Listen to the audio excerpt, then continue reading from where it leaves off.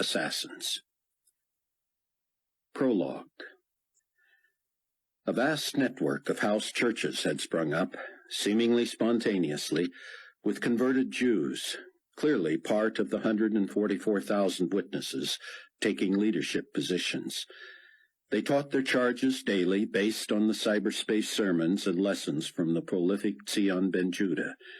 Tens of thousands of such clandestine local house churches, their very existence flying in the face of the all-inclusive enigma Babylon one-world faith, saw courageous converts added to the church every day. Buck Williams had long been anonymously broadcasting his own cyberspace magazine, The Truth, which would now be his sole writing outlet. Ironically, it attracted 10 times the largest reading audience he had ever enjoyed as senior staff writer for Global Community Weekly. He worried for his safety, of course, but more for his wife Chloe's. Nikolai Carpathia's litany of achievements ranged from the rebuilding of cities and roads and airports to the nearly miraculous reconstruction of New Babylon into the most magnificent city ever built. It is a masterpiece I hope you will visit as soon as you can. His cellular solar satellite system, CellSol, allowed everyone access to each other by phone and internet, regardless of time or location. All this merely ushered in the superstructure necessary for Nikolai to rule the world. The day would come when the sign of the cross on the forehead would have to say everything between tribulation saints. Even pointing up would draw the attention of enemy forces. The problem was, the day would also come when the other side would have its own mark, and it would be visible to all. In fact, according to the Bible, those who did not bear this mark of the beast would not be able to buy or sell. The great network of saints would then have to develop its own underground market to stay alive. Global Community Supreme Commander Leon Fortunato introduced His Excellency Potentate Nikolai Carpathia to the international television audience. Zion ben Judah had warned Rayford that Nikolai's supernatural abilities would be trumpeted and even exaggerated, laying a foundation for when he would declare himself God during the second half of the tribulation. Raucous laughter or silliness just didn't have a place in the lives of the tribulation force. Grief was wearying, Rayford thought. He looked forward to that day when God would wipe away all tears from their eyes, and there would be no more war. "I feel such compassion for you," Zion told Hattie. "Such a longing for you to come to Jesus." Then suddenly he could not continue. Hattie raised her eyebrows, staring at him. "Forgive me," he managed in a whisper, taking a sip of water and collecting himself. He continued through tears. "Somehow God has allowed me to see you through his eyes, a scared, angry, shaken young woman who has been used and abandoned by many in her life. He loves you with a perfect love. Jesus once looked upon his audience and said, 'Oh, Jerusalem, Jerusalem, the one who kills the prophets and stones those who are sent to her. How often I wanted to gather your children together as a hen gathers her chicks under her wings, but you were not willing.'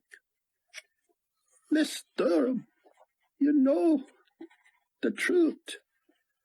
I have heard you say so, and yet you are not willing. I look at your fragile beauty and see what life has done to you, and I long for your peace. I think of what you could do for the kingdom during these perilous times, and I am jealous to have you as part of our family. I feel you're risking your life by holding out on God, and I do not look forward to how you might suffer before he reaches you.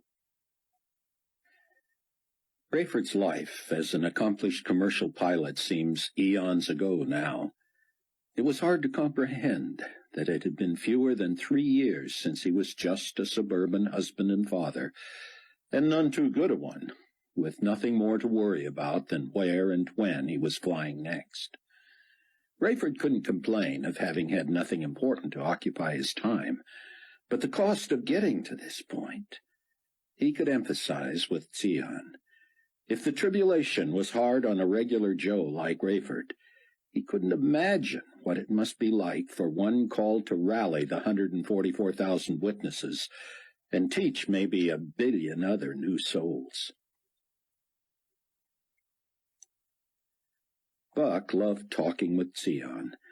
They had been through so much together. It hit him that he was whining about his wife's complicated pregnancy to a man whose wife and children had been murdered.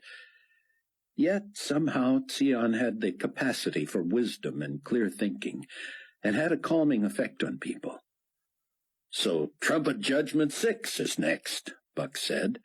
"What do you expect there?" Zion sighed.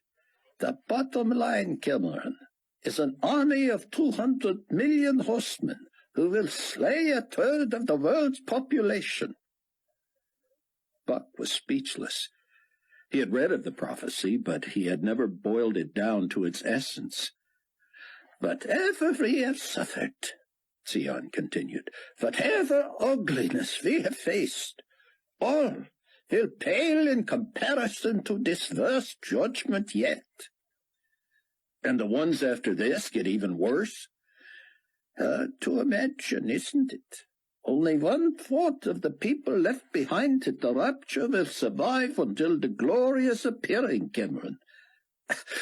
I am not afraid of death, but I pray every day that God will allow me the privilege of seeing him return to the earth to set up his kingdom. If he takes me before that, I will be reunited with my family and other loved ones. But, oh, the joy of being here when Jesus arrives. "One woe is past. Behold, still 2 more woes are coming after these things. Then the 6th angel sounded, and I heard a voice from the 4 horns of the golden altar which is before God, saying to the 6th angel who had the trumpet, Release the 4 angels who are bound at the great river Euphrates. So the 4 angels who had been prepared for the hour and day and month and year were released." Revelation 9:12-15. Chapter 1. Rage. No other word described it. Rayford knew he had much to be thankful for. Neither Irene, his wife of 21 years, nor Amanda, his wife of fewer than 3 months, had to suffer this world any longer. Ramey was in heaven too. Chloe and baby Kenny were healthy. That should be enough. Yet the cliché "consumed" came to life for Rayford. He stormed out of the safe house in the middle of a crisp May Monday morning, eschewing a jacket and glad of it. It wasn't anyone in the safe house who had set him off. Hattie had been her typical self, whining about her immobility while building her strength. "You don't think I'll do it," she had told him as she raced through another set of sit-ups. "You way underestimate me." "I don't doubt you're crazy enough to try." "But you wouldn't fly me over there for any price." "Not on your life." Rayford stumbled along a path near a row of trees that separated a dusty field from what was left of the safe house and the piles of what had once been neighboring homes. He stopped and scanned the horizon. Anger was one thing, stupidity another. There was no sense giving away their position just for a moment of fresh air. He saw nothing and no one, but still he stayed closer to the trees than to the plain. What a difference a year and a half made. This whole area for miles had once been sprawling suburbia. Now it was earthquake rubble, abandoned to the fugitive and the destitute. One Rayford had been for months, the other he was fast becoming. The murderous fury threatened to devour him. His rational, scientific mind fought his passion. He knew others, yes, including Hattie, who had as much or more motive. Yet Rayford pleaded with God to appoint him. He wanted to be the one to do the deed. He believed it his destiny. Rayford shook his head and leaned against a tree, letting the bark scratch his back. Where was the aroma of newly mown grass, the sounds of kids playing in the yard? Nothing was as it once was. He closed his eyes and ran over the plan one more time. Steal into the Middle East in disguise, put himself in the right place at the precise time, be God's weapon, the instrument of death, murder Nikolai Carpathia. David Hasid assigned himself to accompany the global community helicopter that would take delivery of a gross of computers for the potentate's palace. Half the GC personnel in his department were to spend the next several weeks ferreting out the location of Tzion Ben-Judah's daily cyberspace teaching and Buck Williams' weekly internet magazine. The potentate himself wanted to know how quickly the computers could be installed. "Figure half a day to unload, reload, and truck 'em here from the airport," David had told him. "Then unload again and assume another couple of days for installation and setup." Carpathia had begun snapping his fingers as soon as half a day rolled off David's tongue. "Faster," he said. "How can we steal some hours?" "It would be costly, but you could—" "Cost is not my priority, Mr. Hasid. Speed, speed." "Chopper could snag the whole load and set 'em down outside the freight entrance." "That," Carpathia said. "Yes, that." "I'd want a personally supervised pickup and delivery." Carpathia was on to something else, dismissing David with a wave. "Of course, whatever." David called Mac McCullum on his secure phone. "It worked," he said. "When do we fly?" "As late as possible. This has to look like a mistake." Mac chuckled. "Did you get him to deliver to the wrong airstrip?" "Course. Told 'em one, paperworked 'em another. They'll go by what they heard. I'll protect myself from Abbott and Costello with the paperwork." "Fortunato still looking over your shoulder?" "Always.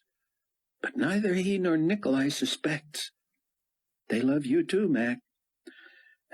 "Don't I know it?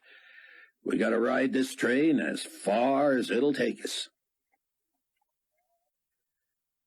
Rayford didn't dare discuss his feelings with Tzion.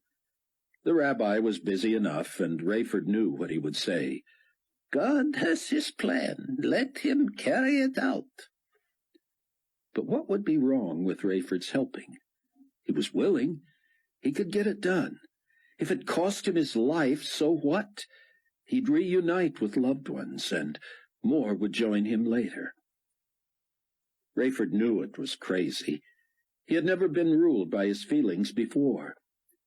Maybe his problem was that he was out of the loop now, away from the action.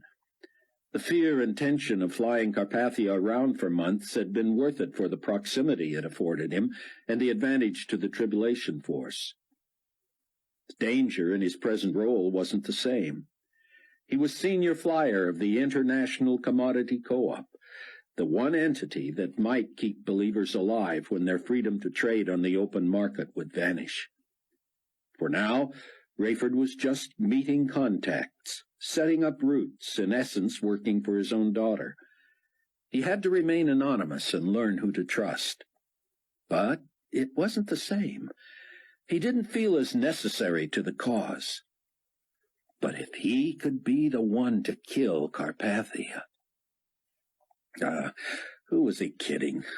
Carpathia's assassin would likely be put to death without trial. And if Carpathia was indeed the Antichrist, and most people except his followers thought he was, he wouldn't stay dead anyway.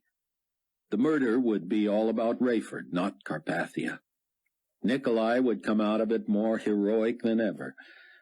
But the fact that it had to be done anyway, and that he himself might be in place to do it, seemed to give Rayford something to live for, and likely to die for. His grandson, Kenny Bruce, had stolen his heart, but that very name reminded Rayford of painful losses. The late Ken Ritz had been a new friend with the makings of a good one. Bruce Barnes had been Rayford's first mentor and had taught him so much after supplying him the videotape that had led him to Christ. That was it. That had to be what had produced such hatred, such rage. Rayford knew Carpathia was merely a pawn of Satan, really part of God's plan for the ages, but the man had wreaked such havoc, caused such destruction, fostered such mourning, that Rayford couldn't help but hate him. Rayford didn't want to grow numb to the disaster, death, and devastation that had become commonplace. He wanted to still feel alive, violated, offended. Things were bad and getting worse, and the chaos multiplied every month. Sion taught that things were to come to a head at the halfway point of the 7-year tribulation, 4 months from now, and then would come the Great Tribulation. Rayford longed to survive all 7 years, to witness the glorious appearing of Christ, to set up his 1,000-year reign on earth. But what were the odds? Sion taught that at most only a quarter of the population left at the rapture would survive to the end, and those who did might wish they hadn't. Rayford tried to pray. Did he think God would answer, give him permission, put the plot in his mind? He knew better. His scheming was just a way to feel alive, and yet it ate at him, gave him a reason for breathing. He had other reasons to live. He loved his daughter and her husband and their baby, and yet he felt responsible that Chloe had missed the rapture. The only family he had left would face the same world he did. What kind of a future was that? He didn't want to think about it. All he wanted to think about was what weapons he might have access to, and how he could avail himself of them at the right time. Just after dark in New Babylon, David took a call from his routing manager. Pilot wants to know if he's to put down at the Strip or at... I told him already. Tell him to do what he's told. Sir, the bill of lading says Palace Airstrip, but he thought you told him New Babylon Airport. David paused as if angry. Do you understand what I said? You said airport, but... Thank you. What's his ETA? 30 minutes to the airport, 45 to the Strip. Just so I'm clear. David hung up and called Mac. Half an hour later, they were sitting in the chopper on the tarmac of the Palace Airstrip. Of course, the computer cargo was not there. David called the airport. Tell the pilot where we are. Man, Mac said, you got everybody chasing their tails. You think I want new computers in front of the world's best techies, all looking to find the safe house? Mac tuned in the airport frequency and heard the instruction for the cargo pilot to take off and put down at the Palace Strip. He looked at David. To the airport, chopper jockey, David said. We'll pass them in the sky. I hope we do. They did. David finally had pity on the pilot, assured him he and Mac would stay put, and instructed him to come back. A crane helped disgorge the load of computers, and Mac maneuvered the helicopter into position to hook up to it. The cargo chief attached the cable, assured Mac he had the size and power to easily transport the load, and instructed him how to lift off. You've got an onboard release in case of emergency, sir, but you should have no problem. Mac thanked him and caught David's glance. You wouldn't, he said, shaking his head. Of course I would. This lever here? I'll be in charge of this. Chapter 2. Early afternoon, Buck sat at his computer in the vastly enlarged shelter beneath the safe house. He and his father-in-law and Dr. Charles had done the bulk of the excavating work. It wasn't that Dr. Benjuda had been unwilling or unable.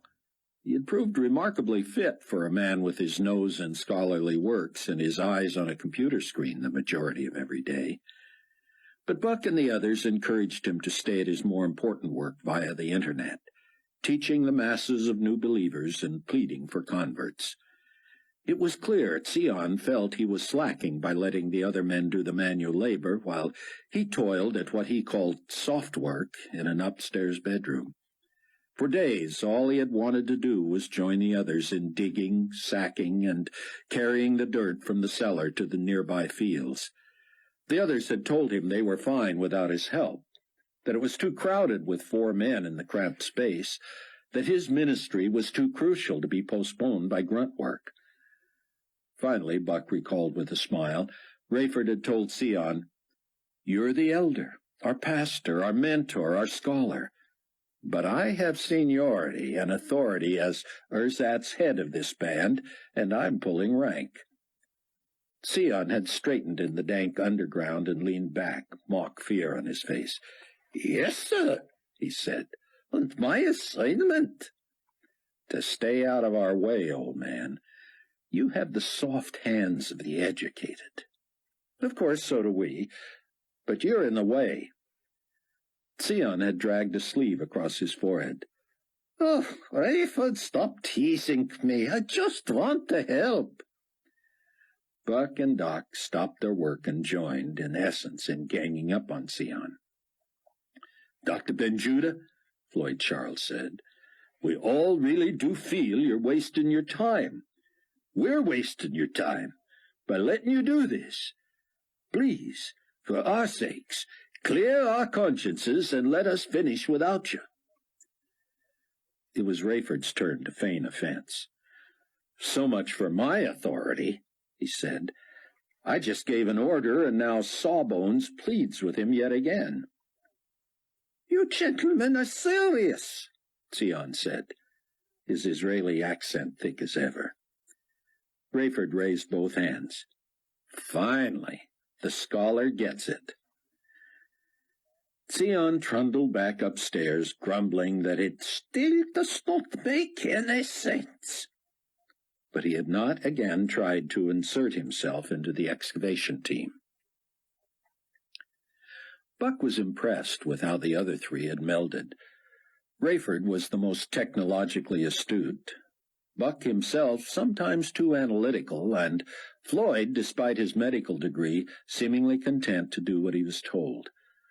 Buck teased him about that, telling him he thought doctors assumed they knew everything. Floyd was not combative, but neither did Buck find him amused. In fact, Floyd seemed to run out of gas earlier every day. But he never slacked. He just spent a lot of time catching his breath, running his hands through his hair and rubbing his eyes. Rayford mapped out each day's work with a rough sketch amalgamated from 2 sources.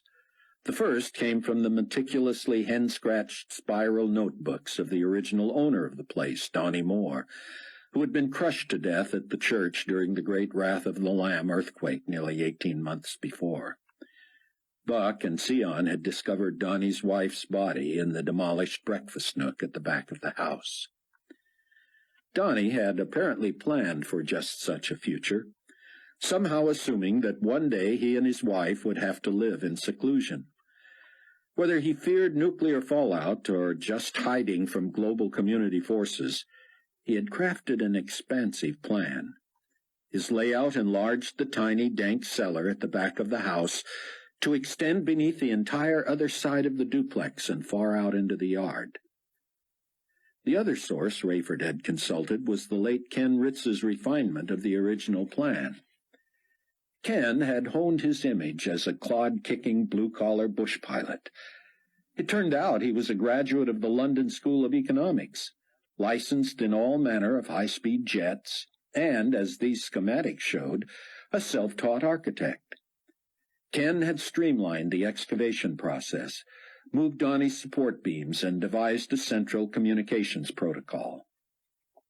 When all was in place, the shelter should be undetectable, and the various satellite link-ups, cellular receivers and transmitters, and infrared computer interfaces easy to access and service.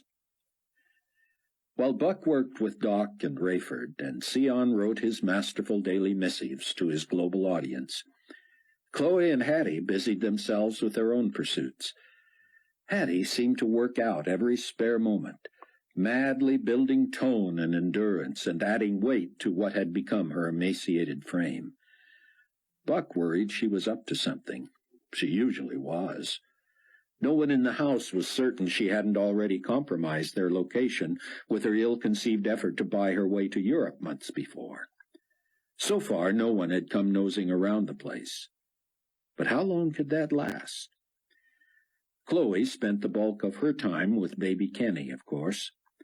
When she wasn't sneaking in a nap to try to regain her own strength, she used her free moments to work via the net with her growing legion of commodity co-op suppliers and distributors. Already believers were beginning to buy and sell to and from each other, in anticipation of the dark day when they would be banished from normal trade. The pressure of close quarters and lots of work, not to mention dread of the future, was Buck's constant companion. He was grateful he could do his own writing and help Rayford and Doc with the shelter, while still getting time with Chloe and Kenny. But somehow his days were as long as ever. The only time he and Chloe had to themselves was at the end of the day when they were barely awake enough to talk. Kenny slept in their room, and while he was not the type to bother the rest of the household, both Buck and Chloe were often up with him in the night. Buck lay awake one midnight, pleased to hear Chloe's deep rhythmic breathing and know she was asleep. He was mulling how to improve the efficiency of the trib force, hoping he could contribute as much as the other men seemed to. From the beginning, when the force consisted of just the late Bruce Barnes, Rayford, Chloe, and him, Buck felt he had become part of a pivotal cosmic effort. Among the earliest believers following the rapture, the tribulation force was committed to winning people to Christ, opposing Antichrist, and surviving until the reappearing of Christ, now just over 3.5 years away. Sion, whom God had provided to replace Bruce, was a priceless commodity who needed to be protected above all. His knowledge and passion, along with his ability to communicate on a layman's level, made him Nikolai Carpathia's #1 enemy. At least #1 after the 2 witnesses at the Wailing Wall, who continued to torment unbelievers with plagues and judgments. Chloe astounded him with her ability to run an international company while taking care of a new baby. Doc was clearly a gift from God, having saved Hattie's life and keeping the rest of them healthy. Hattie was the only unbeliever and understandably selfish. She spent most of her time on herself. But Buck worried most about Rayford. His father-in-law had not been himself lately. He seemed to seethe, short-tempered with Hattie and often lost in thought, his face clouded with despair. Rayford also had begun taking breaks from the house, walking nowhere in the middle of the day. Buck knew Rayford would not be careless, but he wished someone could help. He asked Sion to probe, but the rabbi said, "Captain Steele eventually comes to me when he wants to reveal something. I do not feel free to pursue private matters with him." Buck had asked Doc's opinion. "He's my mentor, not the other way around," Floyd said. "I go to him with my problems. I don't expect him to come to me with his." Chloe begged off, too. "Buck, Daddy is a traditional, almost old-world father. He'll give me all the unsolicited advice he wishes, but I wouldn't dream of trying to get him to open up to me." "But you see it, don't you? Of course. But what do you expect? We're all crazy by now. Is this any way to live? Going nowhere in daylight except to Palwalkie once in a while? Having to use aliases and worry constantly about being found out? Buck's compatriots all had reasons for not confronting Rayford. Buck would have to do it. Oh, joy, he thought. David Hasid sat in the passenger seat of GC Chopper 1 watching with Mac McCullum. The ground crew at New Babylon Airport hooked a thick steel cable from the helicopter to 3 bundled skids containing 144 computers. The crew chief signaled Mac to begin a slow ascent until the cable was taut. Then he gently lifted off, ostensibly to deliver the cargo to the Global Community Palace. Mac said, "The skids should take care of themselves, provided you keep away from that release lever. You really wouldn't do that, would you?" "To delay my own staff from finding Sion's and Buck's and Chloe's transmission point? You bet I would if it was the only way." "If? Come on, Mac. You know me better than that by now. You think I would trash that many computers? I may be only about a third your age." "Hey." "All right, a little less than half, but give me some credit. You think the number of computers we ordered was lost on me?" Mac held up a finger and depressed his radio transmitter. "GC Chopper 1 to Palace Tower, over." "This is Tower 1, go." "ETA 3 minutes, over." "Roger, out." Mac turned to David. "I figured that's why you ordered a gross, 1 for every 1,000 witnesses. Not that it'll parcel out that way, but no, I'm not going to crash 'em in the desert. But I'm not putting down at the palace either, am I?" David smiled and shook his head. From their position, he had a view of the sprawling palace complex. Acres and acres of buildings surrounded the great, gleaming castle. What else could he call it? Carpathia had erected in honor of himself. Every imaginable convenience was included. Thousands of employees dedicated to every Carpathia whim. David dug his secure phone from his pocket and punched a speed number. "Corporal A. Christopher," he said. "Director Hasid calling." He covered the phone and told Mac, "Your new cargo chief for the Condor." "Do I know him?" David shrugged and shook his head. "Yes, Corporal Christopher. Is the Condor hold accessible?" "Ah, excellent. Be ready for us." "Well, I can't help that, Corporal. You may feel free to speak with personnel, but my understanding is you have no say in that." David held the phone away from his face and turned it off. "Hung up on me," he said. "Nobody likes the cargo job for the 216, Mac said. "Not enough work. You trust this guy?" "No choice," David said. Buck had temporarily moved his computer to the kitchen table and was rapping out a story for The Truth when Rayford returned from his morning walk. "Hey," Buck said. Rayford only nodded and stood at the top of the stairs to the cellar. Buck's resolve nearly left him. "What's the plan today, Ray?" "Same as always," Rayford muttered. "We've got to start getting walls up down here. Then we got to make the shelter invisible. No apparent access. Where's Doc?" "Haven't seen him. Hattie's on the other side, of course. Training for a marathon, no doubt. She's going to wind up getting us all killed." "Hey, Dad," Buck tried. "Way to look on the bright side." Rayford ignored him. "Where's everybody else?" he said. "Sion's upstairs. Chloe's on her computer in the living room. Kenny's napping. I told you where Hattie is. Only Floyd is AWOL. He might be downstairs, but I didn't notice him go down." "Don't say he's AWOL, Buck. That's not funny." It was unusual for Rayford to chastise him, and Buck hardly knew how to respond. "I just mean he's unaccounted for, Ray. Truth is, he hasn't looked well lately and looked awful yesterday. Wonder if he's sleeping in. Till noon? What was the matter with him? I saw a little yellow in his eyes. I didn't. It's dark down there. Then how'd you see it? Noticed last night, that's all. I even said something to him about it. What'd he say? Some joke about how honkies always think the brothers look strange. I didn't pursue it. He's the doctor, Rayford said. Let him worry about himself. That, Buck decided, was a perfect opening. He could tell Rayford that he didn't sound like his usual compassionate self. But the moment passed when Rayford took the offensive. What's your schedule today, Buck? Magazine or shelter work? You're the boss, Ray. You tell me. I could use you downstairs, but suit yourself. Buck rose.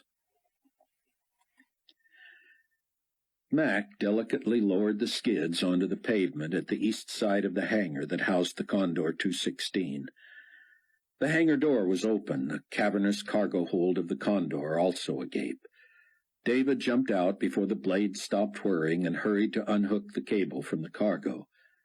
Out from the hangar sped a forklift that quickly engaged the first load, smoothly tilted it back against the truck, then spun in a circle and shot back into the hangar. By the time Mac joined David and they shut the hangar door, the forklift operator had shut the Condor cargo hold and was replacing the forklift in a corner. "Corporal Christopher!" David shouted, and the corporal whirled to face him from 100 feet away. "Your office, now!" "Doesn't look too pleased," Mac said as they walked to the glassed-in office within the hangar. "No salute, no response. Negative body language. Gonna be a problem?"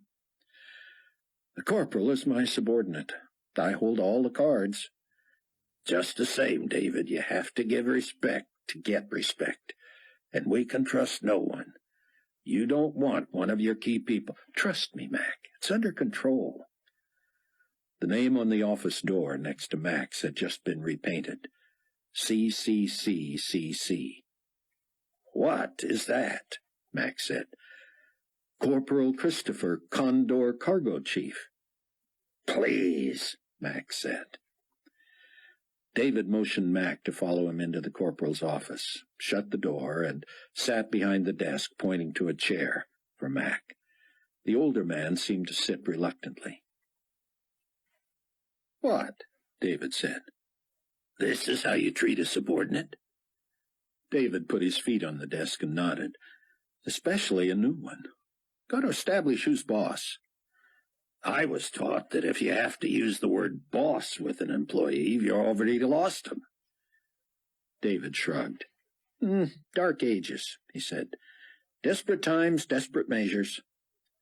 Footsteps stopped outside the door and the knob turned. David called out, "Surely you'll knock before walking in on your boss and your pilot, won't you, Corporal?" The door stopped, open an inch. "Shut the door and knock, Corporal," David hollered, his hands behind his head, feet still on the desk. The door shut, a little too loudly. Then a long pause. Finally, 3 deliberate and loud raps on the door. Mac shook his head. "This guy even knocks sarcastically," he whispered. "But you deserve it." "Enter," David said. Mac's chair scraped as he bolted upright in the presence of a young woman in fatigues. Under her cap showed short-cropped black hair, cut almost like a man's, but she was trim and comely, with dark, large eyes, perfect teeth, and flawless skin. Mac whipped off his cap. "Ma'am?" "Spare me, Captain," she said, then turned her scowl on David. "I'm required to knock to enter my own office?" David had not moved. "Sit down, Mac," he said. "When the lady sits down," Mac said. "I'm not giving her permission to sit," David said, and Corporal Christopher waved Mac to his seat. "Captain Mac McCullum, this is Corporal Annie Christopher. Annie, Mac." Mac started to rise again, but Annie stepped and shook his hand. "No need, Captain. I know who you are, and your Neanderthal chauvinism is noted. If we're going to work together, you can quit treating me like a little woman." Mac looked at her and then at David. "Maybe you treat her with the respect she deserves," he said. David cocked his head. "Like you said, Mac, you never know whom you can trust. As for this being your office, Corporal, everything of yours is mine as long as you're under my command. This space has been parceled to you to facilitate your doing what I tell you. Understood?" "Clearly." "And, Corporal, I'm not even military, but I know it's a breach of protocol to keep your head covered in the presence of your superior." Annie Christopher sighed and let her shoulders slump as she whipped off her cap. She ran a hand through her short hair and moved to the window between the office and the rest of the hangar. She closed the blinds. "What are you doing?" David said. "There's no one out there, and I didn't give you permission." "Oh, come now, Director Hasid. Do I need your permission for everything?" David lifted his feet off the desk and sat upright as Annie approached. "As a matter of fact, you do." He opened his arms, and she sat on his lap. "How are you, sweetheart?" she said. "I'm good, hon, but I think Mac's about to have a heart attack." Mac slid to the edge of his chair and leaned forward, elbows on knees. "You're both brats," he said. "Forgive me, Miss Christopher, if I check your mark." "Be my guest," she said, leaning across the desk so he could reach her. "You can bet that's what David and I did the day we met." Mac cradled the back of her head in his palm and ran his other thumb across the mark on her forehead. He cupped her face in his hands and kissed her gently atop the head. "You're young enough to be my daughter," he said. "Sister." Annie moved to another chair. "And for the record, Captain McCullum, I can't stand working for either of you. Personnel has a standing request from me demanding that I be reassigned. The director of my department is condescending and unbearable, and the captain of the Condor is unbearably sexist." "But," David said, "I have informed personnel that she is not to be catered to. Annie has caused trouble in every department she's served, and it's payback time for her. They love it." Max squinted at her and then at David. "I can't wait to hear your stories," he said. Buck postponed his heart-to-heart with his father-in-law when Rayford spread the plans under a light in the basement and asked his advice on how to make the entrance impossible to detect. "Thought you'd never ask," Buck said. "Actually, I have been noodling this." "I'm all ears." "You know the freezer in the other duplex?" "The smelly one?" Buck nodded. They had discarded the spoiled food, but the stench inside remained. "Move that over here, stock it with what looks like spoiled food, but only smells that way because of the residue, and hinge the food trays at the back. Anyone who looks in there will be repelled by the smell and won't look close at what they assume is spoiled food. They'll never think to lift the food trays, but if they do, they'll find a false bottom that opens to the stairs to the shelter. Meanwhile, we put a wall over the current basement door." Rayford cocked his head as if searching his mind for a flaw. He shrugged. "I like it. Now, if there was a way to keep it from Hattie." Buck looked around. "So, I was right. Floyd's not down here." Mac's beeper vibrated. "Fortunato," he said. "Terrific. May I use your phone, Corporal?" Annie said, "It's not my phone, sir. It's merely been parceled out to me." He phoned Fortunato's office. "Mac McCullum returning his call." "Yes, ma'am." "Friday? How many guests?" "No, ma'am. You may tell him there was some sort of a snafu about that shipment. You'll have to talk with the purchasing director.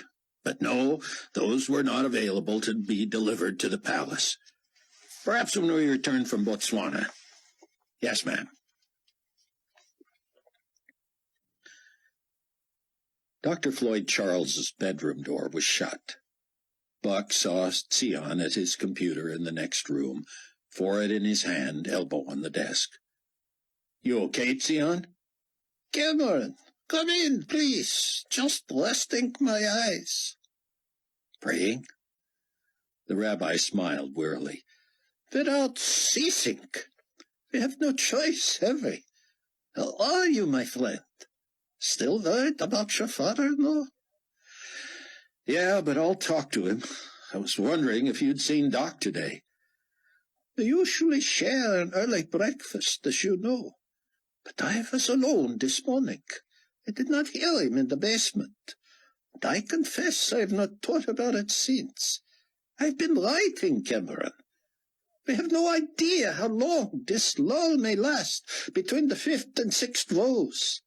I'm trying to decide myself whether what John saw in his vision is real or symbolic. As you know, Dr. Ben-Judah, forgive me, I want to hear the... Yes, of course. You should check in on Floyd. We will talk later. I don't mean to be rude. You need not apologize, Cameron. Now go. We will talk later. Call if you need me. Buck had never grown used to the privilege of living in the same house as the man whose daily words were like breath to millions around the world. Though Sion was usually within a few dozen steps, when he was too busy or too tired to talk, the others in the household downloaded his messages from the net. The best part about living with him was that he was as excited about the messages as were his audiences. He labored over them all morning and most of the afternoon in preparation for transmitting no later than early evening. All over the world, sympathetic translators converted his words into the languages of their people. Other computer-literate believers invested hours every day in cataloging Dr. Ben-Judah's information and making it easily accessible to newcomers.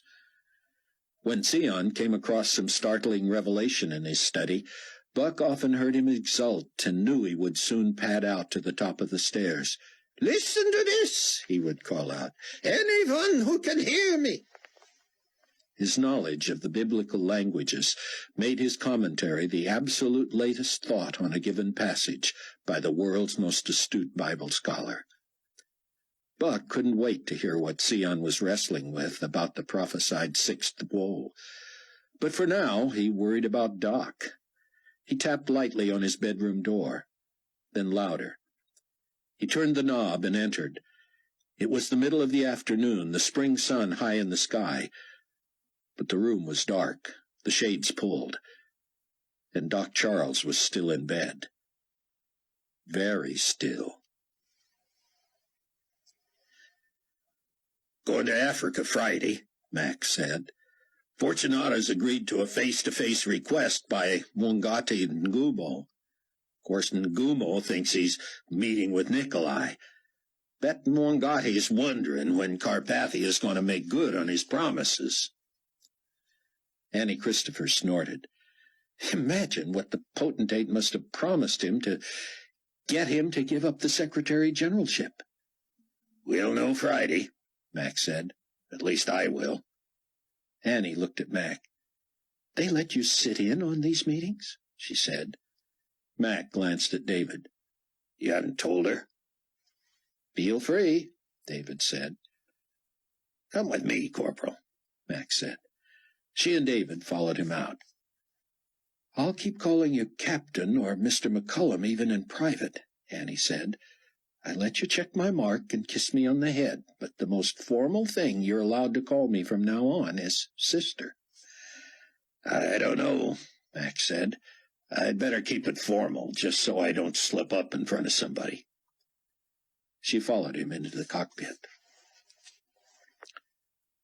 "Doc?" Buck said, approaching the bed. He detected no movement. He didn't want to scare him. Assuming the light would be less blinding than sunshine, Buck flipped it on. He sighed. At least Floyd was breathing. Perhaps he had merely had trouble falling asleep and was catching up. Floyd groaned and turned. "You all right, Doc?" Buck tried. Floyd sat up, his face a mask of puzzlement. "I was afraid of this," he said. "I'm sorry," Buck said. Floyd whipped off the blankets. He sat on the edge of the bed in a long terry cloth robe that fell open to reveal him fully clothed in flannel shirt, jeans, and boots. He had sweat through it all. "Was it that cold last night?" Buck said. "Open those drapes, would you?" Floyd covered his eyes as the light burst into the room. "What's the matter, Floyd?" "Your vehicle and running order?" "Sure." "Get me to Young Memorial." "My eyes still yellow?" He squinted at Buck, who bent to look. "Oh, Floyd," Buck said, "I wish they were." "Bloodshot?" "That's an understatement." "No white showing?" Buck shook his head. "I'm in trouble, Buck."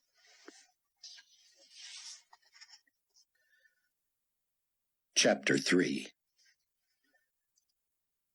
David, Mac, and Annie Christopher sat in the luxurious lounge of the Condor, 20 feet behind the cockpit. "So," Annie said, what did you call it, reverse thingy?" "Reverse intercom bug," Mac said. "Let you hear everything in the cabin?" Mac nodded. "Lounge, seats, sleeping quarters, labs, everywhere." "Amazing." "Something, ain't it?" Mac said. "Amazing you haven't been caught." "You kidding? They discover it now. I disavow knowledge of it. I had nothing to do with it. Rayford never told me it was here. I never stumbled on it.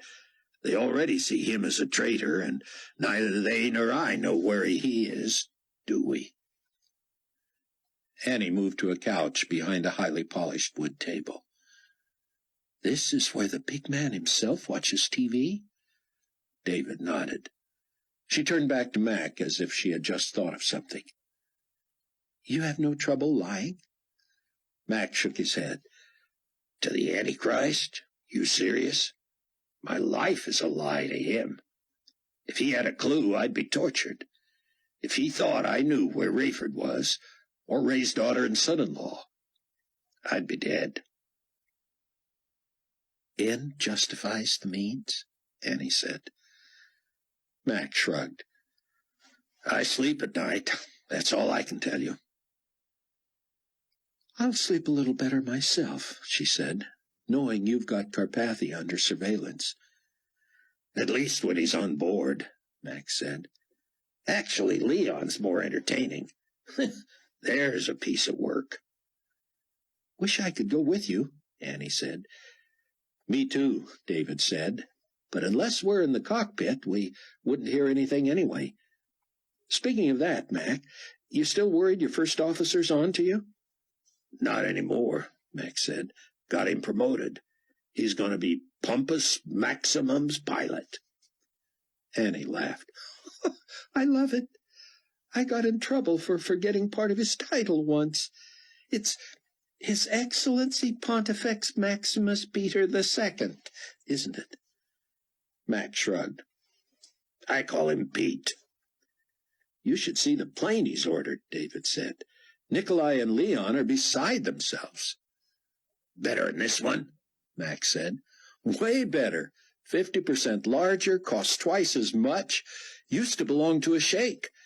I'm taking delivery in a week." "They approved it?" "They're setting him up," David said. "Letting him hang himself." "Will his new pilot be able to fly it?" "He can fly anything," Max said.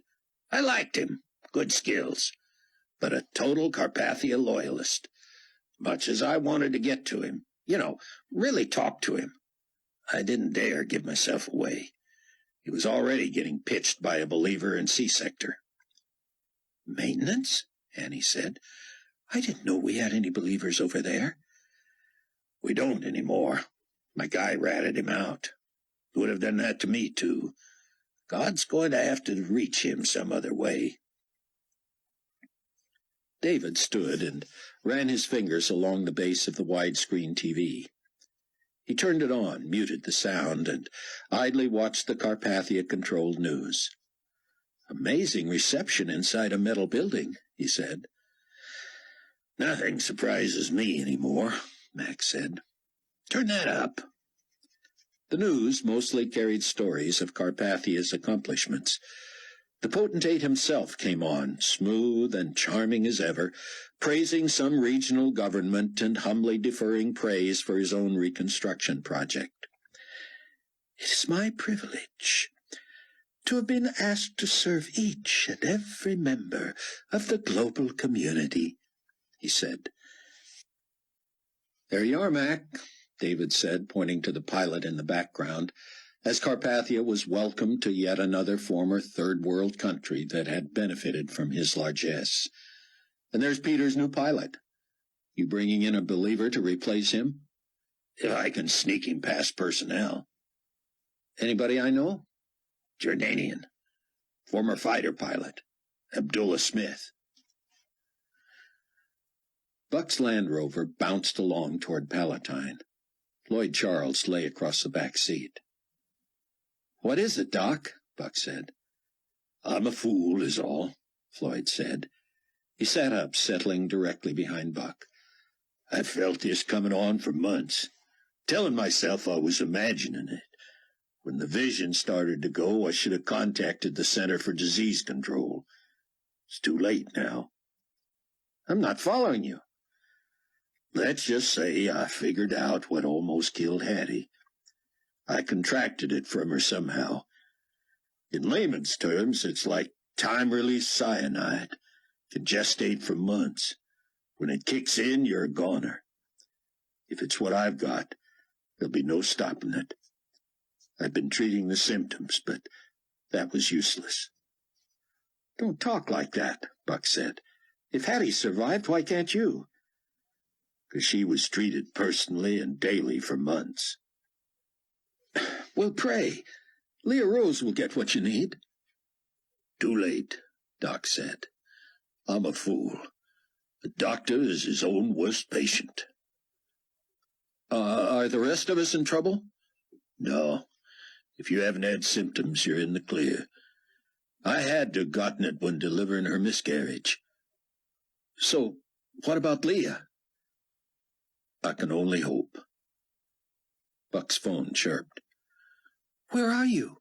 Chloe asked. "Running an errand with Floyd. Didn't want to bother you."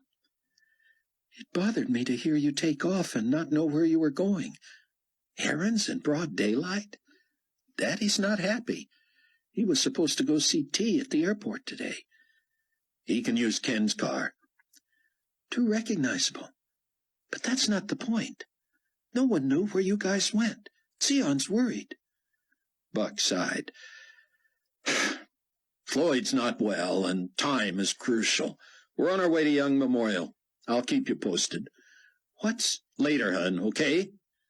She hesitated. "Be careful, and tell Floyd we'll pray." "We shouldn't be seen together a lot," Max said, and David and Annie nodded. "Except what would be normal. Anybody know you're here now?" Annie shook her head. "I've got a meeting at 10 tonight." "I'm clear," David said. "But there's no normal workday anymore, in case you hadn't noticed. You gotta wonder when Carpathia sleeps." "I want to hear you guys' stories, David," Max said. "I know you still have family in Israel. Where are you from, Annie?" "Canada. I was flying here from Montreal when the earthquake hit. Lost my whole family." "You weren't a believer yet?" She shook her head. "I don't guess I'd ever been to church, except for weddings and funerals. We didn't care enough to be atheists, but that's what we practiced. Would have called ourselves agnostics. Sounded more tolerant, less dogmatic. We were tight, good people, better than most religious people we knew." "But you weren't curious about God?" "I started wondering after the disappearances. But we became instant devotees of Carpathia. He was like a voice of reason, a man of compassion, love, peace. I applied to work for the cause as soon as the UN changed its name and announced plans to move here. The day I was accepted was the happiest of my life, of our whole family's life. What happened? Losing them all happened. I was devastated. I'd been scared before, sure. Knew some people who had disappeared and some who had died and all that happened later, but I had never lost anyone close, ever. Then I lose my mom and dad and my 2 younger brothers in the earthquake. Not to mention half our town, while I'm merrily in the sky. We wind up landing in the sand at Baghdad Airport. See other planes go down. I find out GC headquarters is demolished. Finally report to the underground shelter and see the ruins of my little suburb on CNN. I was a mess for days, crying, praying to who knows who, pleading with communications for word about my family. They were slower than I was on the internet, so I just kept searching. I finally found dozens of names I knew on the confirmed dead list. I didn't even want to look under C, but I couldn't stop myself. Annie bit her lip. You don't have to talk about it if... I want to, Mr. McCullum. It's just that it seems like yesterday. I checked into unenlisting, going back for memorial services, looking into claiming the bodies, but that wasn't allowed. Mass cremations for health reasons. There wasn't even anyone left to commiserate with. I wanted to kill myself. David put a hand on her shoulder. Tell him what you found on the net. You must know, Annie said, looking up with moist eyes. Mac nodded.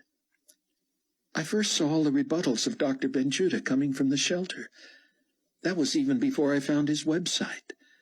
When the GC made noises about making it illegal to even access that site, I had to see it. I was still a blind loyalist, but Carpathia preaches individual freedom even while he's denying it. The whole praying thing scared me. I had never given God a second thought. Now I wished he were there for me. I had no one else. So, you found Sion? I found his home page. I couldn't believe it. A number in the corner of the page, you must have seen it, showed how many people were accessing the site every so many seconds. I thought it was exaggerated. But then I realized this was why the GC was already trying to counter him.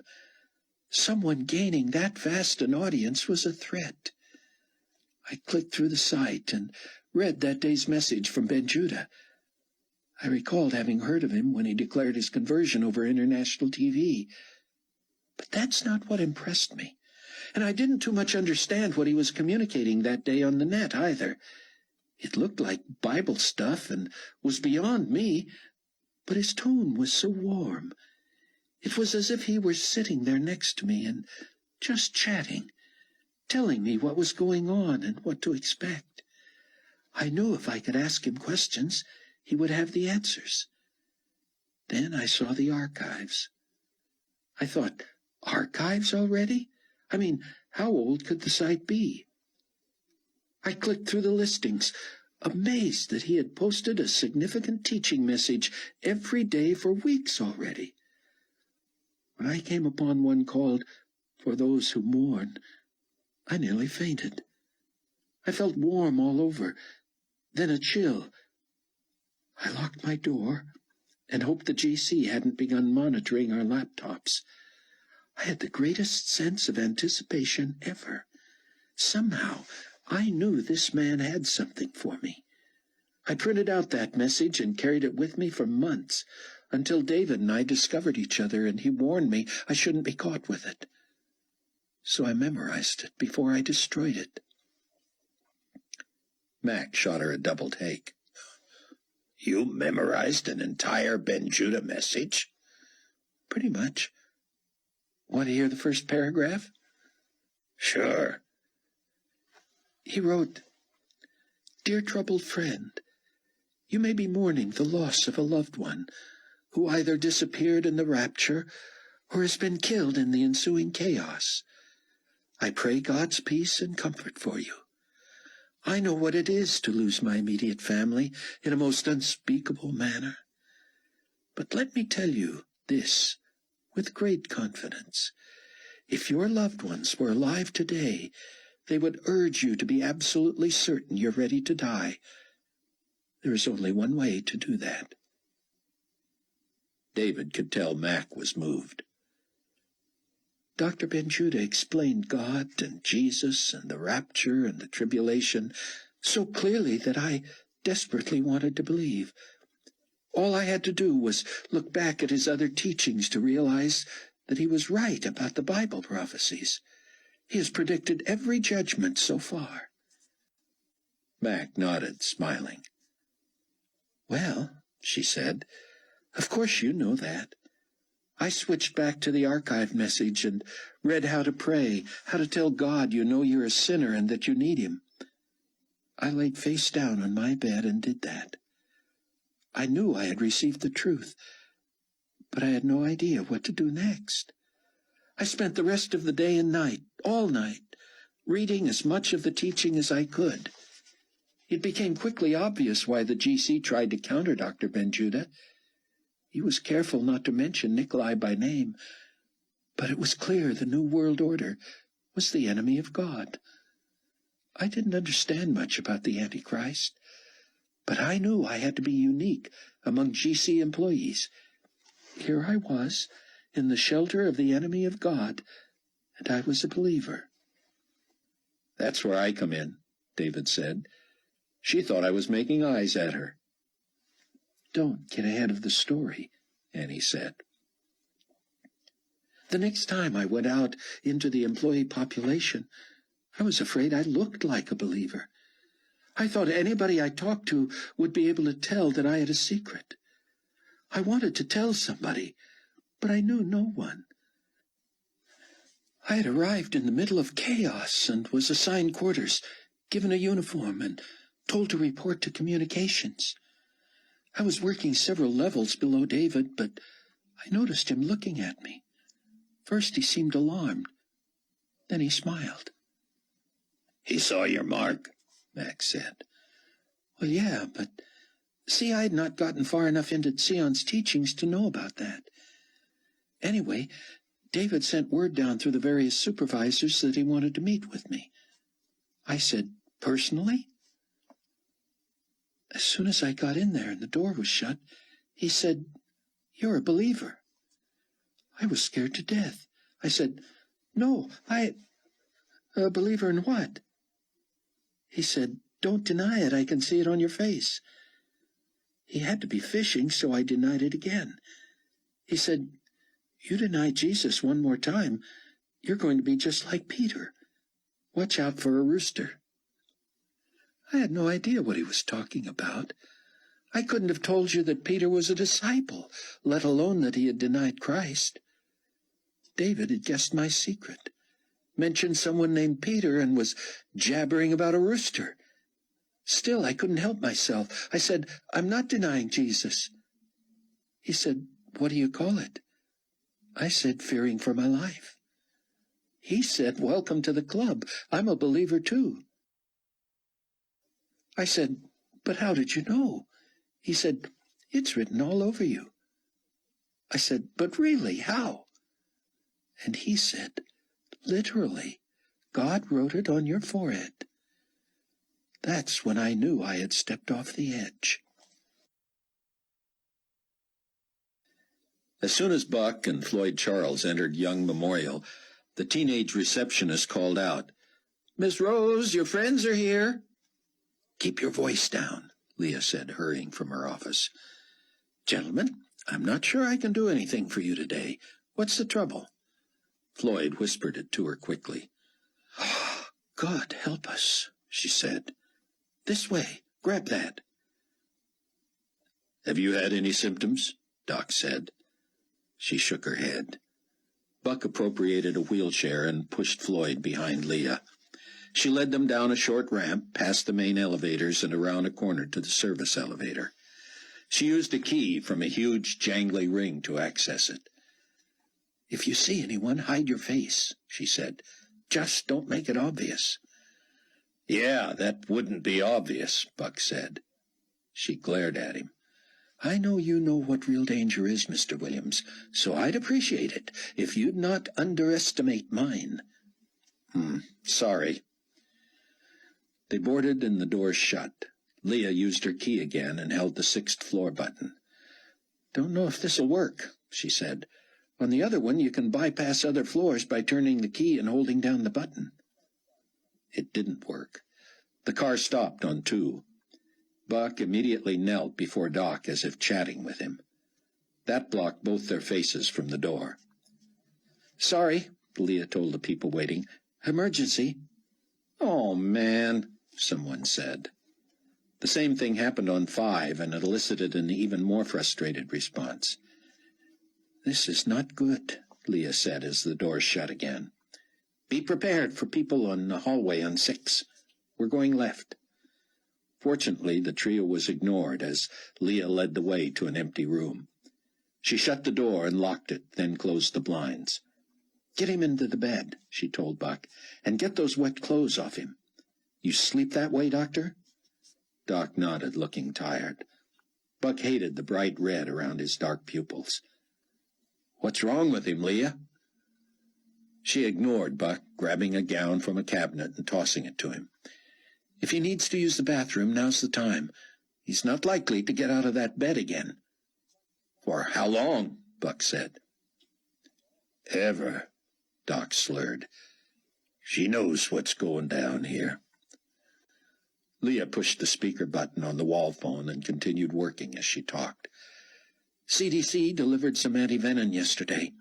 Get me 2 vials to 6204. "Stat?" her receptionist said. Leah made a face. "Yes, stat," she said. "Like now." "You've got a phone call." "Do I sound free to take a call? Stat was your word, girl. Would you hurry, please?" "Okay," the girl said. "Don't say I didn't tell you." Leah tugged Buck's sleeve and pulled him close to Doc's bed. "I need to ask him some questions. When that girl knocks, just take the medicine and shut the door." He nodded. "Now, Doctor," she said. "First symptoms?" "Quite a while ago," he mumbled. "Not good enough. When?" "I'm a fool." "We know that. How soon after you brought that miscarriage in here?" "Maybe 6 months." "You've done nothing about it?" He shook his head. "Just hoped." "That's not going to work." "That's what I was afraid of." "You know the closest CDC can get to an antidote is antivenin, and no one knows—" "It's too late anyway." Leah looked at Buck and shook her head. "He's right," she said. "The antivenin won't even let him die comfortably." "What are you telling me?" Buck said. "He hasn't even got a chance?" Doc shook his head and closed his eyes. "The maximum antivenin dosage will be like spitting into the wind," Leah said. "What can you see, Doctor?" "Not much."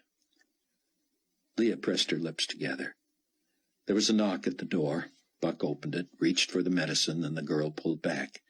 He made a lunge for it and ripped it from her hands. "Miss Rose," she called over his shoulder, "that call was from G.C." Buck shut the door, but Leah pushed past him and called after her. "G.C. where?" "Wisconsin, I think."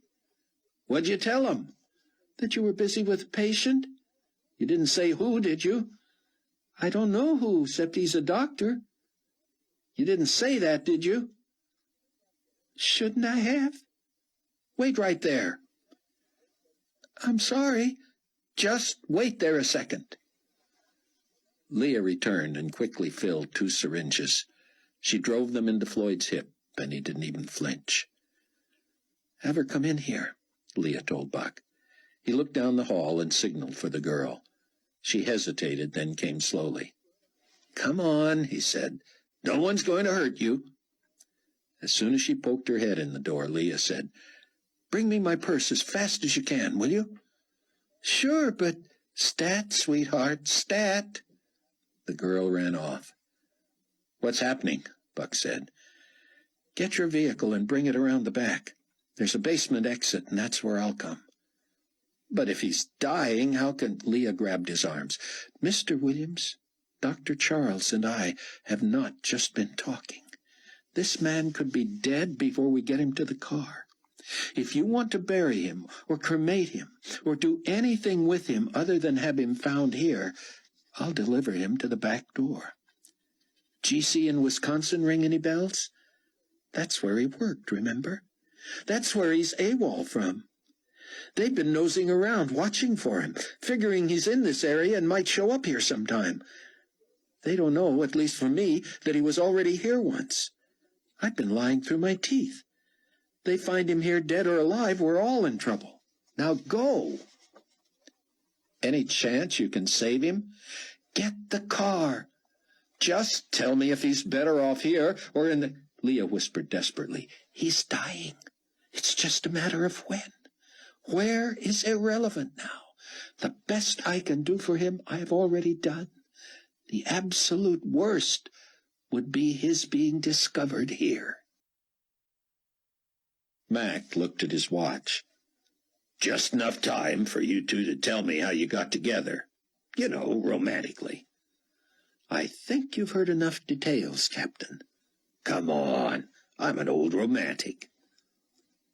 "It hasn't been easy," David said.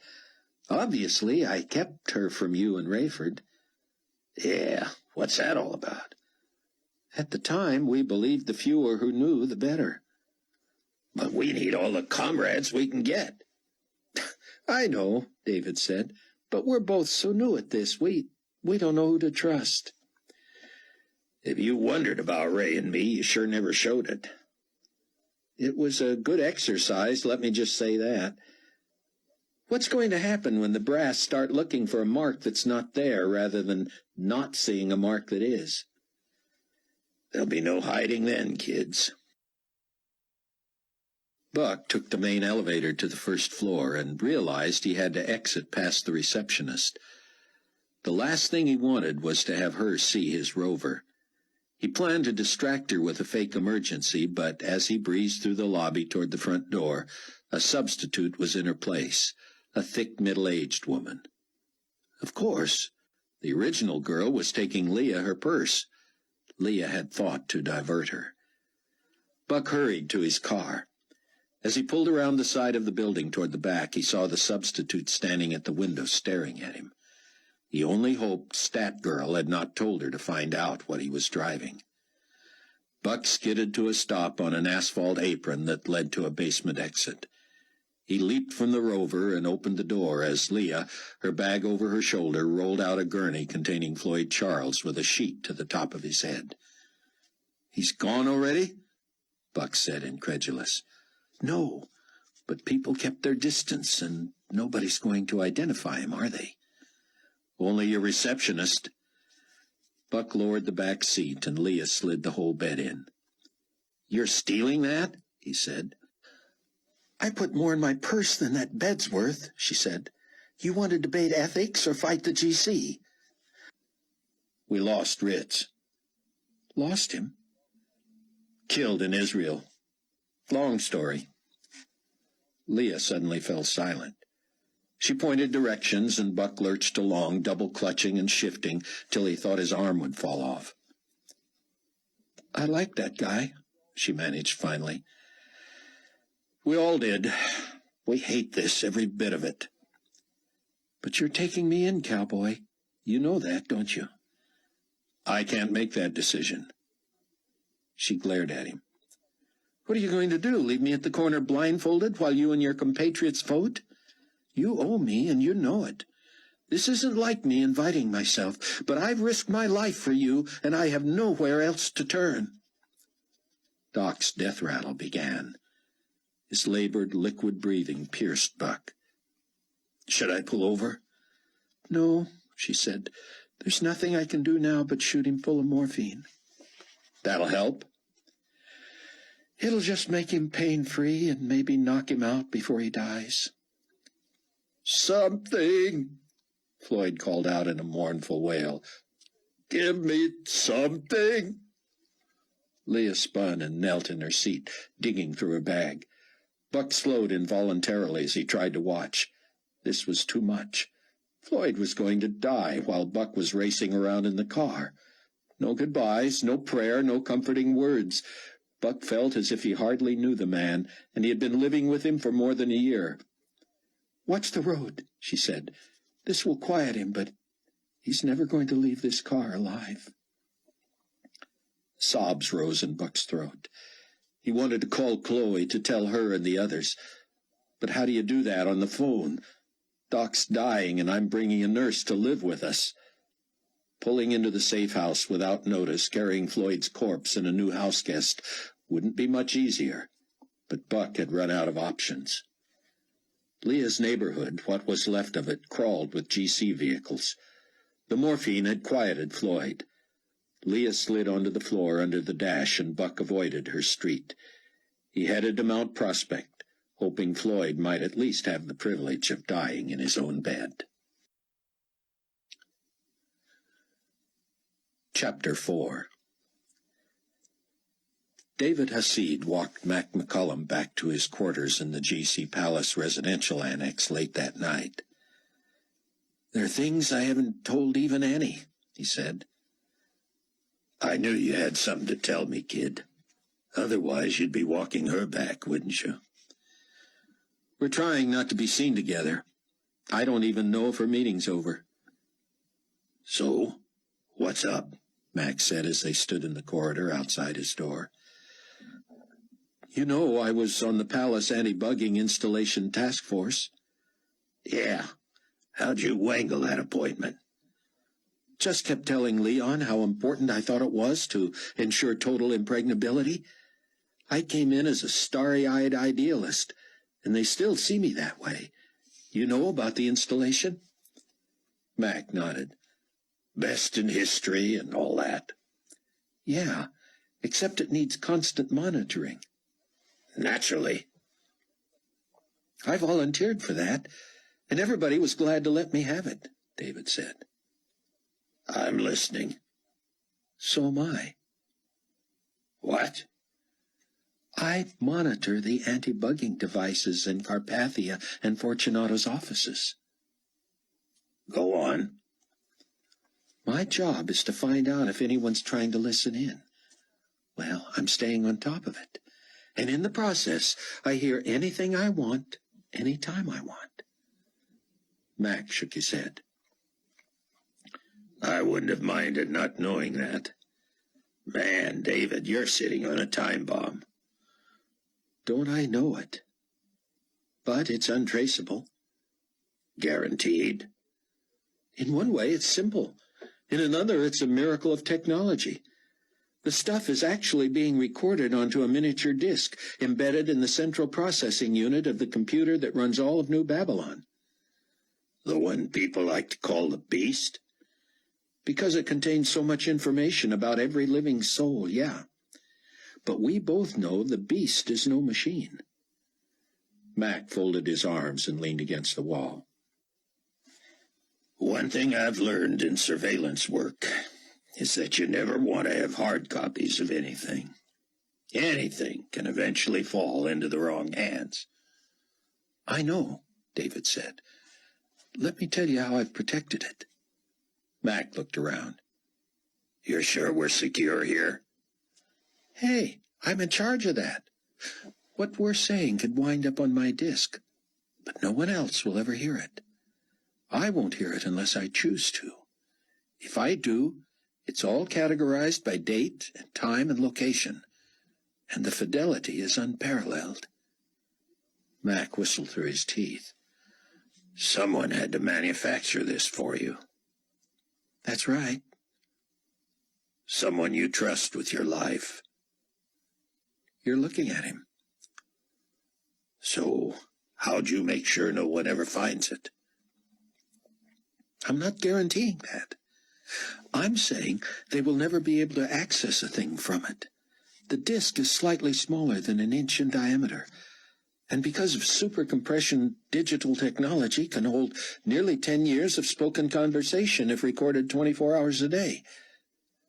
Well, we don't need that much time, do we? Mac shook his head.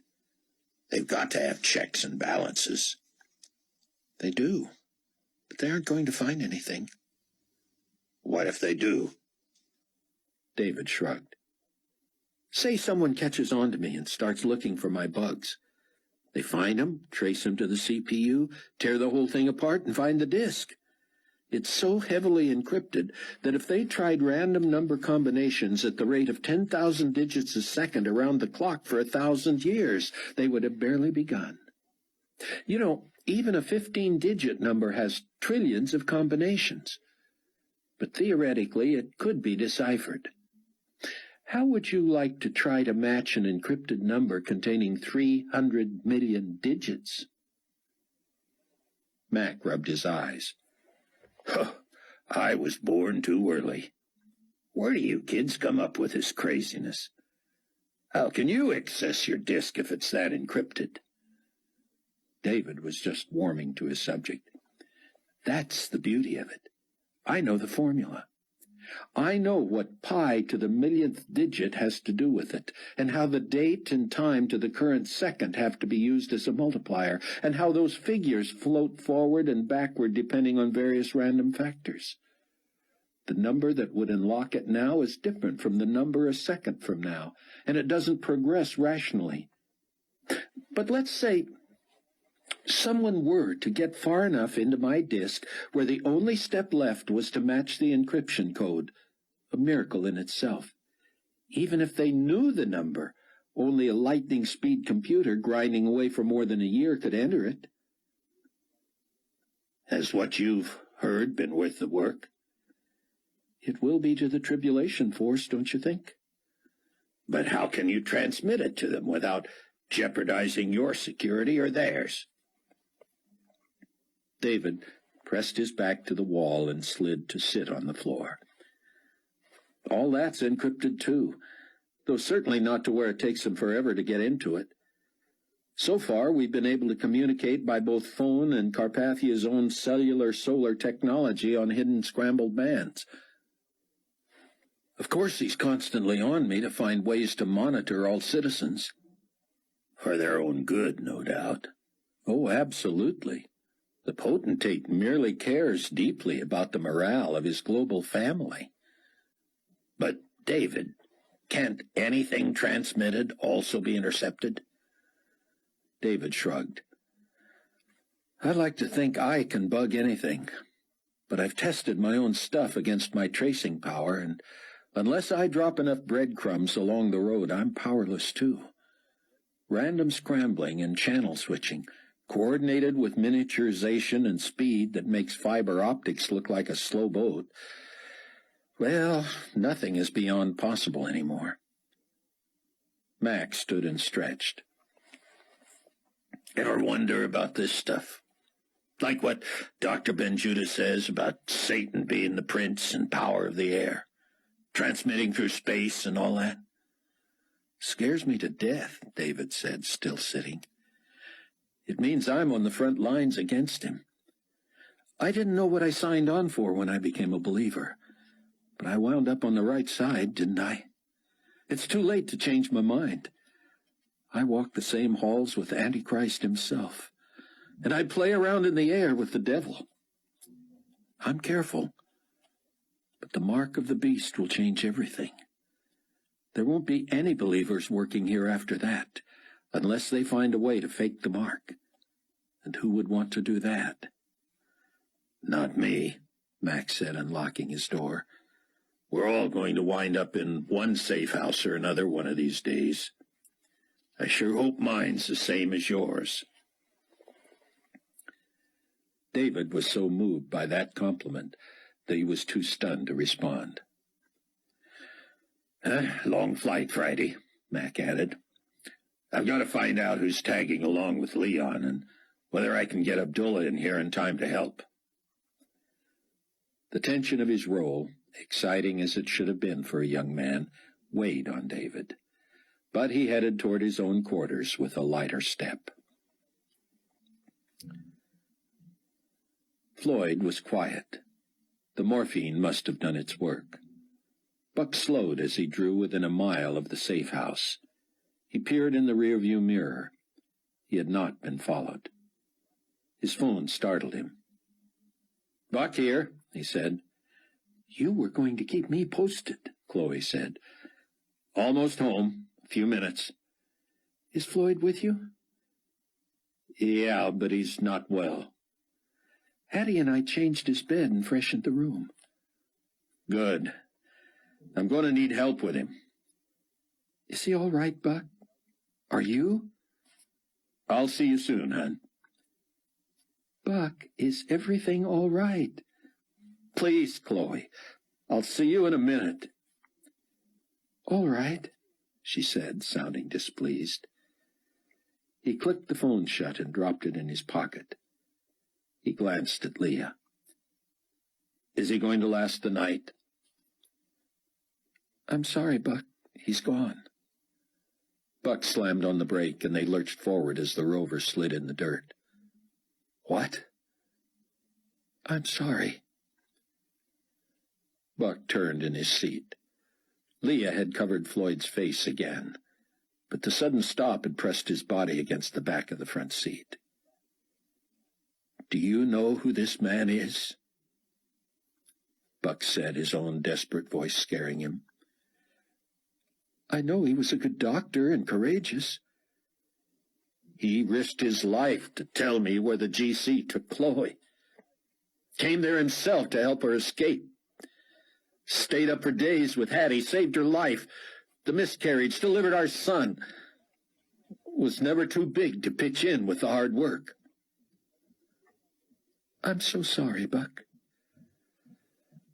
Buck pulled the sheet from Floyd's face. In the darkness he could barely make it out. He turned on the inside light and recoiled at the death mask. Floyd's teeth were bared, his eyes open, still filled with blood around the pupils.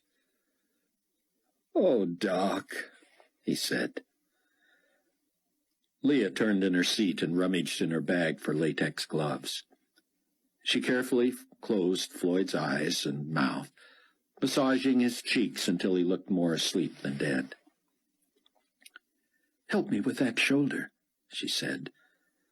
Buck took one side and Leah the other, and they tugged at the body until Floyd looked more naturally reposed. Buck drove slowly, avoiding ruts and bumps. When he pulled up to the safe house, the curtain parted and he saw Chloe peer out. She was nursing Kenny. He drove around the side, but stopped short of the backyard. "Give me a minute," he said. "You don't mind staying here with him?" "Go," Leah said. Chloe held open the back door with one hand, Kenny now over her other shoulder. "Who's with you?" she said. "I didn't see Floyd." Buck was spent. He leaned forward to peck Chloe on the cheek, then did the same to Kenny, just as the baby burped. "Can you put him down?" he said. "Buck." "Please," he said. "I need to talk to everybody." The others were already waiting in the kitchen. Chloe went to put the baby down and quickly returned. Rayford sat at the table, and it was clear from his clothes he had spent hours working in the basement. Hattie sat on the table. Sion, with a sad, knowing look, leaned against the refrigerator. Buck found it hard to speak, and Chloe came to him, wrapping an arm around his waist. "We have another martyr," he said, and told the story, including that Leah was waiting in the car with Floyd's body. Sion hung his head. "God bless him," he said, his voice thick. Hattie looked stricken. "He got that from me? He died because of me?" Chloe wrapped Buck in her arms and wept with him. "Are any of us susceptible?" Buck shook his head. We would have had symptoms by now. Floyd had symptoms but didn't tell us. Buck stole a glance at Rayford. They would all look to him. Sion would pray, but Rayford would walk them through the decision on Leah, the burial, everything. Yet Rayford had not moved. He sat without expression, forearms on the table. When Rayford's eyes met his, Buck sensed he was demanding to know what was expected. Where was Rayford, the leader, their take-charge guy? We shouldn't leave Leah out there long, Buck said. And we're going to have to do something with the body. Rayford still stared at Buck, who could not hold his gaze. Had Buck done something wrong? Had he any choice other than to race off with Floyd to the hospital and bring him back, Leah in tow? "Daddy?" Chloe said softly. "What?" Rayford said flatly, turning his eyes on her.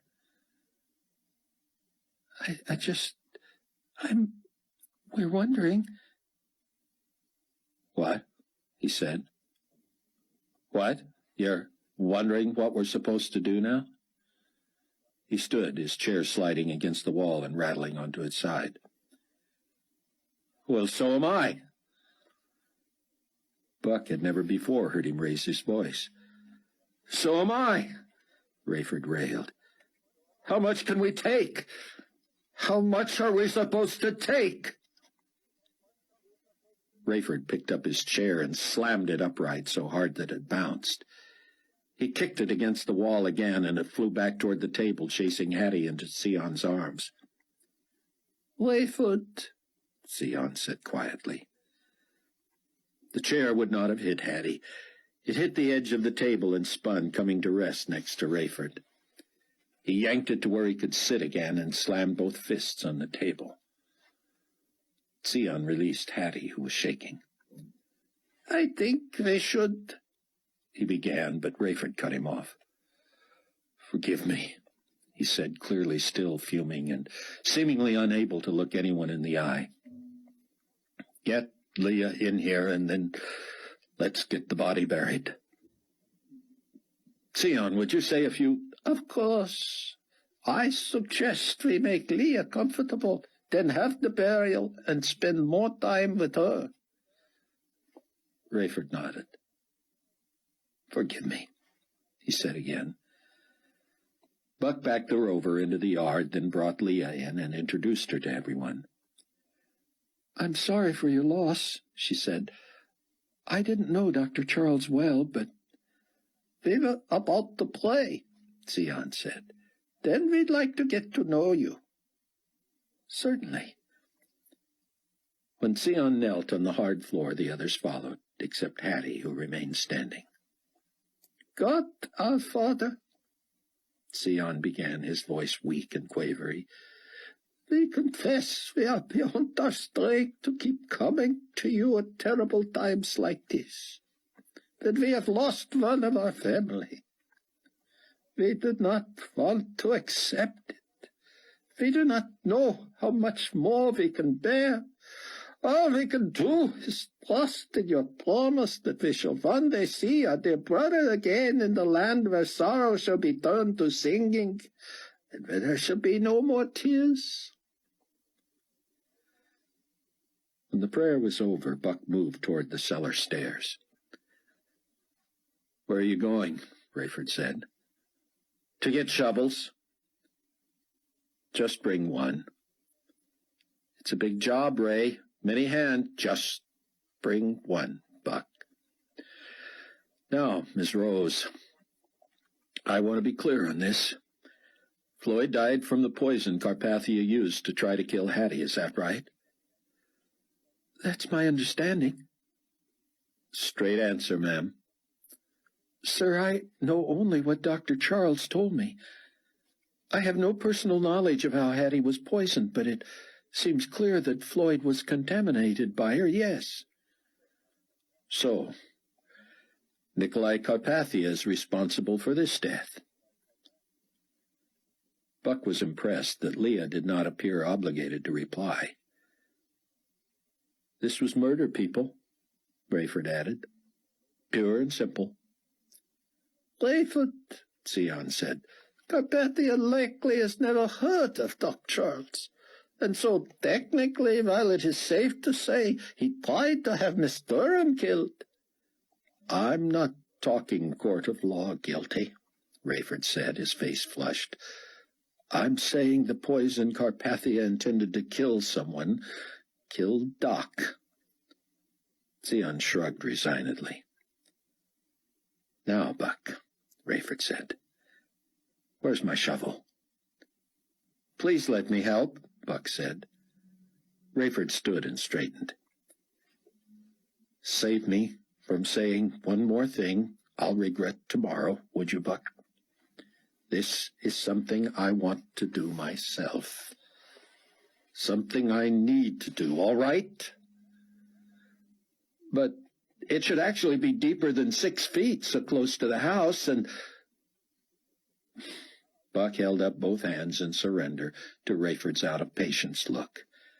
He found the biggest shovel in the cellar. While Rayford toiled in the backyard, Leah talked about the most sanitary way to prepare the body. Unable to find lime with which to line the grave, she concocted a substitute made from kitchen products. And, she told Buck, we should wrap the body in a plastic tarp. She distributed gloves for those who would touch the body and prescribed a solution for disinfecting the rover and the gurney. Buck was amazed at what Rayford accomplished, considering he had worked all day in the shelter. He dug a hole 7 feet long, 3 feet wide, and more than 8 feet deep. He needed help to be hoisted out, covered with mud. The 3 men lowered Floyd's tarpaulin-shrouded body into the hole, and Rayford allowed the others to help fill it back in. The group, save the sleeping baby, stood around the grave in the low light emitted from the house. Chloe, Hattie, and Leah were bundled against the cool night air. The men, sweaty from the shovel work, soon shivered. Buck never ceased to be amazed at Sion's eloquence. Blessed in the sight of the Lord is the death of a saint, he said. Floyd Charles was our brother, a beloved, earnest member of our family. Anyone who would like to say a word about him, please do so now, and I will pray. I knew him to be a gifted physician and a brave believer, Leah said. Buck said, every time I think of him, I'll think of our baby and of Chloe's health. Me too, Chloe said. So many memories in such a short time. Hattie stood shaking, and Buck noticed Rayford looking at her as if expecting her to say something. She glanced at him and then away, then shook her head. Nothing, Rayford said. You have nothing to say about the man who saved your life. Rayford, Sion said. Of course I do, Hattie said, her voice pinched. I can't believe he died because of me. I don't know what to say. I hope he's gone to his reward. Let me tell you something else, Rayford said, his anger evidently unabated. Floyd loved you, Hattie. You treated him like dirt, but he loved you. I know, she said, a whine in her voice. I know you all love me in your own way. I'm telling you, he loved you,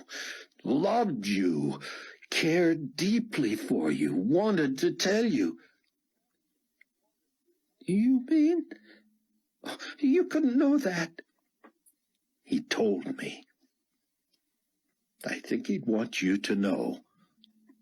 Rayford, Sion said, putting a hand on his shoulder. Anything else you would like to say about Floyd? This is a death that must be avenged, like Ken's and Amanda's and Bruce's. Vengeance is the Lord's, Sion said. If only he would include me in that, Rayford said. Sion looked hard at him. Be careful about fishing for things you don't really want, he said. Let me close in prayer. But Buck could not hear him. Rayford had begun to weep. His breath came in great heaves, and he covered his mouth with his hand. Soon he could not contain the sobs, and he fell to his knees and wailed in the night. Chloe rushed to him and held him. It's all right, Daddy, she said as she helped him up and walked him into the house. It's all right. Rayford pulled away from her and rushed up the stairs. Buck took Chloe in his arms, and the mud that had transferred to her from her father also smeared his clothes.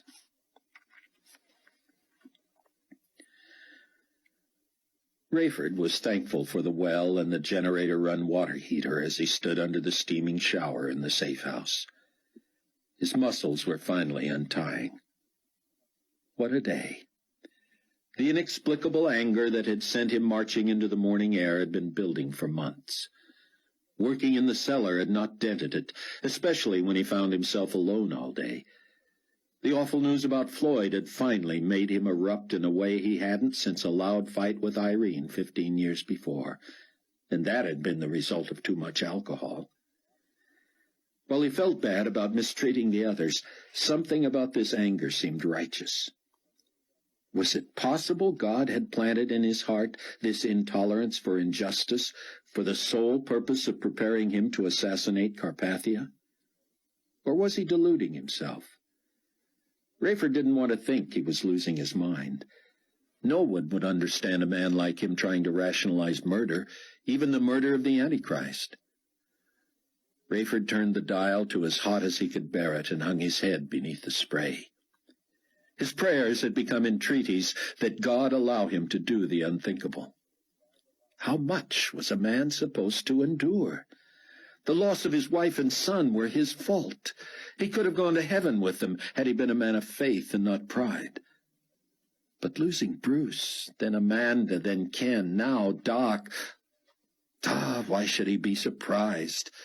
It was a numbers game now. Did he expect to be among the last standing at the glorious appearing? He certainly wouldn't be if he took a shot at Nikolai Carpathia. But he probably wouldn't survive either way. Might as well go out with guns blazing. Rayford stepped out of the shower and looked at himself in the steamed-up mirror, a towel draped over his shoulders. As the vapor dissipated and his face became clearer, he hardly recognized himself. Even a year ago he had felt all right, and Amanda seemed impressed with his mature look. Now mature would be a compliment. He looked and felt older than his years. Everyone did now, of course, but Rayford believed he had aged more quickly than most. His face was lean and lined, his eyes baggy, his mouth turned down. He had never been much for ascribing depression to every blue period or downtime, but now he had to wonder. Was he depressed? Clinically depressed? That was the kind of thing he might have discussed with Floyd. And with the thought of his name came that stab in the gut. People around him were dying, and there would be no end to it until Jesus returned. That would be wonderful. But could he last? If he responded like this to someone he had known as briefly as Floyd, what would happen when, if he didn't want to think about it? Chloe? The baby? Buck? Sion? This woman from the hospital, Leah, would she be worth talking to? Trying out a few ideas on a professional, a virtual stranger, seemed easier than raising the same things with anyone else in the house. In a peculiar way, Hattie knew him as well as the others. But she was still an outsider, even more than the newcomer was. He could never reveal his deepest thoughts to her. Of course, he wouldn't say anything about his Carpathia plot to Leah Rose, either. But he might get some insight into his own mind. Maybe she had dealt with depressed people or knew doctors who had. Rayford realized, as he dried his hair, that he recognized neither the man in the mirror nor the man inside anymore. The schemes playing at the edges of his mind were so far afield from the Rayford Steele he thought he was, that he could only imagine what Chloe would say, and she knew only the half of it. His new abruptness was hardly hidden from the rest of the Trib force. They'd all forgiven each other countless times for pettiness, all except Sion, of course. It seemed he never offended, never had to be forgiven. Some people had the ability to live with grace despite untenable conditions. Sion was one. But Rayford had stepped beyond selfish behavior in an enclosed environment. He had threatened the status quo, the way of life, difficult as it was, and he was supposed to be the leader. He knew he was in charge only in the manner of the manager of a baseball team. Sion was the Babe Ruth, the one who won ball games. But still, Rayford had a vital role, a position of authority, a spiritual responsibility of headship as an elder would in a church. Was he still worthy? Part of him was sure he was not. On the other hand, if he wasn't going bats, and if he really had been chosen of God to have a part in a centuries-old assassination plot, he was someone special after all. Rayford pulled on a huge robe and stepped out of the bathroom. So I'm either anointed or a megalomaniac. Great. Who's going to let me know? The old Rayford Steele fought to jar himself to his senses, while the rage-filled, righteously indignant, grieving, depressed, frustrated, caged member of the tribulation force continued to entertain thoughts of grandeur, or at least revenge. I'm a sick man, he told himself, and he heard voices downstairs, praying. Mac McCullum moved steadily along on his daily jog as the sun rose orange over the radiant city of New Babylon. He couldn't get over the beauty and what a privilege it might have been to be there under other circumstances. State-of-the-art, first-class, top drawer, all the clichés came to life when someone considered this gleaming new megalopolis. But with his secret conversion, Mac had become a mole, subversive, part of the rebellion. A lifetime of military training, self-discipline, chain of command, all for one and one for all thinking was now conflicted. Having reached the pinnacle as a career big plane pilot, he now used every trick and wile he had ever learned to serve the cause of God. Whatever satisfaction came with that was akin to the satisfaction he got that he could still clip off 6 brisk miles a day at his age. To some, that was impressive. To him, it was a necessity. He was fighting time, gravity, and a malady of physical attacks that came with mere longevity. That's just how he felt in his job. He should feel fulfilled, but the enemy was his employer. And as a valued, crucial plant for the other side, he should exult in the fact that he knew without doubt he was on the right side, the winning side. But fear precluded any joy. The second he began to enjoy his role, he was vulnerable. Living on the edge, knowing that the one slip that gave him away would be his last, took all the fun out of the job. A measure of satisfaction came with the knowledge that he was good at what he did, both overtly and surreptitiously. But to wonder constantly when the other shoe would drop, when you would be found out, that was no way to live. As the sun cleared the horizon, and Mac felt the sweat on his weathered head and face, he knew that his exposure would likely be accomplished long before he was aware of it. That was the curse of it. Not only did he not know when or if he would be found out, but there was also one thing he was sure of: he would be the last to know. How long would Carpathia, Fortunato, any of them, let him twist in the wind, still trying to ply his trade when they already knew the truth? Would they let him hang himself, implicate the comrades he loved and served, allow him to make a mess of the precarious safety he tried to protect? It was possible he had been exposed already. How could one know? The end of a traitor is like the end of a star. The result is always seen long after the event has taken place. He would just have to watch for the signs. Would something indicate to him that he should run, flee to the safe house, put out the SOS to the stateside tribulation force? Or would he be dead by the time they knew he had been compromised? With a mile to go, he made the last curve, now with the sun at his back. His last encrypted message to Abdullah Smith had put the Jordanian right into Mac's own boat. Personnel will ask straight out about your loyalty to the cause, to the global community, to the potentate. Remember, you are a frontline warrior. Tell them what they want to hear. Get yourself this job by whatever means you can. You will be in a position to help thwart the worst schemes of the evil one and see men and women come to Christ in spite of everything. If you wonder what to say, how to phrase it, just align yourself with me. Say without hesitation that you share Mac McCullum's views of the global community and are as wholly committed as he is to the policies and direction of the leadership. A truer word will never be spoken. I'm not saying it will be easy. The pay is exorbitant, as you know, but you will not enjoy 1 cent of it. The perquisites are like none you ever dreamed of, but you will constantly feel in need of cleansing. Praise God that cleansing is there, because we are under assignment from the Almighty. It's short-term work, because Sion ben Judah is right. When the mark of the beast is required for buying or selling, you know it'll be a requirement for being on the payroll here. We'll go from senior members of the staff to international fugitives overnight. I need you, Abdullah. That's all I can say. You and Ray and I cooperated in the past. This won't be as fun, but there won't be a dull moment.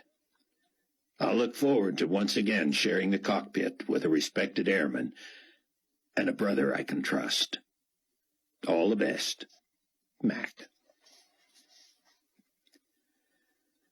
Buck sat next to Chloe on the couch. Sion sat nearby, as did Leah. Here she was, brand new in the house and already involved in a prayer meeting about their leader. Buck prayed hesitantly and not without guilt. Should they not have simply confronted Rayford? Wasn't this akin to spiritually talking behind his back? Surely Sion would approach Rayford in due time.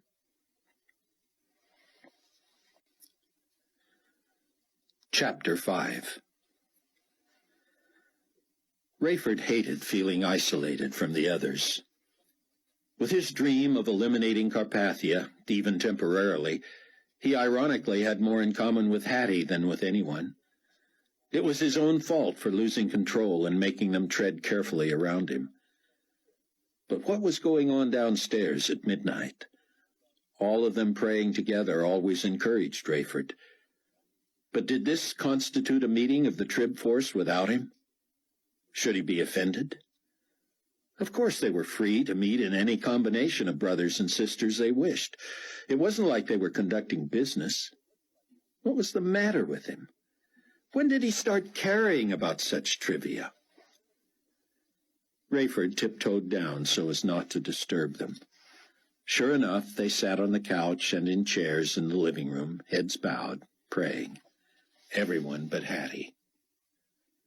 Rayford was moved and suddenly wanted to join them. His motive wasn't pure. He wanted to reconcile with them without having to apologize again. Inserting himself in a spiritual exercise would speak volumes. He could even pray for forgiveness for his outbursts. As he slipped into the living room, Rayford's conscience was suddenly crushed. What a fool! How small!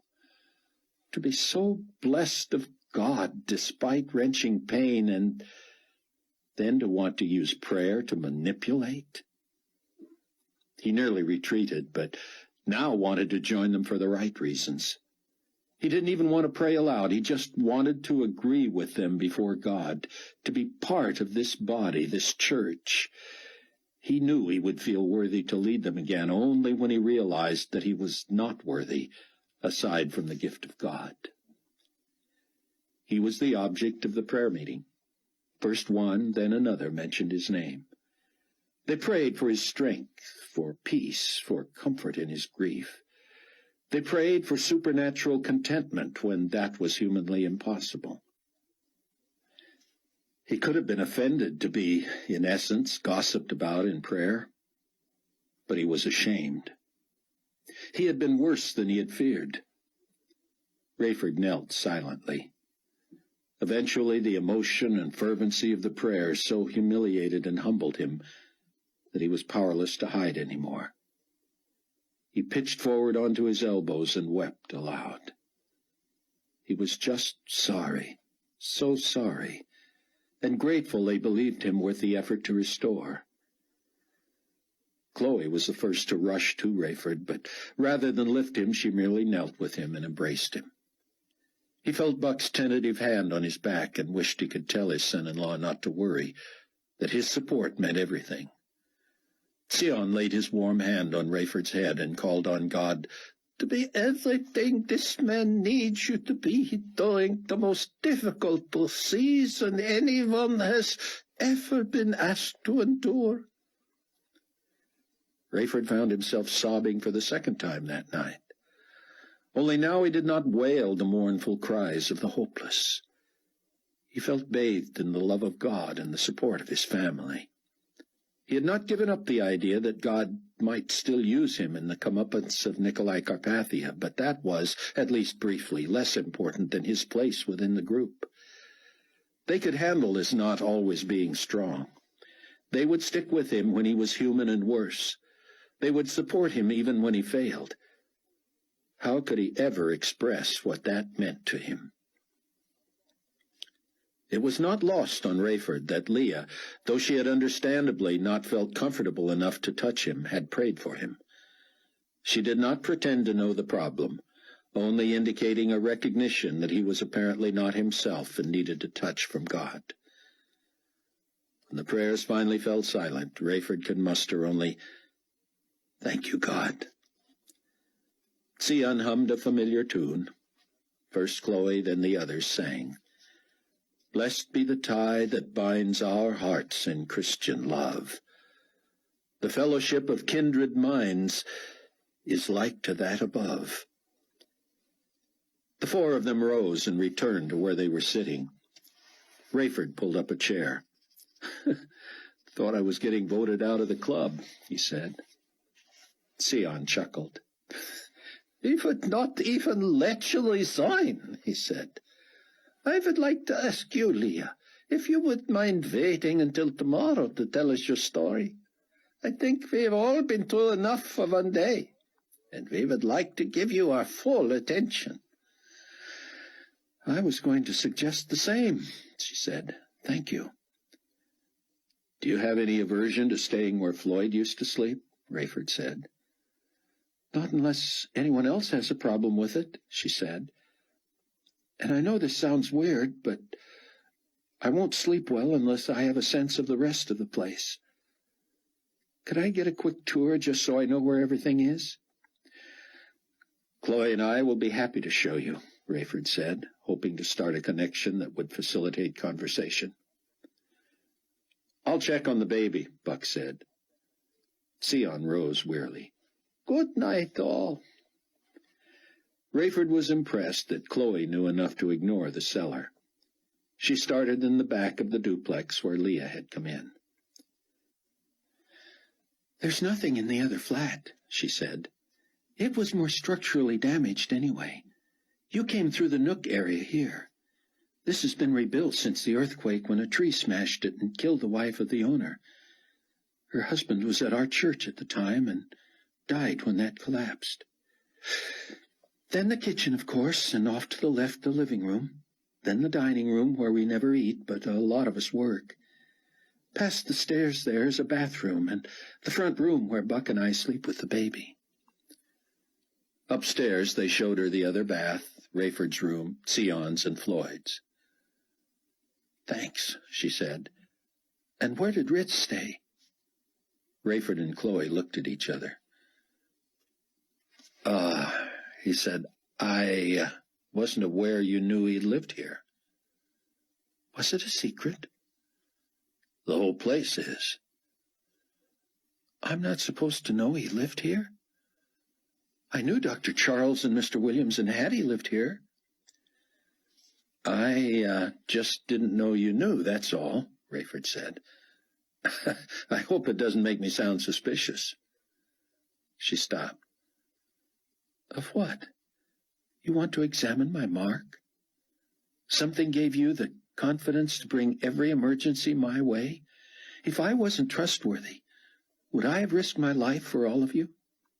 I'm sorry, really, Mr. Steele. If I was working for the GC, I could have tipped off the potentate when his lover miscarried his child while I attended her. I could have reported Dr. Charles when he incinerated the remains rather than follow legal procedure. I could have tipped off the authorities when your son-in-law got me to release Ritz with a gaping head wound. You think I didn't know who you people were and why no one could know where you lived?" "Miss Rose." "It's Mrs. Rose. And frankly, the reason I assumed Ritz lived here was because I knew the airport had been virtually demolished. And in case you don't remember, he was with you when you brought Hattie in. Was I to assume you came from your hiding place and he rendezvoused with you from somewhere else?" "You're right. There'll be infiltrators, Mr. Steele. I don't know how they'll do it, but I wouldn't put anything past the GC. But until they perfect some sort of a foolproof replica of the sign we can see only on each other, I can't imagine a spy foolish enough to waltz in here. Run me through any grill you want, but I'll thank you to never again admit you're suspicious of me just because I assumed a man lived with you whose first name I don't even remember." Rayford looked pleadingly at her. "Would a tough day be an excuse?" "I've had one too," she said. "Tell me you're not afraid of me before I turn in." "I'm not. I'm sorry." "I am too. Forgive me if I overreacted." So much for bonding, Rayford thought. "Don't give it another thought." "You trust me then?" "Yes. Now go to bed and let us do the same. Feel free to use the bathroom before the rest of us." "You're telling me you trust me?" Rayford could tell even Chloe was losing patience with Leah. "I'm tired, Mrs. Rose. I apologized. I'm convinced, okay?" No, Chloe said. "I have to get to bed." "You think I'm blind or stupid or what?" Leah said. "Excuse me," Chloe said. "Where's the shelter?" Rayford flinched. "You don't want me to be suspicious, and now you ask about a shelter?" "You don't have one?" "Tell me how you would know to ask." Leah shook her head. "This is worse than your thinking me subversive. You think I'm daft." "Not anymore, I don't," Chloe said. "Tell me how you know there's more here, and I'll show it to you." "Thank you. If I hid out in a safe house, I'd assume its security would one day be compromised. Either you have a place to run to on a moment's notice, or this place turns upside down. Plus, and this is so obvious it offends me to have to raise it, am I to assume Hattie sleeps outside?" "Hattie?" Rayford said. "Yeah, remember her? No seal on her forehead, but fairly visible here till you all get spiritual. Where does she sleep?"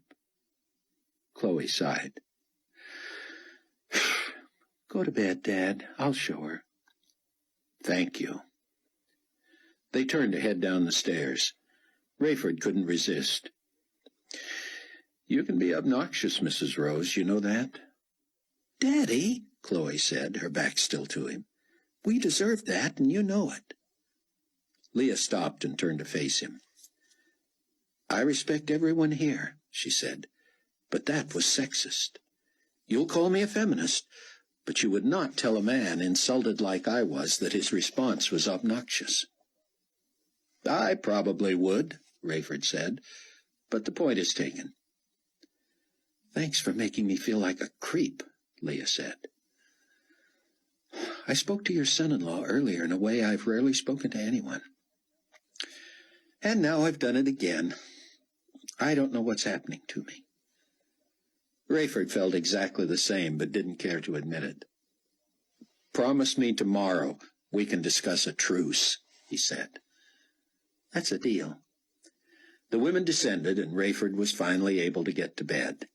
He hung his robe and lay back on the cool sheets, feeling morning after soreness from his work in the cellar in the backyard, and it wasn't even morning yet.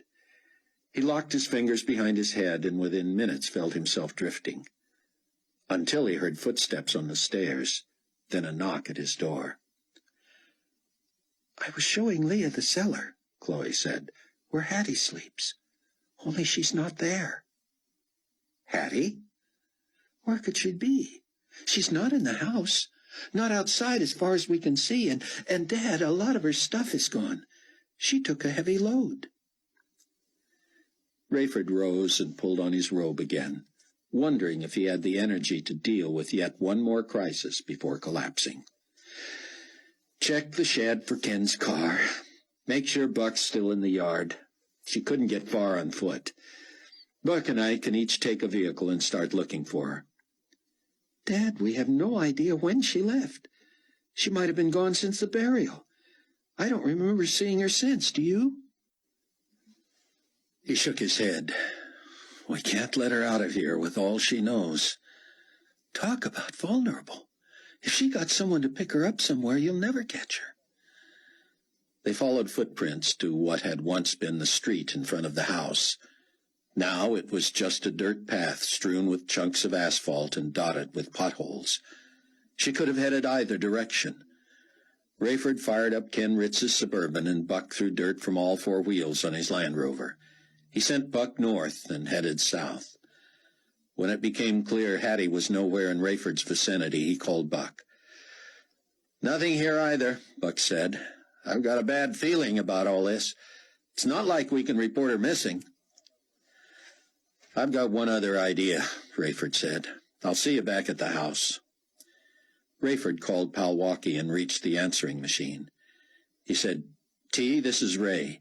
If you're there, I need you to pick up." He waited a few moments, then reluctantly dialed Delanty's personal cell phone. Rayford was greeted with a groggy hello. "Sorry, T. Did I wake you?" "Course you did. Sup, Ray? I want this to be an emergency, but if it's not, I'm going to ask why you called now." Rayford filled him in. "So I was just wondering if Tweedledee and Tweedledum are still kicking around out there." "Ernie and Bo? Haven't seen Ernie for almost a year. Kind of miss him, even if he was an idiot. I heard he headed west.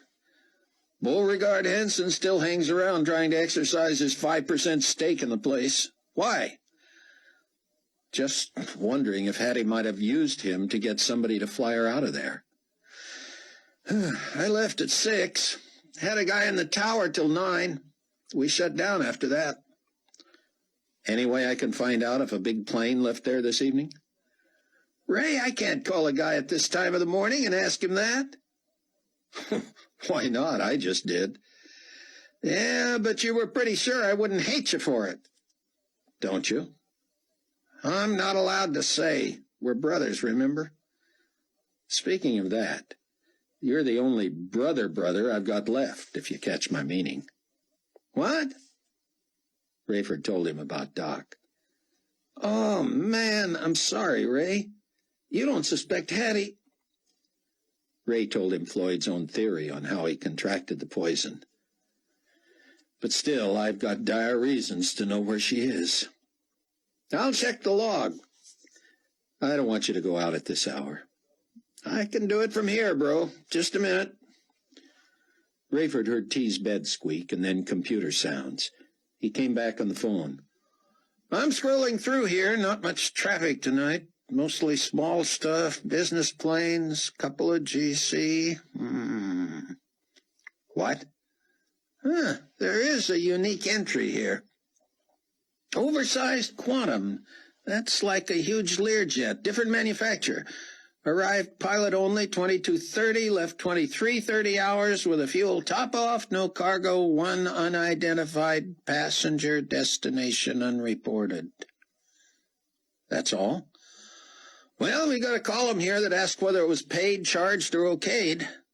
This one was okayed by BH. I don't know the specs on the Quantum, Rayford said. What kind of speed and range? Oh, fast as a heavy, but probably needs one more top-off before going overseas. How far you figure your escapee's going, anyway? I wouldn't put it past her to think she can march into Carpathia's office and personally give him what for. Well, there'll be no catching or intercepting that craft, will there? Nope. What is it, almost one? That thing's been airborne, I assume, at maximum speed, an hour and a half. Even with 20 minutes on the East Coast for landing, fuel, and takeoff, it's still going to be too far away by now. You got enough information that I could radio the craft? Think about it, Rayford. Whoever's flying that plane is not going to answer unless he knows who's calling. Maybe I could spin him a yarn, urge him to put down in Spain due to a fuel irregularity or something that turned up here or wherever he refueled. You're dreaming, Ray, and I'd like to be. Thanks for nothing, friend. You're going to have to go round her up yourself or turn some of your contacts onto her over there. I know. I appreciate it, T. I'll try to get out to the Strip for some co-op business tomorrow. Today, you mean? Sorry, Rayford said. I might bring a couple of people from our house church. We want to get behind this thing in a big way. For all Rayford knew, Hattie had the power to blow the lid off the co-op, too. Mac McCullum had a full morning. After tipping his cap to Annie Christopher as he passed her office in the hangar, he arrived at his own office to 3 messages. The first was a list generated by Leon Fortunato's secretary, outlining personnel authorized on the flight to Botswana in 3 days. The Supreme Commander, his valet, an assistant, a cook, and 2 servers would make up the GC contingent. 2 aides would accompany President Ngumo of Botswana. Note that the Supreme Commander has decreed that the plane shall be stationary while the Botswanians are aboard. The list also included captain and first officer in the cockpit, with an asterisk after the latter. At the bottom of the page, the asterisk referred to a note. The Supreme Commander believes you will be pleased by the resolution of this matter. Mac was. The second document was a note from personnel regarding the application of Abdullah Smith for Condor 216 First Officer. Not only had he been ranked high in every technical aspect save verbal acuity, somewhat laconic, read the summary, but he had also been judged an outstanding citizen loyal to the global community. Fortunato himself had scribbled in the margin, "Congratulations on a wonderful find, Mac. Smith will make a great contribution to the cause. SCLF." If you only knew, Mac thought. Mac's third missive was from David Hasid. "Important message for you, Captain," it read. "In person, please." Mac and David had learned to appear impersonal and professional in front of staff. Their difference in age helped. The entire GC complex, though ostensibly anti-military because of Carpathia's avowed pacifism, was pseudo-military in its organizational structure. Mac felt comfortable with the chain of command, having spent so much of his life in uniform. And David often deferred to Mac's counsel because David had come to the GC from the private sector. Now the two were on equal footing in separate branches, and it appeared their occasional face-to-faces attracted no attention. David's secretary ushered Mac into David's office. "Captain," David said, shaking his hand. "Director," Mac said, sitting. When the secretary left, David said, "Get this," and turned around his laptop so Mac could read it. The captain squinted at the screen and read Rayford's account of the previous day's activities at the safe house in Illinois. "Oh, man," he said, "that doctor. The girl lives, the doctor dies. Beat that." "It gets worse," David said. Mac reached the news of Hattie's disappearance. He settled back in his chair. "Does he really think—" David held up a finger to stall him. "Let me get rid of this while I'm thinking of it." With a few keystrokes, the heavily encrypted file had been trashed. "That she'll come here? I can't imagine. I understand she's ditzy, but how far does she think she'll get? It's a miracle she survived this long with all the things Carpathia's tried to get rid of her. She shows her face in New Babylon. She's history." Mac nodded. "She's got to be holding up somewhere, waiting to surprise him." "I can't see her getting close." Mac shook his head. "I know. Your people loaded 2 sets of metal detectors on the 216 last week. Plan is to use them even for dignitaries. Of course, that's due to a basic distrust of Pete, too, you know." "I know firsthand. Fortunato's got all 10 kings, regional international subpotentates, or whatever St. Nick is allowing them to call themselves this week, prime for all that snuffing. It's almost like he wants them willing to do the deed themselves." "Like those guys would agree on anything," David said. "How many of them do you think are really loyal to Carpathia?" Mac shrugged. "More than half. Not more than 7, though. I know 3 who would usurp given half a chance." "Would they take him out?" "In a New Babylon minute. Of course, Pete would, too." "You think?" Max sat forward and pressed his palms together. "I've heard him say it. He rubs Carpathia raw with his brashness, but he pretends to be cooperative. Carpathia makes nice with him all the time, as if they hand-picked each other. I'll tell you what. If Leon doesn't get rid of Matthews soon, he's going to have to answer. It's a directive clear as if it were on paper." David stood and pulled some files from a drawer behind him, then spread them on the desk. "In case anyone's watching," he said, and Mac leaned over as if studying them. "They're upside down, you idiot," Mac said, controlling his smile. "Wouldn't want to be distracted," David said. "You know what Rayford used to dream out loud?" "Tell me." "Crashing on purpose with Carpathia aboard." David straightened and cocked his head. "That's not even biblical, is it? I mean, if he's who we think he is, he's not going to die until the 42nd month, is he? And even then he doesn't stay dead." "I'm just telling you." "Doesn't even sound like Captain Steele. He always seemed so even and sensible." "Didn't mean to spoil your image of him." "Believe me, you didn't. I can't deny I fantasized about how I'd do it." Max stood and headed to the door. "Same here," he said. Chapter 6. Emotional turmoil took as much out of Buck as did physical labor. Often, after toiling all day with Rayford and Floyd in the underground shelter, he had trouble falling asleep. But now he had taken to bed his grief over Floyd, fear of how Hattie could imperil the Tribulation Force, and dread over the strange behavior of his father-in-law. Buck was exhausted beyond measure. Lying next to his damaged but resilient wife, he fought to stay awake and listen to her. He and Chloe had so little time to talk anymore, despite spending most of their days in the same house. She lamented not being as involved as she once had, housebound with the baby, slowed by her injuries from the earthquake. "But no one else could do what you're doing with the co-op, babe," he said. "Imagine the millions who will depend on you for their lives." "But I'm on the periphery," she said. "I spent most of today comforting you and Daddy and taking care of the baby." "We needed you." "I have needs too, Buck." He draped his arm across her. Want me to watch Kenny so you can go with your dad to see T tomorrow? They're talking co-op business. I'd love that. Buck thought he had responded.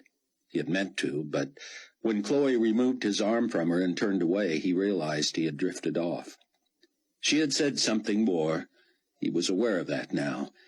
He tried to muster the energy to force his eyes open and apologize, finish the conversation. But the more he tried, the more jumbled his thoughts became. Desperate that he was missing a huge opportunity to be to his wife what she needed him to be, he slipped over the edge of consciousness. Late in the afternoon in New Babylon, David was urgently ordered to the office of Global Community Supreme Commander Leon Fortunato. Leon's opulent quarters comprised the entire 17th floor of the new palace, only one below His Excellency the Potentate's. Though David reported directly to him, a face-to-face with Fortunato had become rare. The organization chart, as Mac had mentioned more than once, had to look like a spaghetti bowl.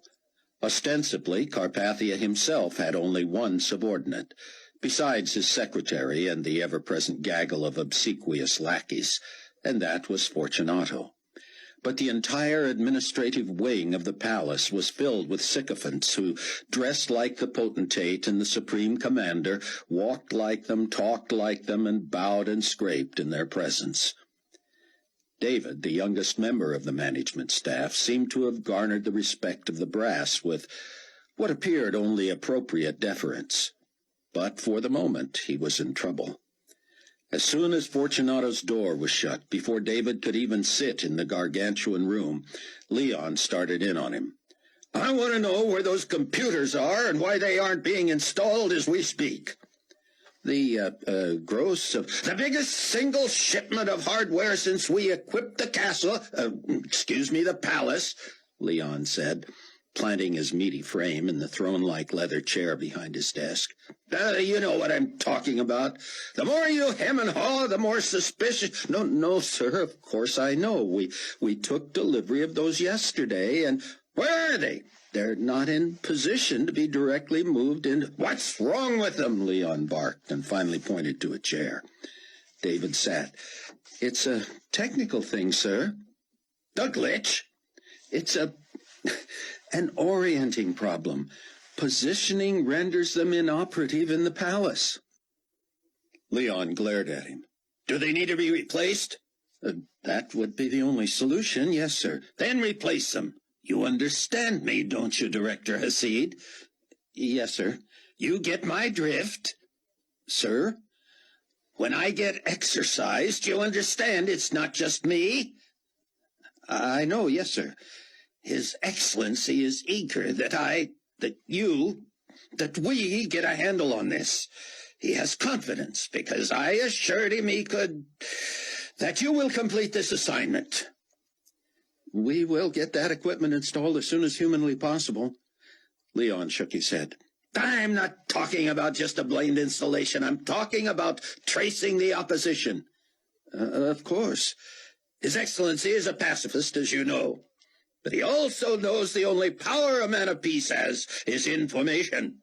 That's why he monitors those two crazy preachers in Jerusalem. Their day will come. They have admitted as much themselves. And sympathetic as he is to variant views, a small but influential faction has the attention of those rebellious to the New World Order. Would you not agree? Agree, sir? Fortunato looked frustrated. That His Excellency has reason to be concerned about this Ben Judah character and his own former publisher who is spewing anti-GC propaganda. Oh, yes, absolutely. Dangerous. I mean, if there were just small pockets of these types out there, who cares? But they seem to have rallied under the banner. Exactly. And they're harboring the mother of His Excellency's child. She must be found before she tries to abort, or worse, reveal information that could damage... Leon let his thought trail off. Anyway, he said, Replace that order or fix that orientation or whatever problem and get people on this. Buck was grateful to have awakened before Chloe. He kissed her cheek and straightened her blankets. He left a note on the bedside table. Sorry I drifted off. Go with your dad today. I'll cover here. I love you. He padded to the kitchen where Sion sat alone, shoulders hunched, eating breakfast. Cameron, he whispered, if I had known you were coming, I would have fixed something for you. No need. Going to get a head start on my writing so I can watch the baby. Cameron poured himself a glass of juice and leaned against the counter. Chloe's going with Ray to see T about the co-op. Sion nodded wearily. I miss Floyd. I knew something had to be wrong when he did not get up with me yesterday.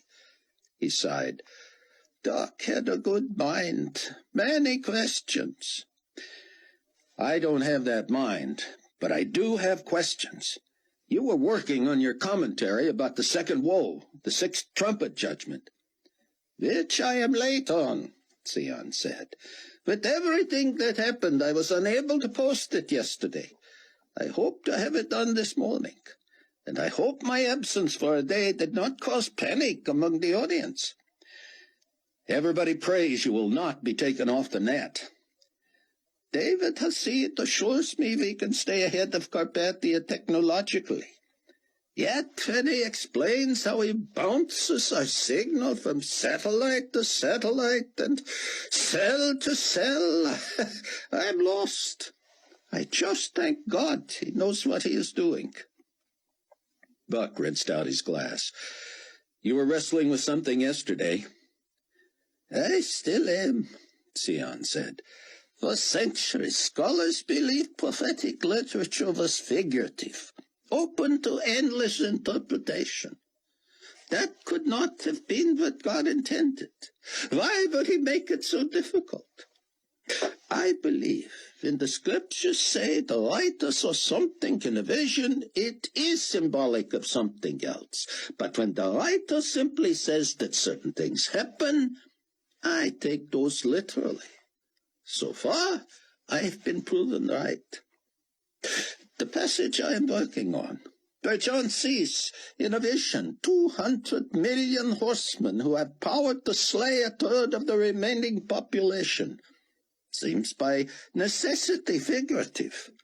I doubt these men and animals will be literal beings, but I believe their impact will be very real nonetheless.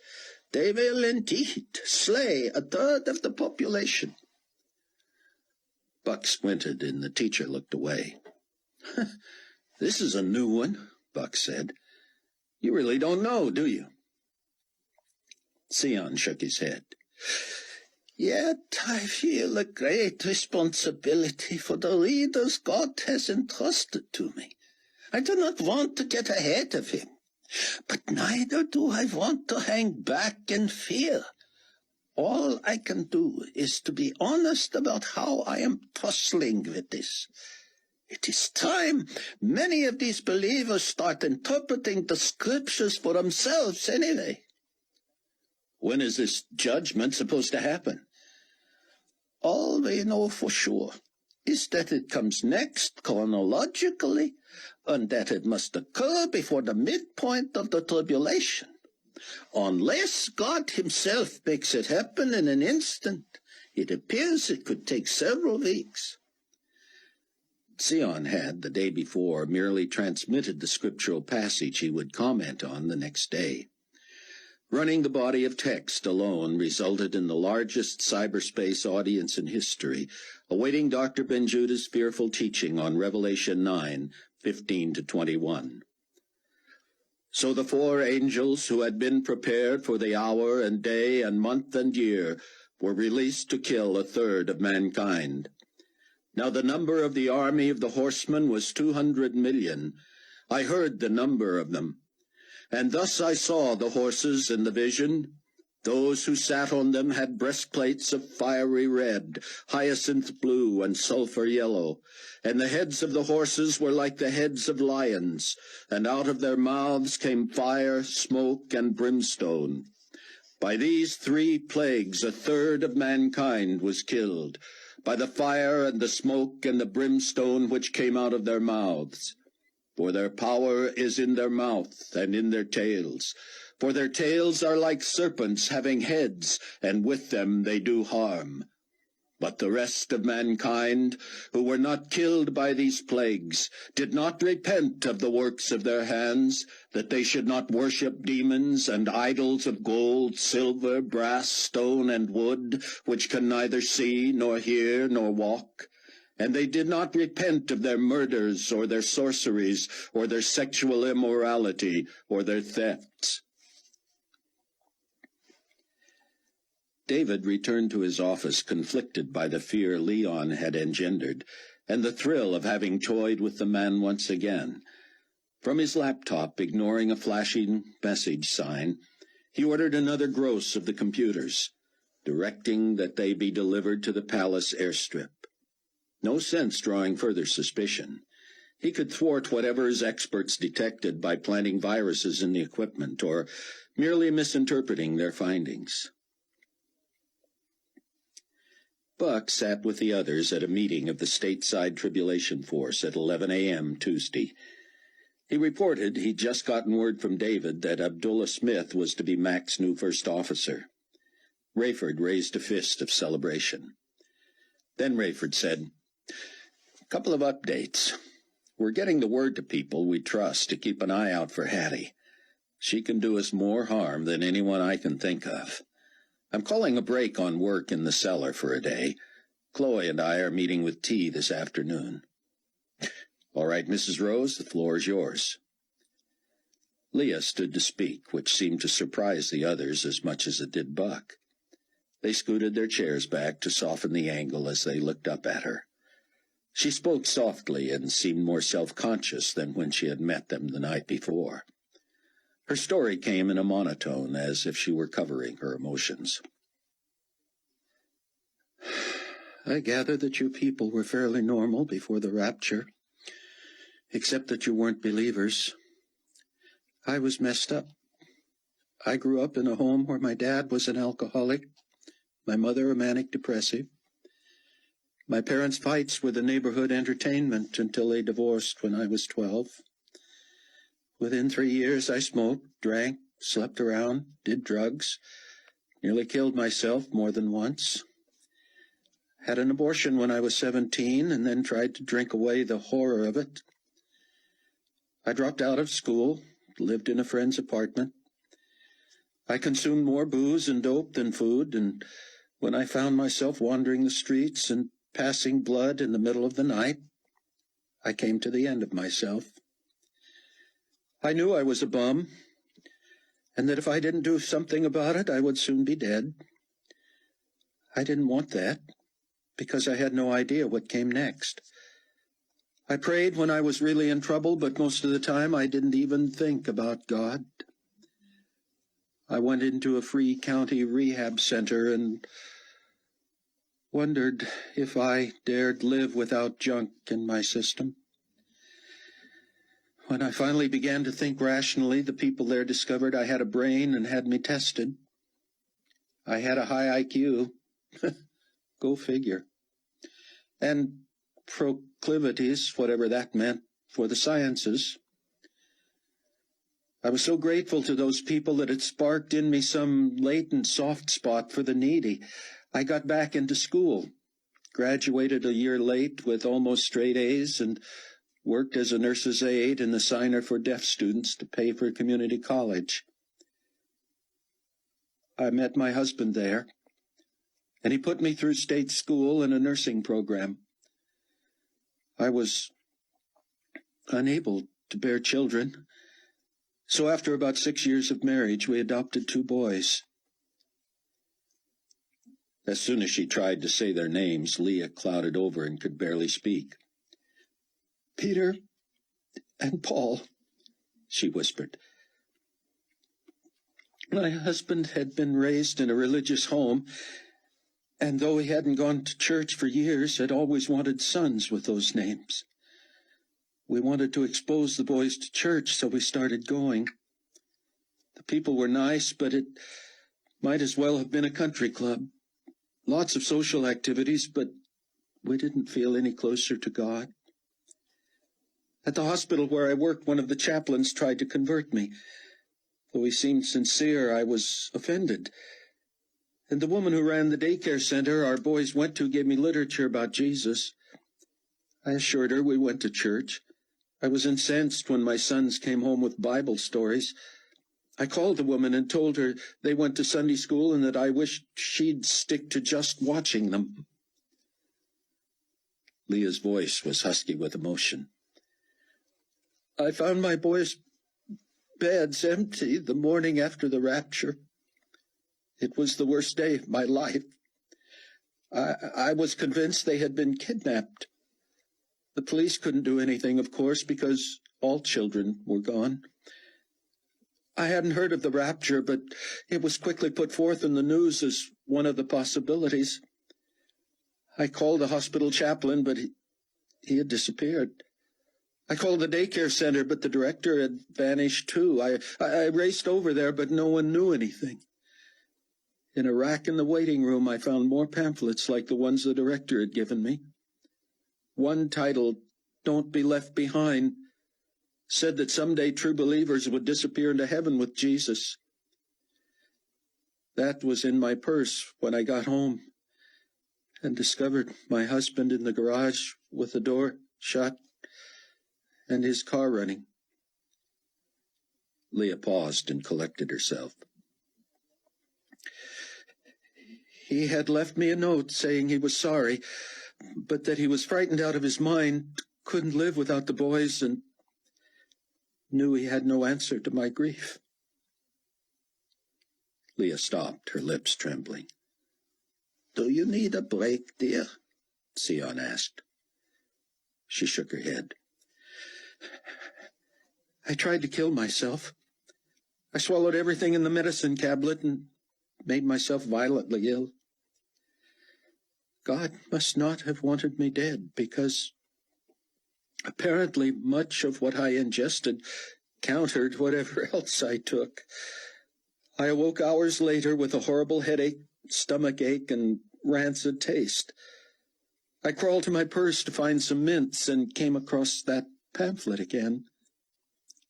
Somehow, it finally made sense. It predicted what had happened and warned the reader to be ready. The solution, well, you know this, was to seek God, to tell him I knew I was a sinner and that I needed him. I didn't know if it was too late for me, but I prayed just in case. I don't know how I found the energy, but as soon as I could get myself out of the house, I looked for other people like me. I found them in a little church. Only a few had been left behind, but they knew why.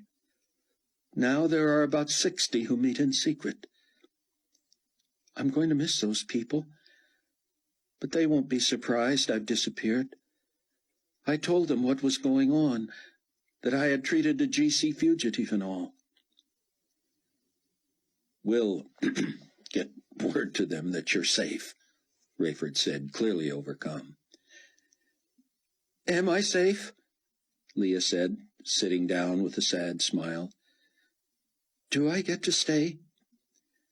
We always vote, Sion said. But I think you have found a home. Early in the evening in New Babylon, David sat in his office after hours, missing Annie. Being alone with her was risky, so they spent time on their secure phones and computers. He built into his unit the capability to erase both their transmissions, to serve as a backup if she forgot. He couldn't imagine that either of them would forget to remove from their computers evidence of their relationship, and especially their faith. Maybe we should reveal our love, she transmitted. By policy, I would be forced to move to a department outside your supervision. But at least we could see each other without suspicion. He tapped back. It's not a bad idea, and we could use another pair of eyes in other departments. Where you are right now is strategic, though, because of what we can smuggle out of here and into believers' hands in other countries. Keep thinking, though. I can't stand being apart from you. Suddenly, the TV monitors in his area, all of them, came on. That happened only when G.C. Brass believed something was on that every employee would want to see. Most of the time, it meant that Carpathia or Fortunato was addressing the world, and it didn't make any difference whether anyone in a sector was working. If there was a TV there, it came on. David spun in his chair and leaned back to watch the monitor in his office. A GC CNN anchorman was reporting a plane crash. While neither the plane itself, reportedly a large private aircraft, nor the pilot or passenger have been sighted, personal belongings have washed ashore in Portugal. Listen to this Mayday call recorded by several tracking stations in the region. Mayday, Mayday, Quantum 0708, losing altitude, Mayday. Radar trackers lost sight of the craft soon thereafter, and rescuers searched the area. Luggage and personal effects of two people, a man and a woman, were discovered. Authorities assume it will be just a matter of time before the wreckage and bodies are discovered. Names of the victims are being withheld pending notification of next of kin. David squinted at the screen, wondering why G.C. Brass thought this newsworthy until the victims were known. Then the internal caption scrawl appeared on the screen. Attention G.C. Palace personnel.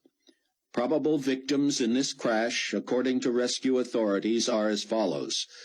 Pilot Samuel Hansen of Baton Rouge, Louisiana, United States of North America, and Hattie Durham, originally of Des Plaines, Illinois, USNA. Miss Durham once served His Excellency the Potentate as personal assistant. Condolences to those who knew her. David phoned Mac. I saw, Mac said. What an obvious fake. Yeah, David said. The pilot must be cashing in a huge insurance policy, and Hattie has to be somewhere in Europe.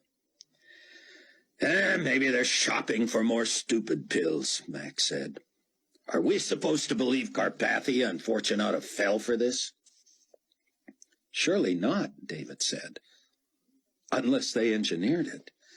Maybe they found Hattie and had her killed, and now they're covering. They'd better come up with the wreckage or bodies. David heard the ping that told him he had a new message. I'll get back to you, Mac. Rayford and Chloe sat in T's office at the base of the Palwaukie Tower with T and two men from his house church. Chloe outlined how she planned to link the major players on the co-op network and start testing the system before actual buying and selling got underway.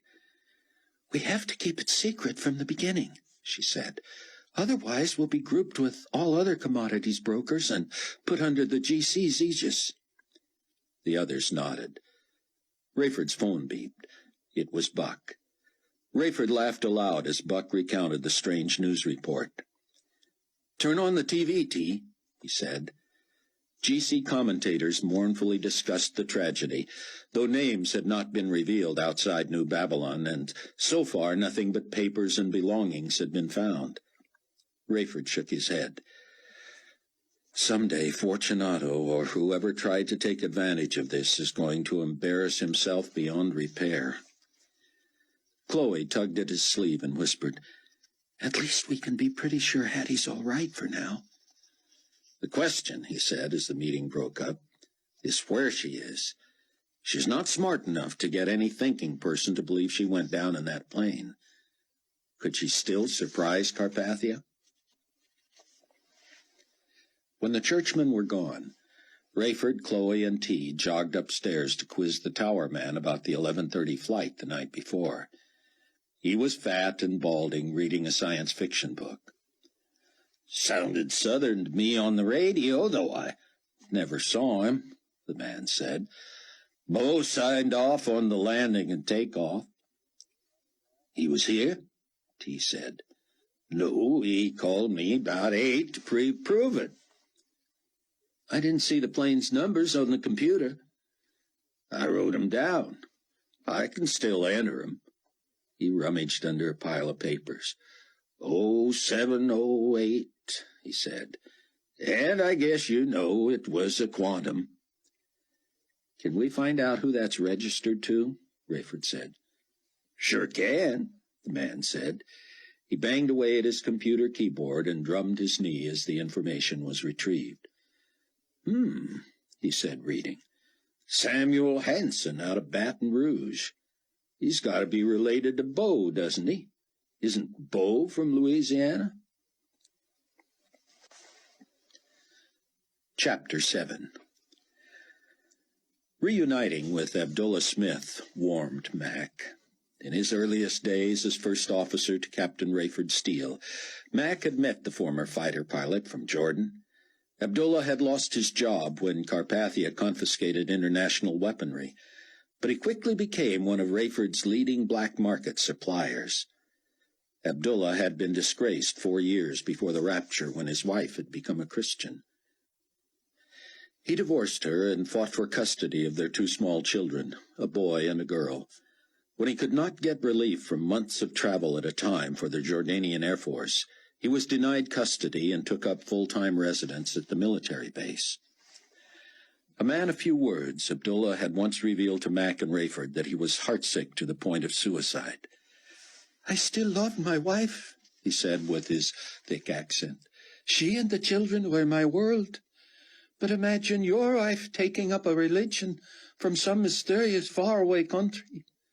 We wrote long letters to each other, but neither could be dissuaded. To my shame, I was not devout in my own religion and fell into loose morals. My wife said she prayed for me every day, that I would find Jesus Christ before it was too late. I cursed her in my letters. One sentence pleaded with her to renounce the myths and return to the man who loved her. The next accused her of treachery and called her despicable names. Her next letter told me she still loved me and reminded me that it was I who had initiated the divorce. Again, in my anger, I lashed out at her. I still have the letters in which she warned me that I might die before finding the one true God, or that Jesus could return for those who loved him, and I would be left behind. I was enraged. Just to get back at her, I often refused to visit my children, but now I realize I hurt only them and myself.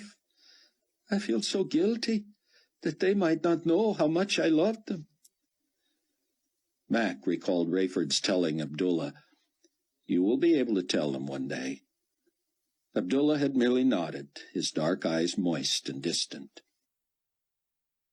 Abdullah became a believer because he saved his wife's letters. She had meticulously explained the plan of salvation, writing out Bible verses and telling him how she had prayed to receive Christ. Many times I crumpled up the letters and threw them across the room, Abdullah said, but something kept me from tearing them or burning them or throwing them away.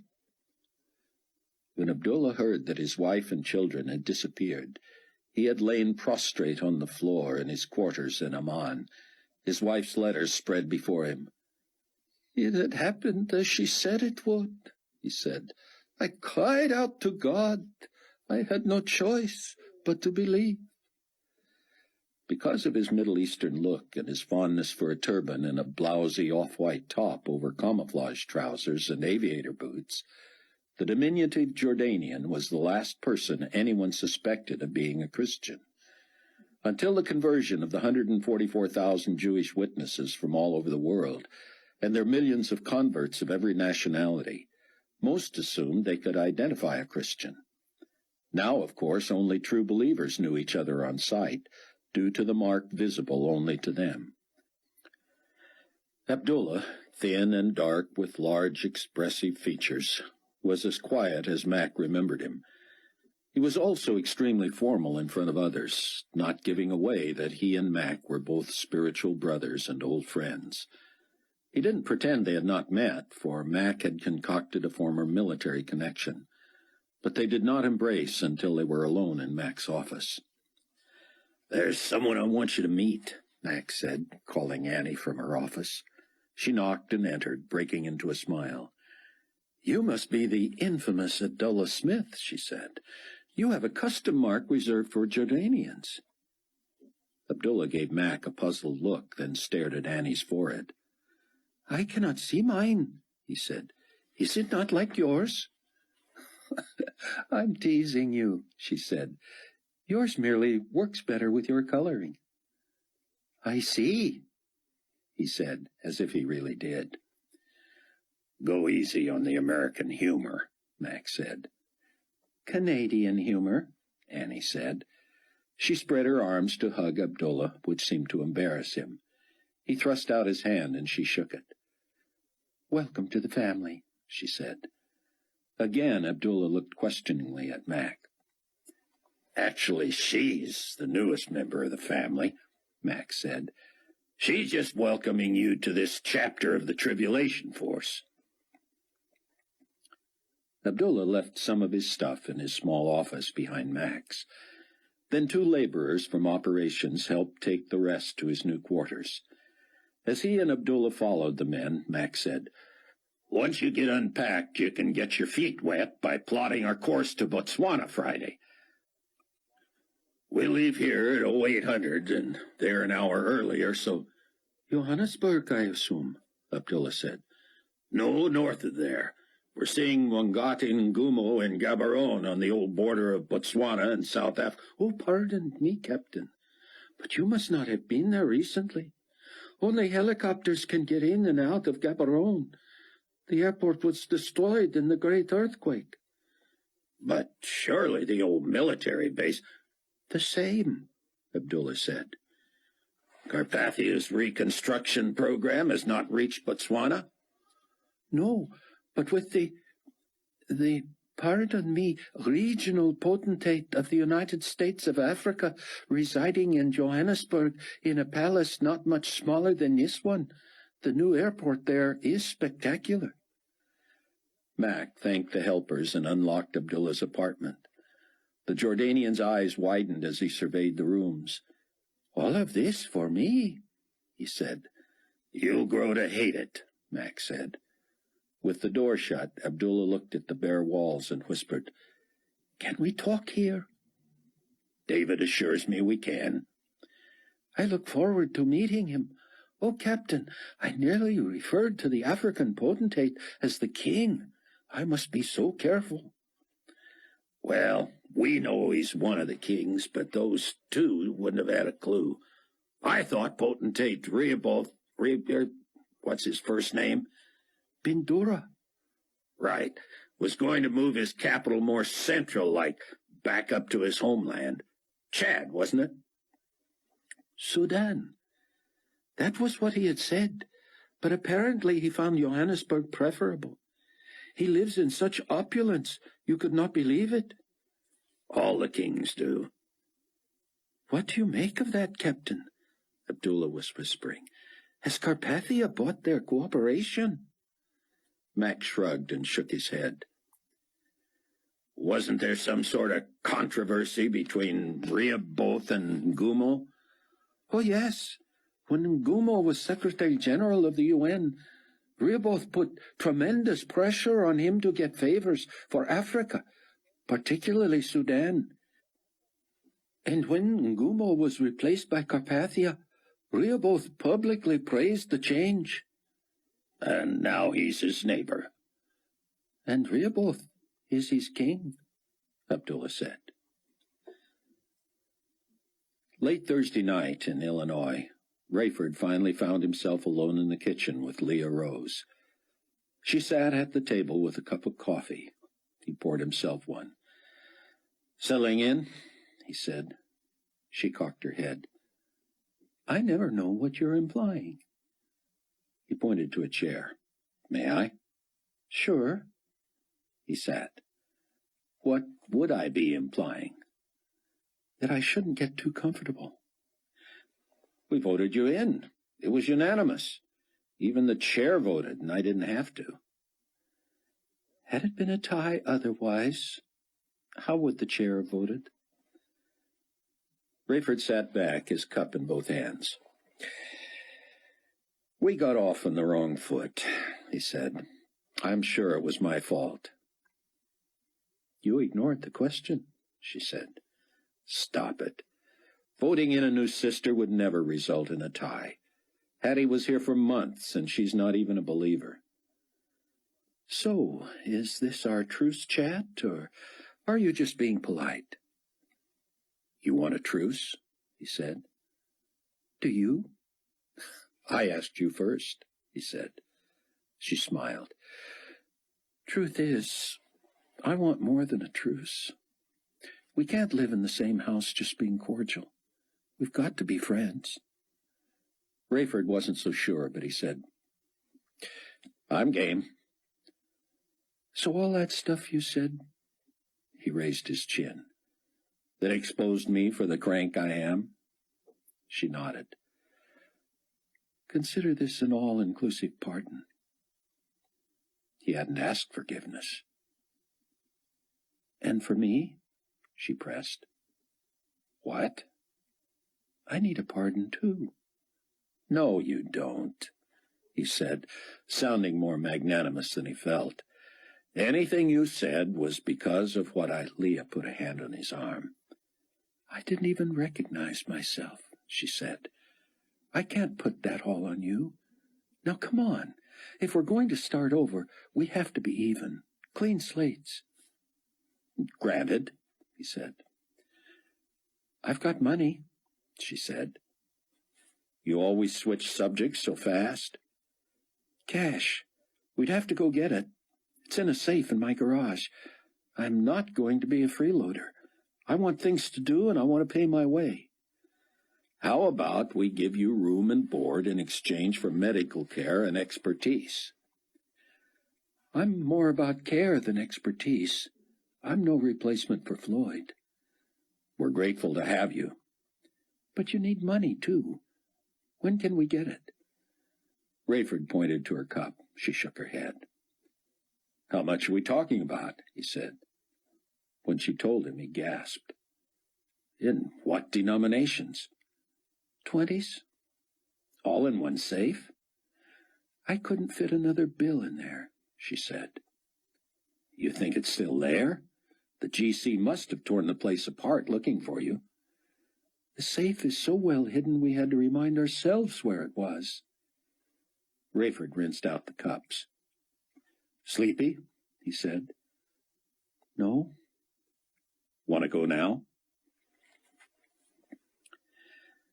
Mac and Abdullah met with David Friday morning. Once introductions were out of the way, David asked if either had an idea where the 144 computers in the Condor cargo hold could be put to use for the cause. I can think of lots of places, Mac said, but not one on the way to Africa. I can, Abdullah said. There is a huge body of underground believers in Hawali, many professionals, and they could... Hawali, David said. In Kuwait? Yes, I have a contact in cargo. That's east. You're flying southwest. Only slightly east, Abdullah said. We just need a reason to stop there. Virtually right after takeoff, Max said. That'll arouse suspicion. They sat in silence a moment. Unless, he said. David and Abdullah looked at him. How far is our flight? Here to Kuwait? Abdullah asked, pulling out his charts. No, to Africa. More than 4,000 miles. Then we need a full fuel load to go non-stop. We want to save the GC money, so we're going to make a quick detour for fuel at a good price. Excellent, David said. I'll negotiate it right now. All I need is a few cents break per pound of fuel, and it'll be worth the detour. What will my contact need to get the cargo? Abdullah said. Big forklift. Big truck. "Why'd you leave a note?" Leah asked Rayford as he pulled the Land Rover away from the house toward Palatine. "Surely we'll be back before anyone wakes up." "It wouldn't surprise me," he said, "if someone was peeking at the note already. We hear everything in that house. In the dead of night, we hear sounds in the walls, sounds from outside. We've been fortunate so far. We can only hope for some warnings so we can hide out below before we're found out. We always tell each other where we go. Buck didn't the other day when he rushed Floyd to see you, but that was an emergency. It upset everybody." Rayford spent the next 40 minutes maneuvering around debris and seeking the smoothest man-made route. He wondered when Carpathia's vaunted reconstruction efforts would reach past the major cities and into the suburbs. Leah was full of questions about each member of the Trib force, how they had met, become believers, got together. "That's way too much loss in too short a time," she said, after he had brought her to the present. "With all that stress, it's a wonder you're all fully functioning." "We try not to think about it. We know it's going to get worse. Sounds like a cliché, but you have to look ahead rather than back. If you let it accumulate, you'll never make it." Leah ran a hand through her hair. "Sometimes I don't know why I want to survive until the glorious appearing. Then my survival instinct kicks in." "Speaking of which," Rayford said. "What?" "More traffic than I'm used to is all." She shrugged. "This area wasn't as hard hit as yours. No one's hiding here. Everybody knows everybody else." They agreed Rayford should park a couple of blocks away, and that they should move through the shadows to Leah's townhouse. He pulled a large canvas bag and a flashlight from the back of the Rover. At the edge of her property, Leah stopped. "They didn't even shut the door," she said. "The place has to be ransacked." "If the GC didn't trash it, looters did," Rayford said. "Once they knew you were on the run, your place was fair game. Want to check it out?" She shook her head. "We'd better be in and out of that garage fast, too. My neighbors can hear the door going up." "Is there a side entrance?" She nodded. "Got the key?" "No." "I can break in. No one will hear unless they're in there waiting for you." When Mac met Abdullah in the hangar to bring him up to speed on the Condor 216, Annie was already there, supervising cargo handlers. "More, Corporal?" Mac said. "Yes, Captain.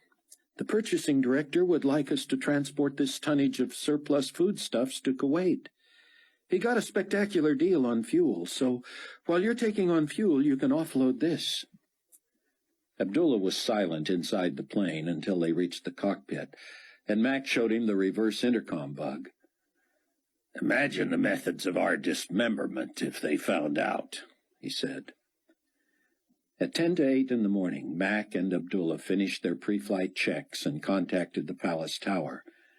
3 figures in white aprons ran toward the plane. "Kitchen staff," Mac said.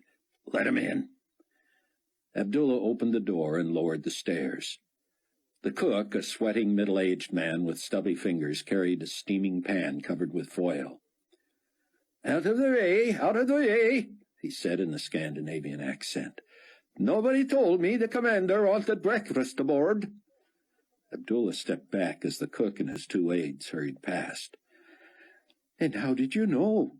he said. The cook hurried into the galley and barked orders. Distracted by Abdullah's hovering, he turned. "Was that rhetorical, sarcastic, or a genuine question?" "I am not familiar with the first 2, Abdullah said. The cook leaned on the counter as if he couldn't believe he was about to waste his time answering the first officer. "I meant," he said slowly, as if indulging a child, "that no one told me before now, and then the Supreme Commander himself told me. If he's looking forward to Eggs Benedict once they're born, it's Eggs Benedict he'll get. Now, was there anything else?" "Yes, sir."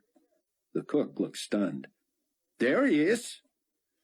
"Would you like to impress the Supreme Commander?" If I didn't, I wouldn't have run to the plane with a tray of hot food, would I? I happen to know Commander Fortunato does not mean airborne when he says airborne. Indeed. No. You see, we have a brief stop in Kuwait after takeoff, and that would be the perfect time to serve him. Quieter, more relaxed, no danger of spilling. Kuwait? Just moments after takeoff, really. Children, the cook hollered to his aides, keep it hot. They're serving breakfast in Kuwait. As Rayford expected, the side door to Leah's shared garage was flimsy enough to be forced open without a lot of racket. But when he crept inside and asked her to point out the safe, he was alone. Rayford caught himself before he called to her, not wanting to compound the situation if something was wrong. He turned slowly and tiptoed back to the door. At first, Rayford didn't see her, but he heard her hyperventilating. She was kneeling near him in the moist grass and mud, her torso heaving with the strain of catching her breath. I, she gasped. He crouched beside her. What is it? Are you all right?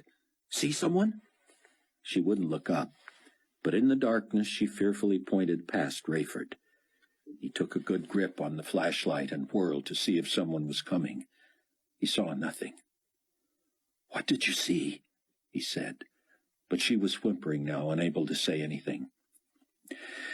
Let me get you inside, he said.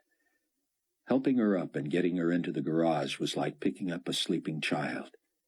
Leah, he said, work with me. You're safe. She sat on the floor, pulling her knees up to her chest and hugging her legs.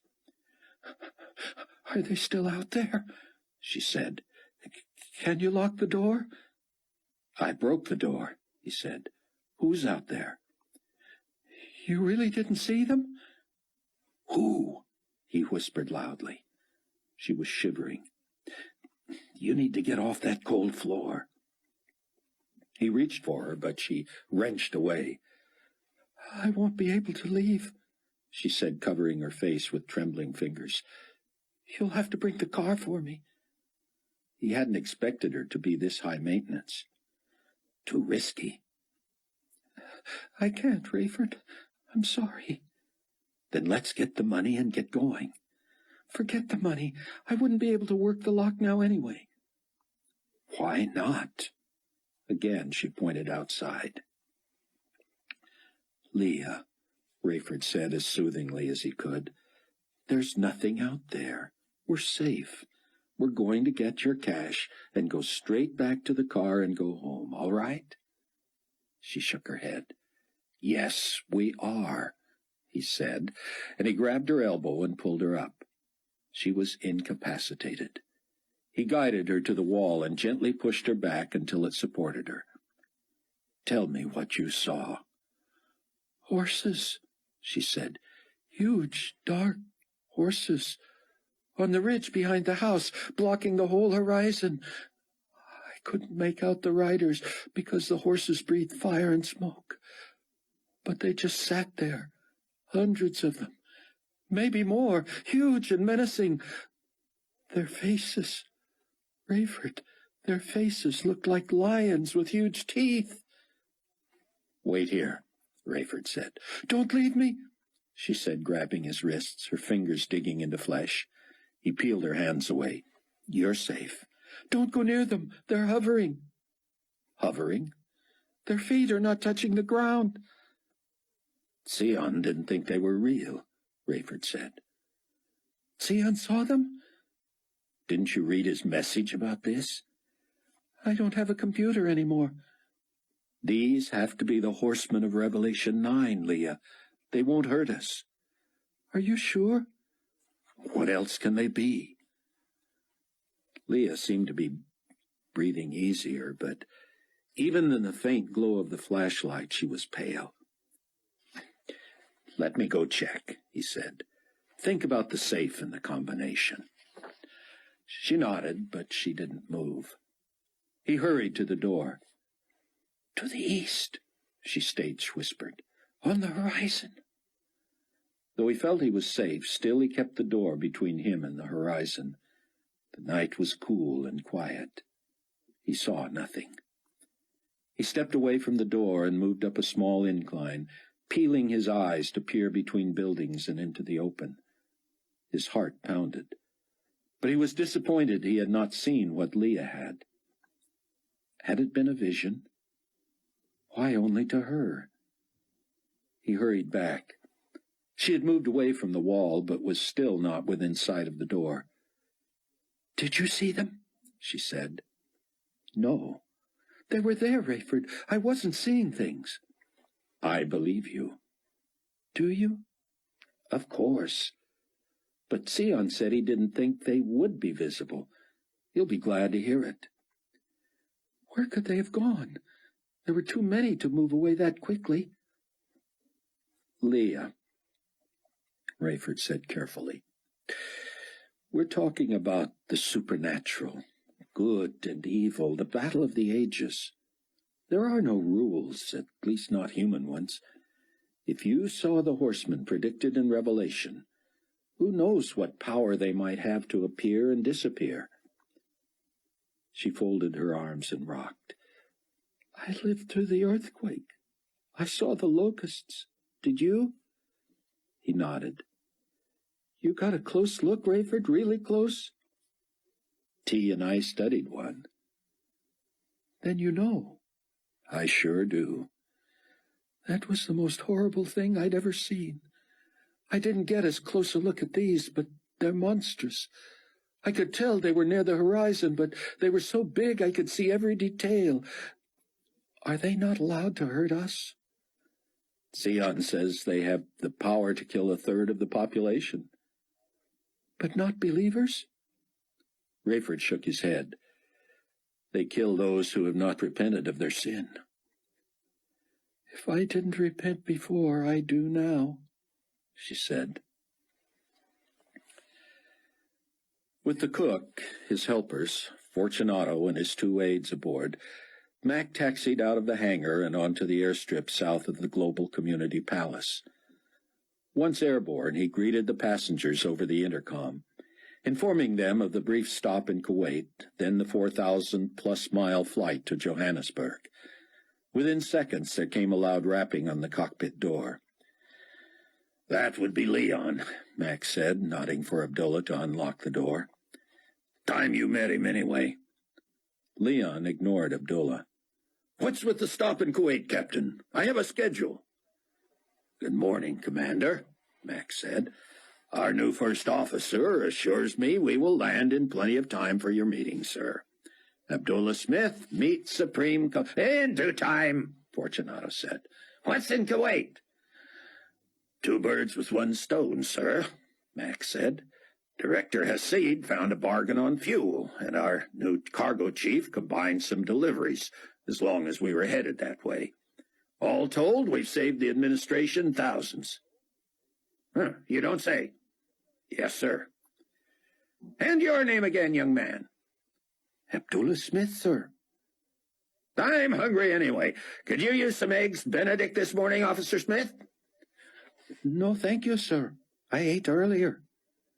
"Captain McCullum, I would have appreciated knowing of the schedule change in advance." "As I said, sir, it's really not a schedule change per se, just a bit of a route change." The door slapped shut. Abdullah looked at Mac with his brows raised. "Charming man," he said. Mac depressed the button beneath his chair and listened to the cabin. "Carl, how are my eggs coming? Enough for all of us, yourself included?" "Yes, sir, Supreme Commander, sir. I shall serve them on the ground." "Well, let me rephrase that. I shall serve them when we're on the ground temporarily in Kuwait." "I'm hungry now, Carl." "I'm sorry, sir. I was led to understand that you preferred the quiet and lack of bouncing around that might be afforded while we're refueling."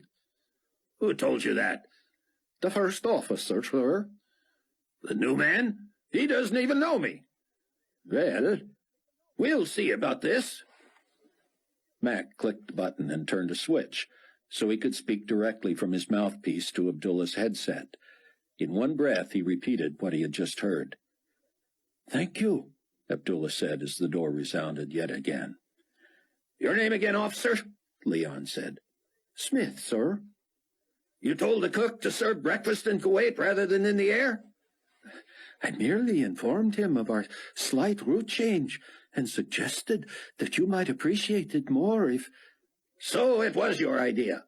You told him what you thought I'd like, yet you and I had never met." "I take responsibility, sir.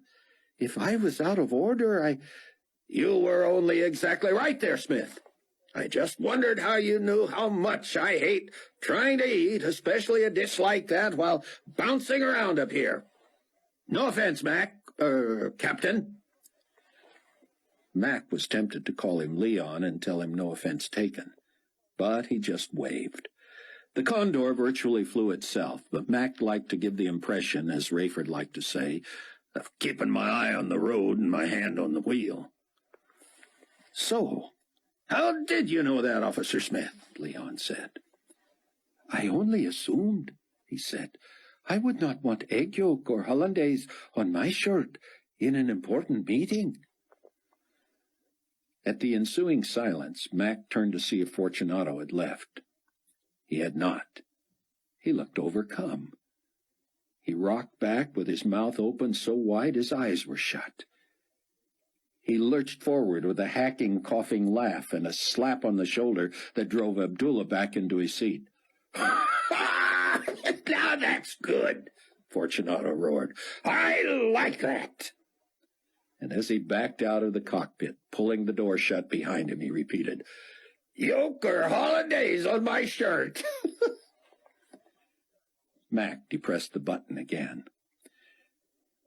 "I did not intend to implicate the first officer," Carl was saying. "Nonsense. Good idea. Service in Kuwait. How long will that be?"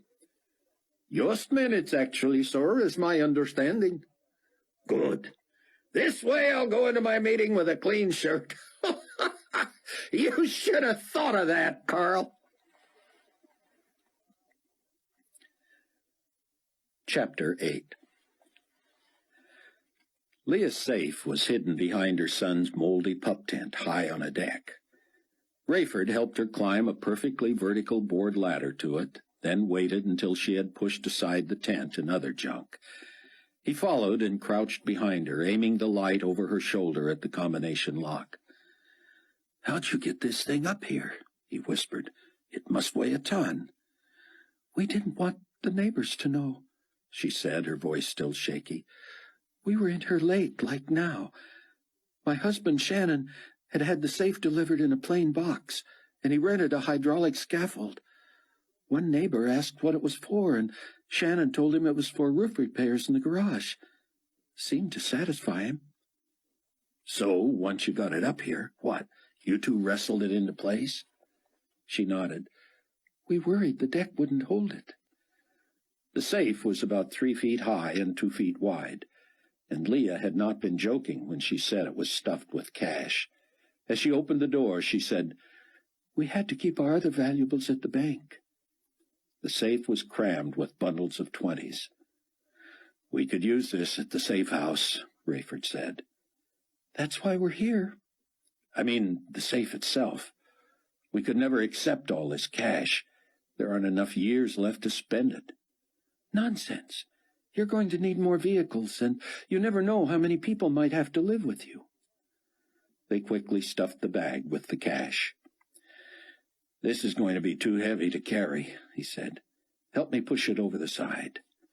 They duck-walked and grunted and dragged the bag to the edge of the deck. The bundle shifted, but they were finally able to push the bag free. It plopped to the floor with a thud, sending up a cloud of dust. Rayford turned off the flashlight and held his breath, listening. "Can you see me?" he whispered. "Barely." He signaled her to follow, and it was as difficult going down the boards as up. When he reached the floor, he helped her the rest of the way. "I suppose you think that makes you a gentleman," she whispered. "Only if you're a lady." They bent over the bag, feeling the edges in the dark for the best grip. A bright beam shined in their faces. "Are you Mrs. Leah Rose?" a voice demanded. She sighed and looked at Rayford. "Yes," she said quietly. "I'm so sorry, "Don't say my name," he hissed. "And you shouldn't claim to be someone you're not." "Are you Mrs. Rose or not?" came the voice again. "I said I was, didn't I?" she said, suddenly sounding as if she were lying. Rayford was impressed she had caught on so quickly. "And you, sir?" "Me, what?" Rayford said. "Your name." "Who's asking?" "GC Peacekeeping Forces." "Oh, that's a relief," Rayford said. "Us too. I was asked by Commander Sullivan to mop up here. Looters ransacked the house after your boys finished up. He wanted us to secure the garage."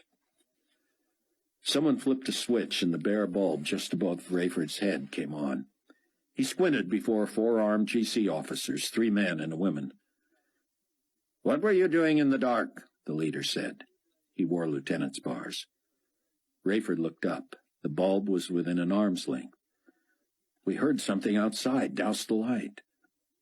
"Ah," the young man said, approaching. "I need to see some ID." Behind him, the woman eyed Rayford with uncertainty. One of the other men looked up at the deck. "I'm Pafko," Rayford said, desperately trying to remember which pocket he used for his phony ID. "Andrew. Here it is." "And you, ma'am?" "She's Fitzgerald." "And my papers are in the car," she said. "Lieutenant," the other guard said, "there's an open safe up there." The lieutenant handed Rayford his ID. "You weren't planning on a little looting yourself, were you, Pafko?" "Every penny will be accounted for." He turned to the woman. "Double-check with Central. Pafko, Andrew, assigned out of the plains. And Fitzgerald. First name, ma'am, assignment city?" "Pauline," Leah said. "Also to plains." The woman reached for the phone strapped to her shoulder. Rayford almost skated, but the call would expose him. They would both be easily identified, maybe tortured and killed, if they didn't reveal the rest of the force. He deserved that for not being more careful, but Leah certainly didn't. "No need for that, Lieutenant," Rayford said. "Before letting headquarters know where we are, shouldn't we have a look-see to find out if maybe all 6 of us would be better off forgetting we were here tonight? I'm as loyal as you are, but we both know the Rose woman was a rebel sympathizer.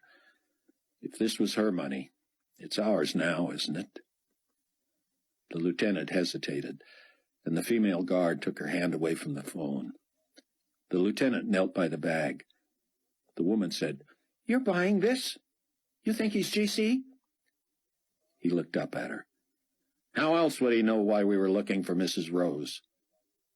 She shrugged and went to peer at the safe. The other 2 guards moved to the door, apparently to check for curious eyes.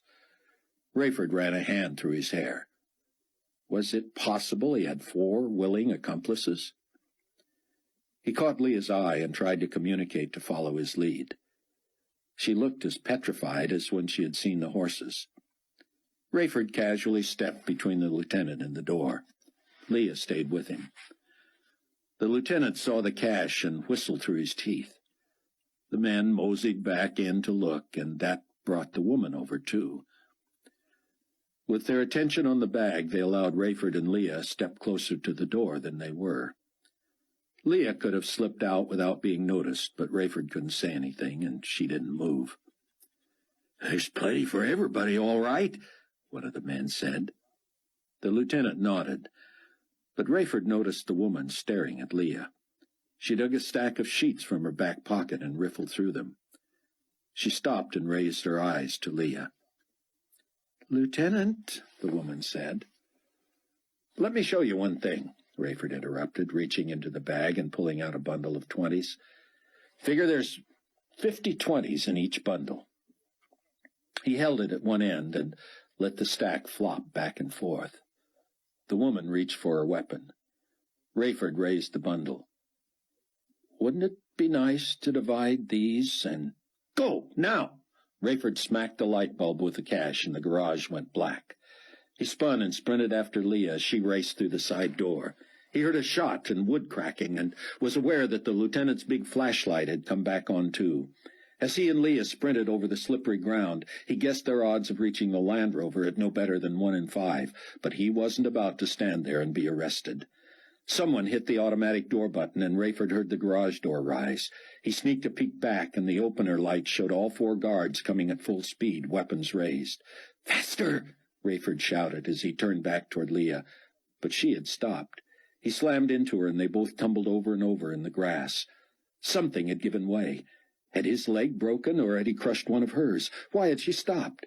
She'd been moving well. They'd had a chance. The Land Rover was in sight. Would the GC shoot, or would they just arrest him? Rayford would rather be in heaven than endanger his loved ones. "Let's make them shoot," he rasped and tried to rise. But Leah had drawn up on all fours and was staring toward the car through strands of hair in her face.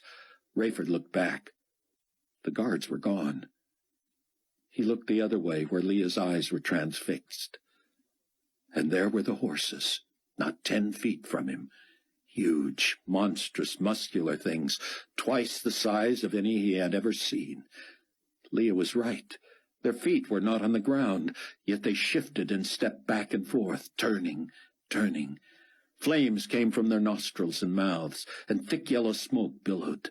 The fire illuminated their majestic wide heads, the heads of lions with enormous canines and flowing manes. Rayford slowly, painfully rose, no longer surprised that Leah had been rendered helpless when first she had seen them. "They won't hurt us," he said weakly, hopefully, panting. He trembled, trying to take in the scene. The first flank of steeds was backed by hundreds, skittish and moving in place, as if eager to charge and run. The riders were proportioned every bit as large as the animals. They appeared human, but each had to be 10 feet tall and weigh 500 pounds. Rayford swallowed, his chest heaving. He wanted to check on Leah, but he could not look away. The horse in front of him, hardly 3 paces away, stutter-stepped and turned in a circle. Rayford gaped at a tail consisting not of hair, but rather a writhing, sinewy serpent with a head twice the size of Rayford's fist. It writhed and bared its fangs. The rider seemed to gaze miles into the distance, high over Rayford's head. Each horseman wore a breastplate that, illumined by the flames, shone iridescent yellow, deep navy, and fiery red. Massive biceps and forearms knotted and rippling, the rider seemed to work to keep the animals from stampeding. Rayford neither heard nor smelled the horses or the fire and smoke. He only knew they whinnied and snorted because of flame and clouds. No sound of reins, saddles, breastplates. And yet the lion horses and their riders were more vivid than anything he had ever seen before. Rayford finally stole a glance at Leah. She appeared catatonic, unblinking, mouth open. "Breathe," he told her. Had God provided these beings to protect them? Surely the guards had run for their lives. Rayford turned again and at first saw nothing between him and the garage, but then he noticed all 4 guards on the ground, perfectly still. He heard sirens, saw helicopters with searchlights, heard guards running, shouting.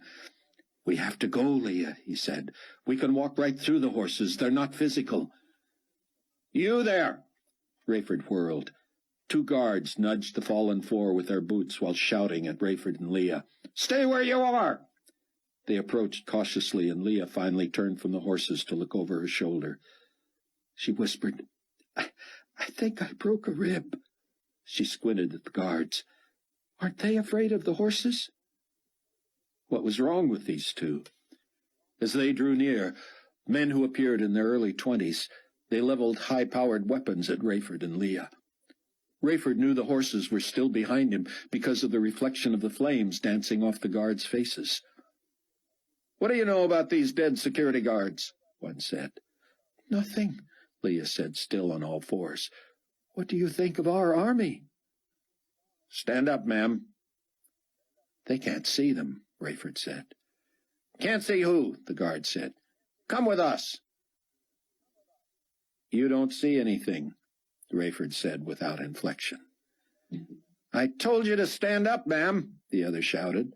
As he stepped toward her, Rayford stepped in front of him. Son, let me warn you. Warn me? I could shoot you and never have to answer for it. You're in danger. We didn't kill those The guards burst into flames, his screaming, spinning body lighting the area like day. A horse moved past Rayford and silently spun, its tail striking the other guard on the forehead.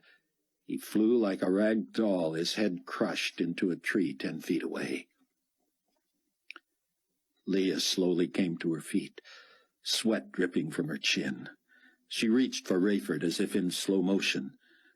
We're going to die, she managed. Not us, Rayford said, finding his breath. Where does it hurt? Press your palm over the pain. She held her left rib cage, and Rayford wrapped his arm around her waist, walking toward the car. He squinted against the flames, walking through the horses as if through a hologram. Leah hid her face behind his shoulder. Are they in another dimension? What is this? A vision, he said, knowing for the first time that they would escape. Sion was right. They're not physical. They were in the middle of the herd now, Rayford unable to see the end, feeling like a child in a sea of adults. Finally, they passed through the last row of horses and saw the rover 100 feet away. You all right? He asked. Except that I'm dreaming, she said. I'll never believe this tomorrow. I don't believe it now. Rayford pointed 1/2 mile to the west, where another cavalry of fiery horses and riders mustered. Leah pointed the other way, where there were yet more. Behind them, the hundreds they had just come through seemed to move toward Leah's townhouse. They got into the car, and Rayford drove straight down her street, something he had not dared earlier. The horses breathed great clouds of black and yellow smoke that chased GC forces out of the neighborhood, many falling and seemingly dying on the spot. As the smoke billowed through the area, people burst from their homes, gagging, coughing, falling. Here and there the horses snorted enough fire to incinerate homes. Wait here, Rayford said, shifting into park in front of Leah's garage. Rayford, no, let's get back. He leaped out. Yeah, I'm going to leave that kind of money. Please, she called after him. Rayford strode past bodies and into the garage. He zipped up the sack and just managed to hoist it over his shoulder. Walking through smoke and flames he neither smelled nor felt, he pushed the bag into the back of the rover and slid behind the wheel. As he pulled away, he looked at Leah. Welcome to the Trib Force, he said. She merely shook her head, still holding her ribs. Rayford speed-dialed the safe house. He turned again to Leah. Better buckle up, he said. Mac slipped past the Fortunato party as they were being served and left the plane to monitor fueling. That allowed him to watch the cargo transfer. Abdullah opened the hatch and a squadron of forklift trucks buzzed onto the tarmac, up the aluminum ramp and into the belly of the plane. While Fortunato was eating, 144 computers and more than a ton of foodstuffs were smuggled off the GC's own Condor 216 and would be appropriated by their enemy before sunset. Brilliant, Abdullah, Mac thought. Nothing like breakfast to keep the Supreme Commander oblivious. Buck awoke when Chloe answered the phone. What time is it? He said. She pointed to the clock, which read 12:30. Shh, she said. It's Daddy. His note said he and Leah. She shushed him again. Outside, she said. Why? All right, I'll do it. Sion? Are you serious? You want me to wake him? Well, hurry. She hung up. Buck, get up. Oh, what? Why? Come on. Daddy wants you to wake Sion and look out the window. What? And hurry. He and Leah are on their way. What are we looking for? The 200 million horsemen, It started? You can see them? Get Sion. Airborne again, Mac asked Abdullah to oversee the controls. I want to see if Leon starts talking strategy. He reached back to be sure the door was locked, unbuckled his seatbelt, slouched in his seat, shut his eyes, and depressed the bug switch. One of Fortunato's aides was trying to impress the boss. It'll be so neat when he finds out Carpathia's not here and it's just you on the plane. I didn't just hear you refer to the potentate by merely his last... Oh, I'm sorry, Commander. I meant His Excellency, the potentate. I would love to be there when Gubo discovers that potentate Rehoboth not only knows about the meeting, but that he has also been invited. The other aide waded in. What's the point of this trip if you're just going to put Ngumo in his place? A valid question, Leon said. Naive, but valid. First, this is a particularly clever way to do it. It's not just an insult, it's a stinging insult. Despite our smiles and subservient attitudes, there will be no doubt in his mind that this is a slap in the face. It's not a meeting with His Excellency. It's not even a face-to-face with the Supreme Commander in private. He will get nothing he asks for and will be told to like it. It could have been done by phone, but I wouldn't have enjoyed it this much. Anyway, this is an alliance-building mission. With Rehoboth? Of course. It is crucial that His Excellency be confident of his regional potentates. A few more accommodations to Bindur and will guarantee his loyalty. There are rumors of insurrection, but we're dead certain of 6 potentates, 90% sure of Rehoboth, and not so sure of the other 3. They will be in line by the time of the disposition of the Jerusalem problem, or they will be replaced. The Jerusalem problem? Don't disappoint me. You have worked hand in glove with me this long, and you don't know what I mean when I refer to the 2 witnesses. Well, yes. No, that's what the rebels call them. And they call themselves some biblical thing, lampstands or trees or some such. Don't stoop to their terms. They are the crazy preachers, the wall-bangers, the... That last had sent the aides into paroxysms of laughter, which served only to start Leon on a string of comments he thought funny. To listen to his yes-men, he had only underestimated his comedic gift. Mac was shaking his head at the absurdity when Abdullah startled him with a slap across the chest. Mac straightened up as if snapped with a wet towel. "I'm sorry," Abdullah shouted. "But look! Oh, it was there!" "What?" Mac said. With the sun climbing behind them to the left, the cloudless expanse before them appeared an endless clear blue. Mac saw nothing, and so now apparently did Abdullah. "I saw something, Captain. I swear I did." "I don't doubt you. What was it?" "You'd doubt me if I told you?" Abdullah's eyes were still wide. He leaned forward and looked in every direction. "Try me." "An army?" "I'm sorry?" "A cavalry, I mean." "Abdullah, you're not even looking at the ground." "I would not have woken you if I saw something on the ground." "I wasn't sleeping." "I expect to see horses on the ground." "You saw horses in the sky?" "Horses and riders." "There aren't even clouds." "I told you wouldn't believe me." "I believe you think you saw something." "You might as well call me a liar." "Never. Clearly you thought you saw something.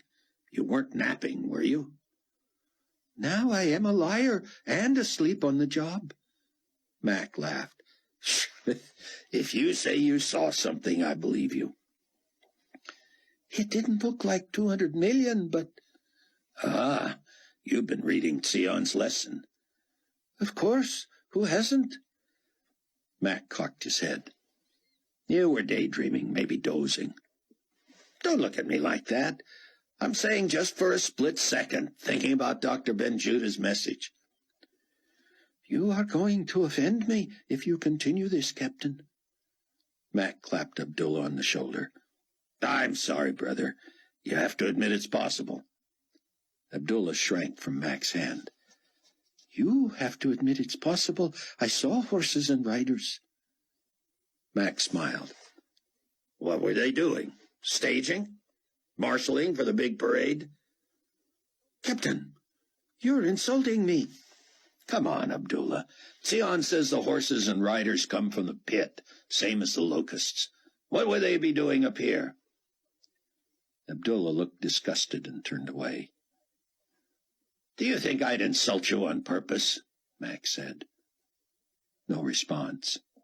Well, do you? Abdullah was silent. Now you're going to pout. I'm not familiar with pout. Well, Mac said, for not being familiar with it, you're pretty good at it. If pout means being angry at someone you thought was your friend and brother, then I'm pout. Mac laughed aloud. You're pout? May I call you Pout? This is my friend and brother, Pout. And before Mac could blink, horses and riders blotted out the sky. Abdullah jerked the controls, and the plane tilted nearly straight up, pinning Mac to his seat. He heard crashing and banging in the galleon lounge, then Leon crying out. Just as Mac realized he was going to regret being unbuckled, Abdullah over-adjusted and the plane dipped. Mac slammed into the ceiling full force, turning his face just in time to take the damage on the left side of his head. Control knobs broke off, tearing his flesh and piercing his ear. Blood spattered onto the windshield and control panel. Abdullah finally brought the craft under control and sat staring straight ahead. I did not do that to get back at you for sporting with me, he said, his voice shaky. If you did not see what I almost hit, I am terribly sorry and hope you are not seriously injured. I saw them plain as day, Mac said, his heart thundering. I'll never doubt you again. I've got to stop the bleeding. If you see them again, don't try to avoid them. Keep her steady. They're floating around in space. You're not going to hit them. My apologies. It was instinct. I understand. Are you all right, Captain? Not totally, but it's superficial, I'm sure. Good, Abdullah said. He mimicked a flight attendant. You should always keep your belt fastened when you are in your seat, even when the seatbelt light has been turned off. Mac rolled his eyes. Now, is it time for you to be Pout? Abdullah said. Mac stood and reached for the door, just as someone banged on it from the other side.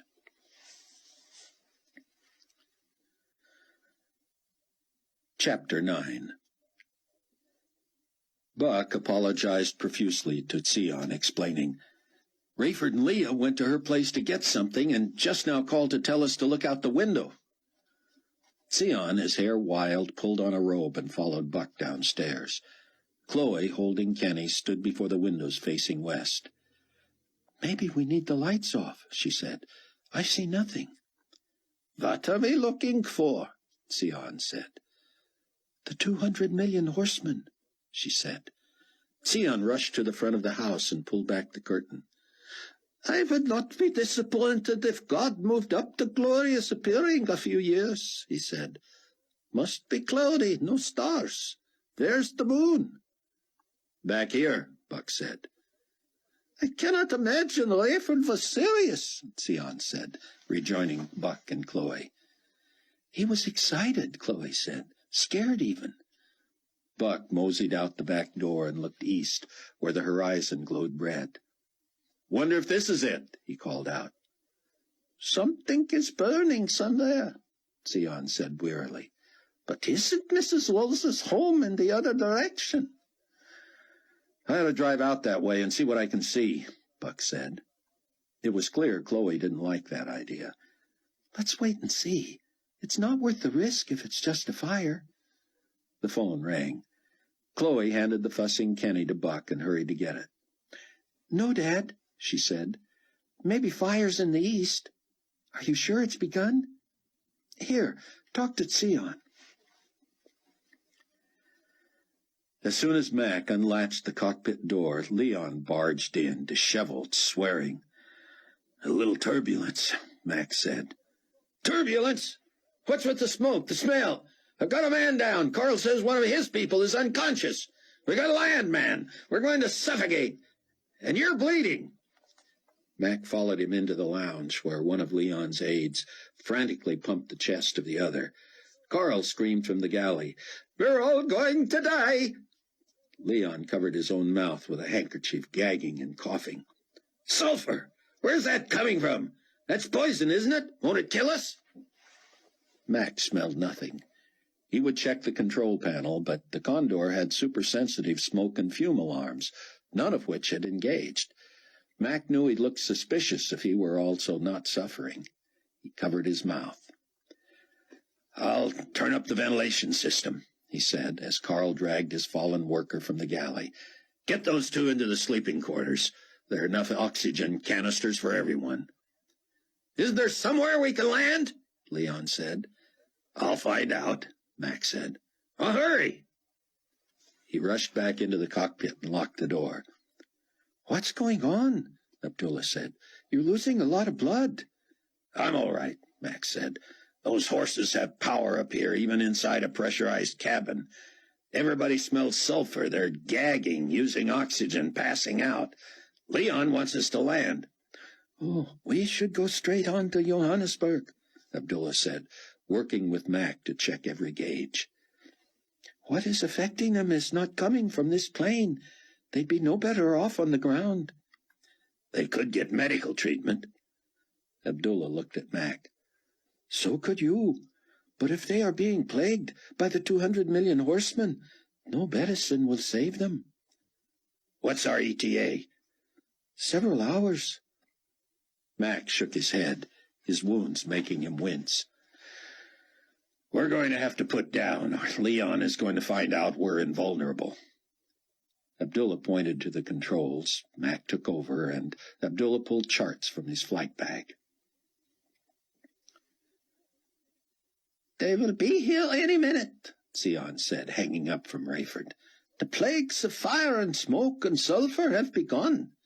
I did not expect this, but the horsemen are visible, at least to some. Rayford and Mrs. Rose saw him, and unbelievers are being slain." Buck turned on the television. "Mayday, mayday," Mac heard over the radio. "This is Condor. Go ahead." "Mayday, my pilot is dead. I'm choking. Cockpit full of smoke.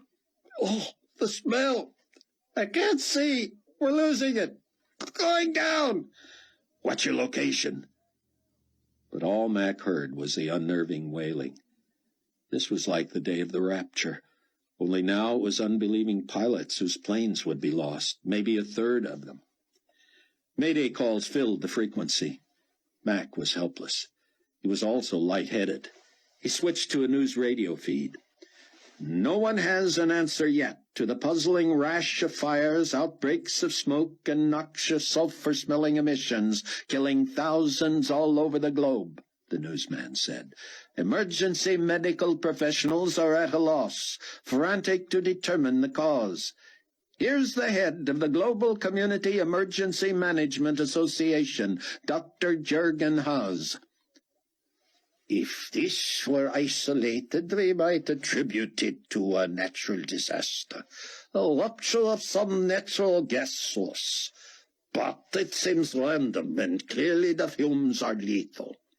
We urge citizens to use gas masks and work together to extinguish spontaneous fires."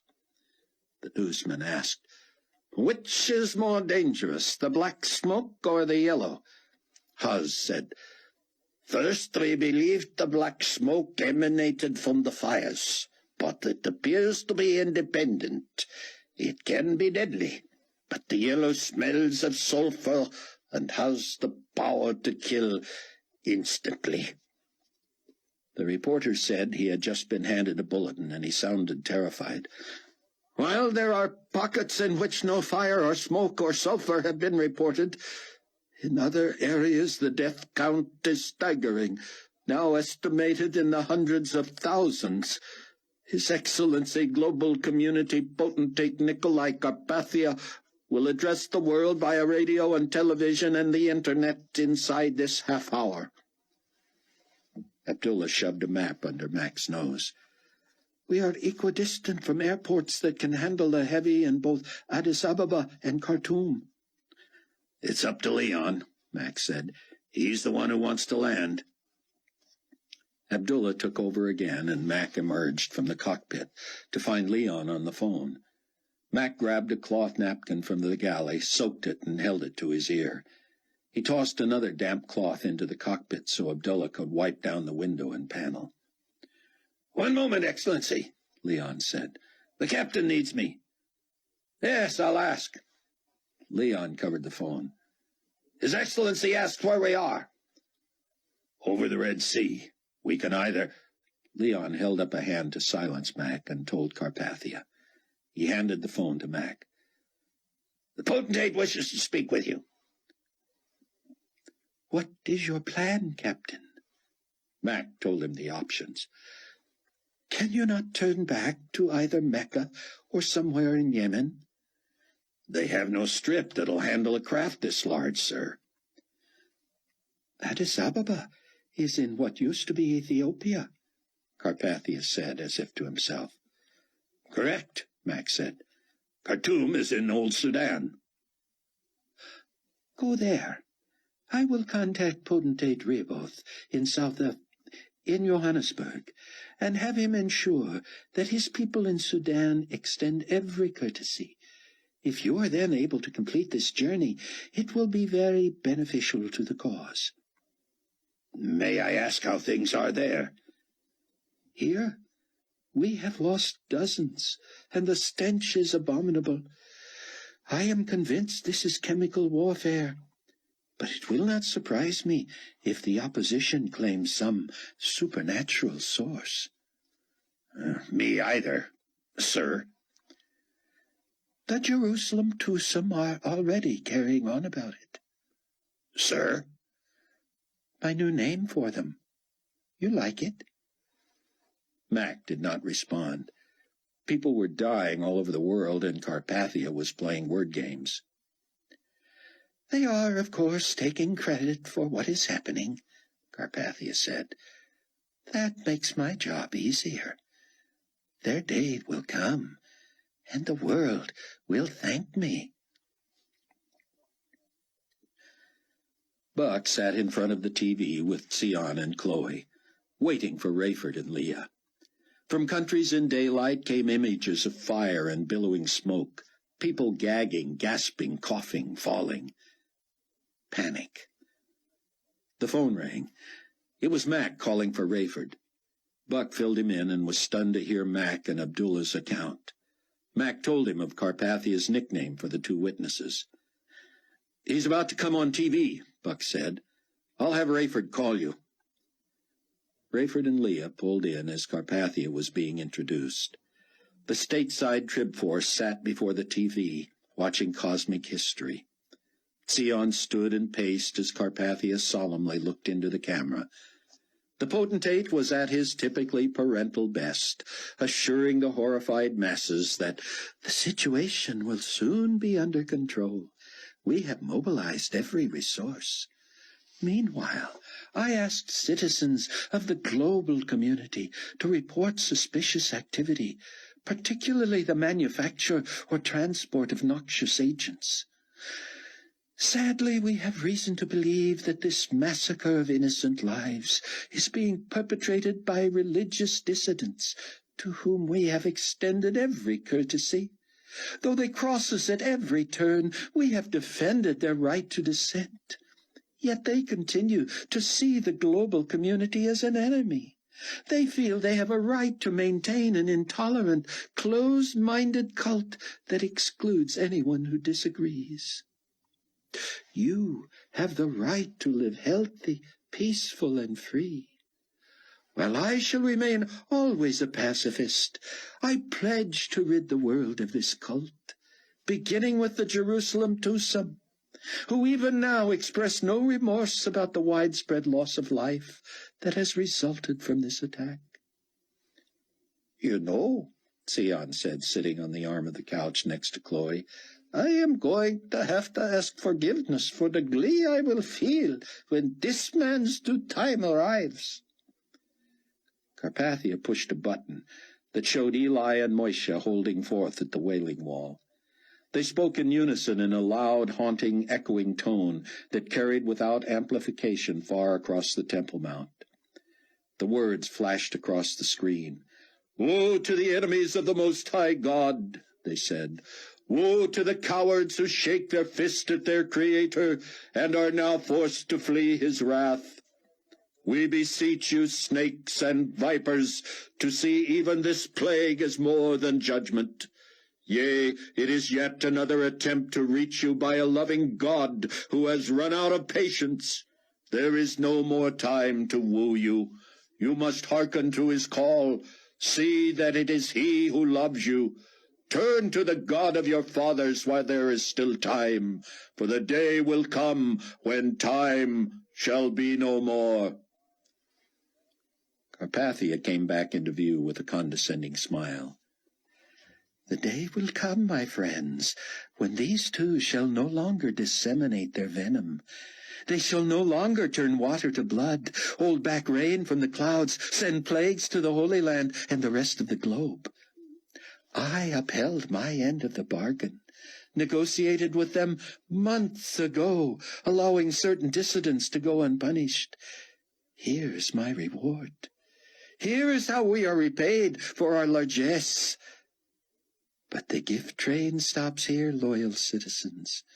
Your patience and steadfastness shall be recompensed. The day will yet come when we live as one world, one faith, one family of man. We shall live in a utopia of peace and harmony with no more war, no more bloodshed, no more death. In the meantime, please accept my deepest personal condolences over the loss of your loved ones. They shall not have died in vain. Continue to trust in the ideals of the global community, in the tenets of peace, and in the genius of an all-inclusive universal faith that welcomes the devout of any religion, even that of those who now oppose us. Just 4 months from now, we shall celebrate in the very city where the preachers now taunt and warn us. We shall applaud their demise and revel in a future without plague and disease and suffering and death. Keep the faith and look forward to that day. And until I address you again, thank you for your loyal support of the global community. The ultimate in medical technology was housed in 2 fully equipped ambulances that waited at the end of the primary runway in Khartoum. With the wet cloth still pressed against his left ear, Mac helped Abdullah open the door and lower the stairs, as Leon and Carl staggered out, each with a failing aide in tow and each leaving a dying comrade aboard. Emergency medical technicians, gloved and gas-masked, hurried aboard lugging metal boxes. Mac and Abdullah stood on the tarmac, refusing assistance until everyone else was attended to. The other 4 were treated in the ambulances, and soon the EMTs deplaned, then reboarded with gurneys. They emerged with both victims covered head to toe with sheets. Fortunato stood sans suit coat outside an ambulance, tie loose, shirt sweat-drenched. He wiped his brow, breathing heavily. "Precautionary?" he asked the EMTs as the victims rolled by. They shook their heads. "They aren't." "Yes, they are," one said. "Asphyxiated." Leon turned to Mac. "Get that wound taken care of. Have the plane thoroughly checked out. We can't have another episode like that." Mac had 3 puncture wounds in his scalp, a deep laceration in his neck that required 20 stitches, and a nearly severed ear requiring 40 more. "That's going to smart something awful when the painkiller wears off," he was told. 2 young people were dead. 4 other passengers deathly ill, and the world in chaos. Mac decided he could live with pain. Rayford sat in the living room at the safe house in the wee hours as the others drifted back to their beds. He had limped into the house behind Leah, wet, cold, and aching all over. After having run into her at full speed, he could only imagine her pain. The immediate concern and attention of the others, even during the broadcast of Carpathia's address, wounded him in its sweetness.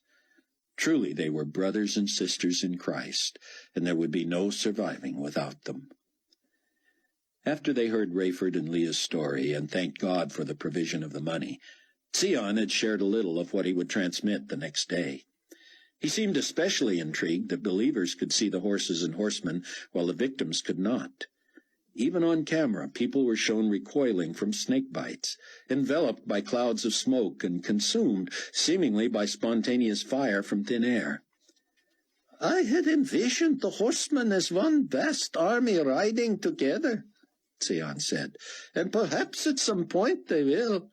But so far it appears they are assigned to various locations. How long this will continue, I do not know. Frankly, I am disappointed not to have seen them yet myself. Eventually, Rayford and Chloe were the only ones left in the living room. "Going to bed, Dad?" she said at last. "In a while. Just need to unwind. Unique day, you know. Never saw anything like that before. Don't care to again." She moved around behind him and massaged his neck and shoulders. "You need rest," she told him. "I know." He patted her hand. "I'll be all right. You get your sleep so you can take care of that baby." As he sat in the darkness, Rayford ran through the events of the last several days. His question had been how much more they could take. This was only the beginning, and he couldn't imagine enduring the next few years. He would lose more comrades, and at an accelerating pace. His rage had not abated, but he had been able to somehow tuck it on a high deck behind a pup tent in his brain. Still longing for the privilege of being used in Carpathia's demise, he had to admit he was grateful for what he had seen that night. He was way past where he could deny God's forceful presence during this period. But to stand face to face with the horsemen of Revelation, to walk right through them to safety. Had the horsemen been blinded to the believers as well? Surely, like the demonic locusts, they were agents of Satan who would rather kill believers than enemies of God. Rayford still wasn't sure what he thought about Leah.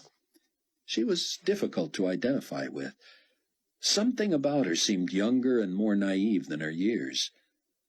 They had been through a horrifying ordeal together, and yet his image of her as too strident and opinionated had not faded. He had been moved by her salvation account and did not doubt her sincerity. Was it sexist to be repulsed by her straightforwardness? Would he pass the same off as mere spunk in a man? He hoped not. Rayford inventoried his injuries. He needed another long, hot shower. A toe throbbed and might be broken. His left knee ached as it had before surgery in college. His left elbow was tender. A finger was sprained. He felt a bump on the back of his head. Too bad he was pushing 46. Running into someone and tumbling to the ground was part of a typical day for a 9-year-old. And he was stricken with thoughts of his son. Amy had been 12 when he disappeared in the rapture. Though Rayford had largely succeeded in refraining from pining over him, Amy was always at the edge of his consciousness. He suffered the guilt of time lost, wasted, not carved out for his son. The memories of the times they had spent together brought a lump to his throat. Rayford slid off the couch and onto his knees, thanking God for Irene and Amy, grateful they were spared this torturous existence. He also thanked God for Amanda, whom he had enjoyed for such a short time, but who was no less a gift. Chloe, Kenny, Buck, Sion, Mac, David, Bruce, Ken. They all came to mind and brought emotion, regret, gratefulness, worry, hope. Rayford prayed he would be the kind of leader to the tribulation force that God wanted him to be.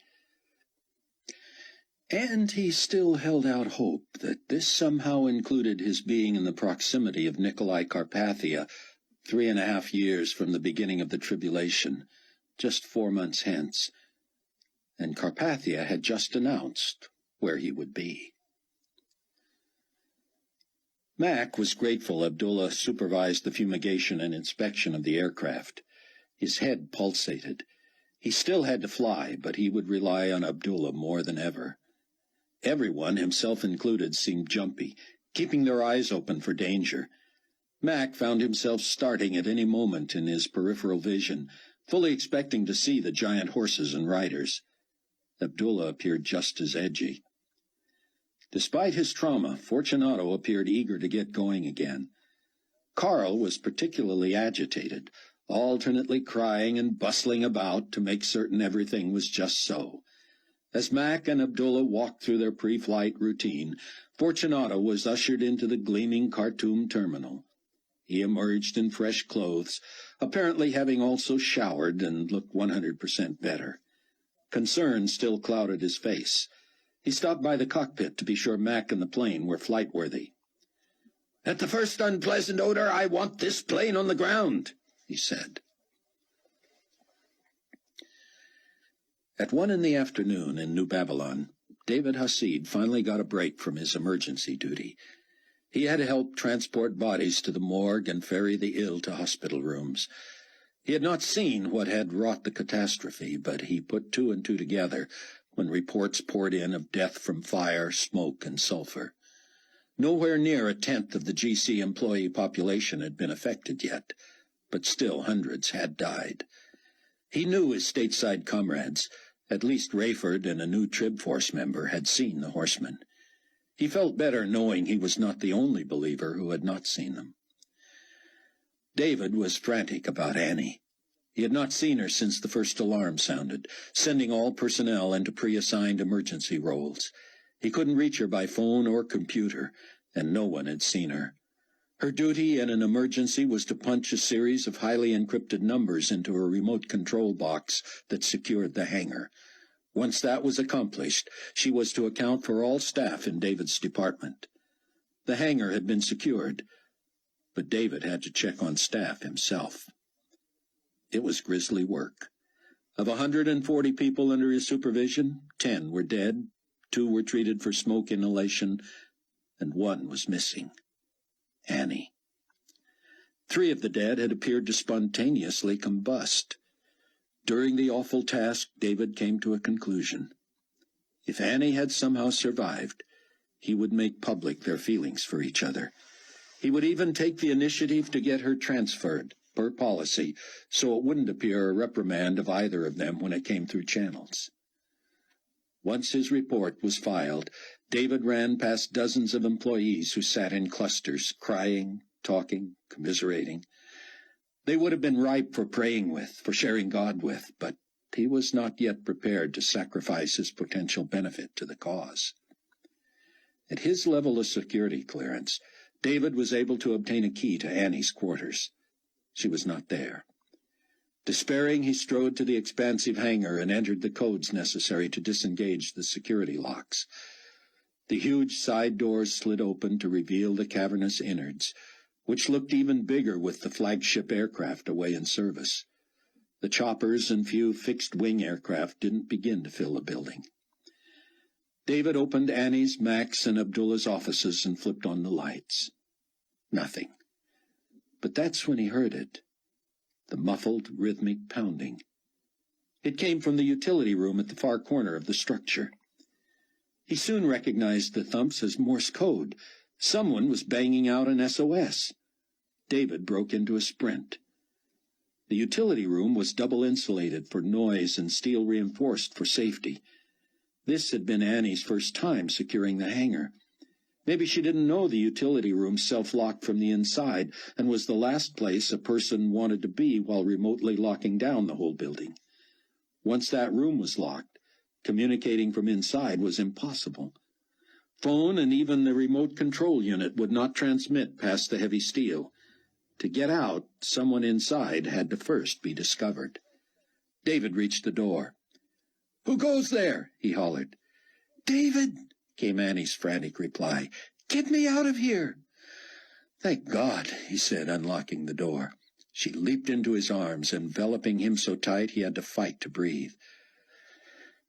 "Learned something about the utility room today?" he said. "I thought I'd be in there forever," she said. "I checked the utilities and started punching in the codes as I was heading out, not realizing the doors would lock from inside. I've still got to account for your staff." "Done." "Oh, good.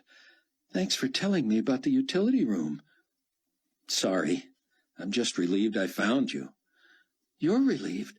I was scared to death. I imagined you could go days without thinking to look in here." David could tell Annie was truly angry with him. "It was actually Mac's place to tell you about—" She looked askance at him. "Don't tell me you're a finger-pointer. This seems like a major thing you could have told me." He had no defense. "So what was the big emergency?" she said. "Another false alarm?" "You really don't know?" "How would I, David?" she said. "I saw people running and heard a few coughing when I saw the alert. I came straight here." "Come with me," he said. They sat in her office where he told her the whole story. "Oh, I could have helped," she said. "I look like a coward, thanks to you." "I just about died worrying about you," David said. "I thought I knew what you meant to me." "You thought?"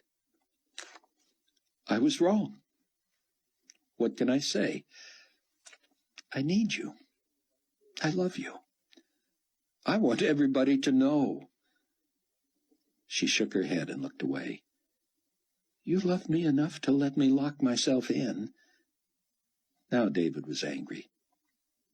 "Did you read the procedure manual like you were supposed to? It's clear." "I suppose I'll get reprimanded." "Probably. It's going to be hard to hide that I did your work." "It was the least you could do," she said. David fought to attribute her sudden unattractiveness to claustrophobia and frustration. "I love you even when you're ornery," he said. "That's big of you." He shrugged and turned his palms up in surrender. "I'd better get back. Until you and I declare ourselves, we can't be seen together. For one thing, I have to account for your whereabouts." "That's only fair." He shook his head and rose. "Someone should have told me," she said. He didn't look at her. "I got that point." "I'm just saying," she said, "that I'm the one who could get booted out of my job and reassigned. You know what that'll mean." He turned back. 10 minutes ago, I would have loved that. It would have meant we could declare ourselves and I'd get more time with you." David could tell he had wounded her. "And now?" she said. "Like I said, I love you even when you're—" "You know the price, David. I want what you want. But what's best for the Trib Force?" "I can't be much good to the Force, frustrated without you." "Who has the access to GC brass that you do?" "I know. So, are we in love again or what?" She came to him and they held each other. "I'm sorry," she said. "Me too." Chapter 10. Mac had not been to Johannesburg since before the great Wrath of the Lamb earthquake. From the air it resembled New Babylon. The rebuilt airport served as a major hub of international travel. Regional potentate Rehoboth's palace housed his several wives, children, and grandchildren, along with servants and aides. The left side of Mac's head felt twice as big as the right, and pain stabbed each wound with every beat of his heart. Even applying his headphones was a chore, trying to keep the gauze from pressing tighter against his stitches. Upon landing, Mac and Abdullah were to open the door and lower the steps. They could then leave the plane, retire to their quarters, or remain in the cockpit, as long as they did not interfere with the meeting. Carl and his assistant would remain on board to serve food. Mac told Leon that he and Abdullah would remain also, probably in their quarters. Of course, they stayed in the cockpit, where Mac listened in on Fortunato and his remaining aide. "Clancy," Leon said, "I would like you to phone Ngubo at the VIP guest house. You can see it there at the end of the airport. Here's the number. He will not likely answer himself, but put the speakerphone on so I can hear just in case." Mac wished he could take notes, but he couldn't risk being found with them. He would just have to remember as much as he could. No easy task with the pain. He heard Clancy slowly enter the number. A mature woman answered. "You have reached Mongati Ngumo's secretary. May I help you?" "Yes, ma'am, thank you. I am Clancy Tiber, personal assistant to Global Community Supreme Commander Leon Fortunato. I am pleased to tell you that the Supreme Commander is prepared to receive Mr. Ngumo and 2 aides aboard Global Community 1. "Thank you, Mr. Tiber. You may expect him in 5 minutes. Mr. Ngumo is very much looking forward to his meeting with Potentate Carpathia." Clancy hung up and said, "Oh, this is too delicious. Is it supposed to be this much fun?" "There's more where this came from, son." The flag-bedecked Botswanian limo stopped 50 feet from the plane, and Mac idly watched 3 dignitaries alight. Abdullah unstrapped himself and pressed his nose against the windshield. "Does that look like Ngumo to you, Mac?" "Huh? That's not Ngumo." "I've never met him."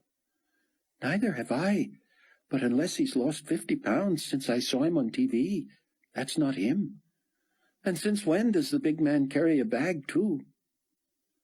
Mac removed his headset and leaned forward, but the men were already past where he could see them. He jumped as Fortunato blasted so hard against the locked cockpit door that it sprang open and banged against the wall. "Go! Go!" Leon said. "Take off now!" "We're shut down, Leon. Start it up now. Those men have weapons." "The door's open, Leon. There's no time. Do something!" "Engage 3 and 4, Max said, and Abdullah flipped several switches. "Full power, now!" The 2 engines on the right side of the plane burst to life with a roar, and Mac maneuvered the controls so the plane swung to the left. Mac saw the 3 would-be assassins blowing down the runway in the hot jet exhaust. "You're a genius," Leon said. "Now get us out of here." The men struggled to their feet, retrieved their high-powered rifles, and ran toward their limo. With the steps and open door of the Condor now facing away from them, Abdullah ran to pull the stairs up and shut the door. "Now go!" Leon shouted. "Go!" "We're low on fuel. We have to come back here to land." "They're driving this way. Go!" Mac started the sequence, knowing the plane was not prepped for takeoff again so quickly. The left side engine screamed to life, but until other crucial gauges caught up, the onboard computer would abort takeoff. If Mac overrode the fail-safe mechanism, he risked crashing. He turned the jet rear side toward his pursuers, but they roared around front, showing their weapons. "Leave them in the dust," Leon said. "Let's go!" But the gunmen circled back out of sight of Mac and opened fire. The blowing of the tires was nearly as loud as the explosions from the weapons. The Condor was wounded. With more than half its tires shredded, the bird rested unevenly on the runway. Mac would never get it to roll, let alone achieve takeoff speed. Strangely, not another plane was in sight. All the crazy activity, which had to have been witnessed by both air traffic and ground control personnel, had drawn no emergency attention. Mac realized they had been set up and would likely all die. He and Abdullah had been stranded before this band of killers. Whoever they were, they clearly had the cooperation of the Rehoboth regime. Bullets ripped through the fuselage. Mac and Abdullah leaped from their seats and followed the screaming Leon through the galley, the lounge, and into the main cabin. "Lie on the floor and stay in the center," Mac shouted. The killers had apparently decided to make sure no one survived. Bullets tore through windows and walls up and down the plane. Mac noticed only 5 men on the floor. Abdullah, Leon, Clancy, Carl's helper, and he were curled beneath seats, their heads buried in their hands. "Where's Carl?" Mac shouted, but no one stirred. Mac felt the pressure of footsteps near him and peeked up to see the cook staggering down the aisle, drenched in blood. "Carl, get down!" As the man fell, wide-eyed, a gaping hole in his forehead evidenced a fatal wound. "Do we have a weapon?" Leon shouted. "Prohibited by your boss, Leon," Mac said. "Surely you sometimes break the rules. I'll pardon you if you produce one. We have no hope, Mac." There were 2 pistols in the cargo hold, and, yes, Mac thought, sometimes I break the rules. But there was no getting to the guns, and what would he do with them anyway, outnumbered and facing heavy artillery? "Do something," Leon pleaded. "Do you have a phone?" Mac dug his from his belt and flung it to Leon. The commander frantically poked in a special code, shuddering with every round that pierced the plane.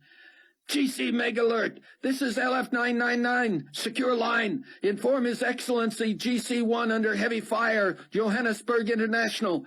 Patch me through to Potentate Rehoboth directly, now!" Mac heard the phone in the lounge. Dare he crawl out and see who it was? If there was a chance it was the shooters with a demand, it might be worth it. He crawled over Carl and into the lounge, where he grabbed the receiver as the base of the phone bounced on the floor. "Talk!" he barked. It was the woman he had heard over the intercom, now hysterical. "Mr. Nagumbo is not behind this attack. He was overtaken by... Oh, no! Oh!" A deafening fusillade made Mac pull the phone from his ear. When he listened again, the woman screamed, "They've killed him! No! Please!" More shots, and her phone had fallen. Mac scrambled on all fours into the cockpit and grabbed the radio mic. "Mayday! Johannesburg runway, GC-1 under attack." From the middle of the plane, he heard Leon shriek into the phone. "Hugh Bindura! Why? Carpathia is not even on this plane! I'm telling the truth! Call them off, please!" If Rehoboth was behind this, they were as good as dead anyway. He would have thought of everything. Mac shouted over the radio, "Mayday! Johannesburg! Believers on board!" If by some stretch a Christian pilot was in the area, who knew what he or she might be able to do? Mac was knocked on his face by the force of a concussion bomb, and the plane began to fill with smoke. Leon and Clancy screamed, "Fire!" and Abdullah ran forward. "They may shoot us, Mac, but we have to jump ship. They set us afire." Mac and Abdullah opened the main cabin door, trying to keep from being open targets. Leon pushed Clancy from behind, the young man stiff-legged with fear, crying, lurching toward the door. As soon as Abdullah lowered the stairs, Leon shoved Clancy's quivering mass down ahead of him as a shield. Clancy was torn apart by bullets, and Leon froze at the top of the steps. Only when a firebomb exploded in the lounge did he take his fateful plunge. Mac and Abdullah leaped aboard him and rode him down the steps as the inferno roared out the door behind them. Mac believed he would never hit the pavement alive. He had lost all hope and leaped from the plane only to escape the flames. With deafening gunfire surrounding him and the Condor engulfed behind him, he shut his eyes so tight he felt as if his cheekbones were in his forehead. With one hand vice gripped on Abdullah's wrist and a knee in Fortunato's fleshy back, Mac bet his life he would open his eyes in heaven. But he did not. Leon dropped to his hands and knees on the runway, Abdullah flipping over him. Mac landed flat on Leon's back, crushing him to the asphalt.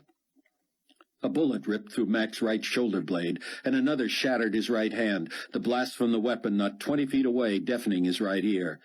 "Oh, God!" Leon screamed beneath him. "Oh, God! Help me!" Mac sensed his own head was the next target, and that he would mercifully be put out of his misery. Blackness. Silence. Nothing. Only smell and taste and feeling. Mac saw nothing because he chose to keep his eyes shut. He heard only Leon's raspy panting. The smell was gunpowdery and metallic, the taste blood, the feeling a hot, deep, searing pain. The tear in his shoulder superseded the tender soreness of the side of Mac's head. His hand was worse. He almost dared not to open his eyes. Nothing about that wound would surprise him. Mac felt as if his hand had been shattered. Leon's body rose and fell beneath him as Leon gasped for air. Mac rolled off him onto the pavement on his left side, eyes still shut, mind spinning. Was it over? Or would he open his eyes to assassins standing over him? Had Leon been hit? Abdullah? Disappointed that he was not in heaven, Mac forced open one eye. Smoke was so dense and dark he couldn't see inches past his nose. He drew his ravaged hand to his face for a closer look and felt the devastation in his shoulder. His hand shivered so violently it shook his whole body, and blood splattered from it onto his face. Mac reached with his other hand to steady the wounded appendage, and saw that he had all his fingers, though they were splayed in different directions, a bullet having ripped through the back of his hand. His whole body shook, and he feared he was going into shock. As the smoke slowly cleared, he forced himself to sit up. Leon lay hyperventilating, eyes open, teeth bared. Clancy Tiber lay beside him, obviously dead. "Abdullah," Mac called out weakly. "I am here," Abdullah said. "I have a bullet in my thigh. Were you hit?" "At least twice. What happened to the—" "Do you see the horses?" "I can't even see you." "I hope they stay long enough for you to see." "So do I." Rayford awoke after 9 in the morning Saturday at the safe house. He could have slept another couple of hours after the night he'd had, but an unusual noise had niggled him awake. His eyes popped open and he lay still, hoping it was later, hoping his body had had time to recharge, wondering if he had lucked out and his aches and pains might have abated. A rhythmic swishing sound, like someone rubbing their hands together every few seconds, made him sit up. Listening more closely, he thought it might be sniffing or even sniffling. It came from the bedroom next door, where Sion both slept and worked. The rest had been good for Rayford's mind and spirit, but it had only stiffened his ailing joints and muscles.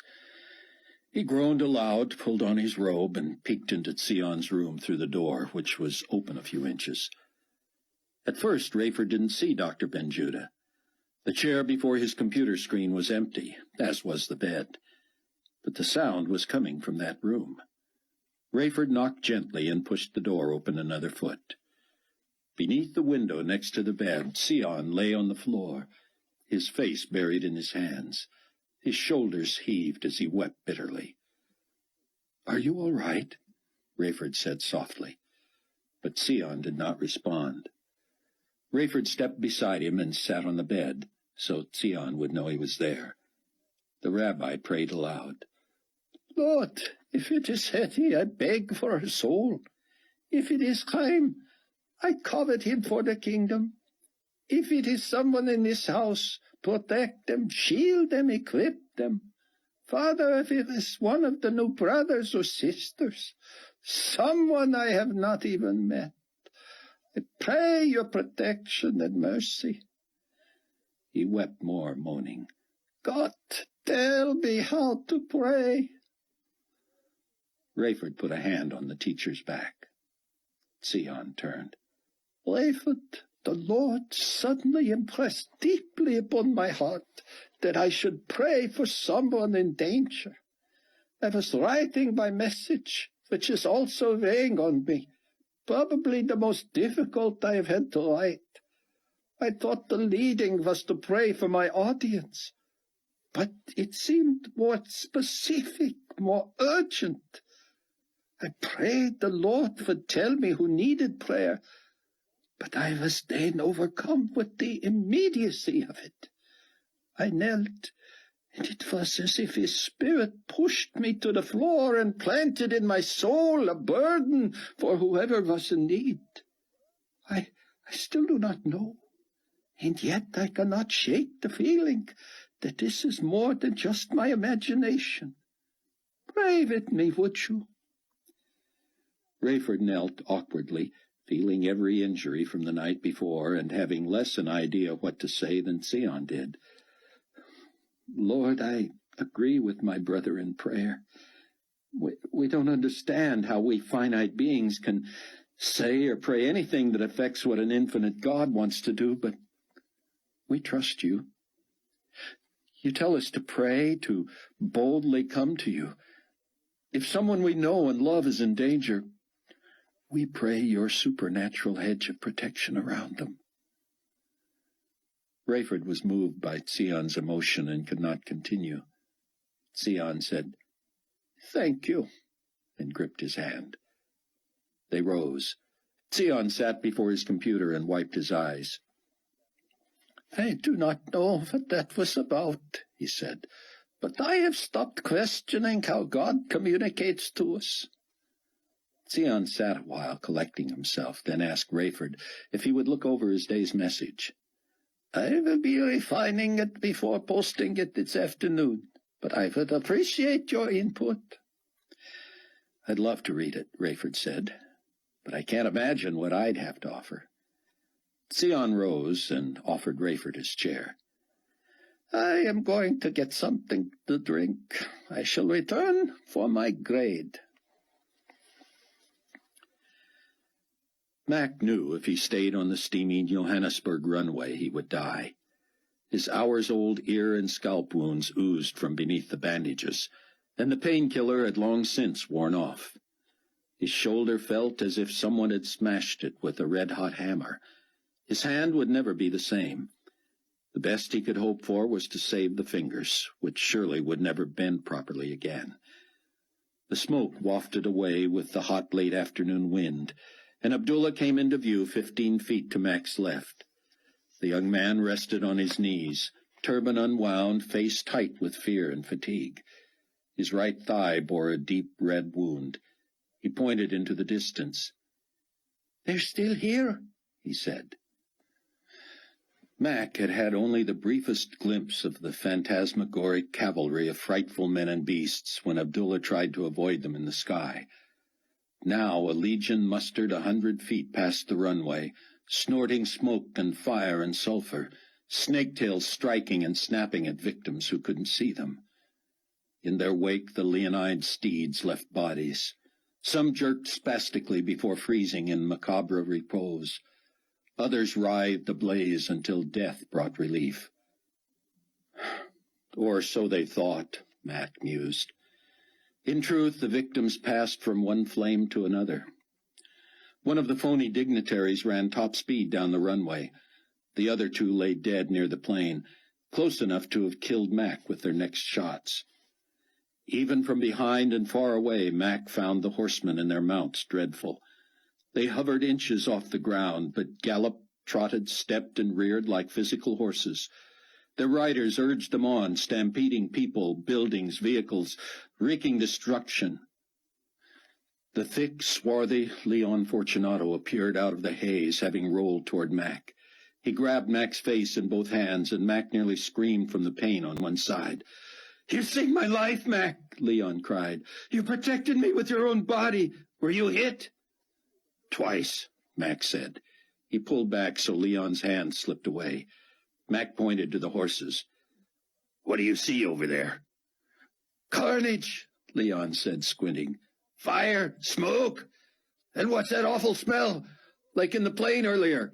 Ah!" "We need to get away from the plane," Mac said. Flames poured out the windows. "The beautiful Condor," Leon said. "His Excellency's pride and joy." "Do you want to pull Clancy's body out of the way?" Mac said. Leon struggled to his feet and staggered, trying to gain his balance. "No," he said, regaining his voice. "The world is short of graves. We would only cremate him anyway. Let this fire do it." Leon turned slowly in a circle. "I thought we were dead," he said. "What happened?" "You prayed." "Excuse me?" You ask God to help you, Mac said. I consider myself religious. I'm sure you do, God must have answered. Why did the attackers stop shooting? Mac winced, wishing they had stopped sooner. How can we know? One ran, the other two haven't moved. Leon and Mac got on either side of Abdullah and slowly walked him toward the terminal. It was not lost on Rayford the privilege of having the first look at a message millions around the globe anticipated. Sion had written, My dear brothers and sisters in Christ, I come to you today with a heavy heart, which is, of course, nothing new during this period of history. While the 144,000 evangelists raised up by God are seeing millions come to Christ, the one-world religion continues to become more powerful, and, I must say it, more odious. Preach it from the mountaintops and into the valleys, my beloved siblings. There is one God, and one mediator between God and man, the man Jesus Christ. The deadly demon locust prophesied in Revelation 9 died out en masse more than half a year ago, having tortured millions. But many bitten during the last month of that plague only stopped serving their sentences of agony 3 months ago. While many have come to faith after being convinced by that horrible judgment, most have become even more set in their ways. It should have been obvious to the leader of the Enigma Babylon one-world faith that devotees of that religion suffered everywhere in the world. But we followers of Christ, the so-called dissidents, enemies of tolerance and inclusion, were spared. Our beloved preachers in Jerusalem, despite heinous opposition and persecution, continued to prophesy and win converts to Christ in that formerly holy city that must now be compared to Egypt and Sodom. So we have that for which to be thankful in this time of worsening turmoil. But by now you know that the sixth trumpet judgment, the second woe, Revelation 9, has begun. Apparently, I correctly assumed that the 200 million horsemen are spiritual and not physical beings, but was wrong to speculate they would thus be invisible. People I know and trust have seen these beings killed by fire and smoke and sulfur as the scripture predicts, yet unbelievers charge we are making this up and only claiming to see things they themselves cannot. That this current plague was wrought by the releasing of 4 angels bound in the Euphrates River should be instructive. We know that these are fallen angels, because nowhere in Scripture do we ever see good angels bound. These have apparently been bound because they were eager to wreak havoc upon the earth. Now, released, they are free to do so.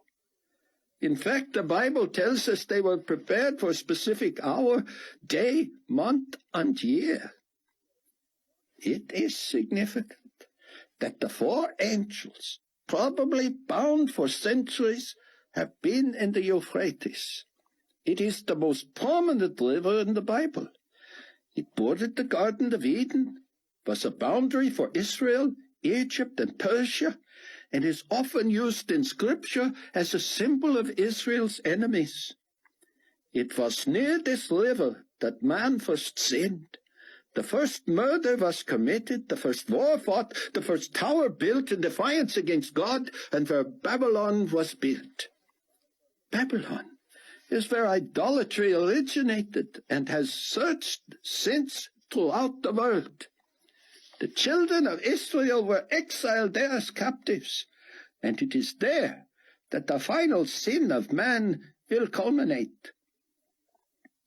Revelation 18 predicted that Babylon will be the center of commerce, religion, and world rule, but also that it will eventually fall to ruin, for strong is the Lord God who judges her. This current plague, the Bible indicates, will result in the deaths of a third of the population left after the rapture. Simple math portends a horrible result. 1/4 of the remaining population already died from plague, war, and natural disaster. That left, of course, 75%. 1/3 of 75% is 25%. So the current wave of death will leave only 50% of the people left behind at the rapture. I must clarify that what follows is speculation. My belief, after studying the original languages and the many commentaries on this prophecy, is as follows. God is still trying to persuade mankind to come to him, yes. But this destruction of another third of the remaining unbelievers may have another purpose. In his preparation for the final battle between good and evil, God may be winnowing from the evil forces the incorrigibles whom he, in his omniscience, knows would never have turned to him regardless. The scriptures foretell that those unbelievers who do survive will refuse to turn from their wickedness. They will insist on continuing worshipping idols and demons and engaging in murder, sorcery, sexual immorality, and theft. Even the global community's own news operations report that murder and theft are on the rise. As for idol and demon worship, sorcery, and illicit sex, these are actually applauded in the new tolerant society. Sadly, this last judgment before the second half of the tribulation may well continue 4 more months until the 3.5-year anniversary of the accord between the global community and the nation of Israel. That also coincides with the end of the ministry of the 2 witnesses, and it will usher in a period when believers will be martyred in multiples of the numbers who die now. Many of you have written and asked me how I explain that a God of love and mercy could pour out such awful judgments upon the earth. God is more than a God of love and mercy. The scriptures say God is love, yes, but they also say he is holy, holy, holy. He is just. His love was expressed in the gift of his Son as the means of redemption. But if we reject this love gift, we fall under God's judgment. I know that many hundreds of thousands of readers of my daily messages must visit this site not as believers, but as searchers for truth. So permit me to write directly to you if you do not call yourself my brother or sister in Christ. I plead with you, as never before, to receive Jesus Christ as God's gift of salvation. The sins that the stubborn unbelievers will not give up will be rampant during the last half of the tribulation, referred to in the Bible as the Great Tribulation. Imagine this world with half its population gone. If you think it is bad now, with millions having disappeared in the rapture, children gone, services and conveniences affected, try to fathom life with half of all civil servants gone. Firemen, policemen, laborers, executives, teachers, doctors, nurses, scientists, the list goes on. We are coming to a period where survival will be a full-time occupation. I would not want to be here without knowing God was with me, that I was on the side of good rather than evil, and that in the end we win. Pray right now. Tell God you recognize your sin and need forgiveness and a Savior. Receive Christ today and join the great family of God.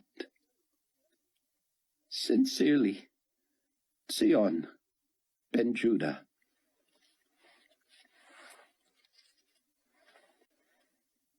Chapter 11. Mac and Leon helped Abdullah toward the chaotic Johannesburg terminal. Rehoboth was behind the assassination attempt, Leon said. He told me so himself. He thought His Excellency was on board. We must get help and regain authority here without risking our lives. A little late for that, isn't it? Mac said. Couldn't you have made it clear in advance that Carpathia was not with us? We had our reasons to let Mr. Ngumo believe His Excellency, which is how you should refer to him, Captain, was aboard. Regional Potentate Rehoboth was invited, but we did not know he was subversive to His Excellency. I believe you're going to find Ngumo and his secretary dead, Mac said. Then he told Leon of the phone call. We had better hope we find Rehoboth dead, Abdullah said. He cannot afford to leave us alive. Leon stopped and his face blanched.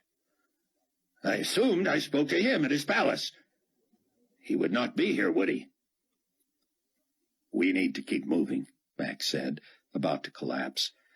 If Rehoboth wants us dead, all he has to do is say the word to any one of these guards. But the guards looked as frightened as anyone else, gagging, coughing, attending to fallen comrades. Throughout the terminal, people screamed, bodies lay about, luggage was strewn. The counters were empty, arrival and departure monitors blank. Just after they stepped inside, Mac heard the scream of a Super J jet. The fighter-style knockoff of a Gulfstream was sleek, black, and incredibly aerodynamic, with power to burn and lots of room inside. It was the first plane to land at Johannesburg since the Condor. Above its identifying numbers were emblazoned an Australian flag and Fair Dinkum. As soon as the plane stopped, out jumped the pilot and a woman, who both sprinted toward the terminal. Aye, the man called out shrilly, making many turn. Who called in a Mayday with believers on board? He was tall, blond, and freckled. His Aussie accent was so thick Mac wouldn't have been surprised if it was put on. His wife was nearly as tall, with thick dark hair. Mac and Abdullah glanced at each other, and Fortunato slowly turned. I did, Mac said, noting the marks on both the man's and his wife's foreheads. The Aussie stared at his as well. I was desperate, Mac added. I thought that might draw someone who wouldn't otherwise stop. Did it work? It sure did, mate, the pilot said, eyeing Abdullah's forehead as well. We're believers, all right, not ashamed of it, even if you hoodwinked us to get us here. Call me Dart. First name's not important. This is my wife, Olivia. Liv, she said, and you all need immediate attention. Who might you be? Dart demanded of Fortunato. I am Supreme Commander Leon That's what I figured, Dart said. It's too early for your boss to be dead, so I won't ask if he's on board that fireball out there. Thankfully not, Fortunato said. So what happened? The horsemen get you? Oh, you're one of those, Fortunato said. You see them too. Sure do. Dot, his wife said softly. We need to get them some help. Yeah, I guess we better, he said. But I don't mind telling you, I feel like I'm aiding and abetting the enemy.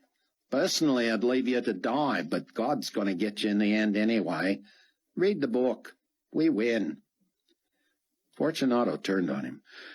You could be imprisoned for speaking disrespectfully of... By the way, Mr. F., you don't mind me calling you Mr. F., do you? Because I'm going to anyway. What's your major complaint? You look to be ambulating all right. You are required by law, sir, to refer to me as Supreme... Let me tell you something, Mr. F. I don't live under your laws no more. I answer to God. You can't do a thing to me he doesn't allow, so take your best shot. Your man here sent up a Mayday, pretended believers were in trouble. The wife and I were intrigued believers might be on board the Antichrist's own plane, so we— Antichrists? To refer to his excellently potentate Nick? You don't get it yet, do you, F? I think he's the Antichrist, and you know what that makes you. I'm not a student of that folderol, but I would advise you to— Don't need any advice there, mate, but I can get you some medical help. Looks like your biggest complaint is some torn suit pants and a couple of owies on your hands. These boys here need some real help. Honestly, there's a medical office in the wing beyond this one, and with your clout you ought to be able to pull somebody away from all the other victims. An announcement came over the public address system. Attention, attention, please. Global Community Supreme Commander Leon Fortunato, please report to GC Peacekeeping Forces Headquarters in Wing B. As the announcement was repeated, Dart said, "That's what, next door to the infirmary, Mr. F. How about you go on ahead and we'll get your comrades here to the doctors." "I should have you arrested, you— "If that's your priority right now, you go right ahead. But if I was you, I'd run to safety and let these boys get patched up. There'll be plenty of time for chasing us once you caught your breath." Fortunato's face and neck flushed, and he looked as if he might burst. He turned to Mac. "No doubt His Excellency has provided assistance for us." "You should go on ahead, Commander," Mac said. "Find out about Rehoboth. Check in with the potentate." "I don't trust this man." "Oh, come on, Mr. F. I'm harmless as a dove. Much as I'd like to kill a couple of your staff, I promise I won't. We'll get 'em where they're going and be on our way." Dart gently pushed Fortunato away from Abdullah and stuck his head under the Jordanian's arm. Liv grabbed Mac's belt with one hand and his left elbow with the other, leaving Fortunato free to go. "You, sir," Fortunato said as he reluctantly strode on ahead, "are a disgrace to the global community." "We'll wear that one as a badge of honor, won't we, Liv?" "Oh, Dart," she said. "Thanks for not giving us away," Mac said when Leon was out of earshot. "Inside saints," Dart said, his accent now southern U.S. "I couldn't believe it. I almost blew it. I saw yours and the little guy's marks and figured the big man might be with us, too. As soon as I saw him, I knew who he was and had to cover." "It was brilliant," Mac said, introducing himself and Abdullah. "And how'd you like Dart and Olivia?" Dart said. "That threw even me," Liv said. "You covered perfectly, honey," Dart said. "Liv was a stroke of genius." They introduced themselves as Dwayne and Trudy Tuttle from Oklahoma. "I change the flag and motto on that plane every few days. We've been Germans, Norwegians, Brits. We're with the International Commodity Corps. Heard of it?" "If Big Mouth here doesn't get us killed," Trudy said. "Never thought I'd get a chance to tell the false prophet what I thought of him to his face." "The false prophet," Mac said. "Leon?" "Claims Carpathia raised him from the dead, didn't he? Worships the guy, calls him His Excellency. You watch, see if it doesn't turn out that way. So, what's your story? You infiltrate to find Jesus after you're already with the GC?" Buck looked in the mirror. His facial scars were still red and prominent more than a year after his injuries. The surgery he'd found in a makeshift Jerusalem clinic may have been better than he expected, but there was no hiding his disfigurement. Chloe appeared behind him and handed Kenny to him. "Stop thinking that," she said. "What?" "Don't play dumb. You think you can use your new face to your advantage." "Of course," Buck said. He wondered if handing him the baby was her way of making him want to stay put. But they had been through this before, too. She had accepted that her front-line globe-trotting was over. She wasn't about to drag a baby into danger, much as she wanted to be where the action was. Her running the commodity co-op was crucial not only to the tribulation force, but also to the millions of new believers who would soon have no other source for trade. Chloe had told Buck she wished he could be content with his behind-the-scenes work, countering the propaganda of Global Community Weekly with his own The Truth. But with the new technology provided by David Hasid, Buck could do that from anywhere without being traced. The expansion of the cellar was nearly finished, and Buck felt needed in so many other places. They had also discussed his responsibility to the baby. Sure, this was different from normal child-rearing, knowing that Kenny's real growing-up years would be in Christ's earthly kingdom. Still, it was important for a young child to have both parents present as much as possible. Buck had argued that though he might be gone 2 to 3 weeks at a time, when he was home 24 hours a day. "It's a wash," he'd say. "I'd net the same hours with him as I would if I were working away from home." Buck took the baby to the kitchen, and Chloe followed him. "You've got that look in your eye," she said. "A few more days cooped up here, and there'll be no stopping you. Where are you going?" "You know me too well," he said. "Truth is, Sion wants someone to go back to Israel. Check in on Haim. He's encouraged by the emails they trade, but he believes someone has to be there face-to-face before the old man will make his decision." Chloe shook her head. "I want to disagree, but I can't. Daddy can't risk it. He's got it in his head to track down Hattie before she blows our cover or gets herself killed. Sion certainly can't go. I don't know what the world would do without him. I know God has everything under control, and I suppose he could raise up someone like he did to replace Bruce, but—" "I know. We ought to be hiring armed guards and moving him out of sight."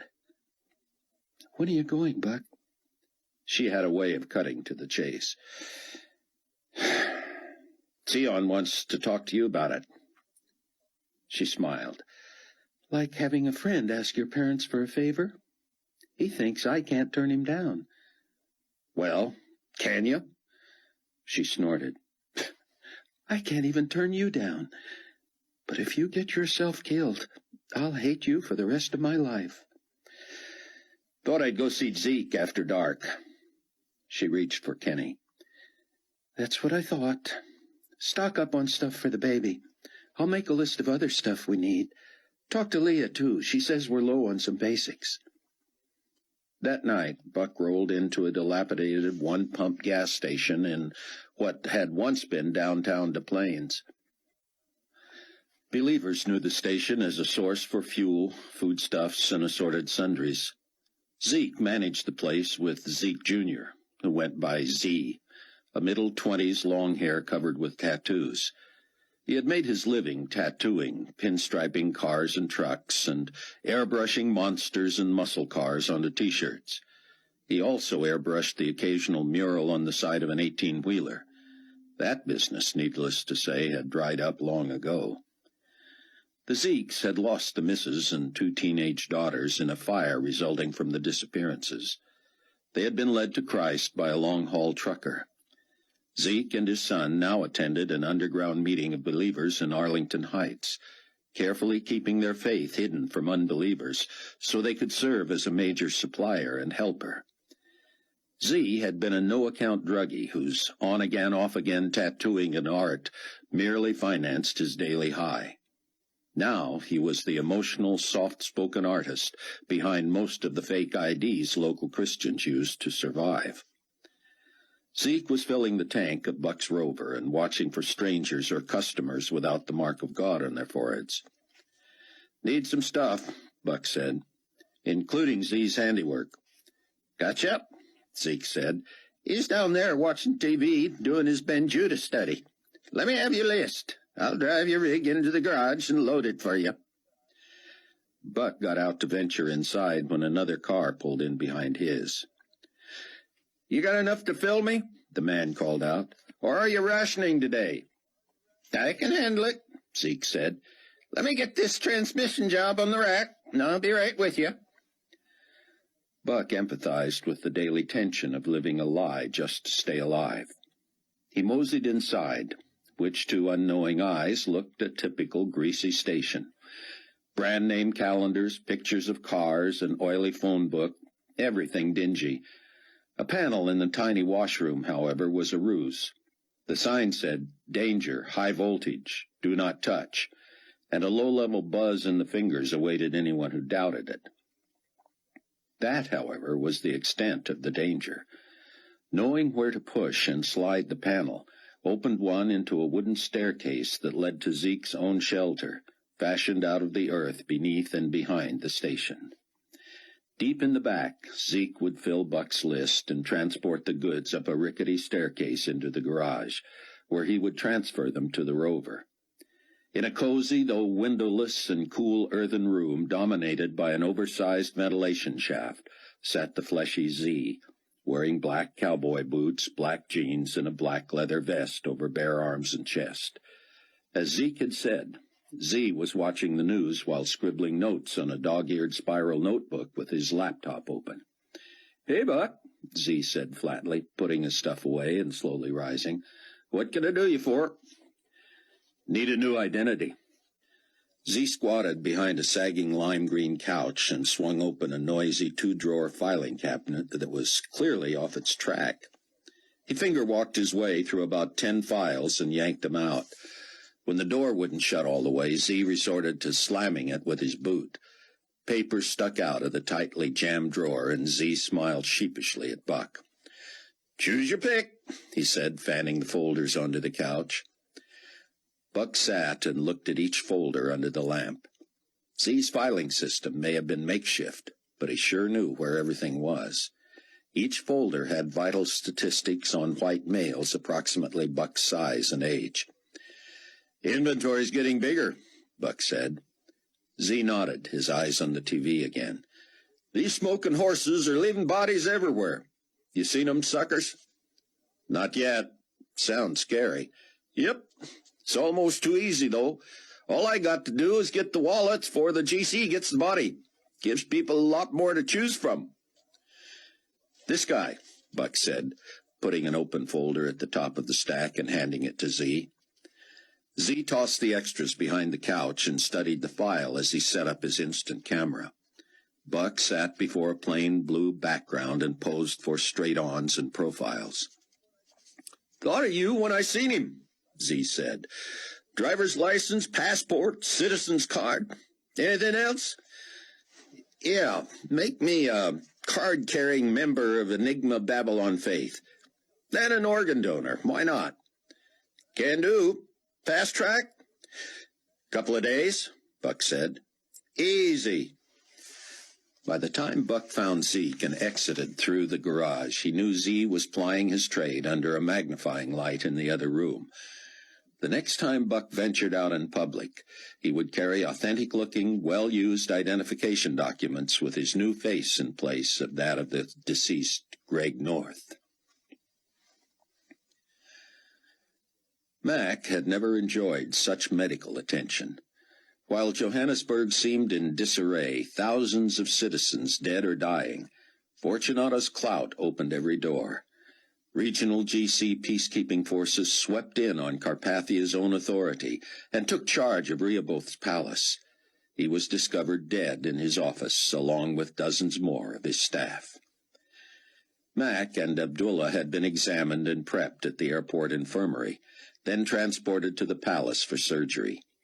Leon told them, "You'll also hear that Rehoboth's family was wiped out by the smoke and fire plague, but the smell of GC gunfire may still hang in the air." As Mac and Abdullah were wheeled into the palace, the bodies of Rehoboth's various families were wheeled out. "The news will be clear that Rehoboth failed in an assassination attempt, but we will likely explain the family deaths as plague-related. Our enemies will know the truth." "And Ngumo?" Mac asked. "Oh, dead, of course, and his secretary, as you said. Rehoboth masterminded that and engineered it from his office. Ngumo's eliminated. Rehoboth's imposter assassins were put in place, and Rehoboth was ready to take over once His Excellency was dead. Mac underwent several hours of surgery by a hand specialist, had major work done on his shoulder, and doctors also redressed his scalp and ear wounds. After several hours of anesthetized sleep, he awoke on his left side, facing Abdullah's bed. His first officer's leg was bandaged and elevated. Abdullah pointed to a jar on his bedstand. It contained a mangled bullet that had been dug from his quadriceps. "Much damage," Abdullah said, "but not life-threatening." Mac's heavily bandaged shoulder was still numb. His right hand, thickly gauze-wrapped and shaped like a gun, rested on his side. A GC doctor, a native of India, entered the recovery room. "I was told you were aching," he said. "Successful surgery on 3 major areas. Your head was the least of it, and will heal first. The soldier will have considerable scarring, but only bullet fragments need to be removed, and there was no structural damage. You will feel nerve numbness and may have limited mobility. Your hand was saved, fingers intact. This will cause you much discomfort for many weeks, and you will likely require therapy to learn to use it. The ring and middle fingers will be stationary and stiff. We have curved them into a permanent position. The little finger will have no use. You may get limited use from the index finger, but no promises. The thumb will not bend." "If I can grip the controls with one finger, poke buttons and flip switches, I can fly again," Mac said. "I agree," the doctor said. "You were most fortunate." Fortunato visited. "You will be pleased to know that you both will be receiving the highest award for bravery given by the global community," he said. "The Golden Circle, the potentate's prize for valor, will be presented by His Excellency himself as thanks for saving my life." Neither Mac nor Abdullah responded. "Well, I know you're pleased and that only your modesty prohibits you from feeling worthy. Now rest. You will recuperate and rehabilitate here as long as necessary. Then you will be transported to New Babylon by your former first officer on the new Global One."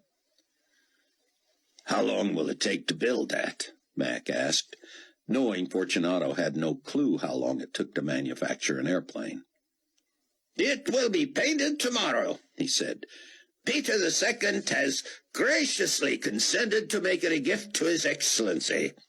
Affairs of state will not be interrupted by this dark episode. The new regional potentate of the U.S. of Africa, a loyalist handpicked by potentate Carpathia himself, will be installed within the week." Buck drove home with a vehicle full of supplies, a full tank of gas, and a preoccupation about Mac and Abdullah. The radio was full of news of the insurrection and death of Bindura Rehoboth. GC casualties had included a cook and 2 aides, but accounts of the destruction of Global Community 1 left Buck wondering. He called home, pleased to discover that Rayford had heard from David, and that their compatriots were worse for wear, but alive. A week later, David and Annie sat in the personnel office at the Global Community Palace. The personnel director held David's memo. "So, the bottom line, Mr. Hasid, is that you take responsibility for Miss Christopher's breach of procedure protocol?" David nodded. "I should have told her something that basic." Perhaps not. Why is it the department's head's responsibility when the subordinate has a procedure manual?" David shifted. Annie, Miss Christopher, may have been distracted by a romantic interest on the part of a co-worker." The director looked over the top of his glasses. Really?" he said, more statement than question. "That hardly excuses the violation. Are you interested in pursuing this relationship, Miss Christopher?" "Very much." And his co-workers in your department? You're looking at him, David said. Brilliant.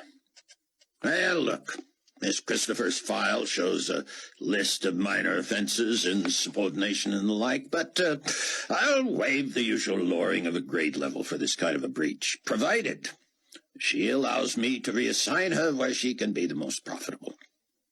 She hesitated. And where might that be? Administrative branch. This crisis has cost us more than a dozen analysts. Your profile shows you would excel. Oh, what does it entail? He flipped a page and mumbled as he read. Administrative branch, chain of command, potentate, supreme commander, director of intelligence, analysis, department, director, employee. Major duties and responsibilities. Examining and interpreting data from sources not sympathetic to the global blah, blah, blah, blah. Intelligent analyst. Yes or no? Yes. And try not to lock yourself in the office. As soon as they were out of the personnel office, David took her hand. He felt such freedom. Then he saw Leon Fortunato stride toward the elevator with Peter II barking at him from behind. I don't want to face with you, Leon. Fortunato pushed the button and turned on him. Supreme Commander to you, Peter. Then do me the courtesy of using my... I will if you will, Leon said. All right, Commander. But I'll not have Carpathia appropriating my... His ex... All right. But he must answer to me if he's going to abscond with my aircraft. And as they boarded the elevator, Leon said, if you think the potentate of the global community would ever answer to you... I want to hear this one, David said. I'll call you, Annie. Be careful, she said. David sprinted to his quarters, locked the door, and called up his computer, the bug in Fortunato's office. Peter II was in mid-sentence.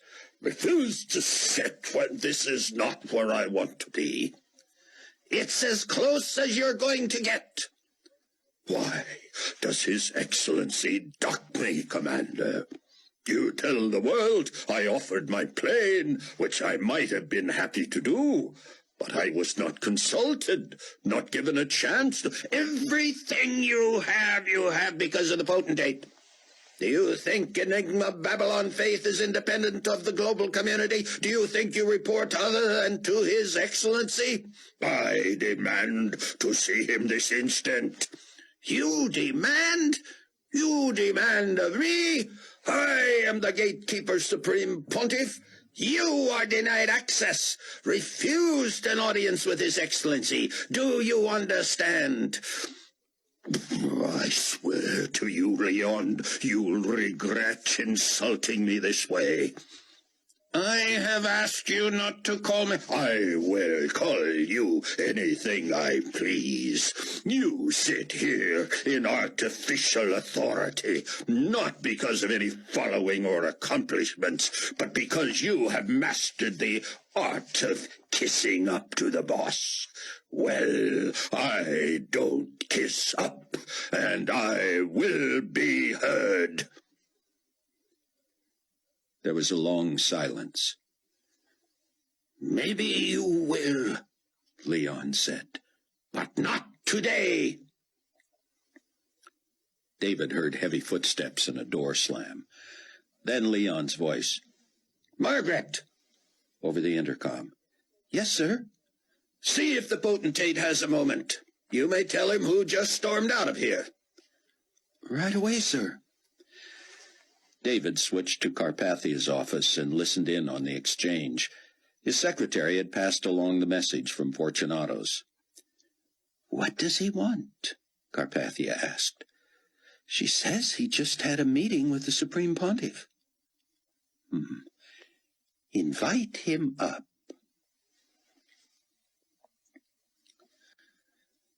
Chapter 12.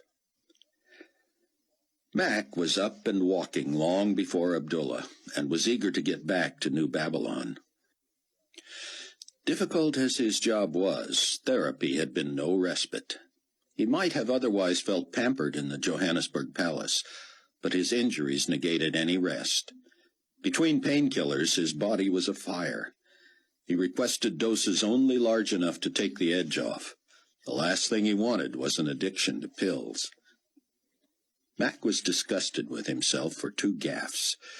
He had hollered over the air that believers were on board Global One. Fortunately, Dwayne Tuttle, the erstwhile Dart, had covered for him. But Mac had also tossed Leon Fortunato, of all people, his secure phone. It was nearly twice as heavy as a normal cell phone, packed with so much secure technology. Leon hadn't seemed to notice, but what if someone had called Mac while Leon had the phone? If they didn't recognize Leon's voice, or had less than perfect reception, they could have compromised the whole trib force. What troubled Mac was that neither lapse was a result of panic or desperation. Both were due to lack of faith. He sincerely believed they were not going to survive the onslaught, and thus, what was the difference? Fortunately, he had been wise in his selection of a new first officer. Abdullah had saved the day with the phone. Mac had awakened with a start late the first night during his recovery. He shook Abdullah awake. "Leon has my phone," he said. "One called from the wrong person and we're history." Sleep well, my friend," Abdullah said. "Your roommate is a pickpocket." "Come again?" "When you and Leon were helping me into the terminal, I retrieved your phone from his pocket." "That's a heavy phone. Why didn't he notice?" "He was scared to death. I picked my spot. The phone is in my possession." "What time is it?" Abdullah checked his watch. 2 a.m. What time in the States?" "They are 9 hours behind us when we are in New Babylon. 8 here." Let me have that phone." Mac called Rayford and filled him in on the Tuttles, who had disappeared shortly after delivering Mac and Abdullah to the infirmary. "I didn't even get a chance to tell him how connected we were to the co-op," Mac said. "But your daughter is surely aware of them." Rayford found Chloe was aware of the Tuttles. "They're going to handle a huge South Sea area for us," she said. "That they were close enough to hear Mac's Mayday is nothing short of a miracle." "It's a contact straight from God," Rayford said. "If you can spare them, I need them to get me to Europe." "Why don't you fly yourself, Dad?"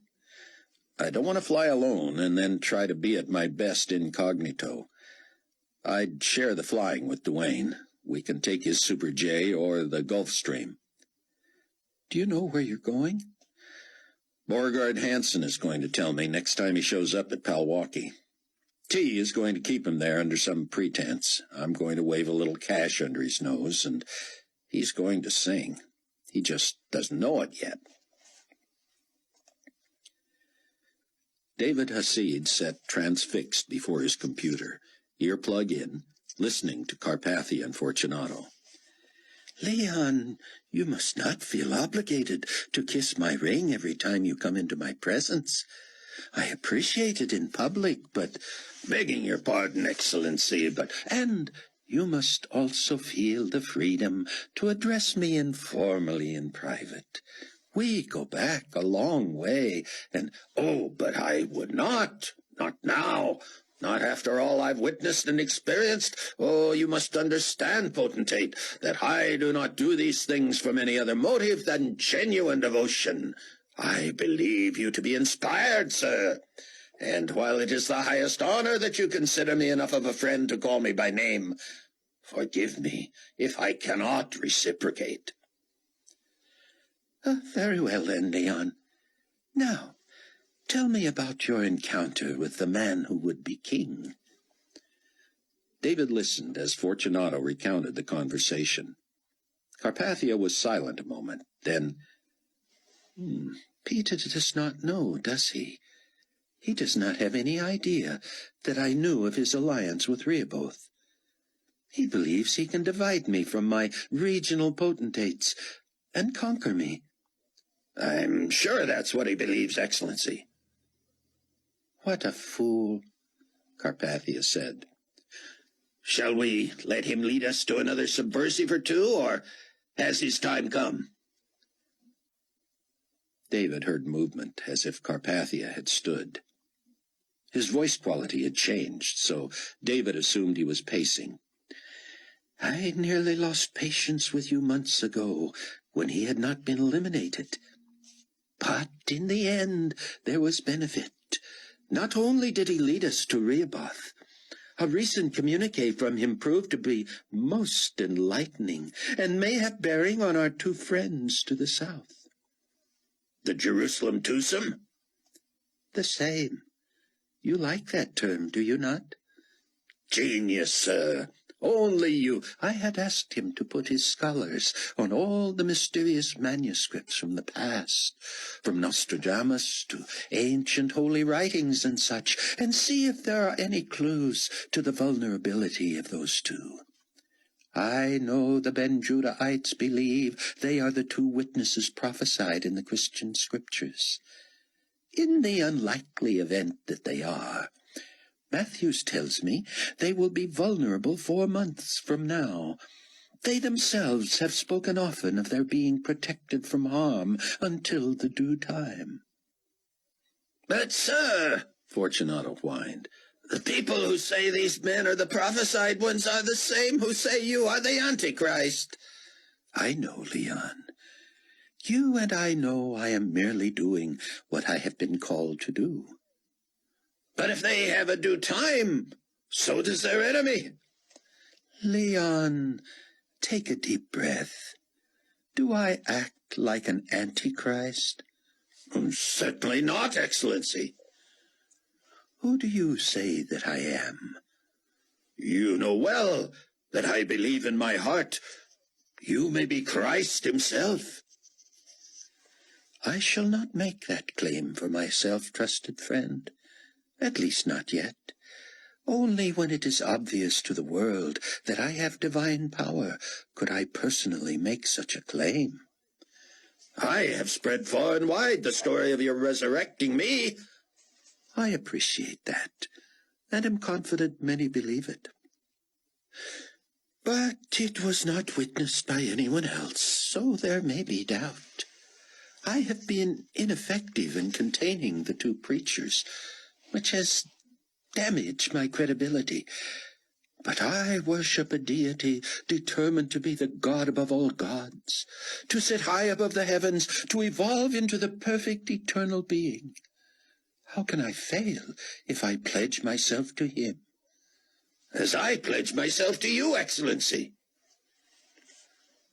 To David, it seemed Carpathia had returned to his chair behind his desk, where the microphone fidelity was best. Let us bide our time on Peter, he said. Are the majority of the potentates at the limits of their patience with him? They are. And, sir, despite that potentate Rehoboth misled me on this very issue, I believe most of the others were sincere. They assured me they were not only sympathetic to eliminating him, but that they would also be willing to participate in his demise. Leon, I have worked with rulers long enough to know that their word is worthless until it has been confirmed by action. We must allow Peter to believe that more regional potentates are disloyal to me. Clearly his goal is to usurp my role. Rehoboth would have been his Fortunato had the assassination attempt succeeded. Surely Peter must believe he has the confidence of the others. Let us use that to our advantage. I will give this my full attention, sir. And thank you again for surrounding me with protection in Johannesburg. Think nothing of it. When will the pilots return, so we may confer the medals upon them? Soon, sir. The people love pageantry, do they not? Leon agreed aloud, but Carpathia talked over him. With the turmoil of late, we've had too few opportunities to make examples of model citizens, of heroes.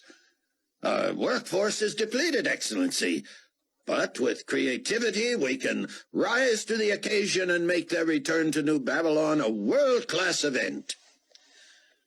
To David, Carpathia sounded as if he were dreaming. "Yes, yes, I like that. I like that very much.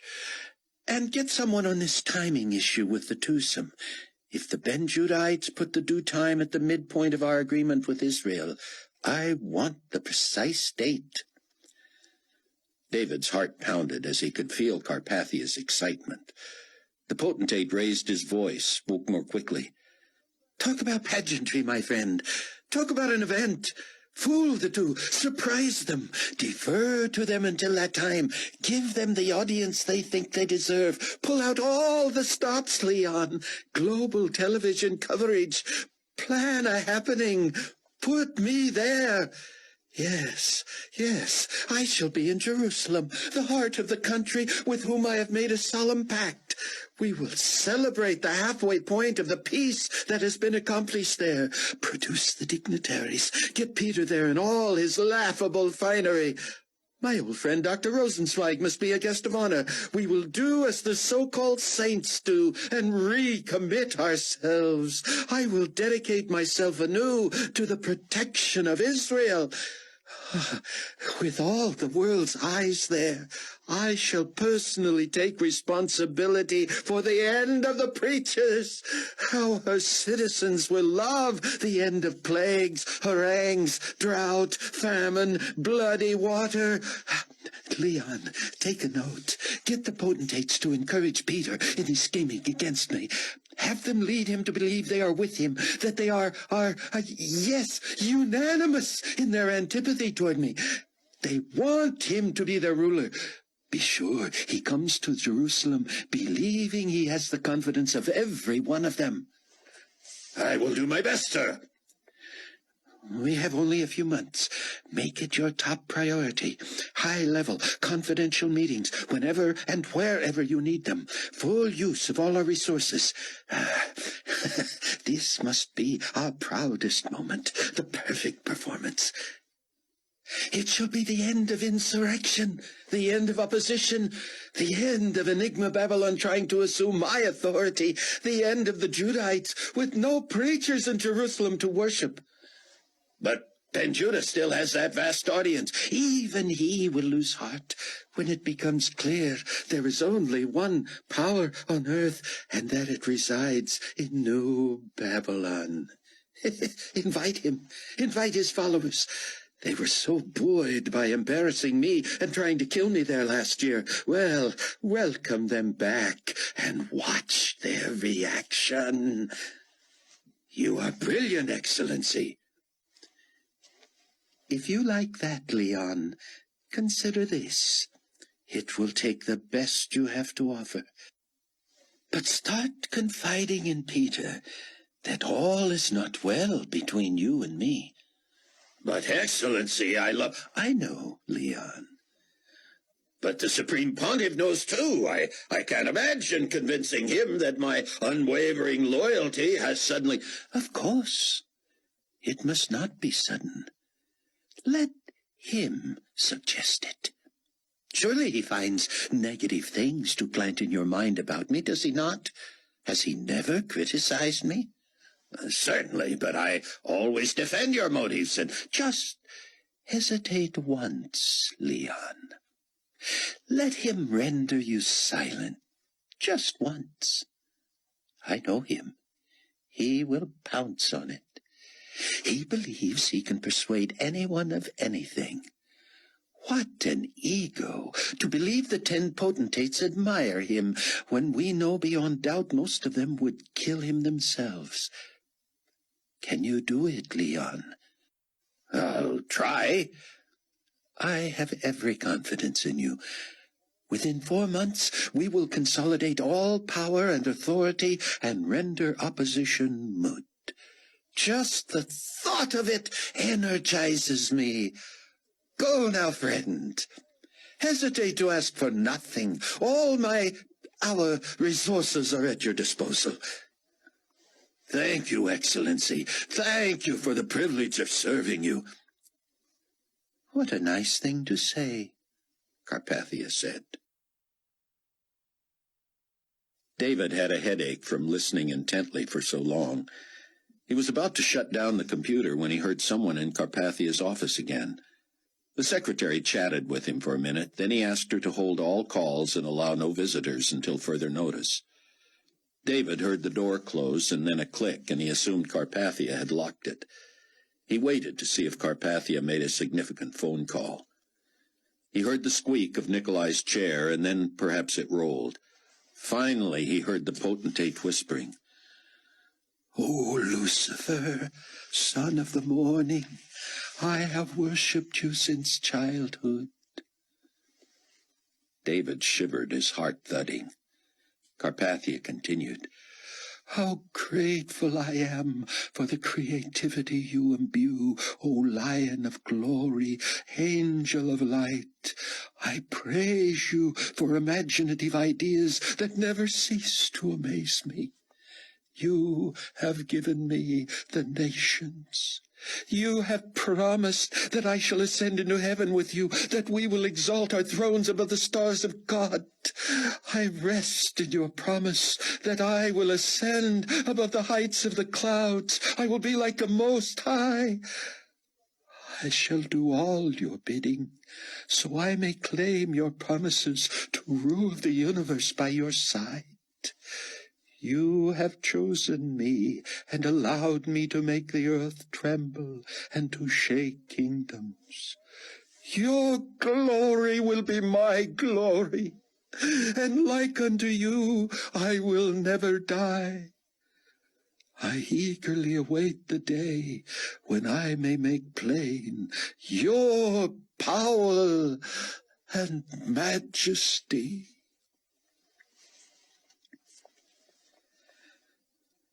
Rayford got the call late on a Friday night. "He's here," T said, "and I told him someone was coming in with an interesting and potentially profitable proposition. So far he's bit, but I hadn't seen him since your woman friend disappeared, and I can tell he's waiting for me to raise the issue. I'll be there. Keep him warm." Rayford sat down with Leah and asked if he could waive some of her cash before Bo Hansen to see if he'd sell information on the whereabouts of Hattie Durham. "Well," she said, as if relishing her position, "you hardly speak to me for days, never ask how I'm doing, not even how or if the ribs are mending, but now you need something, and here you are." Rayford didn't know what to say. He hated her tone and her attitude, but he was guilty. "I have been remiss," he tried. "I risk my life with you, and donate my husband's and my entire life savings to the Tribulation Force, and you treat me like an intruder. That's remiss." "Apparently it's unforgivable," he said. "Apparently? You say that as if conceding that I've decided you're without excuse." Rayford stood. Leah said, "Please don't be rude enough to walk away from me." He turned. "There are easier ways to say no. Could you try another?" "But I'm not saying no." "You could have fooled me." "I enjoy rattling your cage." "I'm glad one of us enjoys it." "Rayford, please. I have been hurt by your avoidance of me, but I also realize you've suffered many losses, including 2 wives in 3 years. I don't expect you to be comfortable with me, but I thought we patched up our rocky start, and going through what we went through together has to count for something." He sat back down. "I don't know about you, Leah, but I found that as frightening as anything I've encountered. And that includes discovering my wife's body at the bottom of the Tigris. I don't like to think about it, and I sure don't want to dwell on it. This is no excuse, but maybe you remind me of it." "I'm sure I do. But you're in charge here, and I need something to do. Assign me something, Chief. I'm ready to offer every medical skill I have when necessary, but I don't want to work only when people are hurt or sick. I've tried to help Chloe with the baby and even some with the co-op, but she's too nice to ask. I have to push myself on her. Make that my job and she won't feel bad about counting on me. Okay, consider that done. Tell her. I will. And you people are so politically correct around here. No one's even suggested I do anything domestic. I happen to be a good cook and enjoy everything about it. Planning, food preparation, even cleanup. May I do that for you so you can all concentrate on what you're supposed to be doing? You do that? That would help. I'd feel I was contributing. Forget the money. You didn't even have to ask. I told you from the beginning I was giving it to the cause, and I meant it.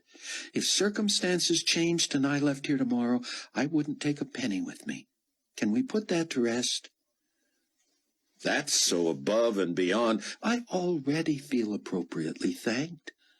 We bring to the table what we have, and none is more important than another, except maybe Sion. So, you were giving me a hard time because you deserved it. You should have cared more and showed it. Have I asked about your knee? Several times. I wasn't being polite. I caused that injury. I didn't know you weren't looking, but I shouldn't have stopped in front of you anyway. You're a wonderful man. You were hurt. I care. I asked. You gave me the cursory macho answer, end of conversation. I was hurt too, and no one was responsible for that but you. You were following too close, moving too fast for conditions. Rayford shook his head. So, how are the ribs coming? Slow, as a matter of fact. I might have cracked more than one. I can go through a day hardly aware of them, then one false move, and I'd like to scream. I'm sorry. I hope you feel better soon. She looked at him. I mean it, he said. I know. And you have a lot more in your mind than my needs. Has everyone else been good to you? The best. No complaints. I'm the only one who doesn't get a gold star. And since I have your attention, would you consider something for when I get healthy? I am mobile. I am smart. I take risks, like I did for you all more than once at the hospital. I have no family, nothing to lose. If you need me to go somewhere, do something, deliver something, pick up something, communicate something, I can do the phony alias. All right, I almost blew it with the GC the other night. You gave up too soon was all. Actually, you caught on quickly and covered well. Keep me in mind is all I'm saying. With hair dye and makeup, women are harder to recognize than men. The GC won't keep my picture circulating for long. Get me a fake ID and put me to work. In good time. I've just gotten excited about having you in charge of Eats. I was afraid I would regret that offer. Rayford stood, his toe and knee still tender. Chloe stepped in from the front room. Daddy, bad news. You know I've been trying to reach Nancy, Hattie's sister, to let her know we're sure Hattie's alive. I found her. She shows up on a confirmed dead list. Smoke inhalation. Rayford looked at the floor. Well, he said sadly, another reason to find Hattie. Mac and Abdullah were scheduled to board the new Global Community 1 early Friday evening to be ferried back to New Babylon by Mac's old first officer. The plane, appropriated from Peter II, had been rechristened from 2-1 to Phoenix 216. Leon Fortunato would come to fetch the wounded heroes. Mac just couldn't wait to get back to David and Annie. There was the chore of bugging the new plane, and also something urgent David had to talk to him about and didn't dare by phone. When the world's leading communications security technician won't talk on the phone, it's big. Mac was packing just after 4 o'clock when he got a call from Rayford. I'm on my way to Palwaukie to put some pressure on this Bo character I told you about. I'm going to be in Europe soon, and I need a few things. Albie still your best source? By far. What do you need? Oh, I'd just as soon talk to him directly. Got his number? Not with me. I expect to be home tonight. Can you wait till then? I guess, if you can't get David to dig it out for me. It's in my computer. A few hours make that much difference? I guess not. With his new face and his fresh, old-looking documents, Buck flew commercial to Tel Aviv. It had amazed him how difficult it was to find flights anymore.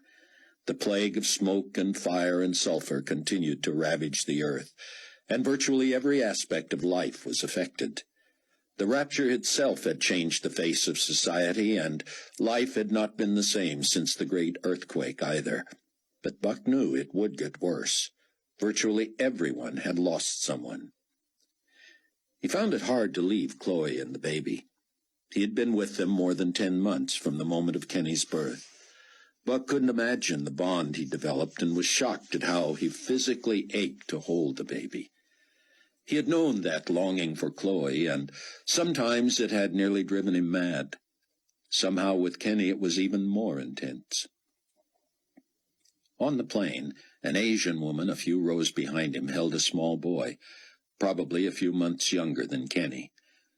Buck was so jealous it was all he could do to stay in his seat when the boy squalled during takeoff. As soon as he was able, he found his way back and asked the woman if she spoke English. "Little," she said. "What's your baby's name?" "Lee," she said. "Hi, Lee," he said, and the boy locked eyes with him. "How old?" 7 months, she said. "Beautiful boy." "Thank you very much, sir." "Would he come to me?" "Beg pardon?" Buck held out his arms to the baby. "May I hold him?" She hesitated. "I keep," she said. "That's fine," he said. "I understand. I would not give my boy to a stranger either." "Oh, you have boy baby?" He showed her a picture, and she cooed and showed it to her son, who tried to grab it. "Beautiful boy, too. You miss?" "Very much." She nudged her baby toward him, and Buck reached for Lee again. The boy eagerly went to him, but when Buck straightened and gathered him in, Lee grew serious and squirmed to keep an eye on his mother. "She's right there," Buck said. "Mama's right there." But Lee squawked, and she took him back. Buck offered his hand, which he shook shyly. "Greg North," he said. "Nice meet you, Mr. Greg," she said, but she did not offer her name. Later in the flight, after Buck had eaten, he was thrilled when the young mother asked his help. He had seen her pacing the aisle with Lee till he fell asleep. She said, "You hold I eat?" Buck held the sleeping child for nearly 20 minutes before she came for him. He hated to give him up. In Tel Aviv, Buck searched every face for the sign of the cross. The only one he saw was on a man who was being interrogated, so Buck refrained from jeopardizing his situation. It was 9 a.m. in Israel when Buck slung his bag over his shoulder and stepped out of the Ben Gurion airport terminal to call Chaim Rosenzweig's home. A young female answered and spoke in Hebrew. Buck racked his brain. "English, please," he said, hoping he could come up with a name. "Dr. Rosenzweig's," she said. "May I help you?" "Hannelore?" "Yes," she said tentatively. "Who's speaking, please?" "I'll tell you, but you must not say my name aloud, all right?" "Who is it, please?" "I want to surprise Chaim, all right?" "Who?" "Hannelore, it's Buck Williams." "Buck!" she whispered with excitement. "No one can hear me. Where are you?" "Ben Gurion." "Can you come? The doctor and Yakov will be so excited. I very much want to see everyone. Wait there. I will send Yakov. Tell him not to say my name, Hannelore. If he must call out for me, I'm using the name Greg North. Greg North? He will come soon, Gluck. Greg, I'm sorry. I will keep your secret from Dr. Rosenzweig. He will be so. And how is Jonas? Oh, Buck, I'm sorry. He has passed. Praise God, he is in heaven. We'll tell you all about it. Chapter 13. Rayford grabbed his bag of cash and trotted up the tower stairs at Palwaukee Airport. Having seen 2 cars in the lot, he knew T had kept Bo Hansen from fleeing. Rayford's knee protested a few steps from the top, and he limped to the door. He had been in the tower many times and knew anyone there had heard his every footfall. T waved him in from behind the desk, and Bo looked up from a side chair as if just realizing someone was coming in. Rayford had found Bo none too bright, despite his privileged upbringing. His bleached crew cut was caked in place, and he took a deep breath, Rayford assumed, to showcase his muscular physique. The pose didn't mask his fear. It's been a while, Bo. He nodded. Mr. Steele's? Steele. Sorry. What have you been up to, Bo? Nothing much. What about you? Lost a dear friend recently. 2, matter of fact. Rayford sat, setting the bag at his feet. 2? Bo said. One was my doctor. You met him. Yeah. What happened? Something he caught from Hattie. Oh, I heard about her. Bad news. What'd you hear? It was all over the news, Bo said. Plane crash. Spain, I think. I lost somebody, too. Ernie got burned up the other day in California. I'm sorry to hear that. Thanks. Sorry about Hattie, too. How much did she pay you, Bo? Rayford said. Pay me? To fly her out of here. Concoct a story, fake her death. I don't know what you're talking about. You approved the flight. Your initials are on the log. You didn't think to alter the plane's identification, so even though the pilot never reported in, his plane was traced to your brother Sam in Baton Rouge. I still don't know what you're talking about. You fancy yourself a businessman, Bo? Bo looked at T. I own part of this airport.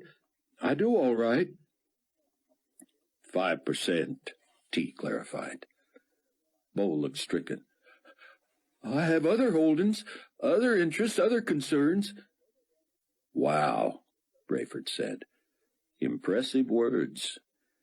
Any of these other things have names? Yeah, Bo said. One of them's named none of your. Rayford gave T a look and turned back to Bo, whose chest was heaving, his pulse visible at the neck. I'll bite, Bo. None of your? Yeah, it's my business. It's called None of Your Business. Get it? None of your business. Got it, Bo. Good one. So, you need payoffs from young women who want to disappear. I told you I don't know what you're talking about. Yet you haven't denied it. Denied what? That you put Hattie Durham on your brother's Quantum and got her flown out of here. I deny that. You do? I absolutely do. I had nothing to do with that. It happened, but you didn't do it. Right. But now you know what I'm talking about. I don't know, I guess. But I wasn't even here. Why are your initials on the log? The tower guy called me. Said a guy wanted to refuel a Quantum. I said, okay. If it was my brother, I didn't know that. And if his passenger was Hattie, I didn't know that neither. I told you I wasn't there. I didn't put anybody on any plane. But you've got one heck of a memory. You know all the details of the flight you okayed the night you weren't here. Prove it. Prove what? Whatever you just said. Rayford shook his head. You want me to prove you have a good memory. I don't know. You're making fun of me or something. I don't get it. Rayford leaned forward and clapped Bo on the thigh. Tell you something, Bo, he said. I'm a businessman, too.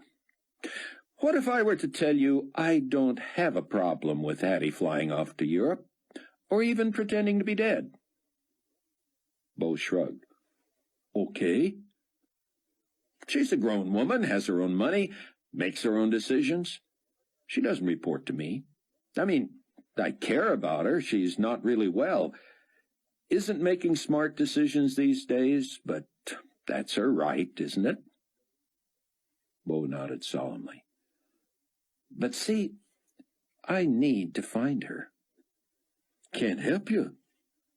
Don't be too sure.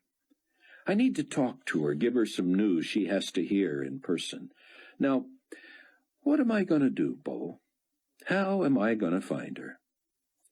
I don't know. I told you. You told me you were a businessman who did all right. How much of a businessman are you, Bo? This much of one? Rayford bent and unzipped his bag. Bo leaned and peered into it. He looked up at Rayford, then at T. Go ahead, Rayford said. Grab a bundle. They're real. Go on. Bo grabbed a wrapped stack of 20s and pressed his thumb against the end, letting the bills flap in succession. You like? Rayford said. Of course I like. How much you got? See for yourself. Bo bent to the bag in earnest and opened it wide. I could use some of this. Badly enough to tell me what I need to know? He still had his nose in the bag. Nothing like the smell of cash. What do you need to know? I want to fly to Europe tomorrow and find Hattie Durham alive and well within an hour after I hit the ground. Know anybody who can help me with that? Maybe. Rayford grabbed 2 handfuls of bundles from the bag and began setting them on the desk one by one. When 3 bundles were laid out, he said, Would that buy me some information?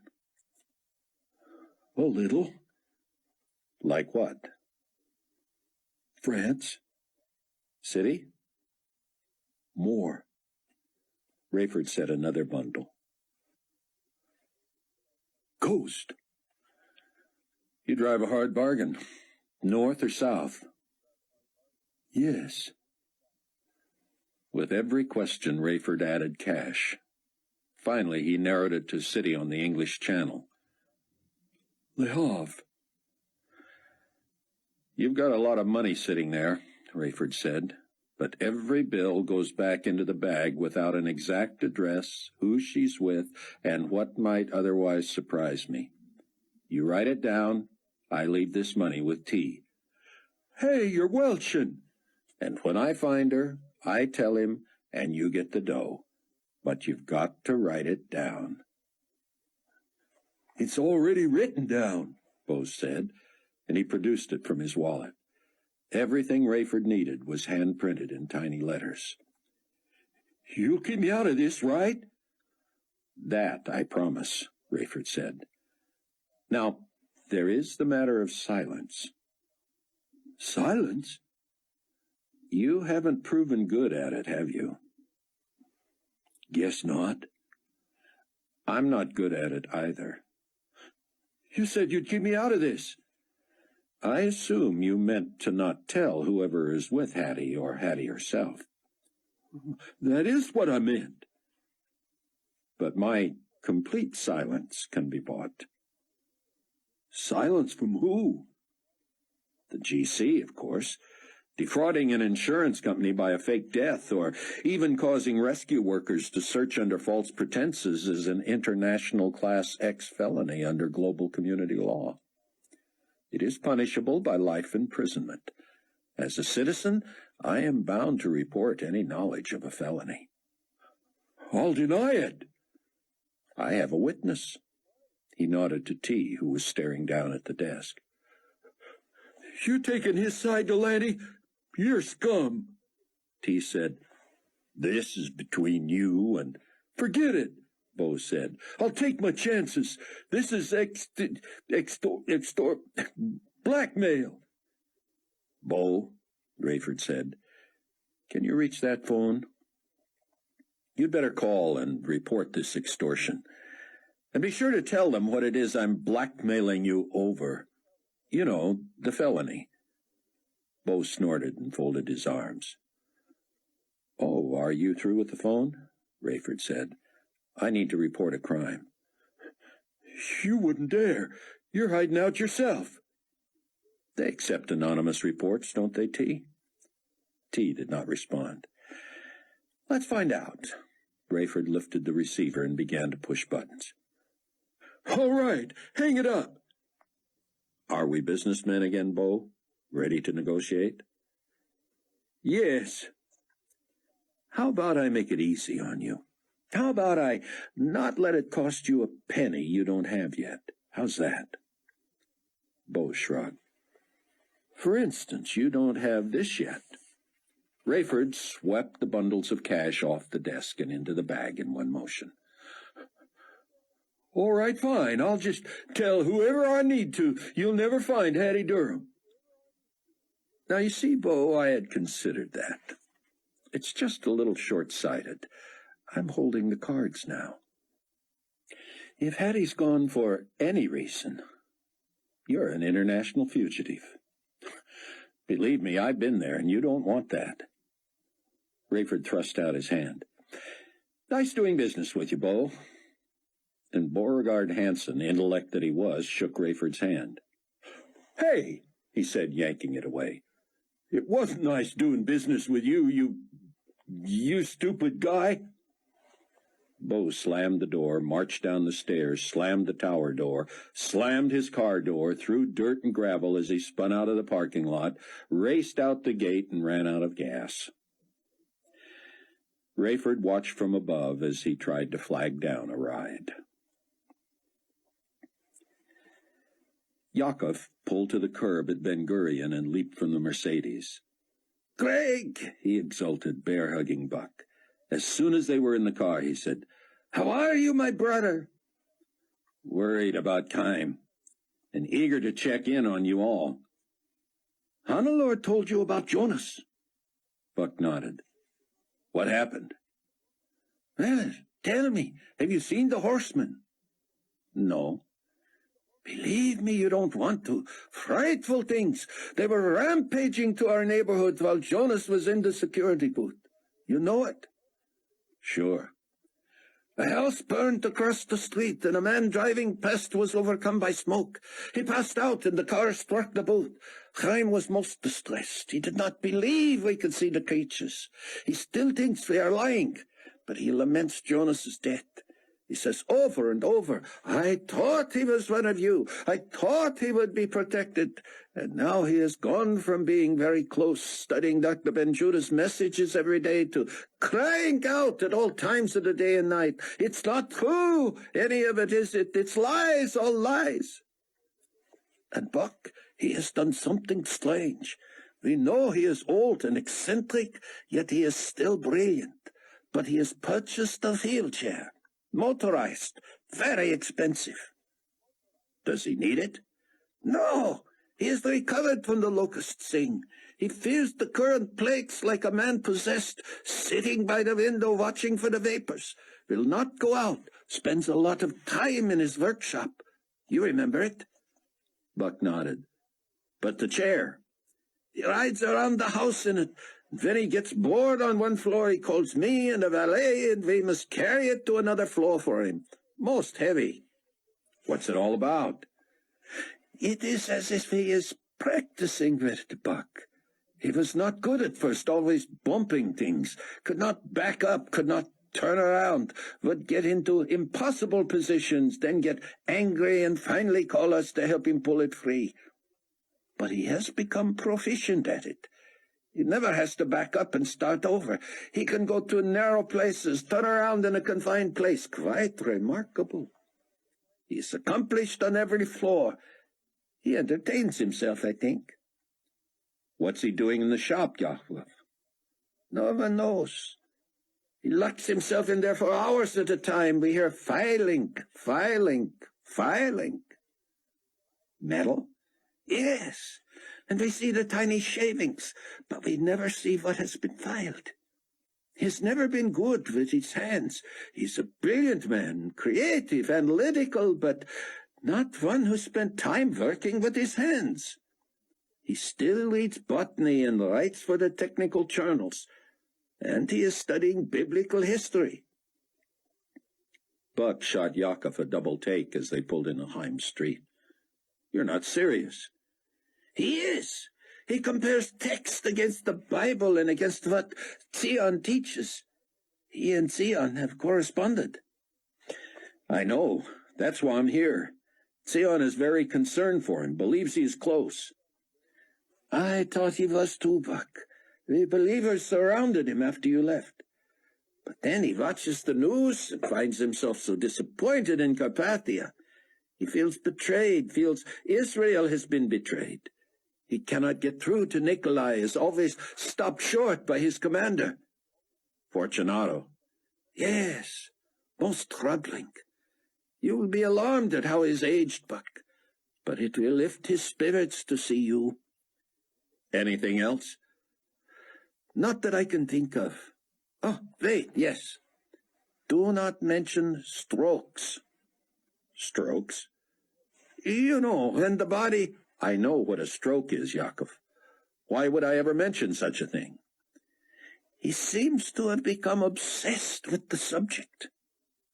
Of strokes? Buck let the statement hang in the air.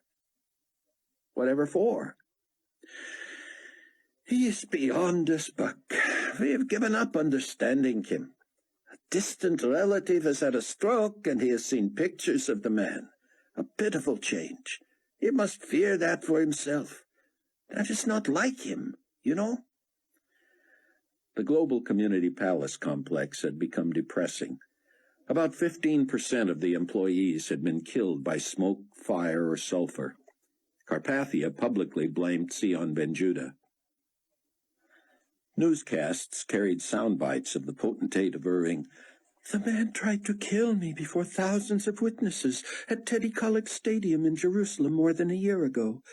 He is in league with the elderly radicals who spew their hatred from the Wailing Wall and boast that they have poisoned the drinking water. Is it so much of a stretch to believe that this cult would perpetrate germ warfare on the rest of the world? They themselves clearly have developed some antidote, because you do not hear of one of them falling victim.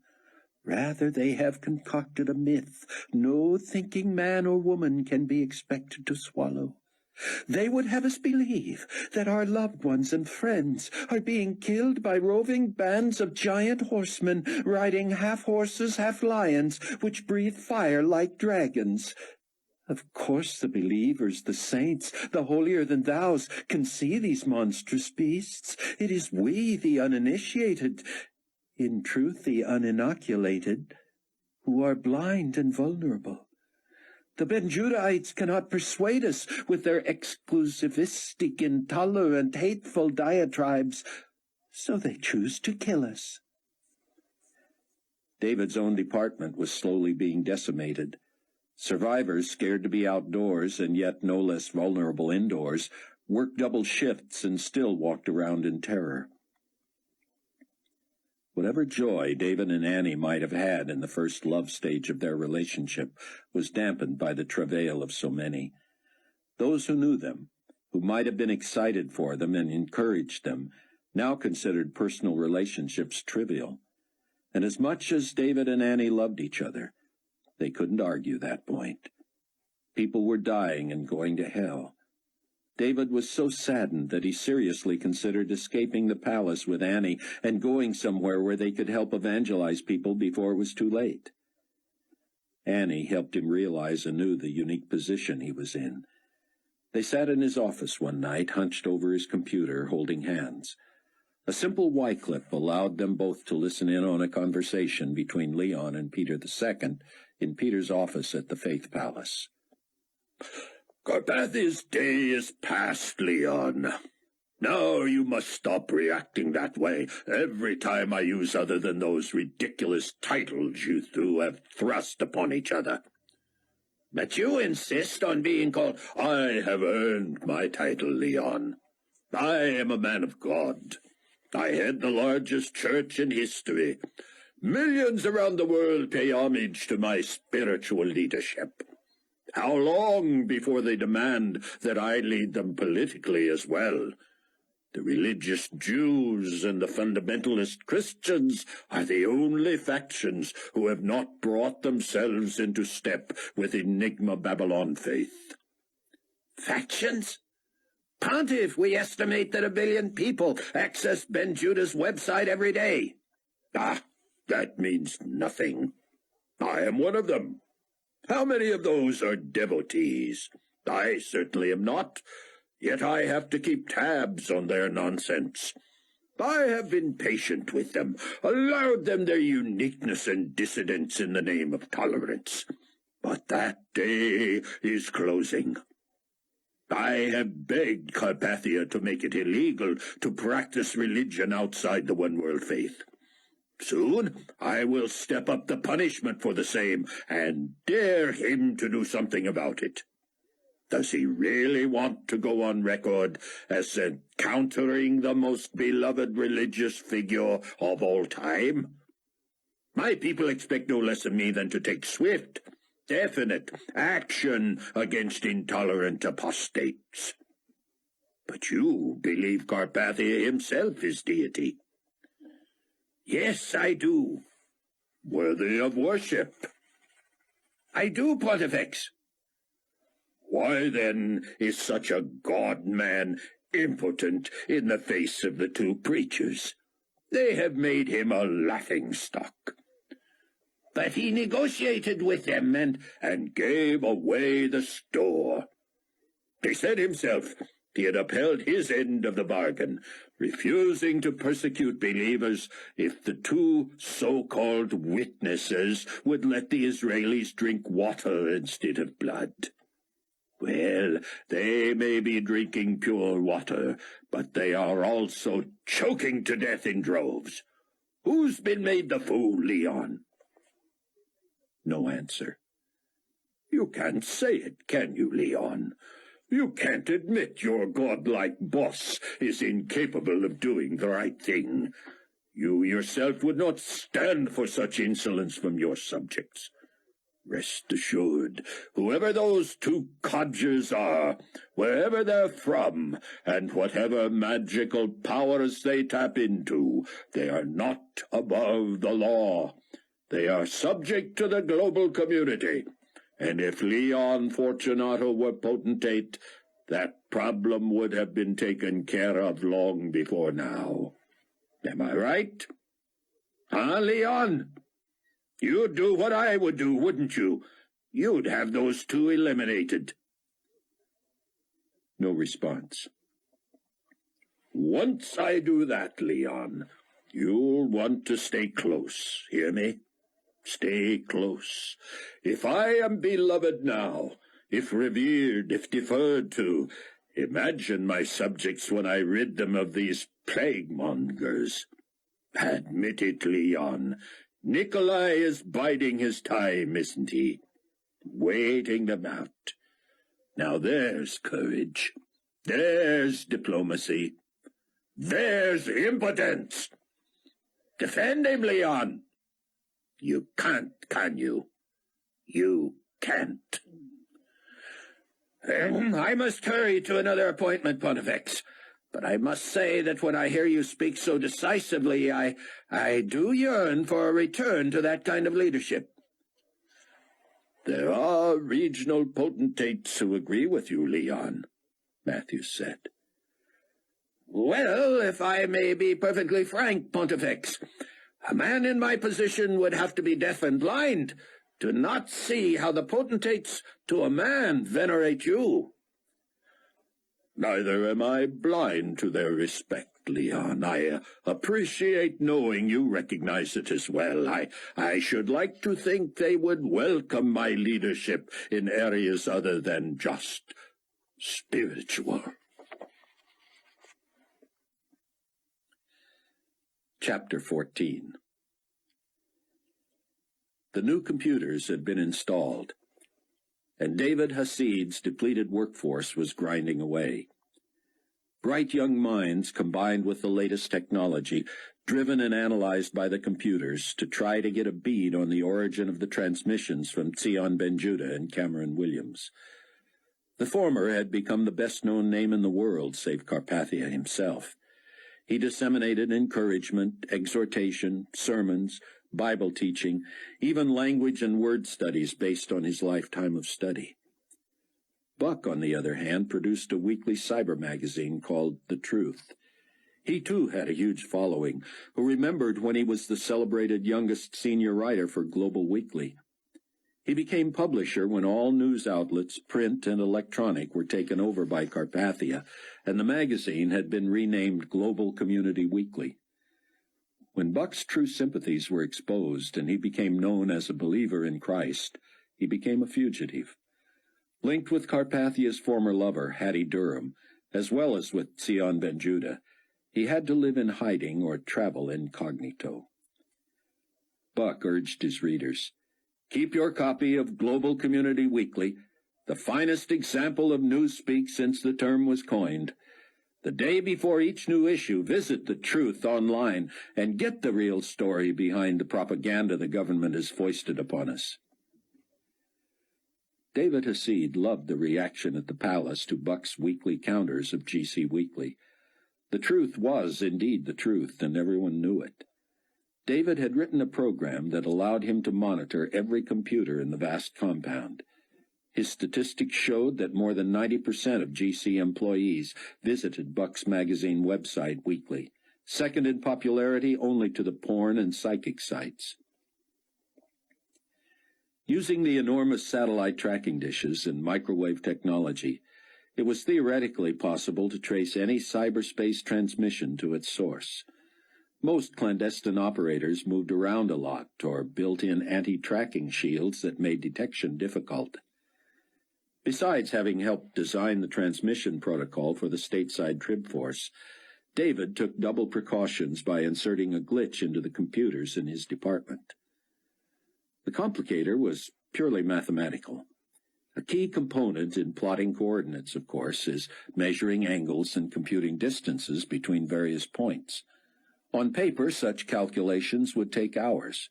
On a calculator, less time. But on a computer, the results are virtually instantaneous. David planted, however, what he called a floating multiplier.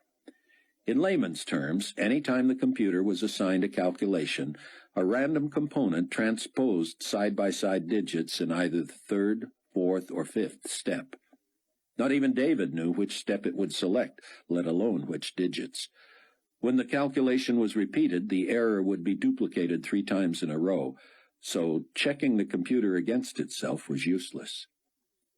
Should someone's suspicions be raised and they checked the computer against an uncontaminated calculator, the computer would eventually flush the bug and give a correct reading. Once the techie was convinced the previous had been human error or a temporary glitch, he would move on to the next calculation and probably not realize until hours or days later that the computer had a mind of its own again. David assumed that by the time the inconsistencies of the machines became an issue, the project would fall so far behind that it would be scrapped. Meanwhile, the computers used to generate Sion's teaching and Buck's magazine were programmed to change their signal randomly, changing every second between 9 trillion separate combinations of routes. Under the guise of getting a bead on Williams's base, the techies in David's department spent a lot of time studying the online magazine itself. It was clear to everyone that Williams had inside information, but no one knew his sources. David knew Buck used dozens of contacts, including David himself, but Buck always cleverly shaded the input to protect his informants. The last issue of GC Weekly had carried the story of the failed assassination attempt on Carpathia by regional potentate Rehoboth. The magazine pretended to be totally forthcoming by revealing that this had been a shock to the Carpathia regime. Honest, forthright men of character seek to discuss their differences diplomatically, an editorial began. Such a man of honor was Mungati Ngumo of Botswana, who insisted more than 3 years ago that Nikolai Carpathia replace him as Secretary-General of the United Nations. That selfless, forward-thinking gesture resulted in the great global community we enjoy today, a world divided into 10 equal regions, each governed by a subpotentate. His Excellency asked Supreme Commander Leon Fortunato to visit the Honorable Mr. Ngumo and try to persuade him to let the potentate's reconstruction effort rebuild Botswana. Ngumo, the great African statesman, had insisted that his own nation wait until even poorer countries were helped. Mr. Ngumo had been so benevolent that the meeting had to be held in Johannesburg rather than Gaborone, because the Botswanian capital airport still could not accommodate the large GC plane. When United States of Africa potentate Rehoboth learned of the meeting, he generously offered every courtesy and offered to sit in for the sake of diplomacy. This the global community politely declined, because the nature of the business was more personal than political. Potentate Rehoboth was promised his own meeting with His Excellency. Rehoboth must have misunderstood somehow, and assumed that Potentate Carpathia himself would attend the meeting with Mr. Ngumo. While the GC was unaware of any jealousy or anger over Rehoboth's exclusion from the meeting, clearly the regional potentate was murderously angry. He assigned assassins to murder Ngumo and his aides, replaced them as impostors, and board Global Community 1, the Condor 216, to murder His Excellency. While his henchmen succeeded in destroying the plane and killing 4 staff personnel, heroic measures by both the pilot and first officer, Captain Montgomery Mac McCullum and Mr. Abdullah Smith, saved the life of the Supreme Commander. Immediate response by global community peacekeeping forces resulted in the deaths of the assassins. Photos of the grand celebration honoring the wounded cockpit crew accompanied the article. The Truth, 6 days later, took the story apart. In his breezy style, Buck ran down the facts. What the global community brass doesn't want citizens to know is that the relationship between Carpathia and Ngumo had long ago gone south. Ngumo had not been so magnanimous as we've been led to believe. He stepped down from his UN post under heavy pressure, believing he would receive one of the 10 regional potentate positions and that Botswana would be awarded use of the agricultural formula discovered in Israel, which Carpathia has used in negotiating with many other countries.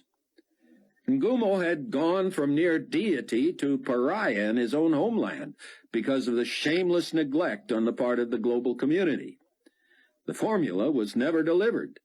Botswana was ignored in the reconstruction effort.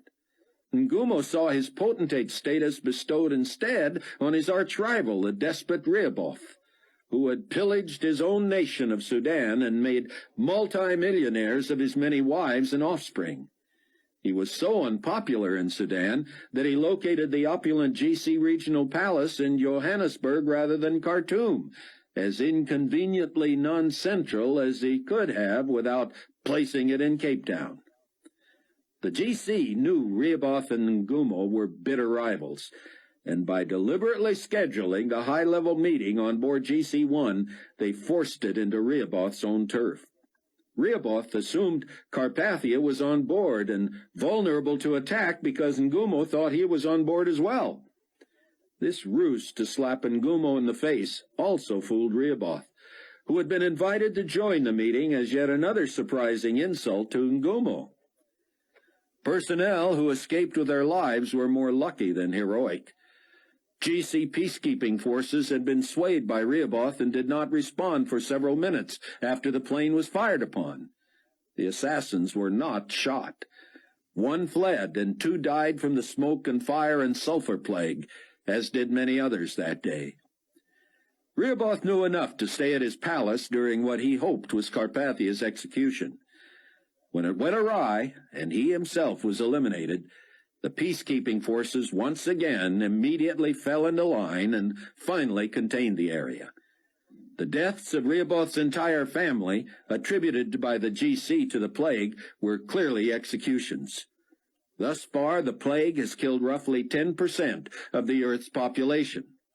What are the odds that every member of an extensive household would be stricken in one day? Buck's Cyber magazine commented on all the follies of the Carpathia regime, the penchant for putting a pretty face on international tragedy, and an assumption that you care about parades in the potentate's honor when death marches the globe. David enjoyed patching into Carpathia and Fortunato's offices shortly after Buck's magazine hit the net each week. "Where are we on tracing this?" Carpathia demanded of Leon that morning. "We have an entire department section on it full-time, sir." "How many?" "I believe 70 were scheduled, but due to attrition, probably 60. "That should be plenty, should it not?" "I should think so, sir."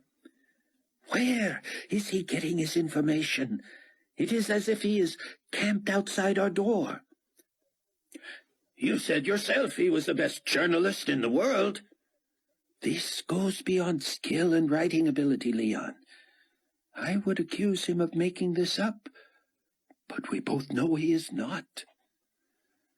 That afternoon, David received a memo from Leon asking that the metal detectors destroyed in the airplane be replaced before His Excellency appears in public again.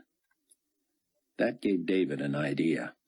Might he have a role in Carpathia's demise if he could ensure the metal detectors would malfunction at strategic junctures?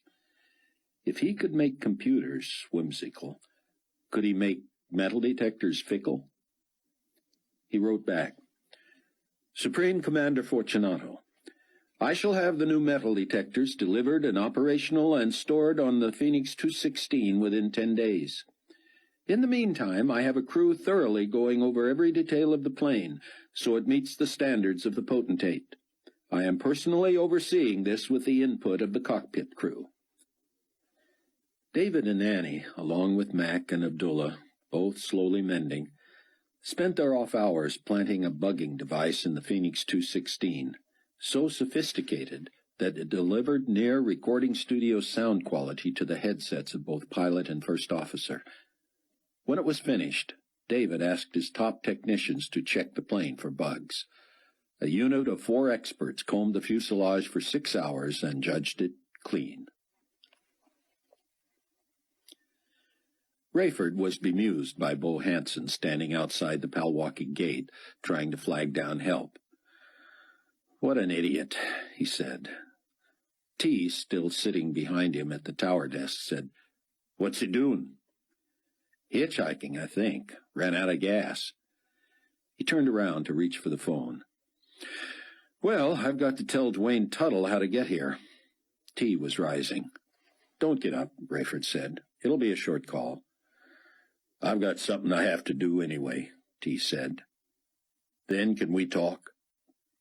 Rayford looked at his watch as Tuttle's phone rang. "I'm good for a little while." Mrs. Tuttle answered, and as Rayford introduced himself and reminded her of his daughter's emails and how he had gotten their number, he idly strode back to the window. Trudy called Wayne to the phone, and Rayford was glad he didn't have to speak for a few seconds. He had lost his breath. T had driven out to Beau's car and was pouring gasoline into his tank from a can. Was it possible they were in league with each other? Could T have fooled him all this time? Something told him that if he had a moment to think about it, he could come up with some other explanation. The locusts had not bitten T. He had the mark of God on his forehead. He knew church people said the right thing, seemed genuine. But now aiding and abetting the enemy? Helping the man responsible for Hattie's flight? "Mr. Steele," Dwayne said. "Mr. Tuttle. Or should I call you Dart? That was quite a story, sir." T returned and slowly mounted the stairs as Rayford finished making arrangements for the flight to France. When he hung up, he looked askance at T as they sat across the desk from each other. T's dark face mirrored Rayford's own look. "You think I didn't notice?" Rayford began. "Notice what?" "What you were just doing? That little something you had to do?" "So what was I doing?" Rayford rolled his eyes. "I saw you, T. You were giving gas to Bo." T gave him a "so" look. "The guy who—" "I know who Bo is, Ray. I'm beginning to wonder who you are." "Me? I'm not the one—" T stood. "You want to check my mark, don't you? Well, come on and do it." Rayford was stunned. How had it come to this? They had been friends, brothers. "I don't need to check your mark, T. I need to know what you thought you were doing." "I asked to talk to you, Ray, remember?" "Yeah, so? I wanted to know what you thought you were doing with Bo." "What's the mystery, T? I got him to give me the information I needed. I didn't aid or abet him." "Like I did?" "Like you did." "That's what you call what I did?" "What do you call it, T? You guys working together against me behind my back, what?" T shook his head sadly. "Yeah, Ray, I'm in concert with a kid 2 sandwiches short of a picnic, so I can turn the tables on my Christian brother." "That's what it looks like. What am I supposed to think?" T stood and walked to the window. Rayford couldn't make any of it make sense. "What you're supposed to think, Ray, is that Bo Hanson is not likely long for this world. He's going to die and go to hell, just like his buddy Ernie did the other day. He's the enemy, sure, but he's not one of those we treat like scum to make sure they don't find out who we really are. He already knows who we are, bro. We're the guys who follow Ben Judah and believe in Jesus. We don't buy and sell guys like Bo, Rayford. We don't play him, lie to him, cheat him, steal from him, blackmail him. We love him. We plead with him. Bo is dumb enough to have given you what you needed without making him think his ship had come in and then sinking it for him. I'm not saying I have the answers, Ray. I don't know how we could have got the information another way, but what you did sure didn't feel loving and Christian to me. I'd rather you had brought the information, let him be the bad guy. You were as bad as he was." "Well, I said more than I planned. You play this one however you want, but keep me out of it from now on." Buck half expected Chaim Rosenzweig to be in his wheelchair, but the old man was everything he'd remembered. Small, wiry, aged more perhaps, wild white hair, beatific smile. He opened his arms for an embrace. Cameron, my friend, how are you? Good to see you. A sight for old tired eyes. What brings you to Israel?" "You do, friend," Buck said as Chaim led him by the arm to the parlor. "We're all worried about you." "Ach," Chaim said, waving him off. "See on this road, he won't convert me before the horses trampled me." "Should he be? May I take back the news of your conversion?" "Oh, you never know, Cameron. But you need not ask, am I right? You who can see the horses can also see each other's marks. So tell me, does mine show?" The way he said mine made Buck's heart leap, and he leaned forward only to see nothing. We can see each other's, you know, Buck said. And the mighty men on the lion horses, too, I know. You don't believe it. Would you if you were I, Cameron? Oh, Dr. Rosenzweig, I was you. Don't you realize that? I was a journalist, a pragmatist, a realist. I could not be convinced until I would be convinced. Chaim's eyes danced, and Buck was reminded how the man enjoyed a good debate. So I am unwilling. That is my problem. Perhaps. And yet that makes no sense, does it? Why should I be unwilling? I want it to be true. What a story! An answer to this madness, relief from the cruelty. Ah, Cameron, I am closer than you think. That's what you said last time. I fear you'll wait too long. My house staff, they are all believers now, you know. Jakob, his wife, her mother, Stefan, Jonas too, but we lost him. You heard? Buck nodded. Sad. Chaim had suddenly lost his humor.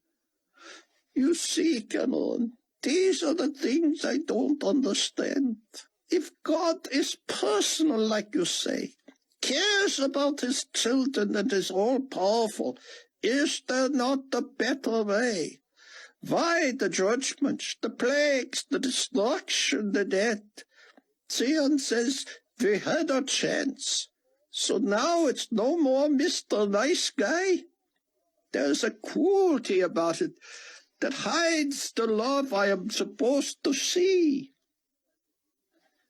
Buck leaned forward. Zion also says that even allowing 7 years of obvious tribulation is more than we deserve from God. We did not believe because we could not see it. Well, now there's no doubt. We're seeing, and yet people still resist and rebel. Chaim fell silent, then clapped his palms to his knees. Well, he said at last, don't worry about me. I confess I am feeling my age. I am fearful, frightened, homebound, you know. I cannot bring myself to venture out. Carpathia, in whom I believed, as I would my own son, has proven fraudulent. Buck wanted to probe, but dared not. Any decision had to be Rosenzweig's idea, not a plant from Buck or anyone else. I am studying. I am praying that Zion is wrong, that the plagues and the torments do not keep getting worse. And I keep busy. How? Projects. Your science and reading? And more. Such as? Oh, you are such the journalist today. All right, I'll tell you. My staff thinks me mad. Maybe I am. I have a wheelchair. You want to see it? You need a wheelchair? Not yet, but the day will come. The torment from the locust weakened me. I have blood counts and other test results that show me at high risk for stroke. You're as healthy as a mule. Rosenzweig sat back and laughed. Very good. No one wants to be healthy as a horse anymore. But I am not. I am high risk, and I want to be ready. It sounds defeatist, Doctor. The right diet and exercise, fresh air. I knew you would get to that. I like to be prepared. How else are you preparing? I'm sorry? What are you working on in your utility room? Who told you about that? No one who knew anything. Jakob merely mentioned that you spent a lot of time on projects in there. Yes. What is it? What are you doing? Projects. I never knew you to be handy that way. There is a lot you don't know about me, Cameron. May I consider you a dear friend, sir? I wish you would. But do dear friends refer to each other so formally? It's difficult for me to call you Chaim. Call me what you wish, but you are my dear friend, and so I am happy to call myself yours. Then I want to know more about you. If there is a lot about you I don't know, I don't feel like a friend. Chaim pulled the drape back and peered out. No smoke today. It will come again, though. Zion teaches that the horseman will not leave us until a third of mankind is dead. Can you imagine that world, Cameron? That'll leave only half the population since the disappearances. Truly we are facing the end of civilization. It may not be what Zion thinks it is, but it's something. Buck said nothing. Chaim had ignored his salvos, but perhaps if he did not press... Rayford hung his head. "T," he said, his voice suddenly hoarse and weak, "I don't know what to say." "You knew what to say to Bo. You played him like a—" Rayford held up a hand. "Please, T. You're right. I don't know what I was thinking." "You seemed to enjoy it." Rayford wished he could disappear. God forgive me, I did enjoy it. What's the matter with me? It's like I've lost my mind. At the house, I fly off the handle. Leah, the newcomer I told you about, she's brought out the worst in me. No, I can't put that on her either. I've been awful to her. I don't understand myself anymore. If you ever understood yourself, you're way ahead of me. Don't be too hard on yourself, bro. You got a modicum of stress in your life. We all do, T, even Bo. Not just tonight, but never, ever have I seen Bo as anything but a scoundrel. He is a scoundrel, Ray, but he's also— I know, that's what I'm saying. The day I met him, he was putting down believers, and I've had a thing about him since. I want him put in his place, and I was glad for the chance to do it. Some saint, huh? T didn't counter. Rayford got the point. Oh, what do I do now? Chase him down, start being Christ-like to him? T shook his head and shrugged. Got me. I'd sooner think your best approach is to disappear from his life. He's going to suspect any radical change. I should at least apologize. Not unless you're ready to prove it by paying him for the information he thought you were buying. Now he's the good guy and I'm the bad guy? I'll never say Bo's the good guy, Ray. As for you being the bad guy, I didn't say it. You did. Rayford sat slumped for several minutes while T busied himself with paperwork. "You're a good friend," Rayford said finally. "To be honest with me, I mean. Not a lot of guys would care enough." T moved to the front of the desk and sat on it. "Like to think you'd do the same for me." "Like you need it." "Why not? I didn't expect you'd need it either." "Well, anyway, thanks." T punched him on the shoulder. "So, what's the deal with the Tuttles? You going to get to fly a Super J?" "Think I can handle it?" "All the stuff you've flown? They say if you can drive a Gulfstream, the big one, this is like a fast version of that. Sort of a Porsche to a Chevy." "I'll drive like a teenager." "You can't wait." David was at first warmed, then alarmed, when he received a personal email early the next evening from Zion Ben Judah. After assuring David he wished to meet him sometime before the glorious appearing, Zion came to his point. "I do not understand all that you are able to do so miraculously for us there with your marvelous technical genius. Normally I stay out of the political aspects of our work, and do not even question what is going on. My calling is to teach the scriptures, and I want to stay focused.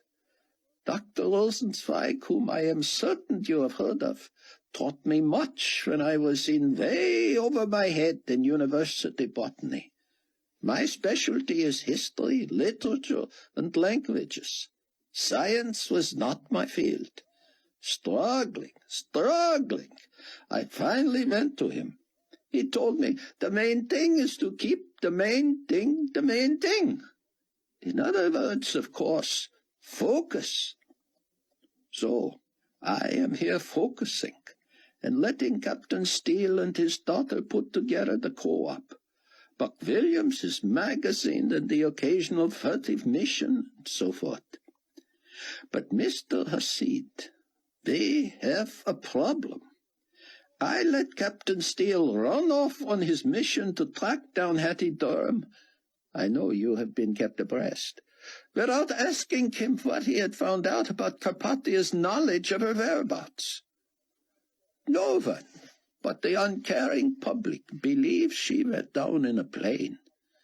That the GC allowed that patent falsehood to be circulated tells me it somehow plays into their hands. My fear, of course, is that they now feel free to track her down and kill her, for in the mind of the public she is already dead. Her only advantage in pretending to be dead is to somehow embarrass or even endanger Carpathia. All that to say this. I had been under the impression that none of your clandestine work there had turned up anything about knowledge of her whereabouts on Carpathia's part. I cannot help thinking Rayford would have been more prudent to wait on searching for Hetty until he knew for sure he would not be walking into a GC trap. I may be a paranoid scholar who should stick to his work, but if you know my history, you know that even I have been thrust into violence and danger by this evil world system. I am asking you, Mr. Hasid, if there is any possibility of digging up the remotest clue that could be rushed to Captain Steele before he walks blindly into danger. If you would be so kind as to let me know you received this, and also indicate whether you believe there is any hope of turning up anything helpful, I would be most grateful. In the matchless name of Christ, Zion Ben Judah. David quickly tapped a response. Am dubious about odds for success, as I have been monitoring computer and phone and personal interaction at the highest levels here, and have not heard even a conversation about Hattie. But will give this my full attention immediately. I will transmit to Captain Steele's secure phone anything pertinent and fully understand your concern. More later, but don't want to lose a minute. David frantically batted away on his laptop, accessing the massive hard drive, tapping into the palace mainframe and decodifying every encrypted file. He looked for any reference to Hattie, Durham, HD, personal assistant, lover, pregnancy, child, fugitive, plane crash, and anything else he could think of. Of course, everything that had been said in the administrative offices for weeks was recorded on his monster mini-disc, but the only subtitles there would be dates and locations. There was no time to listen to everything Fortunato or Carpathia had said since Hattie was reported dead. He called Annie, who rushed to his office. He closed the blinds and locked the door so no night crew could see him pacing, running his hands through his hair. "What am I going to do, Annie? Sion's right. Rayford is committing a huge blunder here, even if he lucks out. You know the GC either has to have Hattie in custody or have killed her. They'll be watching the site where she was supposed to have been hidden. Whoever comes looking for her is going to find not her, but GC.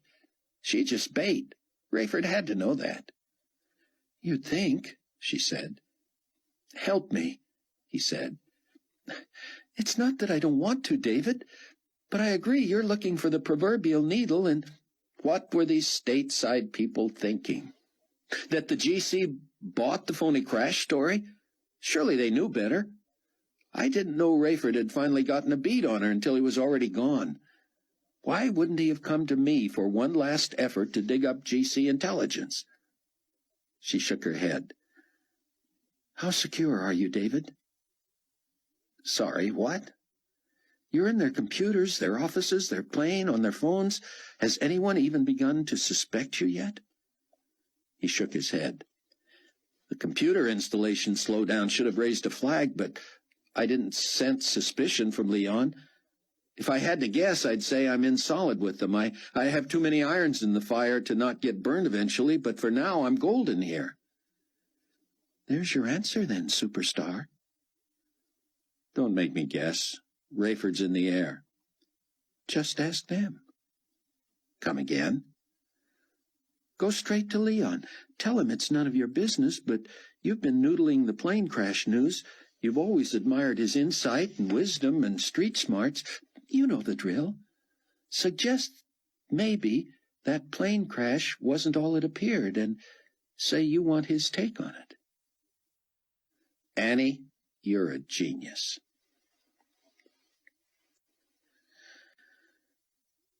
Chapter 15. You want to see my projects come on? Chaim Rosenzweig said.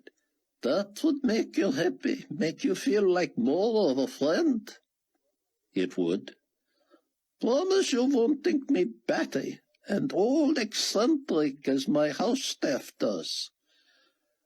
Buck followed him, realizing that regardless how Chaim appeared to the brothers and sisters in the house, he was aware of everything. Rayford found the Tuttles an all-American couple who had lost all 4 of their grown sons in the rapture. "Did we ever miss it?" Dwayne said in the Super J streaking across the eastern U.S. "Oldest boy goes off to college, gets religion, we think. Doesn't seem to hurt him any, except he starts in on the other 3, and before you know it, baby brother's going to church. That's okay, but we figure it's just little brother, big brother hero worship. Know what I mean?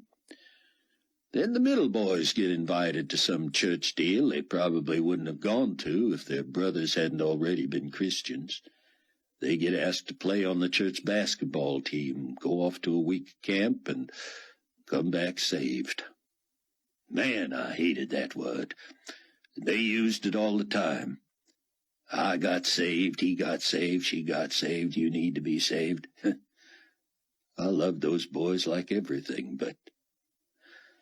Dwayne had gone from his rapid-fire delivery to choked up so fast Rayford hadn't seen it coming. Now the big man spoke in a little voice, fighting the sobs. Trudy reached from the seat behind his and laid a hand on his shoulders. "I love those boys," he squeaked, "and I didn't have a bit of a problem with them all wanting to be religious. I really didn't. Did I, True?" "They loved you, Dwayne," she drawled. "You never gave 'em a hard time."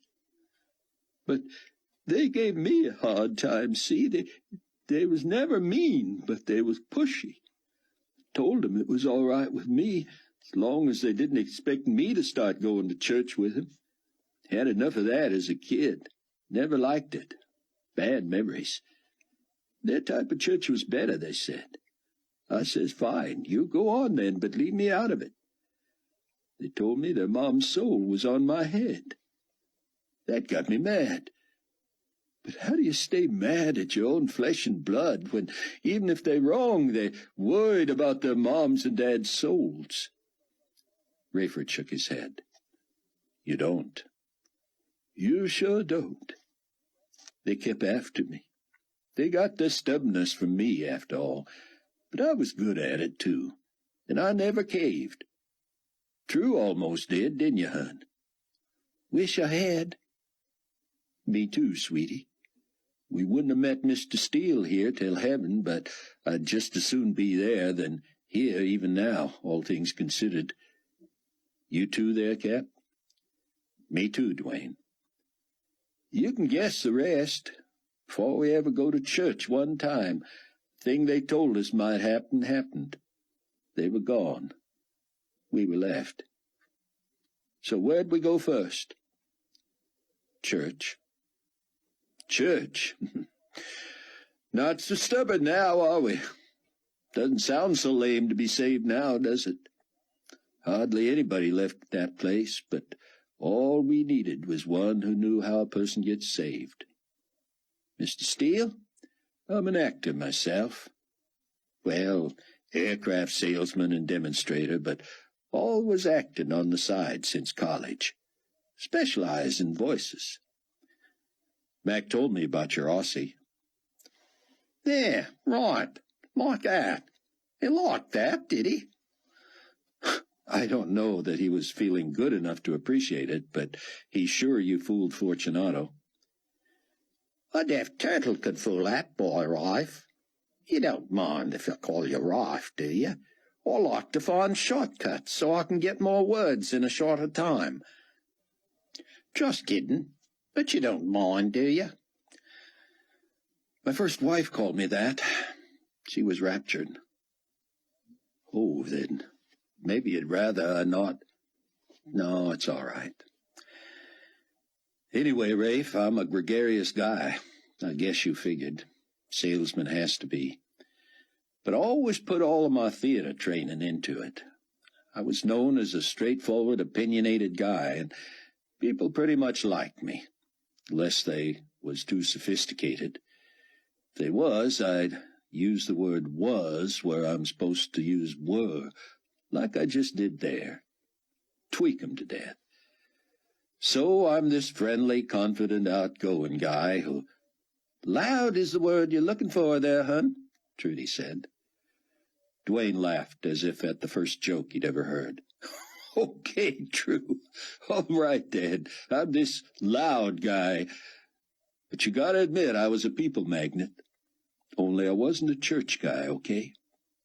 Well, now all of a sudden I am. I'm saved. I'm a day late and $1 short, but I'm learning that it still counts. We're still going to suffer, and we're never going to wish we hadn't got saved earlier. Don't kid yourself. But, all right, we're saved. So now I'm still this loud guy, but I got a whole new bee in my bonnet now. I'm knocking people over with it. Even our pastor says sometimes he wonders if I don't turn people off rather than wooing them. That's his term, not mine. Wooing them to Jesus. I learned that lesson in sales, but I figure it's different now. It's not about whether I'm going to make my quota or get my bonus or whether you can afford not to have this beautiful new airplane. People got to know, brother, that this is no sales pitch. This is your everlasting soul. Well, I get wound up. Always wondered what I'd do if I met up with old Antichrist himself. I'll tell you what, I'll bet he'd either have me killed or get saved himself, one of the two. Get it? Well, sir, I was encouraged that I didn't lose any of my bravarita or bravura. Bravado, Trudy offered. Right. I didn't lose any of that when I saw his number 2 boy t'other day. My heart was a-pumping, I don't deny. But hey, I'm going to die anyway. I'd like to be here when Jesus comes back, but going on before can't be all bad either. The day I got saved, I decided I wasn't ever going to be ashamed of it. It was way too late for that. I'm going to see my boys again, and— As suddenly as before, Big Dwayne clouded up. This time he couldn't continue. Trudy put a hand on his heaving shoulder again. He looked apologetically at Rayford, who took over the controls, and the Super J rocketed east into the night. What in the world is it? Buck asked, looking at a highly polished strip of metal. Chaim mint-stepped over and shut the door, and Buck realized he was privy to something Rosenzweig had shared with no one else. Call it a hobby that has become an obsession. This is nowhere near my field. And don't ask me where the compulsion has come from. But I am striving toward the sharpest edge ever fashioned by hand. I know the big machines with their micrometers, computers, lasers, and all can reach near perfection.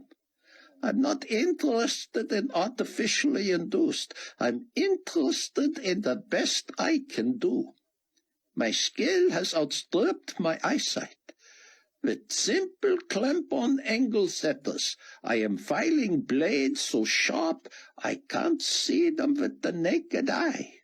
Not even powerful bifocals do them justice. I must look at them under much light with my magnifying glass. Believe me, this is more appealing than those creatures you and I studied under it half a year ago. Here, look. He handed Buck the magnifying glass and pointed him to a shiny blade, probably 3 feet long, clamped between 2 vices. Whatever you do, Cameron, do not touch the edge. I say this with utmost gravity. You would lose a finger before you felt the edge touch your skin, let alone before you felt the pain. Sufficiently warned, Buck peered at the magnified edge, amazed. The line looked multiple times thinner than any razor blade he had ever seen. Wow! Here's the interesting part, Cameron. Back away carefully, please. The material is super-hardened carbon steel. What appears flexible as a razor because it is so microscopically sharp is rigid and strong. You know how a conventional knife dulls with use? And usually the sharper the edge, the quicker the deterioration. Buck nodded. Watch this. Rosenzweig produced from his pocket a dried date. A snack for later, he explained. But this one is fuzzy. I don't want to wash it, and I have more. So it becomes my object lesson. Notice. He held the date delicately between his thumb and middle finger, barely pinching one end. He slowly, ever so lightly, drew it across the edge of the blade, reaching beneath it with his other palm. The severed half dropped into his hand as if it had not been touched. Now, let me show you something else. Rosenzweig looked around the cluttered room and found a balled-up rag, stiff from neglect. He held the rag about 18 inches above the blade and let it fall. Buck blinked, not believing his eyes. The rag had split without a sound and seemingly without resistance. You should see what it does to fruit, Rosenzweig said, his eyes bright. It's amazing, Doctor, Buck said. But why? The old man shook his head. Don't ask. It's not that I have some dark, deep secret. It's just that I don't know myself. David didn't call Fortunato. He showed up in Leon's waiting room late that evening. I just need a second with the commander, if possible, he told Margaret, who was packing up her stuff after an obviously long day. David Hasid? Leon barked into the intercom. Of course, send him right in. Leon stood when David approached. Tell me there's progress on the tracing operation, he said. Unfortunately not, David said.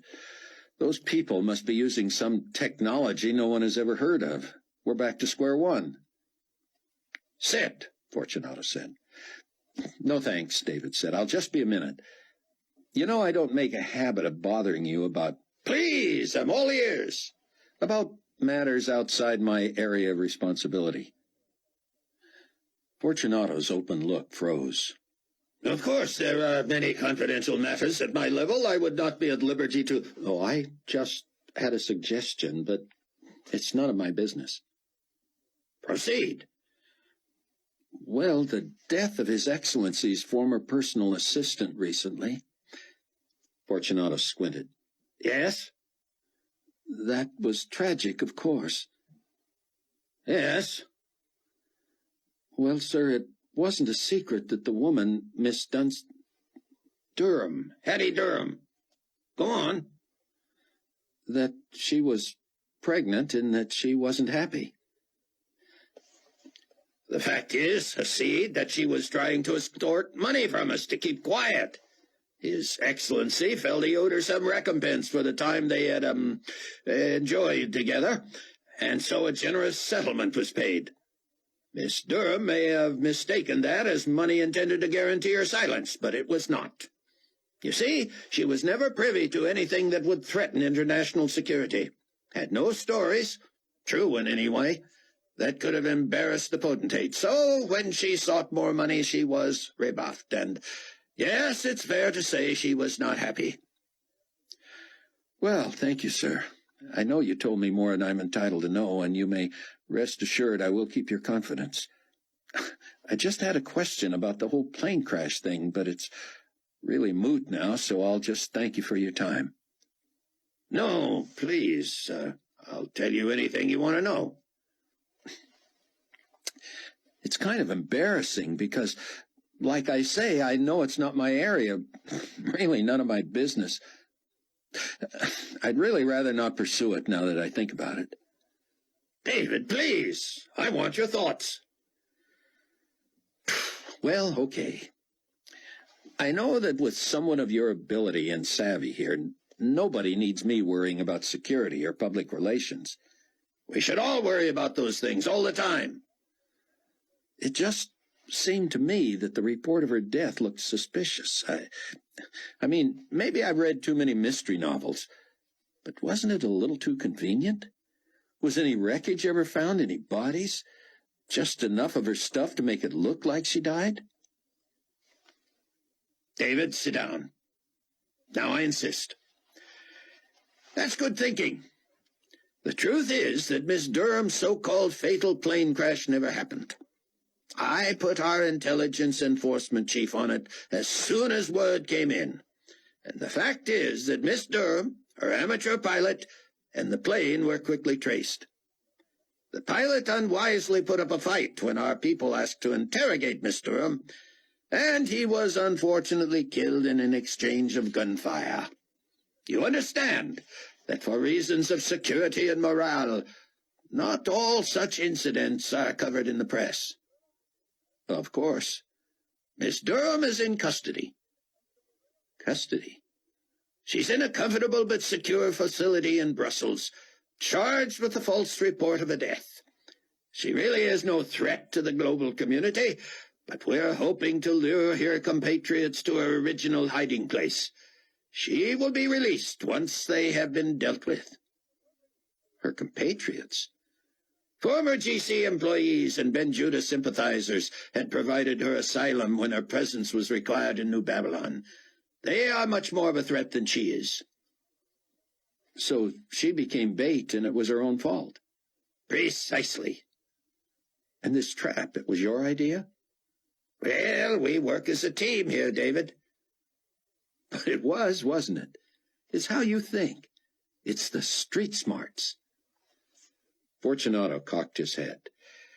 We surround ourselves with good people, and when no one cares who gets the credit, much can be accomplished. But luring the compatriots, that was yours. I believe it may have been. And did it work? It may yet. No one knows of the death of the pilot. We sent word to his brother, whom we know to have been an accomplice, that he was in hiding and would not hear from him for several months. Brilliant. Fortunato nodded as if he couldn't argue. I won't take any more of your time, Commander, and I don't guess I'll let this kind of stuff bother me anymore either, knowing you and your people are on top of everything. Well, don't feel bad about a good hunch there. And never hesitate to ask if something's not clear to you.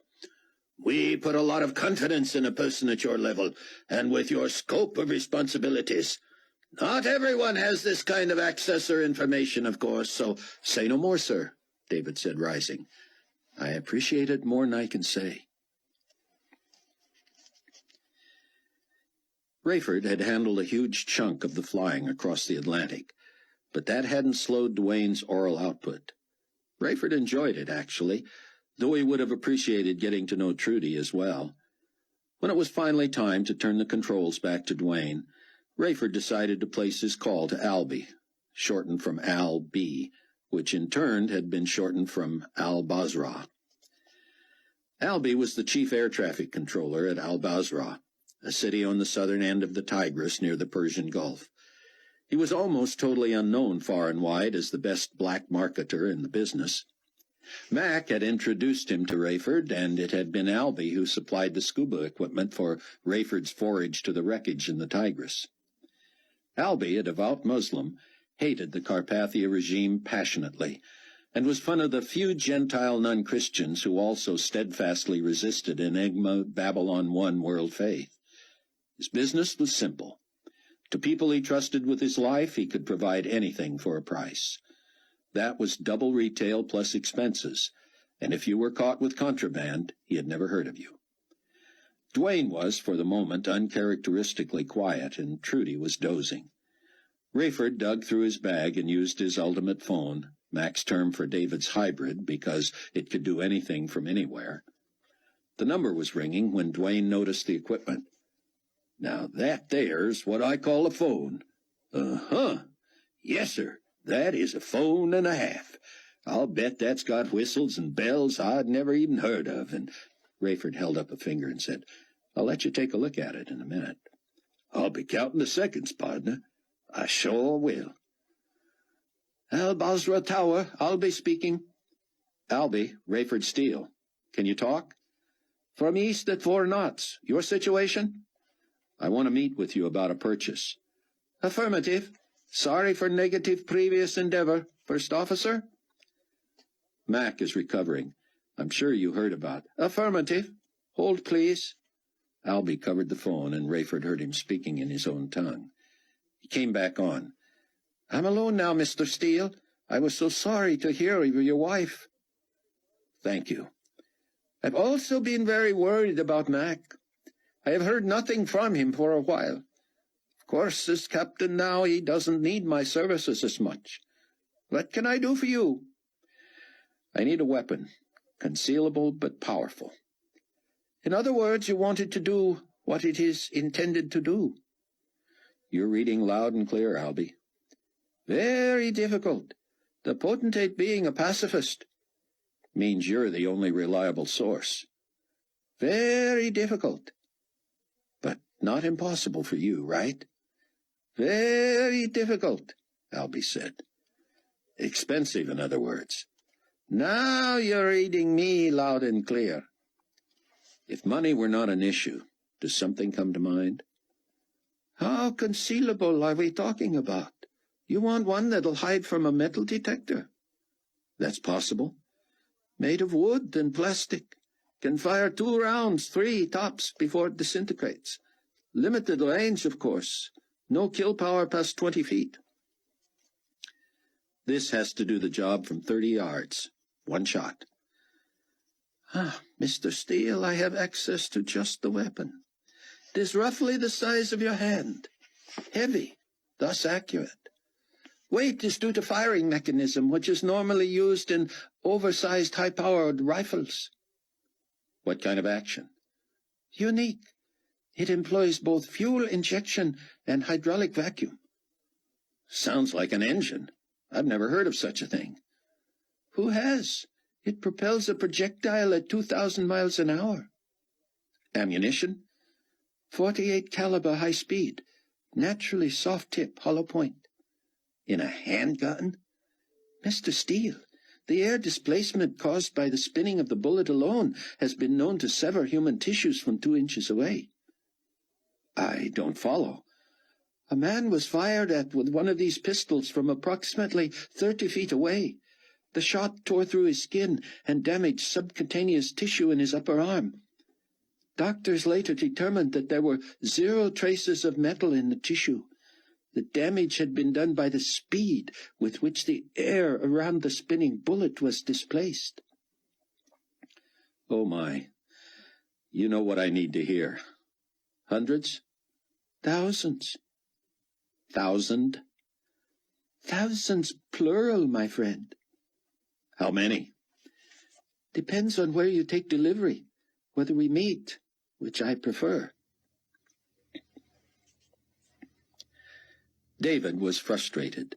He had sprinted back to his quarters and called Rayford, whose phone was busy. That phone had everything but a signal that another caller was waiting. David had even installed a wake-up feature that made the phone ring when it was turned off, provided the user left it in sleep mode. Rayford always did. He dialed again. Still busy.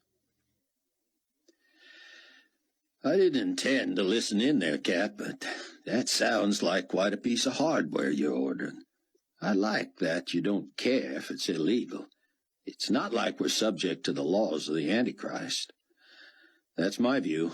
You wanted to see the phone? Yeah, thanks. Take over here, will you? Dwayne turned the phone over and over, hefting it in his palm. Heavy sucker. Probably does everything but cook you breakfast, am I right? It'll even do that, unless you want scrambled. Ha! True, do you hear that? Oh. He put his hand over his mouth when he saw his wife was sleeping. Then he whispered, Is this one of them that'll send or receive from anywhere, all that? Rayford nodded. Best part is it's secure. It uses 4 different channels a second, so it's untraceable, untappable. Lots of goodies. Keep it in your bag? Dwayne said. Yeah, thanks. Dwayne switched it off and reached behind Rayford to set it in his flight bag. On second thought, he pulled it back out and turned the main power toggle off as well. I'll take her now, Dwayne said, resuming control of the plane. And if I'm not being too much of a nosy Nelly, can you tell me what you're going to use such a powerful handgun for? Rayford thought a moment. He'd made it a practice to be open with fellow believers, even about tribulation force matters. He might not reveal the location of the safe house, or tell someone's phony ID name, just so the hearer wouldn't have to suffer for something he didn't need to know. But the gun was personal, which stabbed at Rayford because he knew well where the big money was coming from. At the moment, he couldn't imagine following through with his plan. The global community may be pacifistic and weaponless by law, he said, but we lost a pilot to gunfire, and almost every one of us has been shot at least once, and a few hit. Buck and Sion were shot at. Buck was hit, escaping Israel through Egypt. Buck was shot at helping Hattie escape a GC facility in Colorado. Our newest member and I were shot at recently, and you know what happened to Mac and Abdullah. I hear you, bro. You'll get no argument from me. Sounds like it'd be pretty expensive to issue one of those babies to everybody, though. I'll personally test it first, Rayford said. Good idea. Of course, the 2 you just mentioned would never be able to carry weapons in their jobs. You'd almost have to plant theirs on board. We did that when I was captain of Global Community 1. I had a couple of pistols secured in the cargo hold. Would have been awful hard to get to, but they were a last resort. Of course, now they're gone forever. By the way, Rafe, Dwayne said, pointing to the horizon, that would be what we in the aviation trade referred to as the sun. Our ETA is 40 minutes. Customs in Le Havre is pretty much by the book, if you haven't been there. You got the British visa stamp? Rayford nodded. Did I ask you who you are today and why I ferried you across the channel from England? Rayford pulled out his passport and flipped it open. Thomas Agee, import-export. And you are? Dwayne smiled and affected a dead-on British accent. He handed Rayford 2 United States of Britain passports. At your service, sir? Rayford read aloud. Ian Hill, and the wife's Elva. Nice to meet you both. David wasn't getting a busy signal anymore. He carefully redialed to be certain he hadn't erred. The number was right. Either Rayford could not hear the ring or the phone had been shut off. David called Sion and woke him. Someone was going to have to contact that plane on an open frequency, and fast.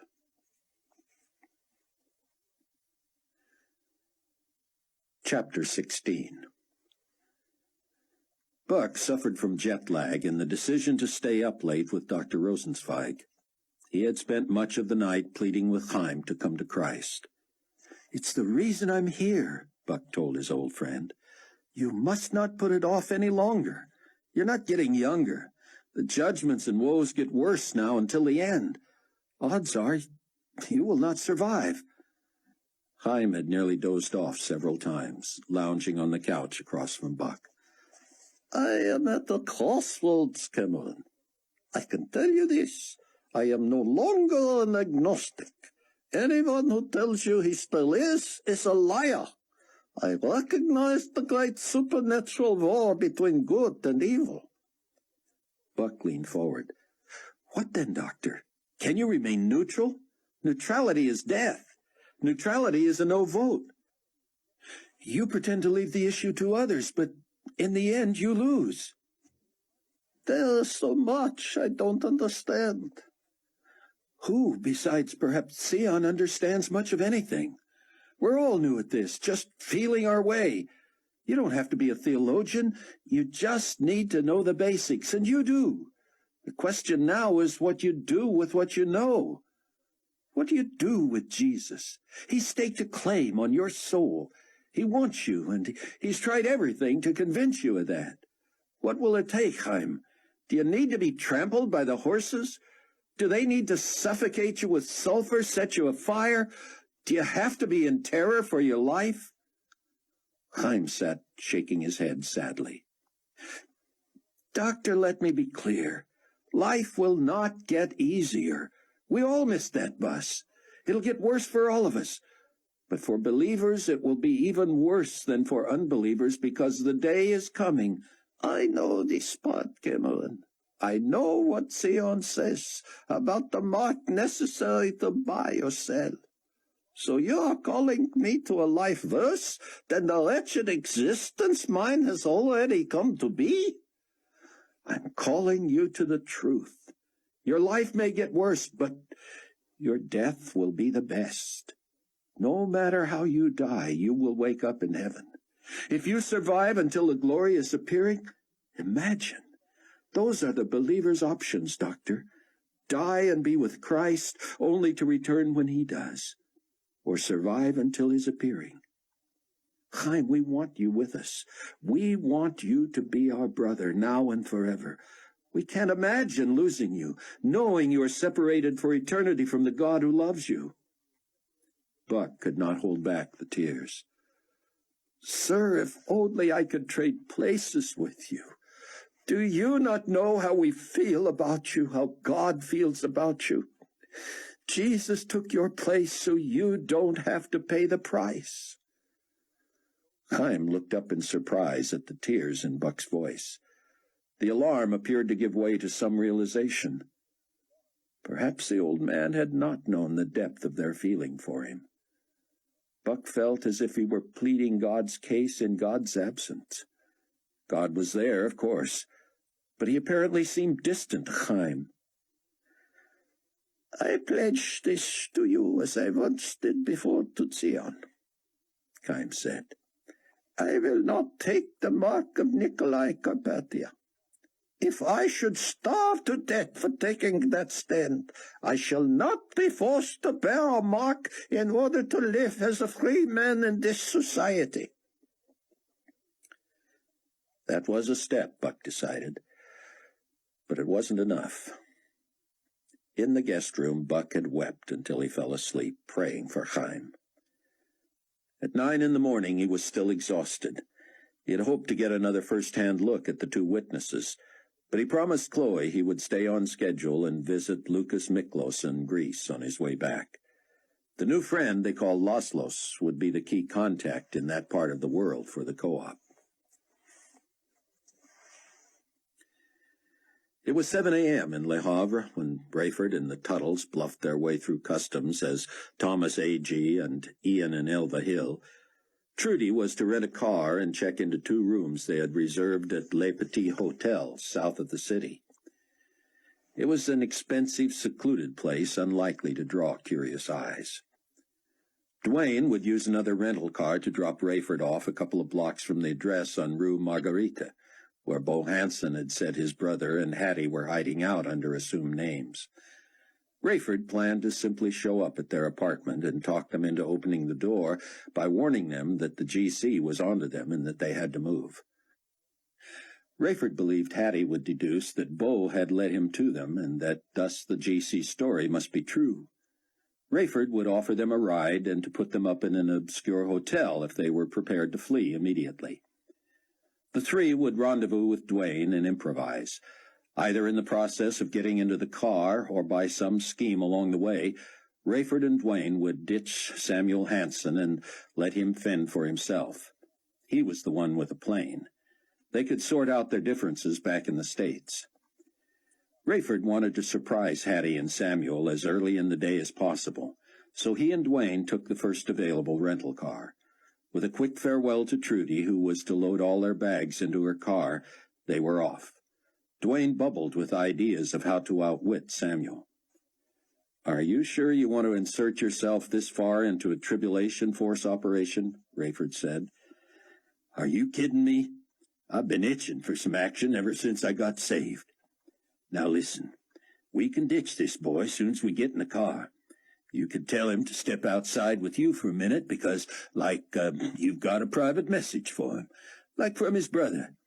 You get out, walk him behind the car, and then you tell him you forgot the note in the car. You jump back in, I take off. There we go."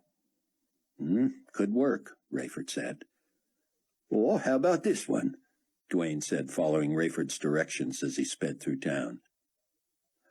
"When you first bring him to the car, I get out all mannerly and such, and we do the formal introductions. I open the door for the lady and get her inside. Then I give this Hanson character a big old Oklahoma shove. He'll roll 20 feet, but it won't hurt him. By the time his head clears, we'll be long gone." Rayford studied a city map and the note from Bo. "They're using the names James Dyke and May Willie. Sometimes you have to wonder." "Here's another idea," Dwayne said, but Rayford cut him off. "No offense, Dwayne, but I don't much care how we do it as long as we get it done." "You gotta have a plan." "We have plenty. If it doesn't feel right for me to invite him out of the car, you know what to do." "You got it, partner." By now, David was despairing. It was mid-morning in New Babylon, and he and Mac were huddled in Mac's office. David had programmed his own secure phone to dial Rayford's every 60 seconds and to leave a digital message that simply read, "Abort," and gave David's number. "If I'd known it was going to be this way," Mac said, "I could have flown to France and intercepted him myself by now." David, feeling helpless, brought up on his computer phone calls between Leon and his intelligence enforcement chief, Walter Moon, the day before, the day of, and the day after the announcement of Hattie's death. When David finally hit pay dirt and heard something that would help Rayford, he felt even worse. "This'll make your day, Mac," he said. "Listen to this. It's Leon and Moon." "What's your plan on the Durham situation, Wally?" "It's done, Commander. She made it so easy. How long we've been looking for that?" "Too long. Now what's done? What did you do?" "Like we said, we got rid of the pilot. He was using the name Dykes, but we traced the plane to Sam Hanson out of Louisiana." "By got rid of, you want to know, or you want not to know?" "Let's just say Sam's had his last bowl of gumbo. We put the filly in the Brussels lockup. She was using the name May Willie, so we booked her under that so she could hide out inside if she wanted. I know the big boss, His Excellency doesn't want anything noisy." "Right, and anyway, who'd believe she's Hattie Durham? She's been reported dead. And she's the one who did it. We could leave her in Belgium forever. And we're taking advantage of this how? We informed the pilot's only living kin, his brother, in a note that looks like it's from Sam, that Sam would be holding up in France for a while. So don't expect to hear from him. We figure the brother will eventually get suspicious or run out of patience and come looking for him. We just hope her Judite friends will find her through the brother first, because we have a surprise for them." I'm listening. We've got a look-alike staying at the apartment claiming to be Dykes. He plays coy, but then promises to take any snoops to Hattie. They wind up in the same situation as the Cajun, if you get my drift. Excellent, Wally.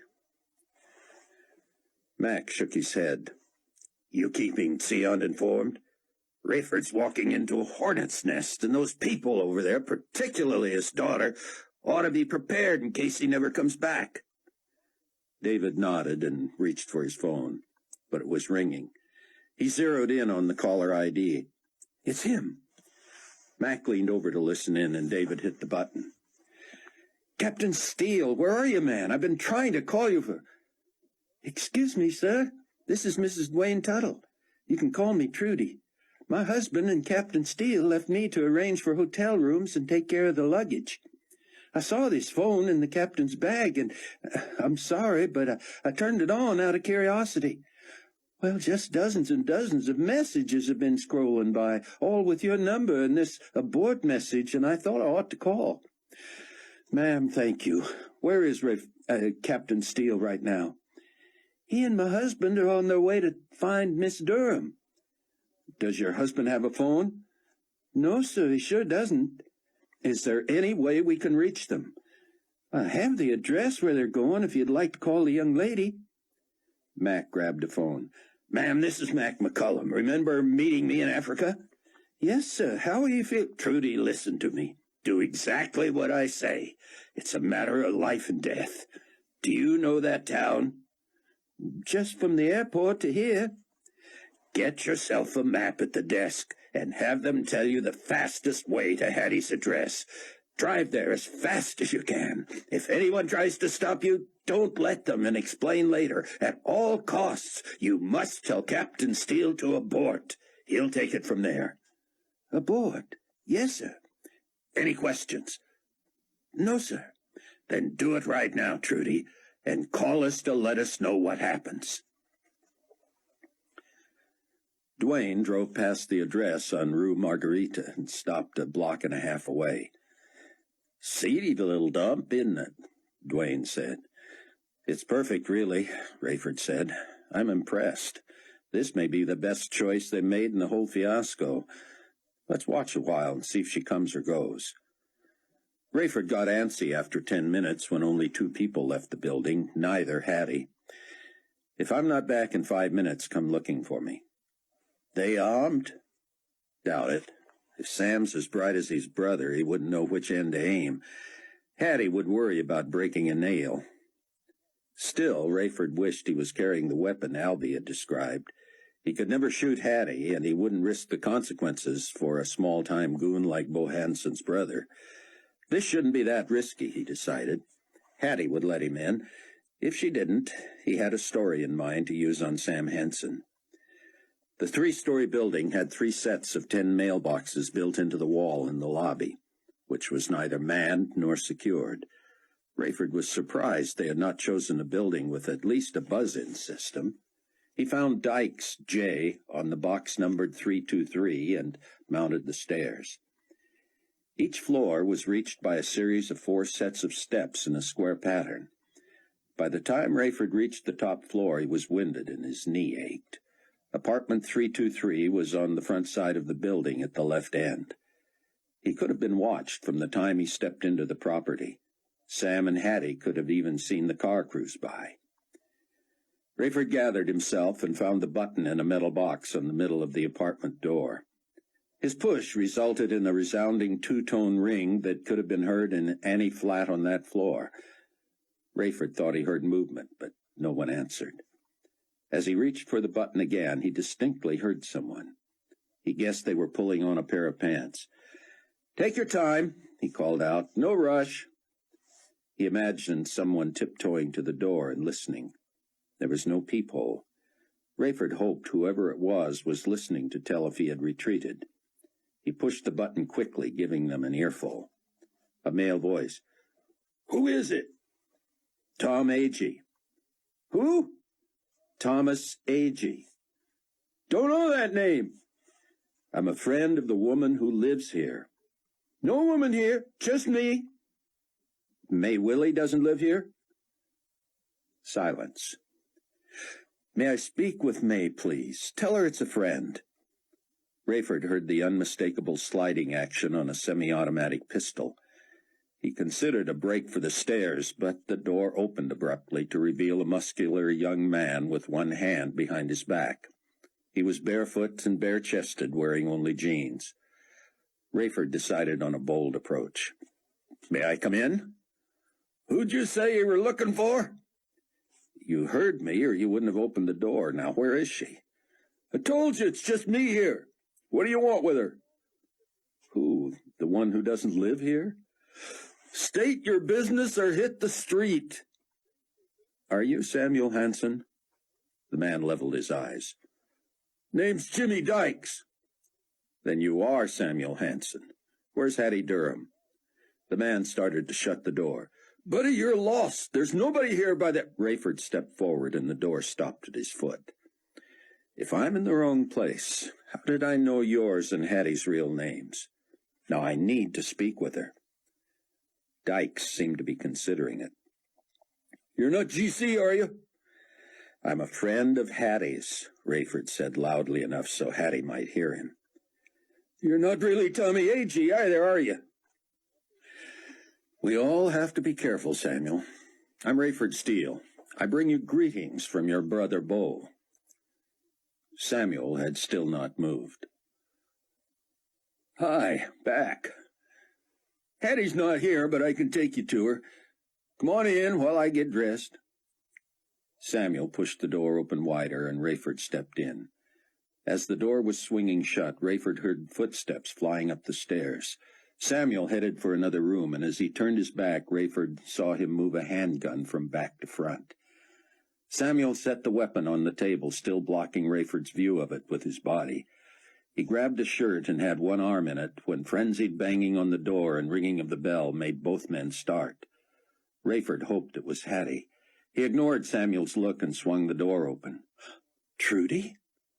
His life shifted into slow motion as he desperately tried to remember her undercover name.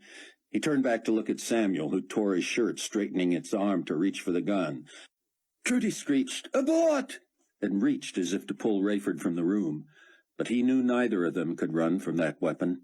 The incongruity alone of Trudy showing up with an abort message told him that whoever this man was, he would kill them.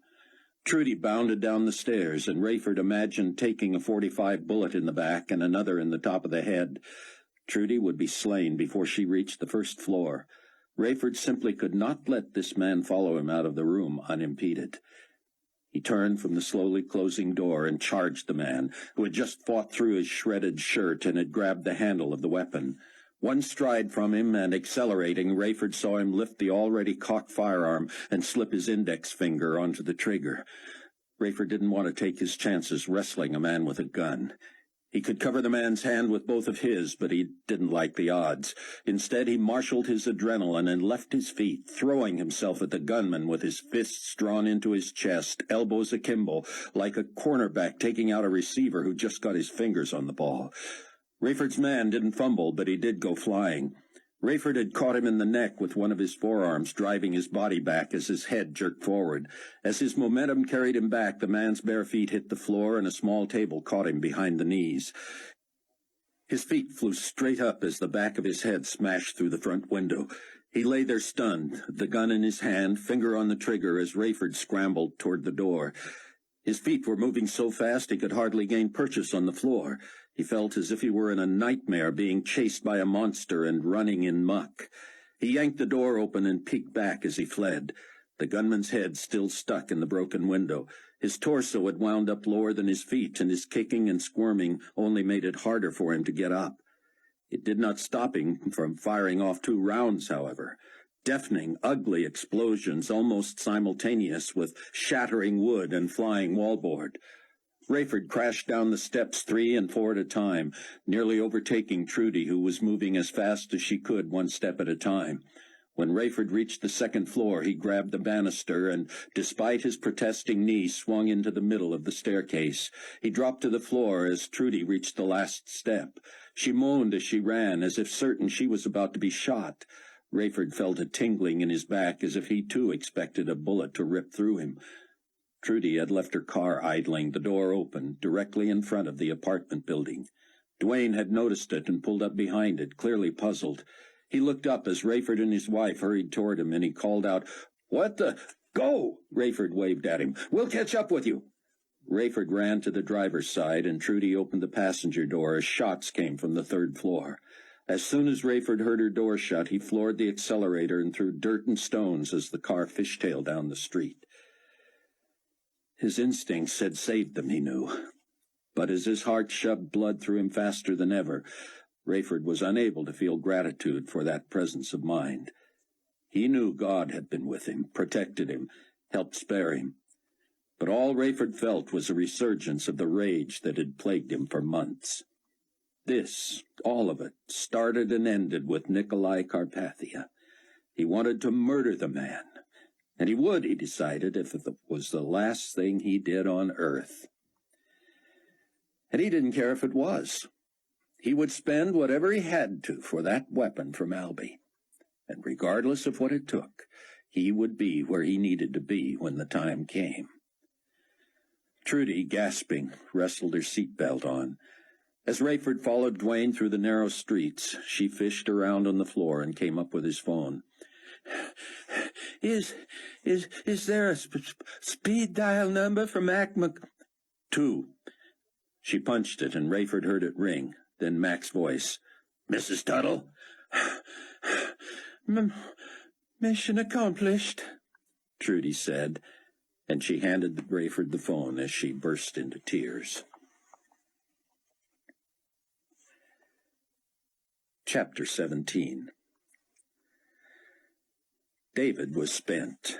He and Mac had listened to Rayford's debriefing as the two cars zipped through Le Havre on their way back to the hotel.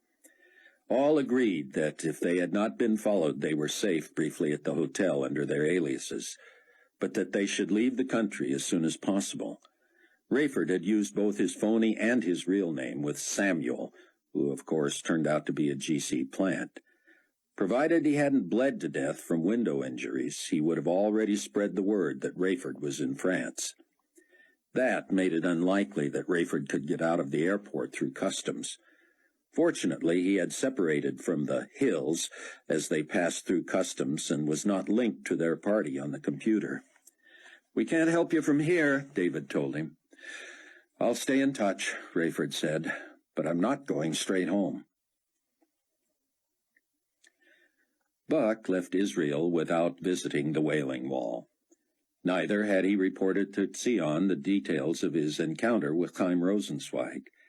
He wanted to do that in person, knowing Sion would be as heavy-hearted as he was. How they had grown to love Chaim. Wasn't enough to say that you couldn't make a person's decision for him. The believers who loved Chaim wanted to do just that. Buck enjoyed a warm reunion with Lucas Miklos and his wife. In her broken English, Mrs. Miklos told Buck with relish, "Laszlo loves the intrigue. He tells me day and night for a week. Remember our friend, be Greg North, not you know who." Laszlo had done his homework. He had made his lignite business so profitable that he was stockpiling profits and planned to sell the operation to the global community just before trading restrictions were predicted to go into effect.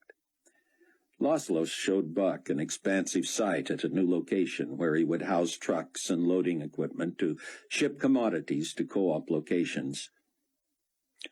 His new concern would look like a GC-sanctioned shipping business, but it would be 10 times larger than it appeared and would be the hub of co-op activity in that part of the world. Buck also visited Laszlo's underground church, a vast group of believers led by a converted Jew whose main dilemma was how large the body had grown. Buck flew back to the States encouraged by what he had seen in Greece, but saddened by the lack of spiritual movement on Chaim Rosenzweig's part. At home, he found Sion and Chloe skittish about a decision they had come to about Leah. Buck thought it a great idea, but they wondered whether they should have proceeded without consulting Rayford. Due to the near disaster with Rayford and the complexity of the communications between force members from all over the world, Sion suggested putting one person in charge of centralized information. Leah immediately volunteered, saying she found herself looking for things to do between preparing meals. Chloe had spent hours with her, bringing her up to speed on the computer, and Leah said she had never felt more fulfilled. The four gathered around the computer, and Leah showed how she had found a program that helped her consolidate everything coming into or going out from the safe house. With a little thought and a few keystrokes, she then transmitted to everyone what the others had communicated. "This way we'll never wonder who's in the loop, who knows what, and who doesn't. If Mac or David writes up an incident that everyone should know about, I see that everyone gets it." As they hurtled toward the midpoint of the tribulation, Buck sensed that they were as prepared as they could be. Rayford had to give Duane his due. He may have been a loudmouth, but he had come up with the best plan for spiriting Rayford out of Le Havre. "We didn't get to use my ideas for ditching Hattie's boyfriend," he said, "so this is only fair." It was clear Trudy was proud of what she had accomplished that morning, but she was also still shaken and wanted no responsibility for another caper on their way out of the country. She and her husband preceded Rayford to the airport by 15 minutes to drop off their rental and get the plane ready for takeoff. Rayford would follow and drop off his car, then casually move to the back side of the lot where a fence separated the cars from the terminal. Duane had noticed that the area behind the fence led around the end of the terminal building and directly out to the runway. "You can either hop that fence and run to the plane once you heard it screaming and know we're ready to go, or I can bring the plane close to that fence and make it easier for you." "Pros and cons," Rayford said. "It could be a long run to the plane, and you've been gimpy on that knee. On the other hand, if I bring the Super J to the fence, that'll draw a lot of eyes and maybe even some freaked-out officials trying to keep me out of that area." They finally decided that Duane would get the plane into takeoff position and then ask permission to taxi out of the sun near the terminal to check out something underneath. That would put him closer to where Rayford could vault the fence. "I'll tell him I heard a squeak in a wheel bearing and see if I can't get him to poke around under there with me while you're slipping aboard." All went well until Rayford pulled into the rental lot. The Super J was on the runway, engines whining. The rental attendant asked him something in French, then translated into English. "Are you keeping it on the charge card?" Rayford nodded as the young man printed the receipt and kept looking from the handheld machine to Rayford's eyes. "Excuse me," he said, turning his back to Rayford and talking into his walkie-talkie. Rayford didn't understand much of the French, but he was certain the man was asking a co-worker something about "J. Thomas." The receipt was printing as the man spoke, but when he tore it off, he didn't hand it to Rayford. "No did go through," he said. "What do you mean?" Rayford said. "It's right there." "Please to wait, and I try again." "I'm late," Rayford said, backing away and aware of movement near the terminal. "Send me a bill." No, must you wait? Need new card." "Bill me," Rayford said, looking over his shoulder to see the Super J slowly taxiing his direction. 3 men ran from the terminal toward the rental lot. Rayford sprinted toward the fence, and the agent yelled for help. Rayford guessed the fence was 4.5 feet high, and the Super J more than 100 yards away, moving slowly. If Duane had succeeded, an inspector would likely walk out to meet the plane. The men racing into the lot were 100 feet behind Rayford. They all looked young and athletic. Rayford tried to scissor-kick his way over the fence, but caught his lead heel on the top. That caused him to slow enough that gravity brought his seat down on the middle of the fence, and his momentum took him over. He grabbed the top to keep from slamming to the ground, but until he extricated his heel, he hung upside down for a few seconds. He wiggled free and landed hard on his shoulder, jumped up, and lit out for the plane. A look back revealed his pursuers clearing the fence with ease. If Duane didn't increase his speed, Rayford would never outrun them. Rayford heard the acceleration of RPMs and saw a man with a clipboard waving at Duane to slow.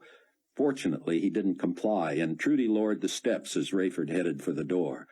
The men behind yelled at him to halt, and as Trudy leaned out breaching, he heard their footsteps. Just as he left the ground to leap for the steps, the fastest of the men dove and slapped Rayford's trailing foot. He was thrown off balance and nearly flipped off the side of the stairs, but Trudy proved stronger than she looked. Rayford grabbed her wrist and was afraid he would pull her out the door with him, but as his weight dragged her to the floor, she turned lengthwise, her shoulders on one side of the opening and her knees on the other. He vaulted over her. Duane throttled up, and Rayford helped Trudy shut the door. "That's twice today. You've saved my bacon," Rayford said. She smiled, shaking as she collapsed into a seat. "It's the last time, too. I just retired." Duane whooped and hollered like a rodeo cowboy as the Super J shot into the sky. "She's something, ain't she? Ooh, boy!" "Quite a machine," Rayford said, dreading what he was going to feel like the next morning. Duane gave him a puzzled look. "I wasn't talking about the Super J, partner. I was talking about the little woman." Trudy leaned forward and wrapped both arms around her husband's neck. "Maybe you'll quit calling me that now." "Darling," he said, "I'll call you anything your little old heart desires. Whoo, boy!" "You heading west?" Rayford said suddenly. "I can head any direction you want, Rafe. Say the word." "East." "East it is. I'll stay below the radar level a while so they can forget about tracking us. Buckle up. Hang on." He wasn't kidding. Duane made the Super J change direction so fast, Rayford's head was pinned to the chair. "Like a roller coaster, eh? You gotta love this," Rayford muttered to himself. "How's that, Cap?" Duane said. "I said you need to work up a little enthusiasm." Duane laughed until tears rolled. Late in the day, David received a private email message from Annie, reporting that the head of her department and a couple of the other higher-ups had met briefly in Fortunato's office. David wrote back, "I'd love you with all my heart even if you weren't the most valuable mole in the place." While he skipped around his hard drive trying to retrieve the audio of the meeting in question, his status bar told him he had another message. Again it was from Annie. "I never dreamed of so lofty a compliment from the love of my life. Thank you from the bottom of my moly little heart. Love and kisses, AC." When David found the recording, he recognized the voice of his peer, the head of Annie's department. He rambled through the obligatory kissing up, then turned the floor over to his intelligence analysis chief. Jim Hickman was brilliant, but self-possessed and clearly enjoyed the sound of his own voice. "These cultists," Hickman began, "are what I like to call literalists. They believe ancient writings, particularly the Jewish Torah and the Christian New Testament, and they make no distinction between historical records, many of which have proved accurate, and figurative, symbolic languages of the so-called prophetic passages. For instance, anyone, myself included, with even a cursory background in the history of ancient civilization knows that much of the so-called prophetic books of the Bible are not prophetic at all. Oh, after the fact of some strange natural phenomenon, one could make some of the imaginative and descriptive language fit the event. For instance, the current rash of death by fire, smoke, and sulfur, which is clearly poison vapor warfare, probably by this very group, becomes the fulfillment of what they believe is a prophecy that includes monstrous horses with lions' heads, ridden by 200 million men. "Are we going somewhere with this, Jim?" Fortunato said. "His Excellency is looking for specifics." "Oh, yes, Commander. All that to say this. As these people take these writings literally, they attribute to these two crazy preachers— "The potentate calls them the Jerusalem twosome," Fortunato said. "Yes," Hickman cried. "I love that." Anyway, the Ben Judahites believe that these old coots are the so-called witnesses of the 11th chapter of the book of Revelation. In their precious old King James translation, the operative verse reads like this, "And I will give power unto my two witnesses, and they shall prophesy 1,260 days, clothed in sackcloth." "So that's why those two dress in those burlap bags," Fortunato said. "They're trying to make us think they're these, what did it say, witnesses." Hickman dripped with condescension. "Exactly, Commander. And Ben Judah has always held that this period began the day the one-world government entered into a peace agreement with Israel. You count exactly 1,260 days from then, and you must have what the preachers themselves call the due time." Fortunato asked the others if they minded leaving him alone with Hickman for a moment. David heard the sliding of chairs, the door, people moving about. Then, "Jim, I need to confide something that's troubling me. You're a smart guy." "Thank you, sir." "And you and I both know there are things in those ancient writings that would be hard to fake." "Oh, I don't know. Turning water to blood is being perpetrated by the same people who are killing us with germ warfare. It's a trick, something planted in the water supply." "But at Collect Stadium it seemed to happen to water already in bottles." "Oh, I've seen magicians do the same thing. Something in the mix responds to weather conditions, maybe when the temperature drops at a certain time in the evening. If you have an idea when that is, you can make it look like you caused the phenomenon."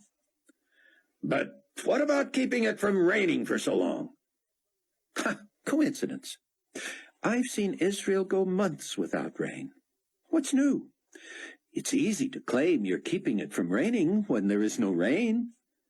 What will they say when the rain comes? That they decided to give us a break?" "People who try to kill them wind up incinerated." "Someone said the two conceal a flamethrower they produce when the crowd has been distracted." "Really, Commander, you're not suggesting these two breathe fire?" Fortunato was silent. Then, "Well, if they're not who they claim to be, how do we know they will be vulnerable at the prescribed moment?" "We don't. But either they are vulnerable or they are not who they say they are. Either way, we win, they lose." David would transmit the information to Zion, but first he wanted to eavesdrop on Fortunato when he reported to Carpathia. He checked Fortunato's and Margaret's phones. Nothing. Fortunato's office was quiet. He hit the mother lode when he tapped into Carpathia's office. Fortunato had just summarized his conversation with Hickman. 1,260 days since the treaty, Carpathia repeated. We had already decided on a pageant. Now we know precisely when to stage it. You have your work cut out for you, Leon. You must turn the regional potentates against Peter II. Not that they are not against him already, but it must result in his demise. I will leave it to you. Leave to me the so-called witnesses. The world, especially Israel, has long since looked forward to their end. For months I have believed it beneath me to personally rid the world of those two. I wondered about the public relations fallout and considered merely sanctioning and ordering their killing by GC troops. But they will have so alienated even their own followers by then that doing it personally will be considered my crowning achievement so far. If you're certain. You do not agree? It would be so easy, Excellency. We could have it done without your being implicated. You could even decry the deed publicly, restating that you encourage freedom of speech and thought. Oh, but not freedom to torment the world with plagues and judgments, Leon. But that doesn't that imply that these men are who they say they are? It makes no difference, do you not see? I want responsibility, credit, points for standing up to those impostors. Of course, as always, Excellency. You know best. The Super J sat at the end of the runway at Al-Basra. Upon arrival, several airport workers had run barefoot to the plane, gawking at the sleek lines in the British flag. Where Dwayne's Aussie alter ego Dart had Fair Dinkum emblazoned on the side, the decal now read Black Angus. Rayford was impressed with how the British accent affected Dwayne's posture and bearing, and even his vocal volume. "Very good then, gents," he said. "Ian Hill, proprietor, and the wife Elva. Thanks so much for looking after the refueling." Rayford introduced himself as Jesse Gonder, and one of the workers gave him an envelope with keys and a note enclosed. "You remember the truck. Take it to this address, and I'll be along. Al B." Rayford found Albie's ancient vehicle, and they chugged into town in a crowded marketplace. He and Dwayne and Trudy sat awaiting Albie in a bustling stone-hewn cafe under a cloth roof. Dwayne apparently knew enough to keep his voice down in public, especially while losing the British accent. The three sipped warm cans of soda as they, at least Rayford and Dwayne, spoke guardedly about the tribulation force. Trudy seemed to nap between sips. "I'm sorry," she slurred. "Too much excitement for one day." "She's a trooper," Dwayne whispered, eyeing patrons at nearby tables who likely couldn't understand anyway. "But I don't guess she's been this scared in her life." Trudy shook her head, then nodded, and her head bobbed again. "That daughter of yours is smart as a whip, I don't mind telling you, Rafe. I know you all must pitch in with ideas and such, but she's got this co-op organized and coming along like nobody's business. You know, I've had a thing for being bold about my beliefs." "I heard. I'm going to have to put the kibosh on that as soon as the mark is required for buying and selling. It'll be obvious enough where I stand, and the way I get it, at least from Pastor Benjudah's messages, eventually I could lose my head. We all could." Rayford allowed a tired smile. His mind had been on Hattie and how foolishly she had allowed herself to be imprisoned. But he had never heard Sion referred to as Pastor Benjudah, and he liked it. It fit. He was more than the pastor of the Trib Force. He was anybody's pastor who chose to engage his daily cyber pulpit. As Dwayne carried on about the honor of his and Trudy's being the key Southwest operatives of the commodity co-op, Rayford's mind wandered to Leah's suggestion. She was right. She was free of family obligations. Maybe she could be mobile. She was a small-time fugitive compared with the rest in the safe house. Her face wouldn't be recognized by more than the local GC. With makeup, contact lenses, and hair dye, she could travel anywhere, even to Brussels. She could pose as a relative of Hattie's. Someone had to share the bad news of Hattie's sister. Rayford hoped the GC would keep Hattie alive until she became a believer, but he didn't mind their keeping her incarcerated until after the midpoint of the tribulation. If she was free, she would try to get herself in position to kill Nikolai. Rayford had to admit to himself that he coveted that role. Though he knew it was ludicrous, his doing the deed wouldn't be any more disastrous than Hattie's doing it. Whoever did it was not going to get away with it. He prayed silently. "Lord, search my motives. I want what you want. I want Hattie saved before she does something to get herself killed." "I'd like to meet that Greek you told me about," Dwayne was saying. Harvesting the ocean out of Bering Strait, shipping grain from the southwest, and bartering produce in Greece is just part of what Ms. Williams has ready to roll. It's gonna be something, Rafe. A truck, creakier than the dilapidated junker Albie lent them, squealed to a stop in the narrow street, and Albie hopped out. He smacked the trunk on the side panel, and it roared off. Rayford stood to welcome him, but Albie, carrying a rolled-up brown paper bag, motioned that he should stay seated. Albie bowed to Trudy, but she was asleep, her chin in her hand. "One of my people reports strangers about," he whispered as he pulled up a chair. "You can trust us, Mr. Albie," Dwayne said.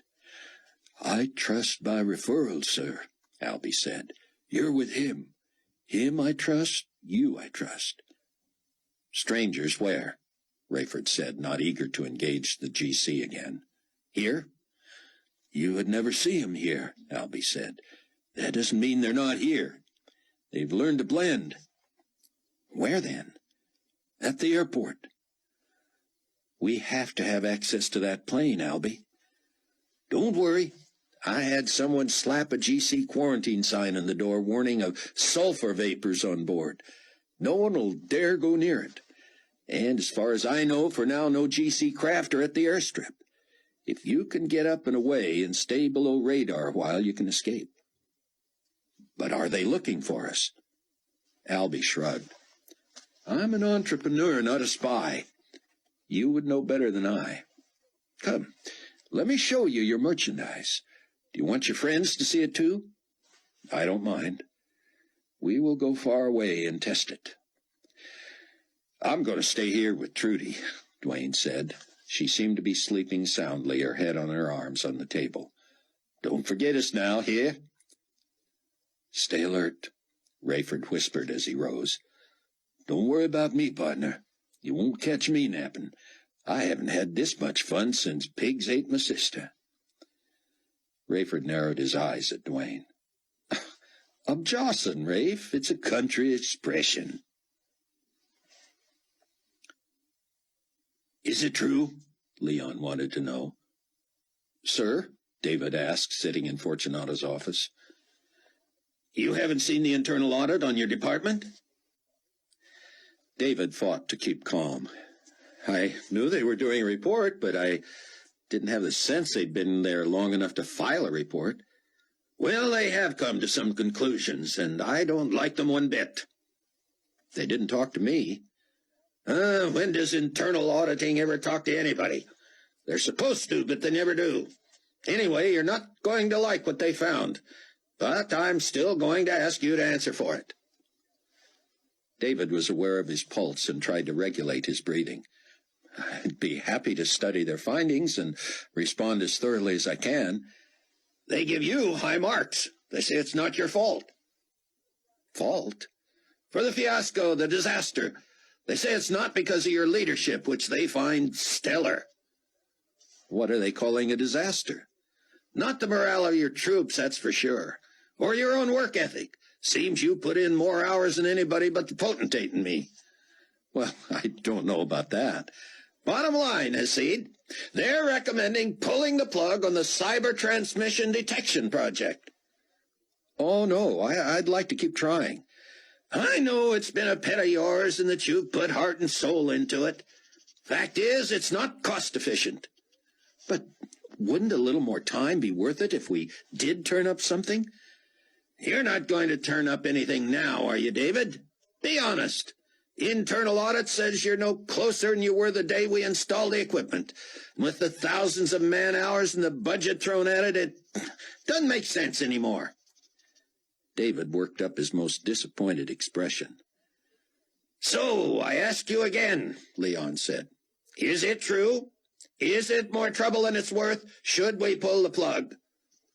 "Well, what will the potentate say?" "That's my worry. I'm going to take the tack that we don't need to know the source location that badly, and that the Judahites are making fools of us this way. He'll agree. How about you?" "Who am I to disagree with the potentate and the Supreme Commander?" "Attaboy." "Not to mention internal audit." "There you go. Now I have an idea for the use of those man-hours and computers. Good. I'd hate to see them go to waste. Now that the cockpit crew is back to work and the Phoenix 216 is appropriately outfitted, His Excellency has assigned me a rather ambitious 10-region tour over the next few weeks.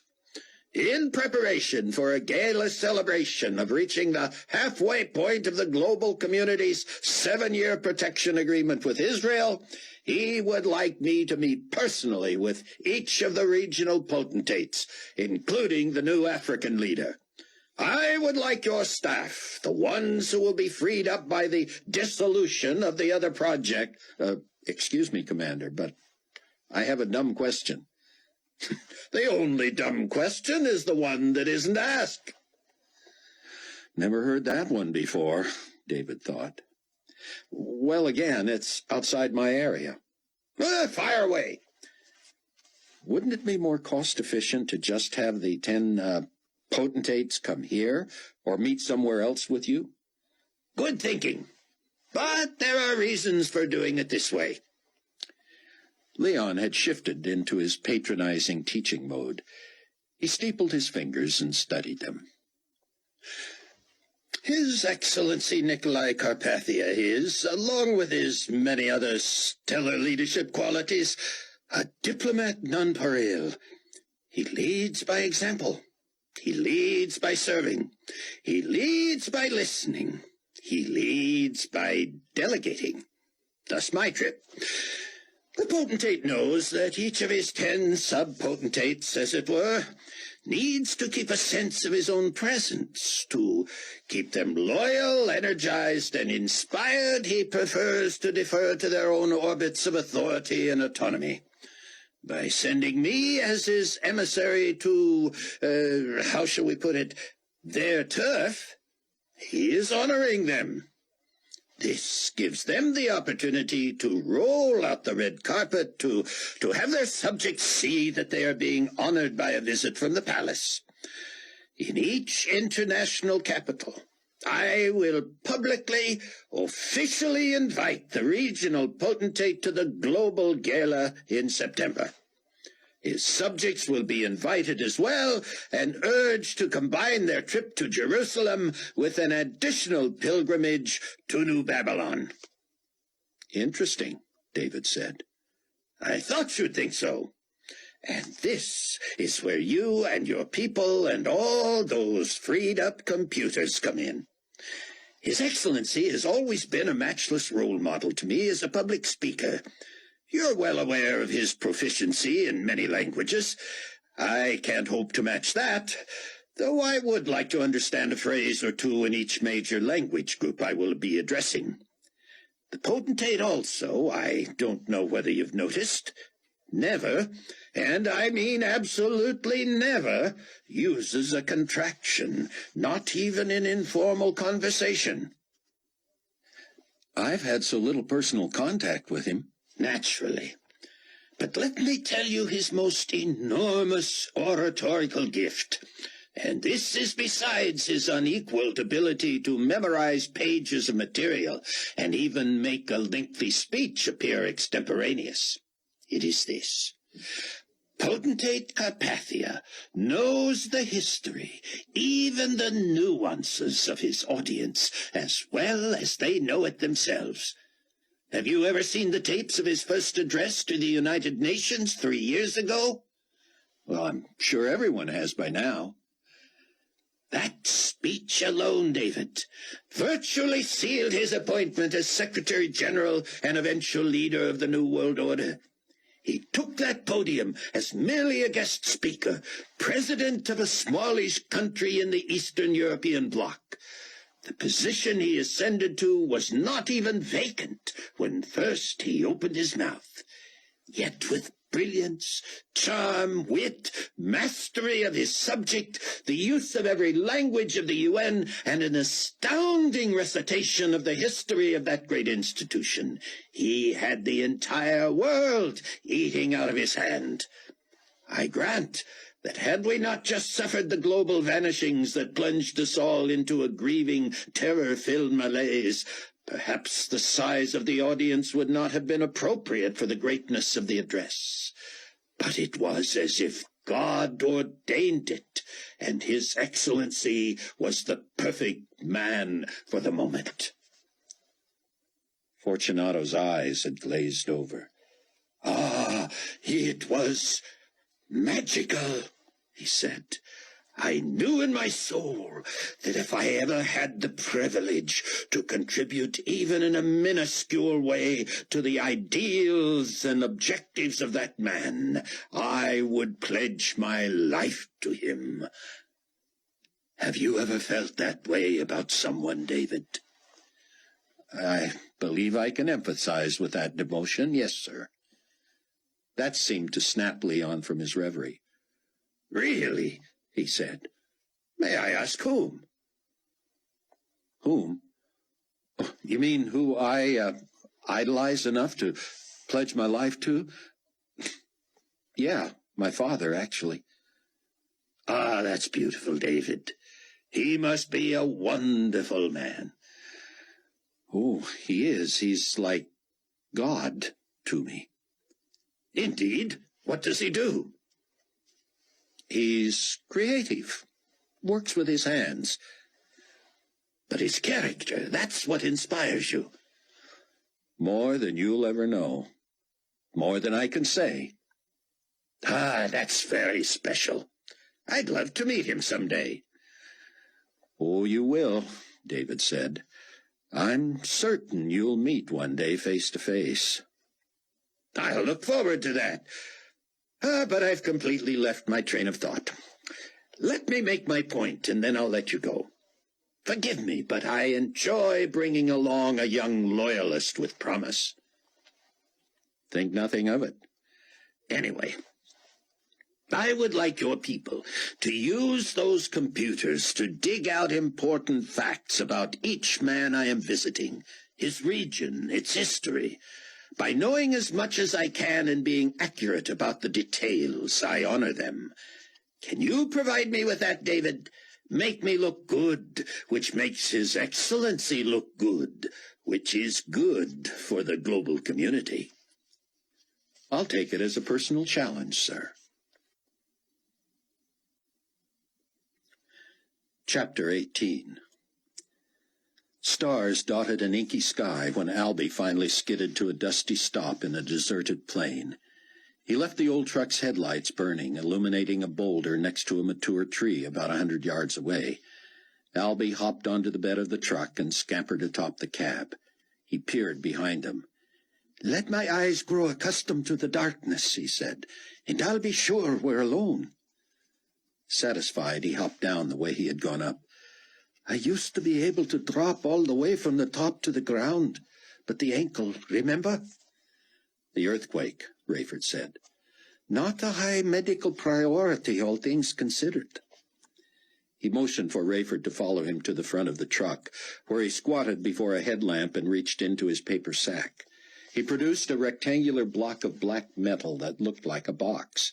It was about 10 inches long, 5 inches wide, and 1.5 inches deep. "Captain Steele, this is ingenious. It costs extra, but I know you will want it.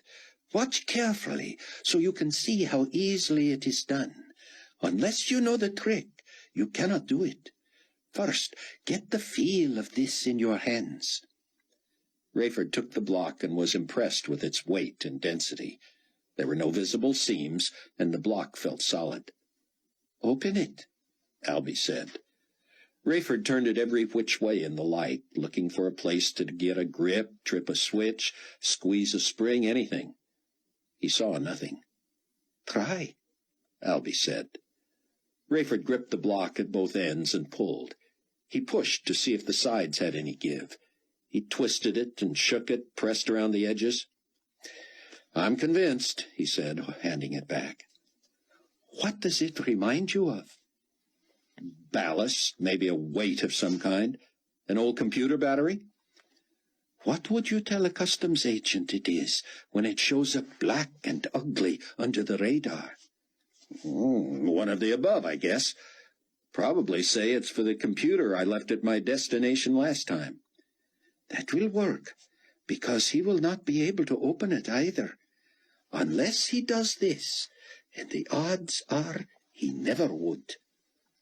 Holding the block before him horizontally, Albie put his left thumb in the upper left corner with his left middle finger on the back of the lower left corner. He did the opposite with his right hand, thumb on the lower right corner, middle finger on the back of the upper corner. "I am pushing gently with my thumbs, which forces my fingers to resist. When I feel a most delicate disengagement, I then slide my thumbs along the bottom edge, put my index fingers along the top edge, grip tightly and pull. See how easily it slides apart." Rayford felt as if he were witnessing a magic trick from a foot away, without a clue how it was accomplished. Albie had slid the block apart only an inch or so, then quickly snapped it back shut. "The seams seem to disappear, because this was fashioned from a solid block of steel. Try it, Captain." Rayford placed his thumbs and middle fingers where Albie had. When he pressed slightly with his thumbs and felt the pressure on his fingers, he sensed an ever-so-slight give. He was reminded of his penny toys as a kid, when he tried to make a BB drop into a shallow hole in a piece of cardboard by tilting it this way and that. It worked only when you tilted just so far, but not too much. He grasped the ends of the block as Albie had done, and the unit smoothly slid apart.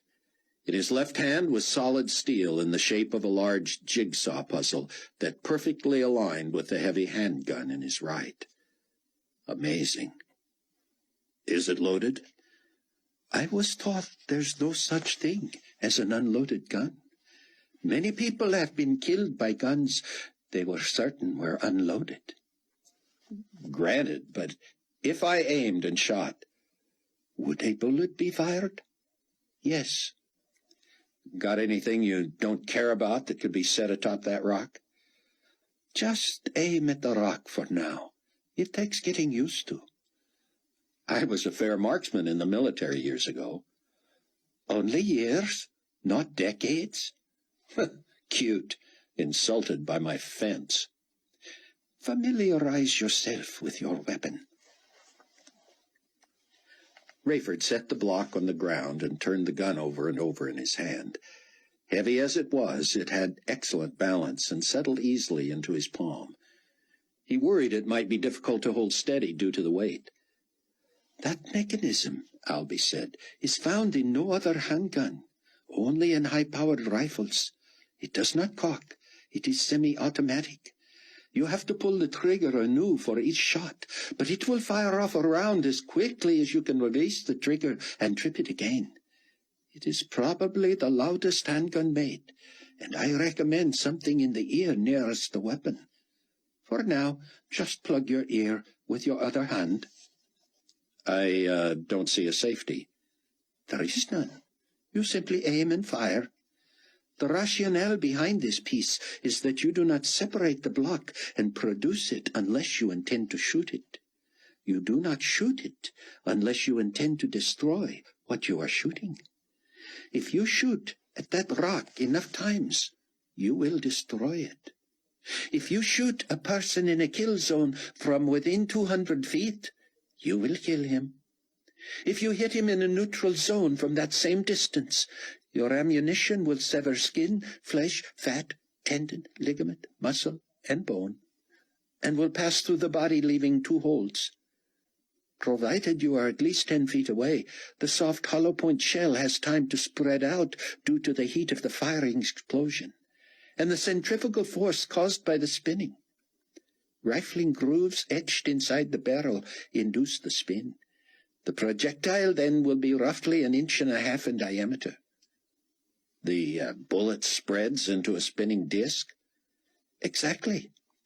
And as I told you on the phone, a man missed by the projectile by 2 inches from 30 feet away suffered a deep laceration from the air displacement alone. Should you hit someone from between 10 feet and 200 feet, the bullet will leave an exit wound of nearly 6 inches in diameter, depending on what body part is expelled with it. The thin, jagged, spinning bullet bores through anything in its path, gathers the gore around it like grass in a power mower blade, and turns itself into a larger object of destruction. During the testing of this weapon, a technician was accidentally shot just above the knee from approximately 20 feet away. His leg was effectively amputated, the lower portion attached by a thin ribbon of skin on each side of the knee. Rayford shook his head and gazed at the ugliness in his hand. What was he thinking? That he would ever dare carry such a monstrosity, let alone use it? He would be hard-pressed to justify this as a defensive weapon. Are you trying to talk me into this or out of it? Albie shrugged. I want you satisfied with your purchase. No complaints. I said you could go cheaper. You said you wanted performance. What you do with this is your business, and I wouldn't even want to make it mine. But I guarantee you, Captain, if you ever have to use it on someone, you won't have to use it twice. I don't know, Rayford said, his haunches aching from crouching. He shifted his weight, picked up the other half of the block, and held it facing the gun to see how they aligned. At least try it, Albie said. It's an experience. I'll bet it is. Rayford dropped the block again, stood between the headlights, spread his legs, aimed the gun at the rock, and steadied his shooting hand at the wrist with his other hand. Albie covered both ears, then interrupted. You really should put something in that right ear. Rayford dug in his pocket for the note Albie had written. He tore a piece from it, moistened it with his tongue, and crumpled it into a small ball. He pushed it into his ear and resumed firing position. I wish I could cock it just for timing, he said. It's as if the gun's all ready and I'm not. I'm not hearing you, Albie said too loudly. I'm afraid you'll shoot when I take my hands from my ears. The gun was only slightly closer to Rayford's protected ear. When he squeezed the trigger, the recoil drove him back against the hood of the truck. He slid to where his seat hit the bumper, but there wasn't enough room to hold him, and he plopped in the dirt. The explosion sounded like a bomb, and then like nothing, as he was temporarily deafened and didn't even hear the echo. Rayford was glad he had not squeezed off another round when he flopped. Albie looked at him expectantly. You're right, Rayford said, his ear ringing. An experience. Look, Albie said, pointing into the distance. Rayford squinted. The rock looked none the worse for wear. Did I hit it? You hit the tree.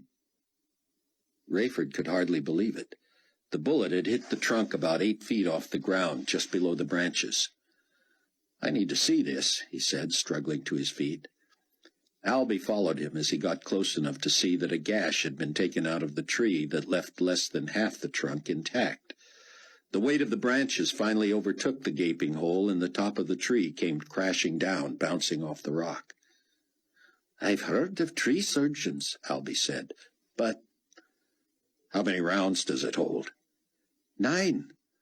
Want to try again and see if you can hit what you're aiming at? I'll have to compensate. It pulls up and to the right. No, it doesn't. You saw what I hit. I was aiming into the middle of the rock. Pardon me, Captain, but the problem was not the gun. It was the shooter. What? In your profession, they would call it pilot error. What did I do? You flinched. I didn't. You did. You expected the powerful sound and action, and you caused the barrel to point up and to the right. This time concentrate not only on not doing that, but also on planting your back foot and taking the recoil in your legs. Too much to think about. But try. Otherwise, you're on the ground again, and the tree has been put out of its misery. Rayford filled both ears this time, made sure his right leg was planted behind his left with the knee slightly bent. Indeed, he had to fight the urge to flinch as he squeezed the trigger. This time not dazed by the sound and not driven back against the truck. His eyes were on the rock when a huge chunk of it was blown off the top. Rayford received a piece at least 10 inches in diameter and 3 inches thick. Who makes this thing, anyway? Those who need to know. No. There's no signage on it, Rayford said. What do they call it? People who know the weapon have nicknamed it the Saber. Why? Albie shrugged. Probably because the other piece could be called a sheath. When it's pieced together, it's like a sword in its sheath. Albie showed him how to reassemble the block, returned it to the sack, and drove him back toward the marketplace. Needless to say, I don't carry that kind of cash, Rayford said. I got it on consignment. Can you get it to me in 2 weeks? It'll come from Mac. Good enough. Uh-oh. Rayford looked up. The road into the crowded commercial area was blocked by GC peacekeepers, lights flashing. Albie took to the side streets. As he drew within sight of the cafe, he stopped abruptly inside. Rayford sat forward, his head touching the windshield. The crowd was in the street, the cafe empty save for the table where Rayford and Albie had left the Tuttles.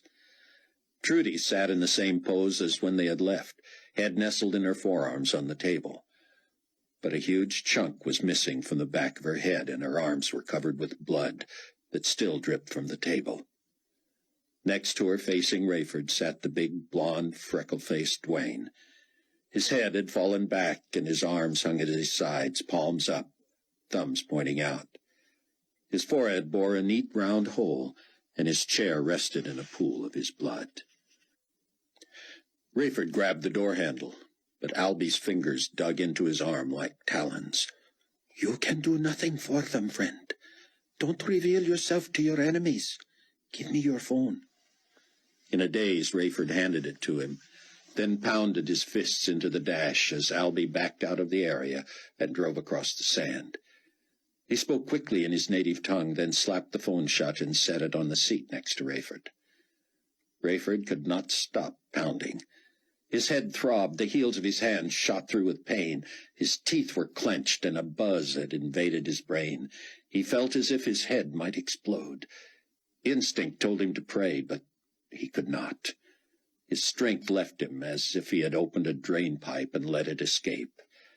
He slumped in the seat. Listen carefully to me, Albie said. You know whoever did that is after you. They will be lying in wait at the airport, and there'll likely be a fighter or two in the air somewhere. Can you fly that plane? Yes. I told my man there to announce that due to winds and curfews in surrounding areas, he was shutting down the airport.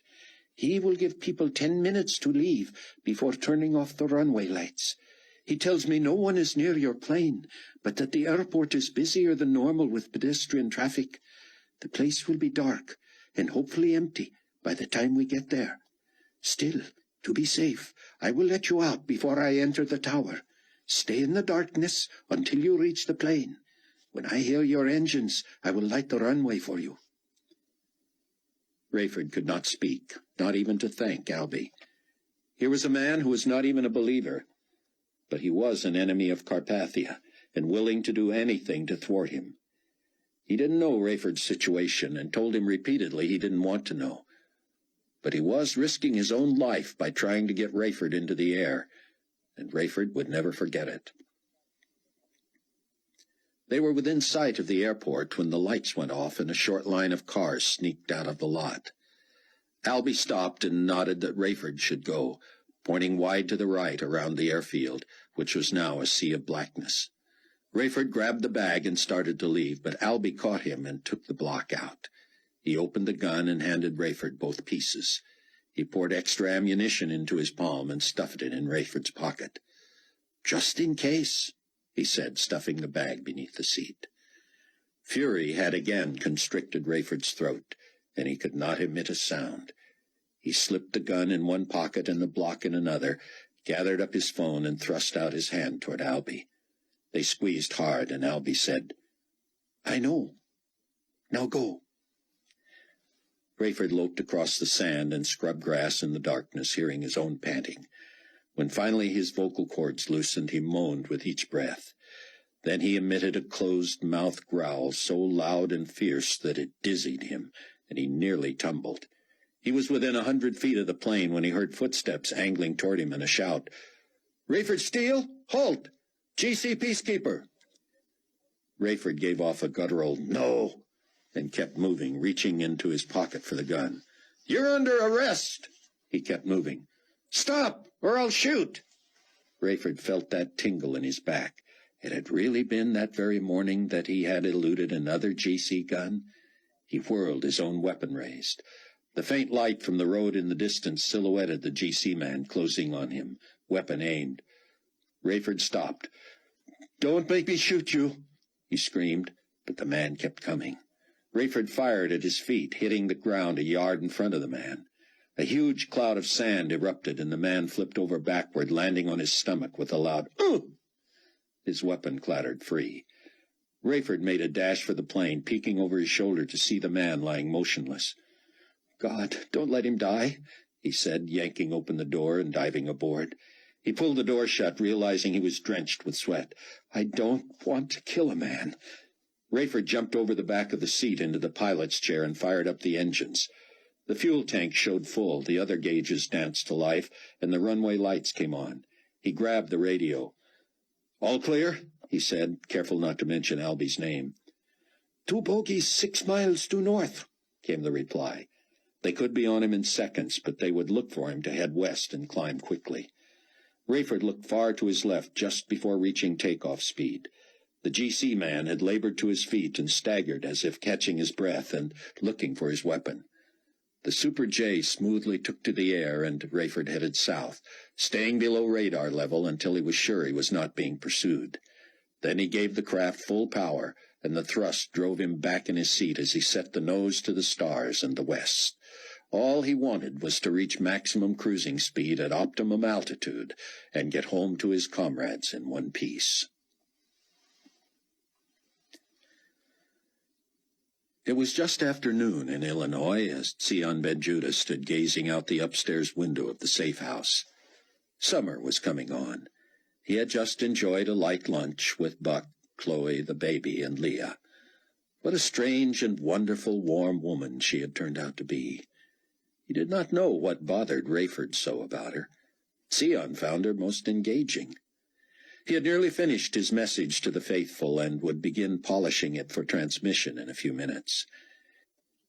In it he warned that the closer the calendar drew to September, the 42nd month into the tribulation, the more likely it was that the death toll of the 200 million horsemen would reach a third of the population.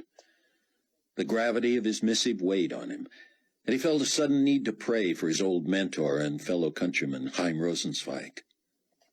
"Father," he began, "I do not even know how to pray for my friend anymore." Sion quoted, "Likewise the Spirit also helps us in our weaknesses, for we do not know what we should pray for as we ought, but the Spirit himself makes intercession for us with groanings which cannot be uttered. Now he who searches the hearts knows what the mind of the Spirit is, because he makes intercession for the saints according to the will of God."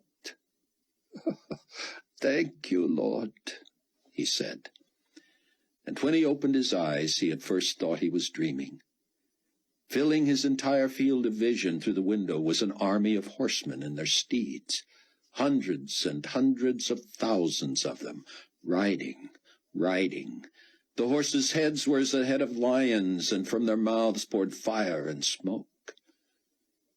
Sion had written of these, had heard others' accounts, secretly wished he might get a glimpse, but now, as he stared, unblinking, wanting to call the others, especially Buck, who also had not seen these, he could not find voice.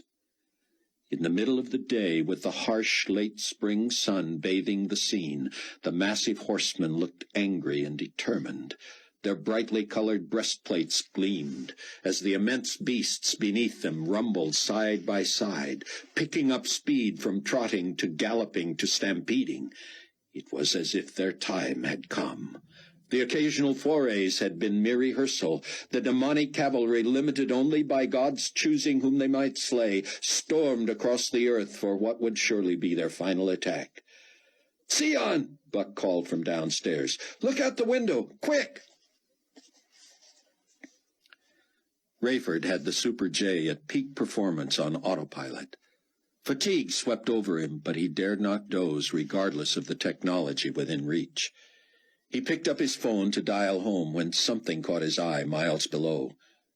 Fire and smoke, billowing black and yellow, rose from a boundless stretch of millions of horsemen and horses on the run across the ocean, heading for land.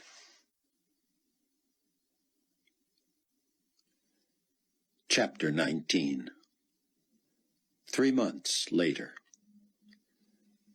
August broke hot and humid in Mount Prospect, and Rayford was nearly as motionless as the wind.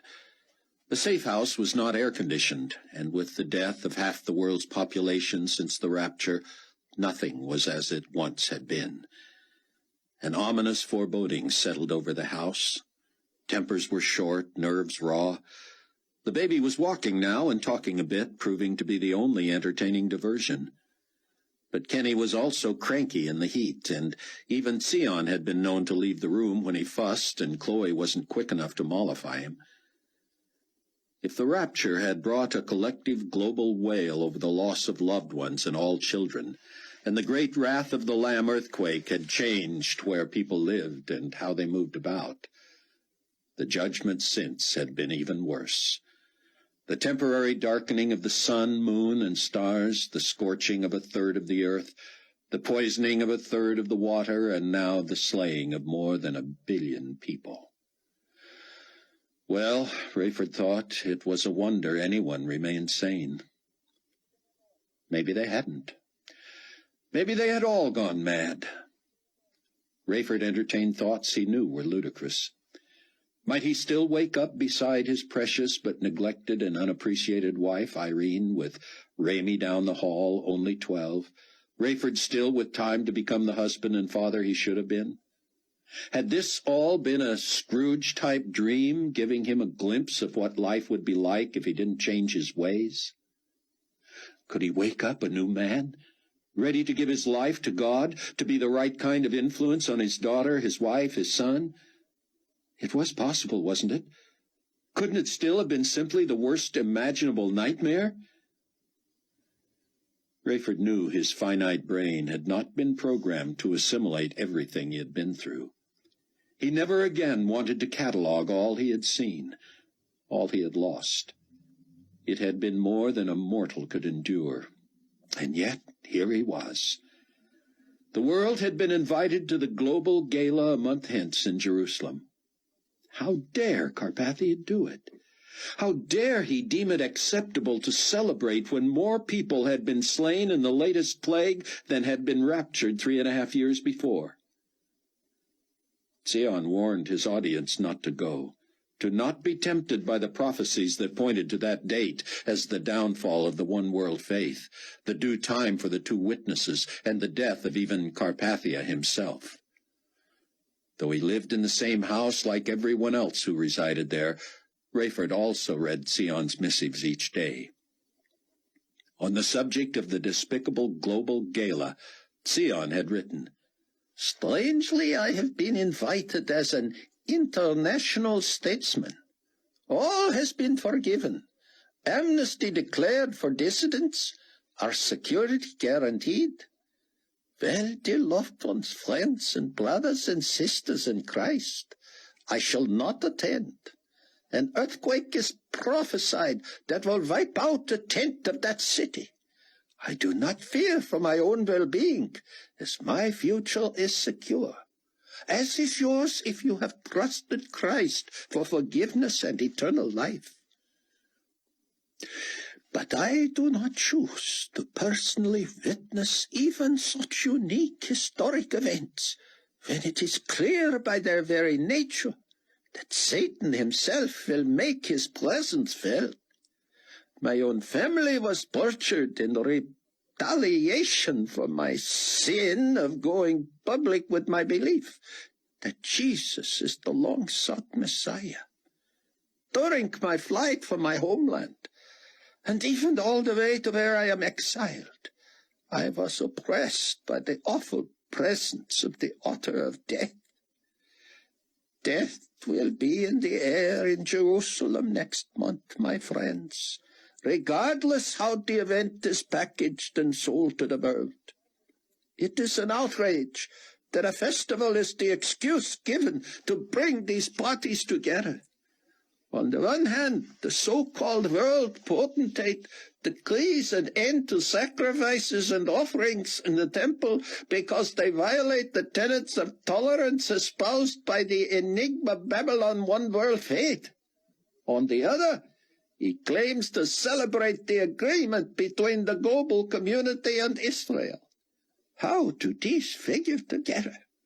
While it is true he has intimidated the impotent world and kept potential enemies from attacking Israel, it tramples upon her centuries-old traditions and betrays her heritage and religious autonomy. Like the rest of the world, I will follow the proceedings on the internet or on television. But no, dear ones, I shall not accept the invitation to attend. This event portends the second half of the tribulation, called the Great Tribulation, which will make these horrific days seem languorous. Even the GC-controlled news media can no longer sugarcoat what we know to be true. Crime and sin are beyond control. The necessities of life are in short supply due to a lack of a workforce and ways to manufacture and distribute them.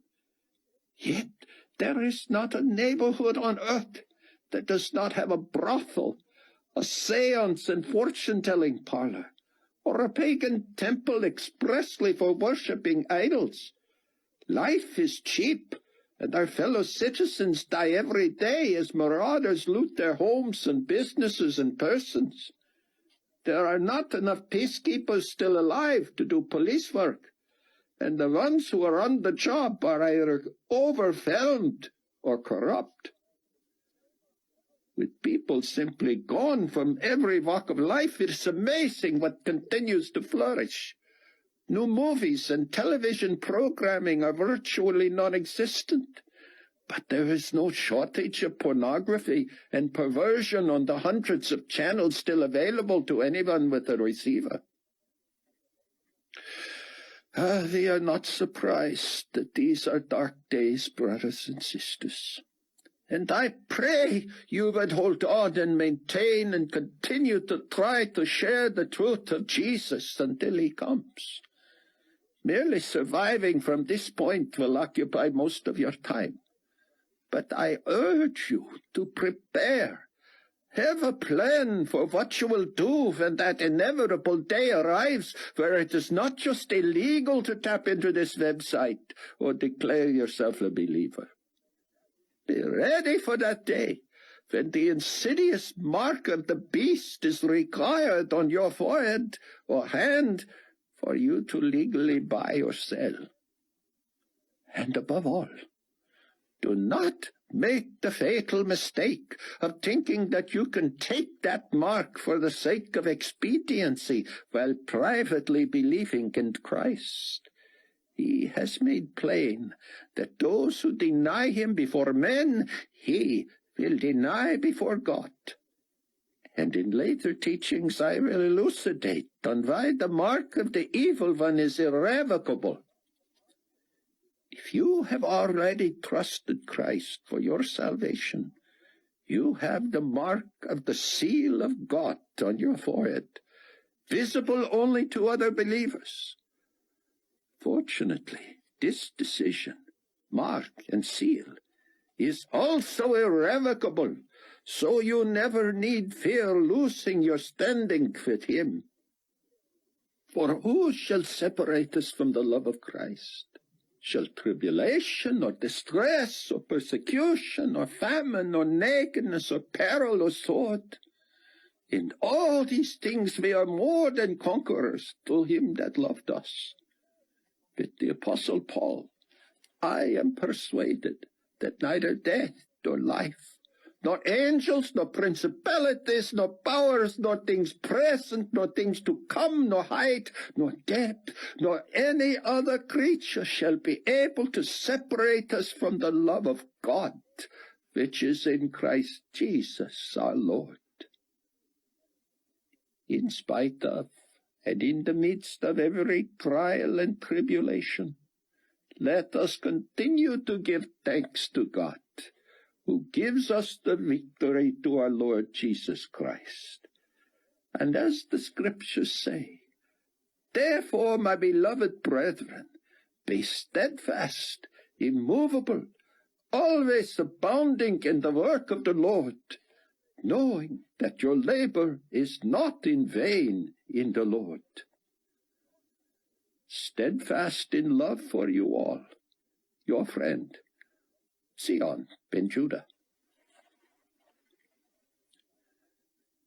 Hattie was in prison and without knowledge of her sister's death, and Rayford felt responsible for her. The murders of Dwayne and Trudy Tuttle had broken his heart. The reaction of Bo Hanson to the loss of his brother served only as another nail in the coffin that bore Rayford's despair. Rayford and T had agreed that T should break the news to Bo. T had befriended him, despite their differences, while Rayford had estranged him. Rayford hoped that T might open a door of witness to Bo by compassionately bearing the awful news. Then perhaps Rayford would be able to apologize for his behavior and have a part in seeing Bo come to Christ. T had returned encouraged from his meeting with Bo. He had called him, met him in his apartment, and told him what had happened. He reported that the tearful Bo had asked, "What about the note I got from Sam?" "I told him it had been forged by the GC, Ray," T said. "He seemed to be all right. He cried a lot, blamed himself. Said he sold his brother out just for money. But he hadn't sold him out. He'd merely made the mistake of getting him involved in an ill-conceived plan. He was down when I left him, but he let me pray with him. I thought that was a huge step." "I'm sure it was," Rayford said. "But you didn't ask to see me so you could give me good news. What happened?" T sat back and sighed. "Bo killed himself last night, Ray. Drank himself sick at a bar, waved a gun around, cursed Carpathia and the world, and shot himself." Rayford had been inconsolable for days. "I might as well have pulled the trigger myself," he said. The rest of the Tribforths offered the usual can't-blame-yourself speeches, and in the end he came to agree. He turned the blame on the one who had all the blame he needed, Nikolai Carpathia. Rayford immersed himself in the prophetic passages about the death of Antichrist, never seeking Sion's counsel or interpretation. In his feverish state, he interpreted the Scripture the way he wanted to, shoehorning himself into the agent God would use to do the deed. When he read that he who kills with the sword must be killed with the sword, and knew that even Sion believed this was a reference to Antichrist, Rayford shuddered. Was this a message just for him? A later verse referred to the beast who was wounded by the sword and lived. That had to be a reference to one of the heads of the beast, as if it had been mortally wounded and his deadly wound was healed. He didn't understand it all. Who could? But without Sion's analysis, Rayford believed he had figured out these verses. Carpathia was to be mortally wounded in the head by a sword, and then come back to life. A sword? What was it Albie called the superb killing machine Rayford had stashed behind loose bricks in the basement? Saber. Could he? Would he do it? Was it his duty? He shook his head. What was he thinking? Mac missed Rayford. He had been the voice of reason, a mentor, a spiritual model. Mac enjoyed David and Annie, great kids, but hard to identify with. Abdullah was a good first officer and a wonderful flyer, but he could go days without saying anything except in response to Mac. Life was interesting, but it sure wasn't fun anymore. Flying to the major capitals and listening in on Fortunato's incessant courting of the 10 kings was as sickening as it was fascinating. Behind a podium on the tarmac at the airport in Nairobi, Leon grandly welcomed to His Excellency Nikolai Carpathia's cabinet of esteemed regional potentates, the Honorable Mr. Enoch Litwala. How this great leader and renowned pacifist was overlooked during the initial search for a regional potentate of the United States of Africa will go in the embarrassment file of the history of the global community. We may have come to him late, but we found him, didn't we? The crowds cheered their favorite son. Leon continued. His Excellency sends his heartfelt greetings to Africa, and his highest compliments on your achievement of international goals. And it is my singular pleasure on his behalf to personally invite your new potentate to Jerusalem in September for the Global Gala. After waiting for the crowd to quiet, Leon affected a serious tone.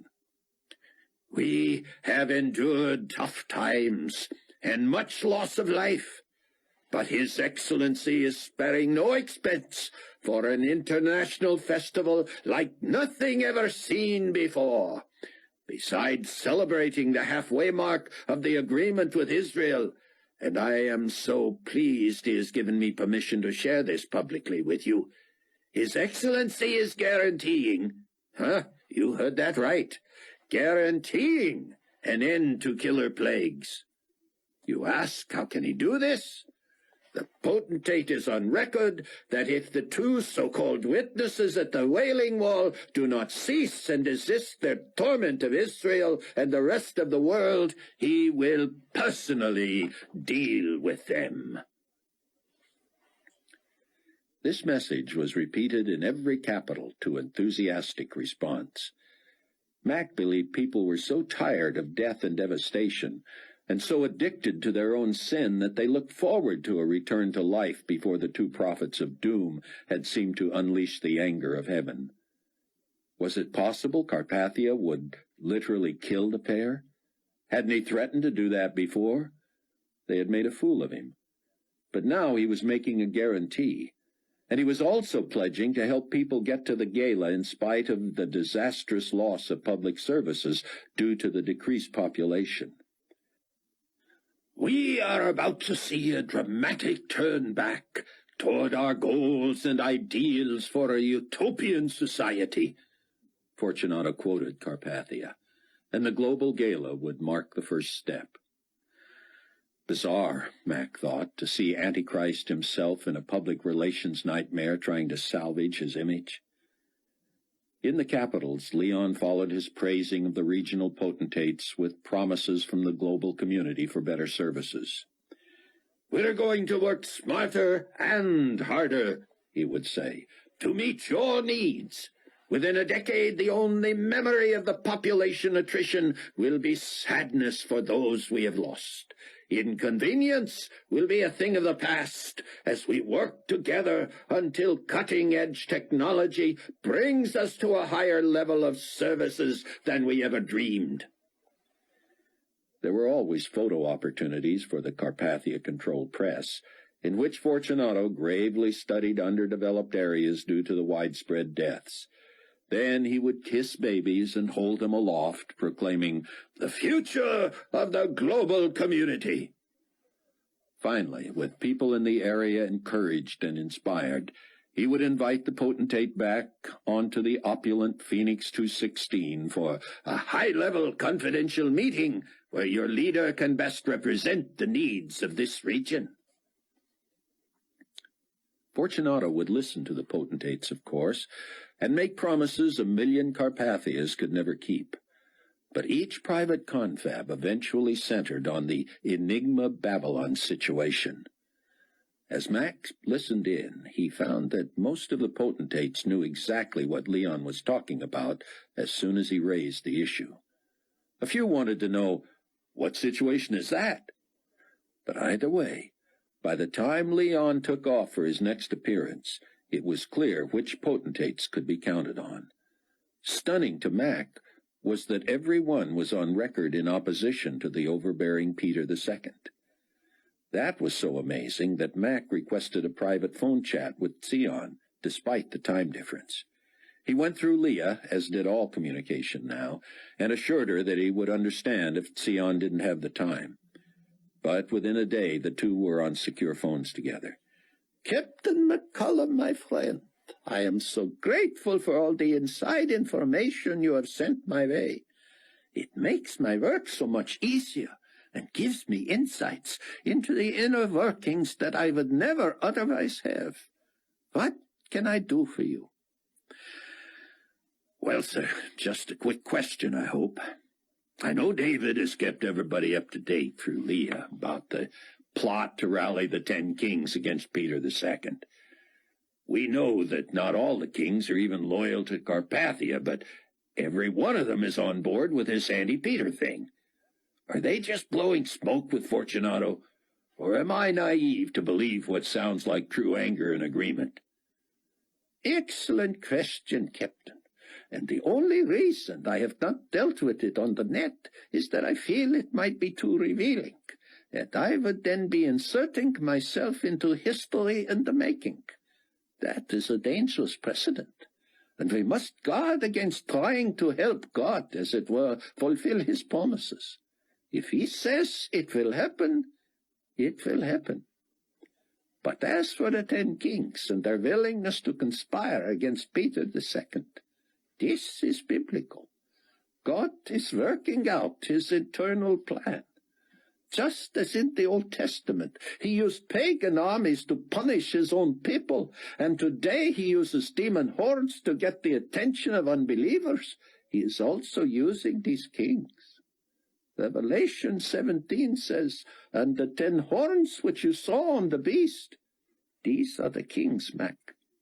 "These will hate the harlot," that is the false religion represented now by Peter II, "make her desolate and naked, eat her flesh, and burn her with fire." Now, get this, Captain. The next verse answers your question. The reason they are agreeing on this, when in truth they are all egomaniacs who agree on little, not even on Carpathia, is this. Listen as I read. God has put it into their hearts to fulfill his purpose, to be of one mind, and to give their kingdom to the beast until the words of God are fulfilled. Wow! Isn't that something? It's amazing to witness a fulfillment of prophecy. Thank you, sir. You will find these kings of one mind because God said so. And you know it will mean the demise of Peter, don't you? Yeah, I figured that. The question is how and where it will happen. I have an idea, Max said. Really? Sion said. Mac told him of the private conversation between Leon and the newest king, Kenyan Enoch Litwala. Fortunato had listened through Litwala's list of suggestions and demands, taking notes, telling him what he thought he heard him saying, and so forth, then got to the Peter II issue. His Excellency has asked that I raise with you personally a most delicate situation. He most admires your wisdom and ability to size up circumstances, but this is a matter with which you may not be familiar. Are you aware of any, shall we say, hesitation on the part of the other regional potentates concerning the, visibility of Peter II? Litwala had responded so quickly that Mac had sat up in the cockpit and pressed the earphone tighter. "I don't know or care what my colleagues think," Litwala said, "but I will speak my own heart. I despise the man. He is egotistical, legalistic, self-possessed. He has appropriated huge amounts of money for his Enigma Babylon that should have been used in my country, for my people. I do not find him loyal to His Excellency the Potentate, and—" "Indeed." "As soon as he heard I was being considered for this post, he came to see me, flew all the way here, I believe on this very plane. Was this not his before?" "It was." "He tried to elicit my support for his playing a larger role in world governance aside from religion. I said nothing. I believe he has too much influence now. Why would I want him to have more? I told him I would study his proposals, and should I be so honored as to be chosen for this position, I would consult more experienced regional potentates about their views. That seemed to please him. He tried to pry from me any negative thoughts I had about His Excellency, but I just listened.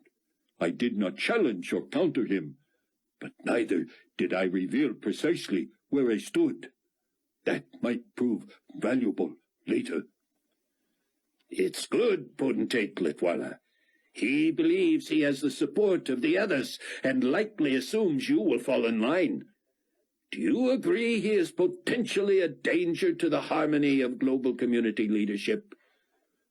"Not potentially. Presently." "What would you propose we do about it? That is His Excellency's question of you." "He would not appreciate my deepest feelings." "You might be surprised." "If the potentate appreciates that I believe Peter needs to be eliminated, yes, that would surprise me." "By eliminated, you mean diplomatically removed from—" "By eliminated, Supreme Commander. I mean, eliminated." There was silence over the reverse intercom for a moment. Litwala spoke first. "My problem is that I trust few, after what I have endured with Rehoboth and others." "I'm telling you the other potentates are agreed on this," Leon said. "They would have him eliminated?" "They would." Another pause. "But who would do it?" "You need to talk with them about that." "There must be a way to ensure we're in it together without the possibility of betrayal. We must all be equally culpable." "Like all contributing to the remuneration for the—" "No," Litwala said. "We must all have equal responsibility and liability." After Litwala left the aircraft, Mac heard Fortunato on the phone with Carpathia. "Did you pick a winner with the new African potentate?" "You did? You're not serious." "You are. That is amazing. Have you ever done that to me? Planted thoughts? Tell me what he'll suggest." "Huh? All 10 of them?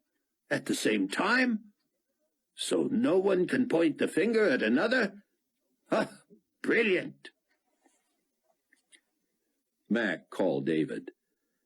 "Have you got a tap on Carpathia's phone?" "Always." "Check it. You remember the story Buck Williams tells about how Nikolai told people what they saw and what they would remember? I think Nikolai just revealed to Leon that he's done something like that again." "They're talking now?" "Right now." "I'll listen to him live, Mac. Safe trip." By the time David got patched into Carpathia's phone, Nikolai and Leon were finishing their conversation. "I can be totally free of it that way," Carpathia was saying. "No one willing to talk, no weapon, no body. Enough DNA in the ashes to identify the body if there is any question. But as Peter will never turn up again, I cannot imagine there being a doubt. And who would corroborate the disease? Dare they involve yet another party? Leon, think. Odd Gustav. Ah, yes, Dr. Gustav. Who needs an outsider when one of the 10 can sign the death certificate? Did I say you were brilliant, Excellency? Probably, but even the confident man can take hearing that more than once. Well, the ice idea, really, there's no other word for that. Thank you, Commander. Safe trip. David smirked at the repeat of how he had signed off with Mac. 2 buddies saying goodbye. Dave and Mac, Nick and Lee. Both pairs playing games, outsmarting the competition. He sighed. The difference between the pairs of friends was only eternal.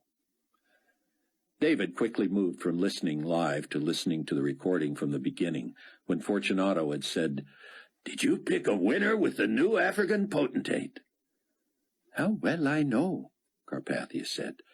"I handpicked him the day I first visited the UN. I knew I would have to wait while we worked our way through either Ngumo or Rebath. I found him very suggestible." "You did?" "From the beginning. I hypnotized him on the phone once, told him he would be unswervingly loyal to me, that my enemies would be his enemies, and my friends his friends." "You're not serious." "Shall I prove it? He is willing to eliminate Peter, and he means eliminate." "You are?" "But he wants them all in on it, all 10 of them. How am I doing?" "That is amazing. Have you ever done that to me?" "Done what?" "Planted thoughts." "I do not need to, Leon. You are my most trusted friend and adviser. With Enoch, I have even verbally implanted a whole plan in his mind. He will think about it, and when he comes back, he will suggest what is already in his head." "Tell me what he'll suggest," Leon said. "A meeting in Jerusalem this morning before the gala. He will invite Peter and tell him it is to discuss his succession to my role if a certain plan of theirs is carried out. It would be a meeting of just Peter and the potentates." "All 10 of them?" "Yes, and it will be at the fancy new Global Community Grand Hotel, where the ice sculptures have become so popular. For the meeting they will order the large sculpture of Peter himself, the one that depicts him as a mighty angel, life-size, with the huge wings with pointed feathers. As the 10 are admiring it, each will break off one of those thick feathers with the sharp ends, and as Peter is wondering what in the world it is all about, each will plunge his into him from different angles: neck, eye, temple, heart." "At the same time," Leon said, "so no one can point the finger at another. Brilliant." "The weapons will melt. The body will be transported to a crematorium in a bag brought in Scandinavian potentate Gustav's briefcase. The body will be burned to avoid the spread of the deadly disease that causes one to bleed to death through his mucous membranes." "Which will explain any blood in the meeting room." "Exactly. I can be totally free of it that way. No one willing to talk, no weapon, no body. Enough DNA in the ashes."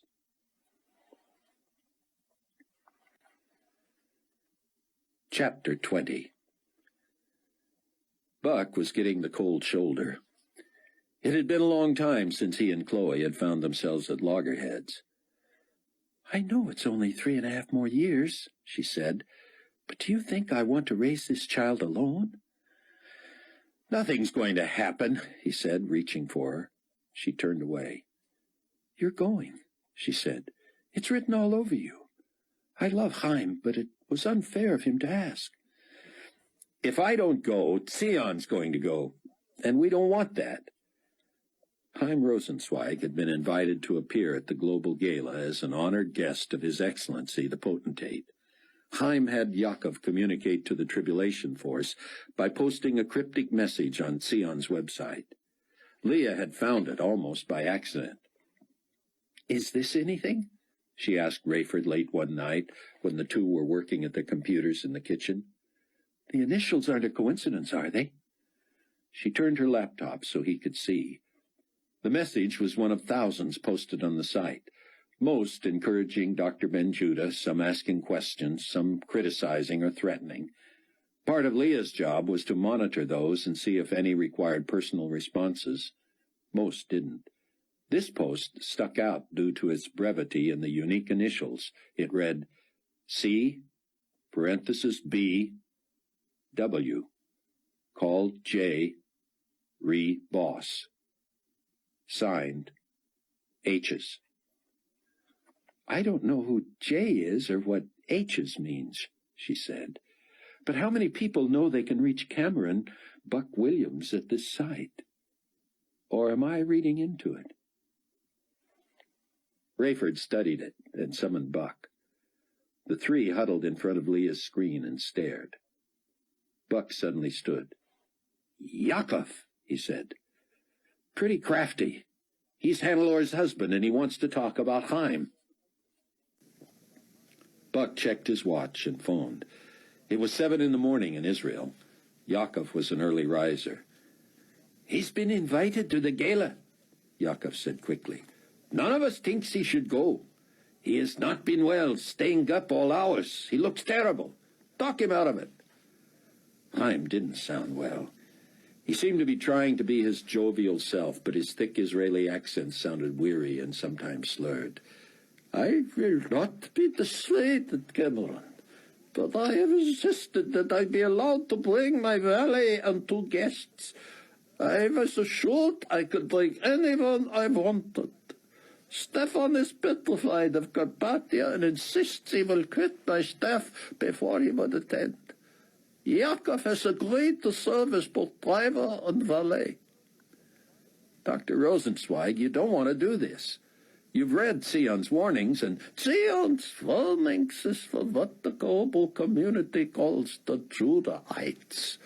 I love Zion, and consider him one of my own, but I am not that kind of Judahite. I am going, but I want you and Zion there with me." Buck rolled his eyes. "Forgive me, Doctor, but that is naive. We are both persona non grata with the GC, and we trust Carpathia's security pledge as far as we can throw it." "They said I could bring any guests I wanted." "They didn't know whom you had in mind." "Cameron, you and I have become close, have we not?" "Of course." "More than just a journalist and a subject, am I right?" "Certainly, but you are a cosmopolitan person. You should know that in my culture it is highly offensive to rebuff a formal invitation. I am formally inviting you and Zion to attend the gala with me, and I will take it as a personal insult if you do not." "Doctor, I have a family. Dr. Ben-Judah has millions who count on—" "You would both be with me. The Carpathia regime has committed some heinous acts, but to threaten the safety of someone as prominent as Zion in the presence of a guest of honor?" "I can tell you right now, sir, that Zion will not be coming. I'm not even sure I will pass along the invitation. He would want to do what you ask because he loves you so, but it would be irresponsible of me to—" "Do you not love me also, Cameron?" "Yes, enough to tell you that this is—" "I will withdraw my invitation of Zion if I know you will be there." Buck hesitated. "I couldn't come under my own name anyway. And though I look different enough to get through customs, I could never appear with you if you are close to G.C. Brass. They would recognize me instantly." Chaim was silent for a moment. Then, "I am very sad that two of my dearest friends who say they care deeply about, Sir, don't. This is not becoming. You want me to come because you've made me feel guilty? Is that fair? Are you thinking of me and my wife and my child?" Rosenzweig, totally out of character, ignored Buck's mention of his family.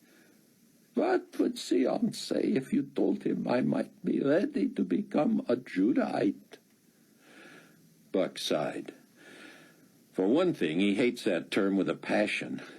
You of all people should know Sion well enough to know that this is not about him, not about his developing a following. And to dangle a decision about your eternal soul as a bargaining chip. Cameron, have I ever asked for anything? For years I have considered you a young man whose admiration for me is unwarranted but cherished. I don't believe I have ever taken advantage of that, have I? No, and that's why You are a journalist. How can you not want to be here for this? Buck had no answer. In truth, he had wanted to attend since the moment he heard of the gala. He could hardly believe Carpathia himself was hosting the event at which so much prophecy would culminate, but he had never seriously considered going. He'd been encouraged by how easily he had traveled to and from Israel under an alias not long before. But Chloe, Kenny, Sion's stance on any believer attending, Buck considered it out of the question. Now Chaim had finally tapped into the core of Buck's being. Pagan or believer, single or married, childless or a father, he had been a journalist for as long as he could remember. He had been curious as a child, nosy, his friends and family said, before he'd ever had a conduit through which he could publish his findings. His trademark was incisive eyewitness reporting, and he was never happier than when he was on a story, not hid away in a safe house where all he could do was comment on previously published material. His hesitation seemed to feed Rosenzweig, as if he knew Buck had taken the bait, and now all the old man had to do was yank the line to set the hook. "It's not that I don't want to be there," Buck said weakly, hating the whine in his voice. "Then you come. That would mean so much to—" "This is not a decision I can make independently," Buck said, and he realized he had turned a corner. He had gone from a flat refusal to mulling a full-blown prospect that had to be decided. "That is another distinction between our cultures," Chaim said. "A Middle Eastern man is his own person, charting his own course, not answerable to—" "I cannot be seen with you," Buck said. "Just knowing you are there will warm me, Kimmel. And surely we will be able to interact privately at some point. I will withdraw my formal invitation to Zion, and I will not procrastinate about our spiritual discussions any longer." "You don't need to wait for me for that, Doctor. In fact, I would urge that before you even dream of attending the gala, you would—" "I need to discuss these things in person, Kimmel. You understand?" Buck didn't. But he feared if he spent any more time on the phone, he would make more concessions. He was sure to incur the wrath of the rest of the Trib force regardless. So Buck negotiated one condition. "I must insist on one thing," he said. "Oh, Cameron, you're not going to go back on your word now, are you?" "I could not sanction your being there on the second day of the pageant." Chaim was silent, but Buck heard papers rustling in the background. "It is a 5-day event," Rosenzweig said. "Monday through Friday next week. Monday is the anniversary of the treaty. Nikolai wants me on the platform for that celebration. Tuesday is a party at the Temple Mount, which I fear will turn into a confrontation between him and your future friends. That is what you want me to avoid? Exactly. Granted. Thank you, sir. My packet of information requests the honor of my presence at both the opening and closing ceremonies. That would be Monday night and Friday night. My preference is that you not go at all. I heard you say you would be there. Annie and David had become even closer. He felt bad when she told him that sometimes she felt he appreciated her more as a co-subversive than as one who loved him. Glancing around to be sure they were alone at the end of a corridor, he took her face in his hands and touched the tip of his nose to hers. "I love you," he said. "Under any other circumstances, I'd marry you." "Is that a proposal?" "I wish. You can imagine the pressure, the stress. You have it too. The only other two believers I've seen here besides us and Mac and Abdullah, those two women in inventory, were somehow found out last night." "Oh, no. We hadn't even made contact yet. They probably thought they were alone." "They were shipped to Brussels this morning." "Oh, David." "Odds are we aren't going to be here much longer either. I don't know exactly when the mark requirement is coming, but we have to escape first." "I want to be your wife, even if only for a few years." "And I want you to be. But we can't do anything like that until we know whether we can get out of here together. If one escapes and the other doesn't, that's no kind of life." "I know," she said. "We're likely to be the first to know when Carpathia does start requiring a mark of loyalty. And you know he'll start right here in the palace." "Probably." "Meanwhile, David, you might want to tell the stateside force that if they need to travel, now's the best time. I saw a document that's going to the peacekeeping force around the world. It calls for a moratorium on arrests or detainment, even of enemies of the global community, until after the gala." There had been no keeping the Rosenzweig request from Zion, of course, and Zion had been unusually melancholic ever since. "I will not tell you what to do, Buck," he said in front of Rayford, "but I wish your father-in-law would pull rank on you." "Frankly," Rayford said at the next meeting of the household, "I wish I were going with Buck." "You're letting him go?" Chloe said with her 14-month-old on her lap. Kenny turned to face her and put his hands over her eyes as she spoke. She turned her head so she could see. "I can't believe it." "Well, why don't you go with him, Dad? Why don't we all go?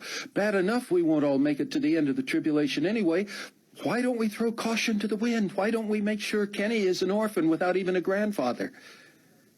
"Kenny?" the baby said. "Grandpa?" Rayford slapped his thighs and opened his arms, and Kenny slid off Chloe's lap and ran to him. Rayford lifted him over his head, making him squeal, then sat him on his lap. "The fact is, I have a different trip in mind for me." "This is just great," Chloe said.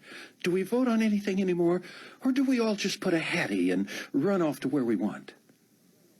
"This is not really a democracy," Rayford said, and judging by the look he got from Zion, realized he was on shaky ground.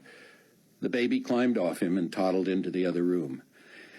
"Leah and I have been talking, and—" "Leah's going somewhere too?" Chloe said. "She's invaluable to me here." "I won't be gone long," Leah said. "It's a foregone conclusion, then." "This is more announcement than discussion," Rayford said. "Clearly.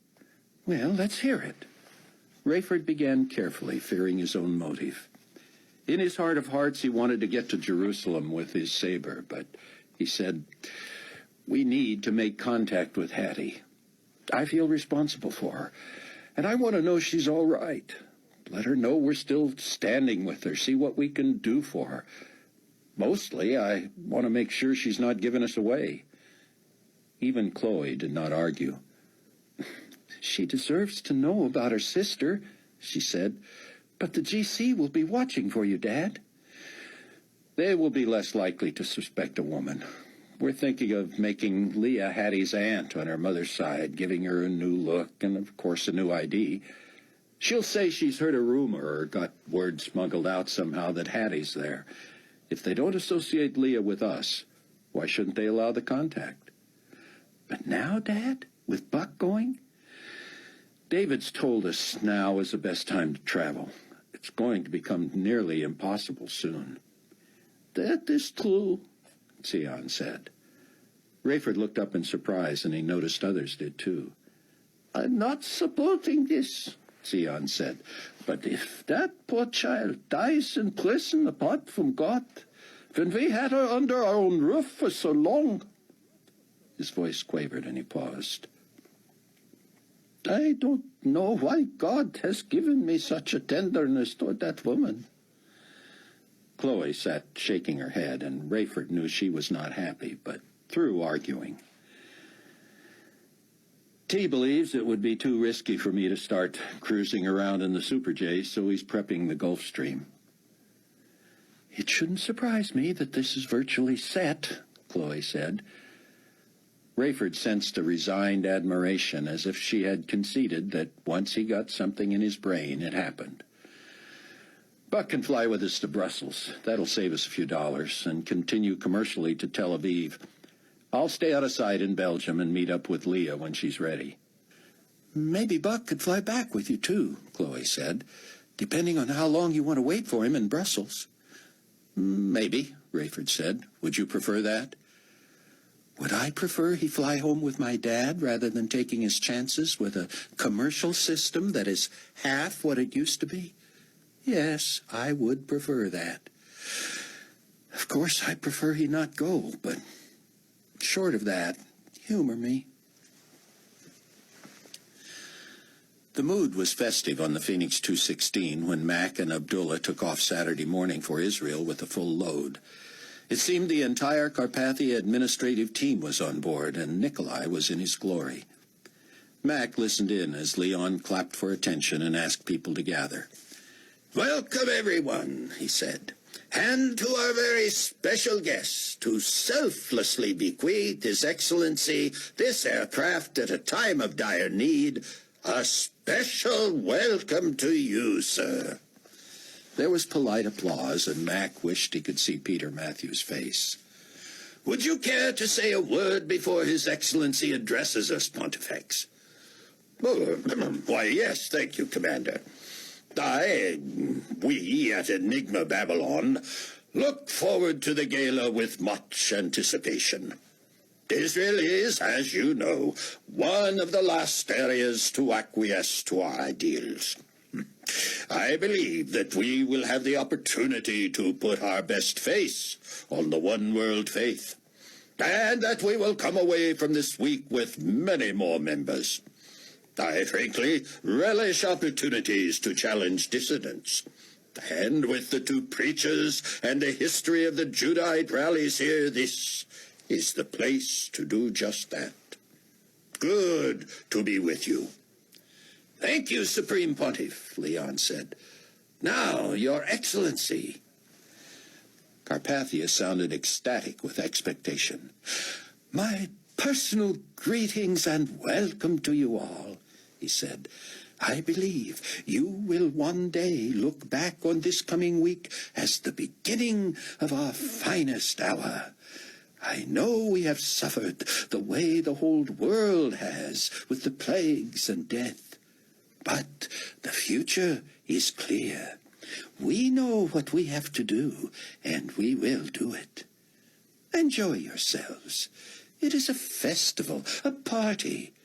Personal individual freedom has never been more celebrated.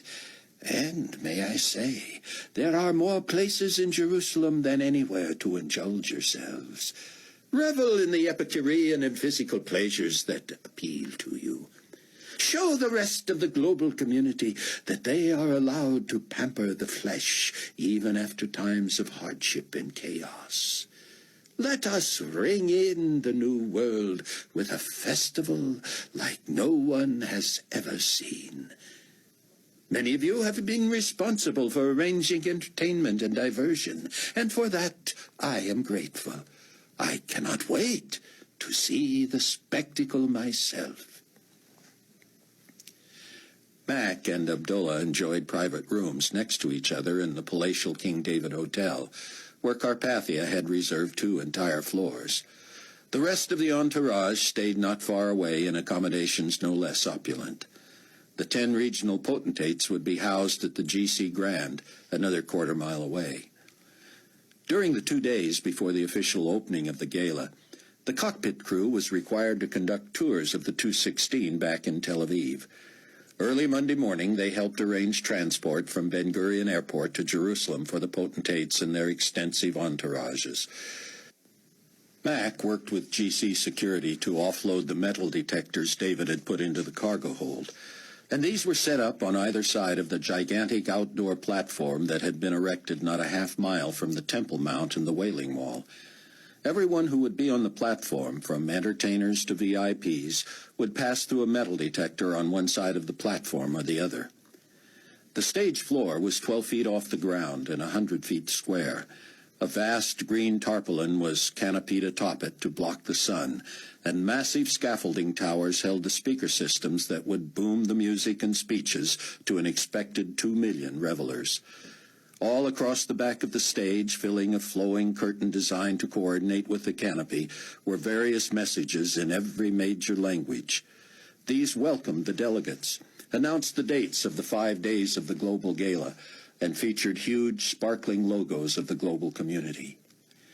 The largest statement printed on the backdrop, Mac noticed, read, "One world, one truth, individual freedom for all." All around the plaza, on every lamppost, fence, and wall, was the slogan, "Today is the first day of the rest of Utopia." As Mac and Abdullah aided with the placement of the metal detectors, several bands and dance troupes rehearsed, and sound technicians swarmed the area. Mac pulled Abdullah close and whispered, "I must be seeing things. Who does that girl, second from the left, look like to you?" "I was trying not to watch," Abdullah said, "but if you insist. Oh my, I see the resemblance, of course, but it is not possible. Is it?" Mac shook his head. Hattie was in Brussels. They knew that. This woman merely stuck out from the other dancers because she looked a bit older. The rest looked barely out of their teens. The security chief reminded musicians and dancers that none would be allowed on stage beginning with Monday evening's opening ceremony without proper identification and without passing through a metal detector. "If you got the big buttons or buckles, jewelry, be prepared to take those off, have them checked before you go through." At a briefing of the security staff, Mac heard the chief instruct the teams of plainclothes guards who would work in shifts in front of the stage. "Particularly when the potentate's at the microphone," he said. "Maintain your position.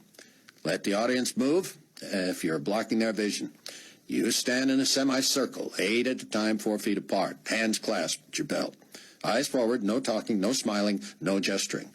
If you are summoned through your earpiece, do not respond orally. Just do as you're told." Mac felt a deep sadness as he walked to a shuttle van that was to take him and Abdullah back to the King David. He glanced back at the stage from across a wide expanse of asphalt.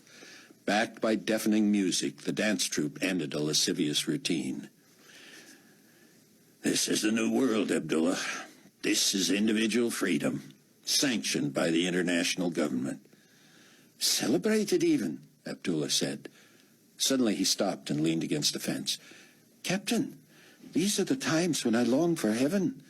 I don't want to die, especially the way I've seen others' lives end. But to survive until the glorious appearing will be no easy thing." Mac nodded. "What happened to the Tuttles was awful," he said. "But they probably never knew what hit them.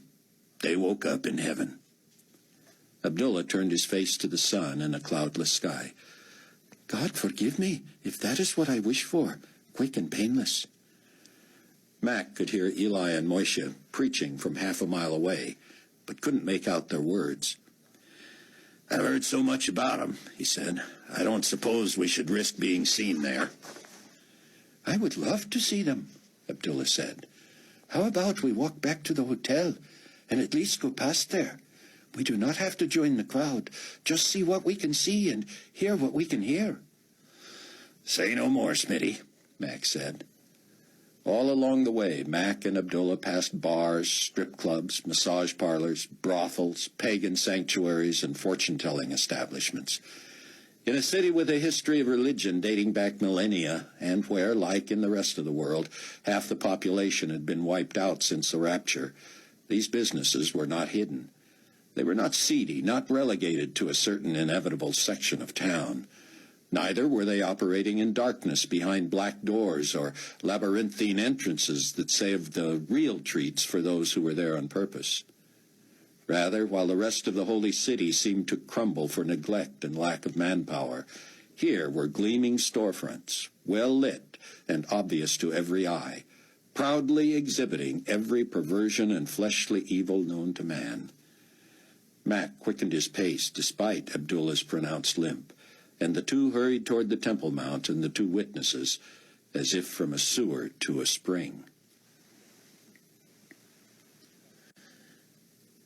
Chapter 21.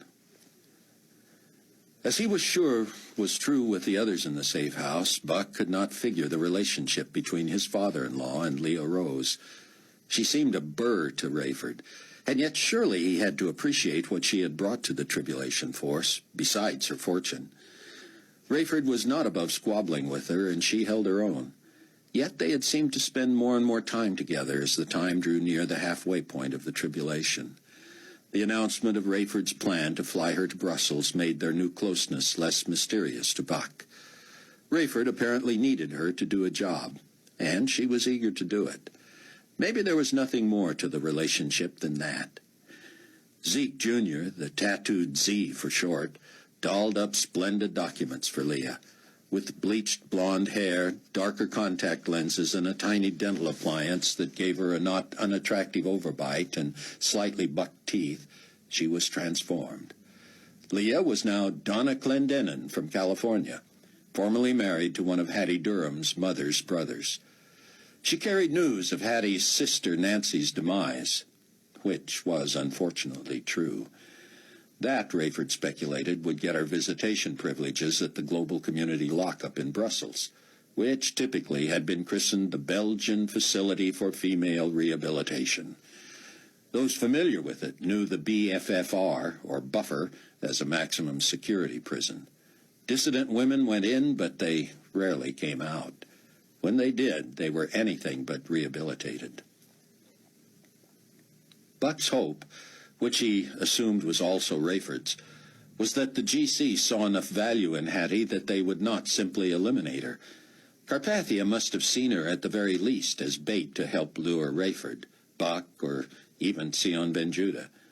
Those in the safe house hoped the GC hadn't lost patience with Hattie in frustration over twice nearly having had Rayford in their grasp.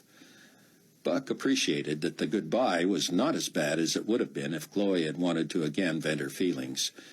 She had told him in private, as well as at the meeting, that she considered his interest in the gala a reckless obsession.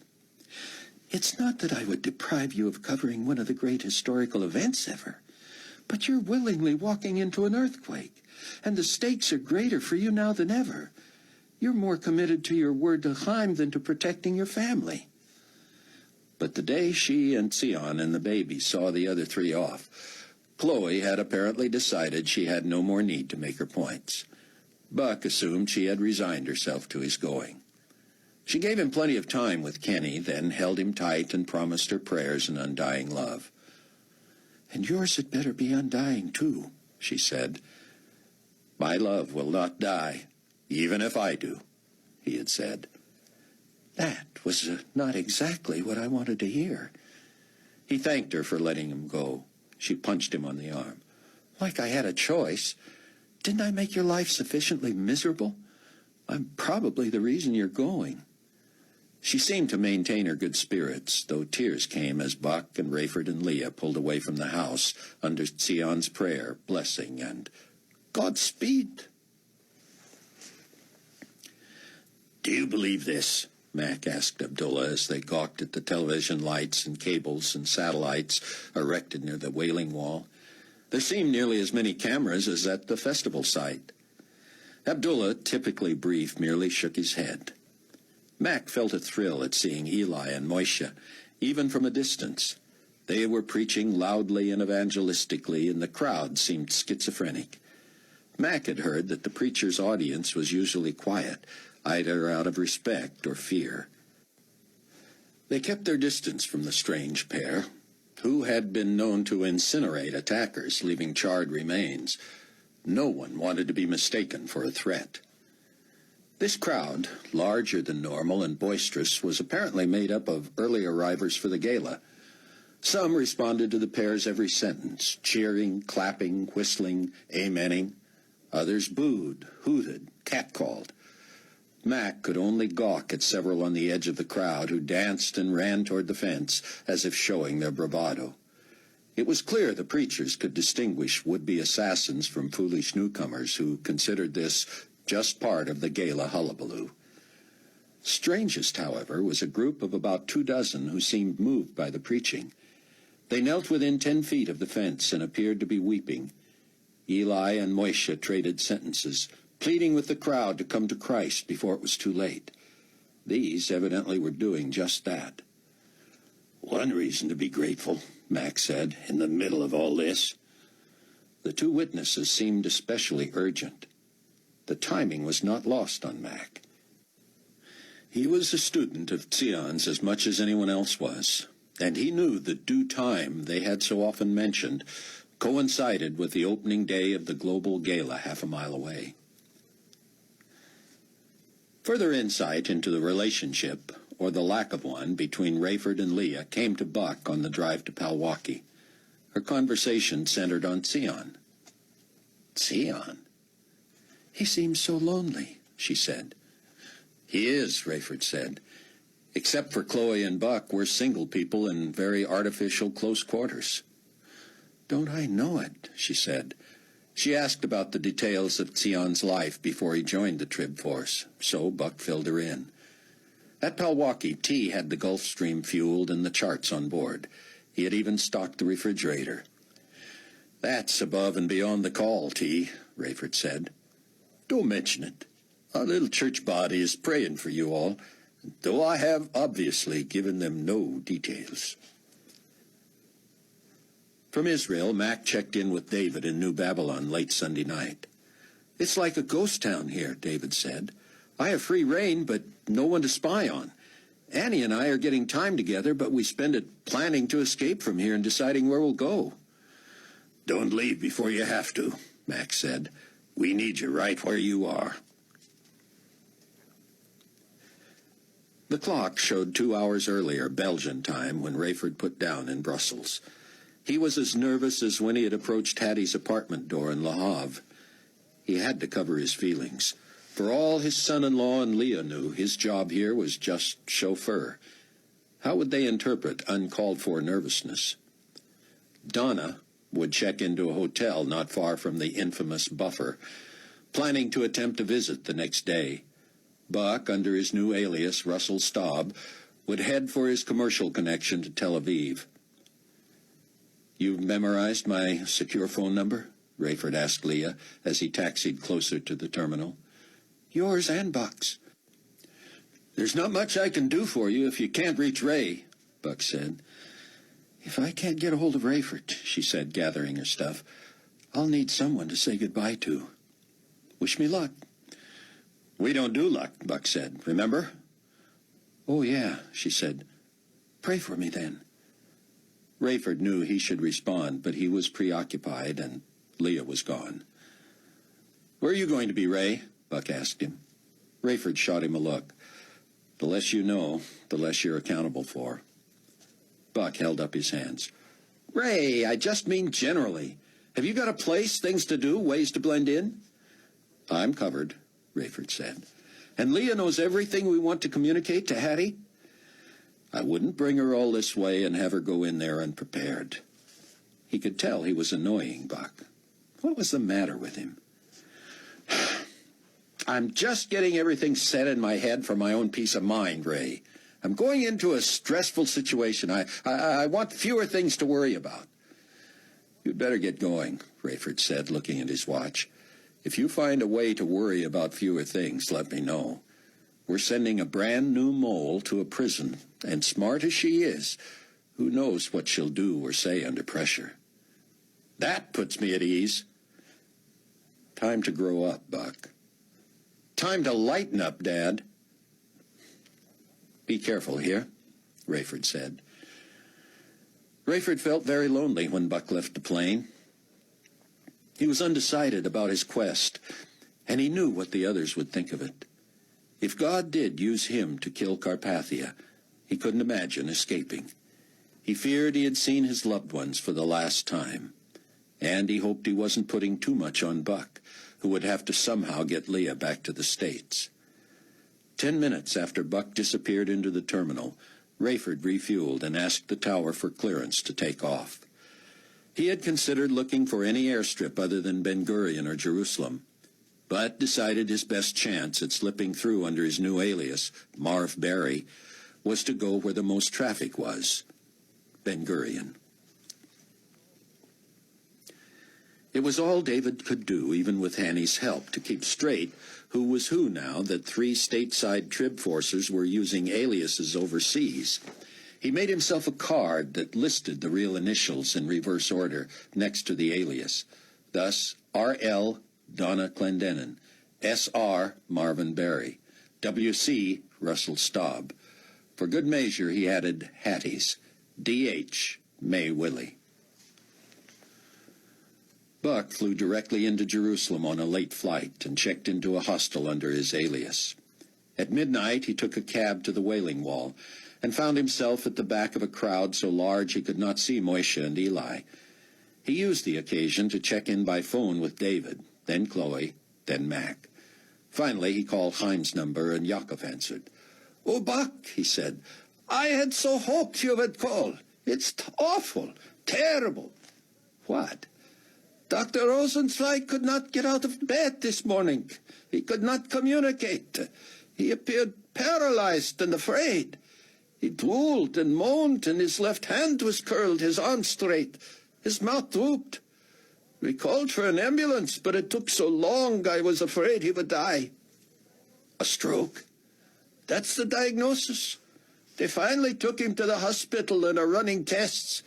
We won't know the results until tomorrow, but it does not look good." "Where is he?" "I can tell you, Buck, but you will not be allowed in. Not even any of us have been allowed to see him.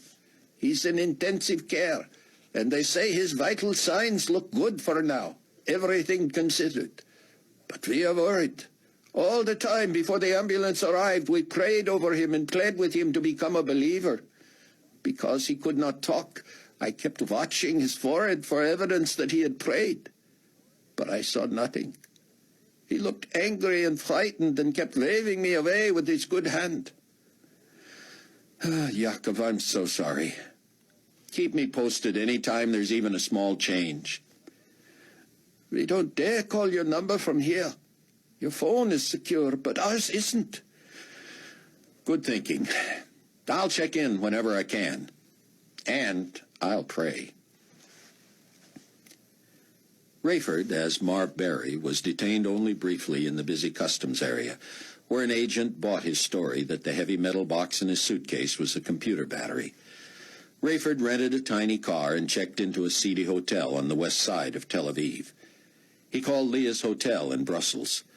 It was well after midnight there, but he hoped with the time change and jet lag she might be awake. The hotel operator was unwilling to ring Mrs. Clendenin's room, but Mr. Berry insisted it was an emergency.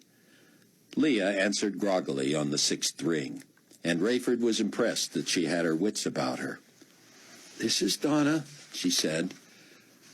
"It's Marv. Did I wake you?" "Yes. What's wrong?" "Everything's fine.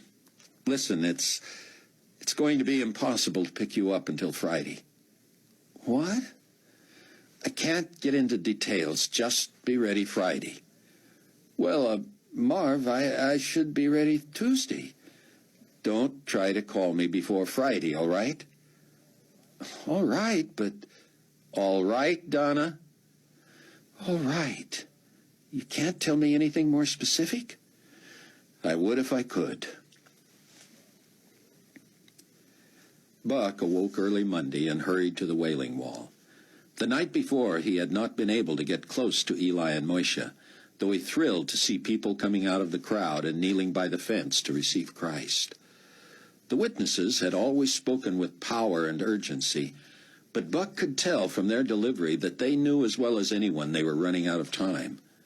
The world had been left depleted of population with the plagues wrought by the 200 million horsemen, and those who survived seemed determined as ever to continue in their sin. Now it seemed the witnesses were making their last concerted effort to wrest souls from the evil one. Monday crowds at the Temple Mount were even bigger, because the gala would not begin until early evening, and hundreds of thousands of delegates were curious about the preachers they had only heard about before. The sophisticated sin businesses in the center of Jerusalem were crowded too, but the majority of tourists were gaping at the strange men preaching from behind the fence. This was their 1260th and last day to preach and prophesy before the due time. Buck felt unspeakably privileged to be there. He shouldered his way through the crowd until he popped out of the front row, striding past new converts kneeling before the fence. Buck stood close enough that he could have touched the fence, closer to Eli and Moishe than anyone else was. Some from the crowd cautioned him, reminding him that people had died for such boldness. He knelt, his eyes on the two, and settled in to listen. Eli held forth with Moishe sitting behind him, his back against the wall of a small stone building. "What's that one?" someone shouted. "He's hiding the flamethrower." Many laughed, but more shushed them. Buck was overwhelmed at the emotion in Eli's voice. Eli cried out, near tears, loud enough to be heard for blocks, though he was also being broadcast frequently over CNN. TV reporters throughout Jerusalem filed stories about the excitement building for the gala that evening, and every other one, it seemed, came from right here at the wall. Eli shouted, "How the Messiah despaired when he looked out over this very city! God the Father promised to bless Jerusalem if her people would obey his commandment and put no other God before him. We come in the name of the Father, and you do not receive us. Jesus himself said, 'O Jerusalem, Jerusalem, thou who killest the prophets and stonest them which are sent unto thee, how often would I have gathered thy children together, even as a hen gathereth her chickens under her wings, and ye would not. Behold, your house is left unto you desolate. For I say unto you, ye shall not see me henceforth, till ye shall say, Blessed is he that cometh in the name of the Lord.'" The crowd had fallen silent. Eli continued, "God sent his Son, the promised Messiah, who fulfilled more than 100 ancient prophecies, including being crucified in this city. Christ's love compels us to tell you that he died for all, that those who live should no longer live for themselves, but for him who died for them and was raised again. We are ambassadors for Christ, as though God did beseech you by us. We pray you in Christ's stead, be ye reconciled to God. For he hath made him to be sin for us who knew no sin, that we might be made the righteousness of God in him. Behold, now is the accepted time. Behold, now is the day of salvation. Neither is there salvation in any other, for there is none other name under heaven given among men whereby we must be saved. Though this world and its false rulers promise that all religions lead to God, this is a lie. Jesus is the only way to God, as he himself declared, I am the way, the truth, and the life. No man cometh unto the Father but by me. Eli appeared exhausted and backed away from the fence. Moishe rose and proclaimed, This world may have seen the last of us, but you have not seen the last of Jesus the Christ. As the prophets foretold, he will come again in power and great glory to establish his kingdom on this earth. The Lord is coming with thousands upon thousands of his holy ones to judge everyone and to convict all the ungodly of all the ungodly acts they have done in the ungodly way and of all the harsh words ungodly sinners have spoken against him. His dominion is an everlasting dominion, which shall not pass away, and his kingdom that which shall not be destroyed. Come to him this day, this hour. The Lord is not willing that any should perish, but that all should come to repentance. Thus saith the Lord. Eli rose and joined Moishe, and they called out in unison, We have served the Lord God Almighty, maker of heaven and earth, and Jesus Christ, his only begotten Son. Lo, we have fulfilled our duty and finished our task until the due time. O Jerusalem, Jerusalem. The two stood before the fence, unmoving, not blinking, their hair, beards, and robes wafting gently in the breeze. The crowd grew restless. Some called out for more preaching, others taunted. Buck slowly rose and backed away, knowing the two were finished with their proclamations. To many it would appear that Nikolai Carpathia had won. He had brought his global gala to Jerusalem and silenced the preachers. Rayford was as afraid to run into Buck as into the GC. He had purposely not shaved the day of the flight or since. Late Monday he drove to Jerusalem, parked on the outskirts, and walked into the city. He wore a drab green turban over a longish gray wig and dark sunglasses with tiny holes that allowed him to see almost as well as normal while hiding his eyes. He wore a light ankle-length robe, common to the area. Deep in an inside pocket he carried the saber. The robe was roomy enough that he could pull his hands inside through the armholes and separate the weapon without anyone seeing. Though he saw metal detectors on either side of the great stage, the thousands and thousands of onlookers were allowed into the area without being searched. He felt a tingle from the back of his head to his tailbone, knowing he was carrying a high-powered weapon with kill power from hundreds of feet away. After having been so eager to do this thing, he now pleaded with God to spare him the task. Would he be willing to follow through and kill Carpathia if God made that clear? The crowd had gathered early, and the pre-opening act, a Latin band, was loud, the beat addictive. Half the crowd danced and sang, and more joined them as the afternoon wore on.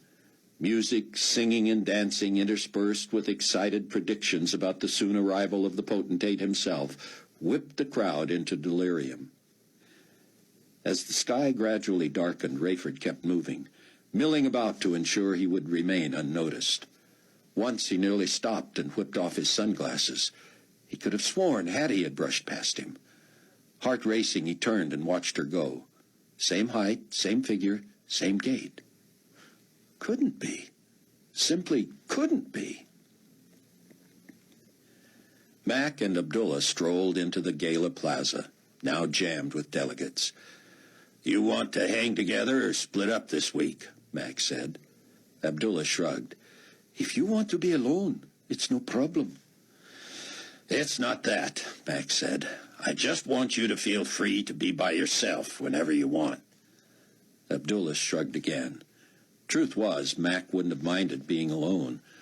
Alone in the huge crowd. Alone with his thoughts about how the world and his life had changed. He had come to a decision. If Carpathia somehow survived this event, If for some strange reason even Zion ben Judah had been wrong in his assessment of the prophecies, Mac had a plan. Rayford had had a point.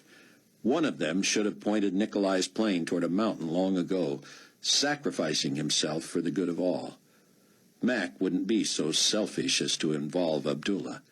Somehow he would have to devise an exception that would allow him to fly the potentate by himself. He wouldn't even need a mountain, really. All he needed was to cut the power and let gravity take over. Could he? Would he? He looked at Abdullah and scanned the crowd. This was no way to live.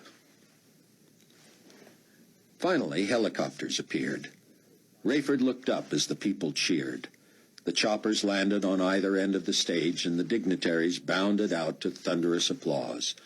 All 10 regional potentates, the supreme commander, and a woman in gaudy Enigma Babylon vestments trotted up the stairs.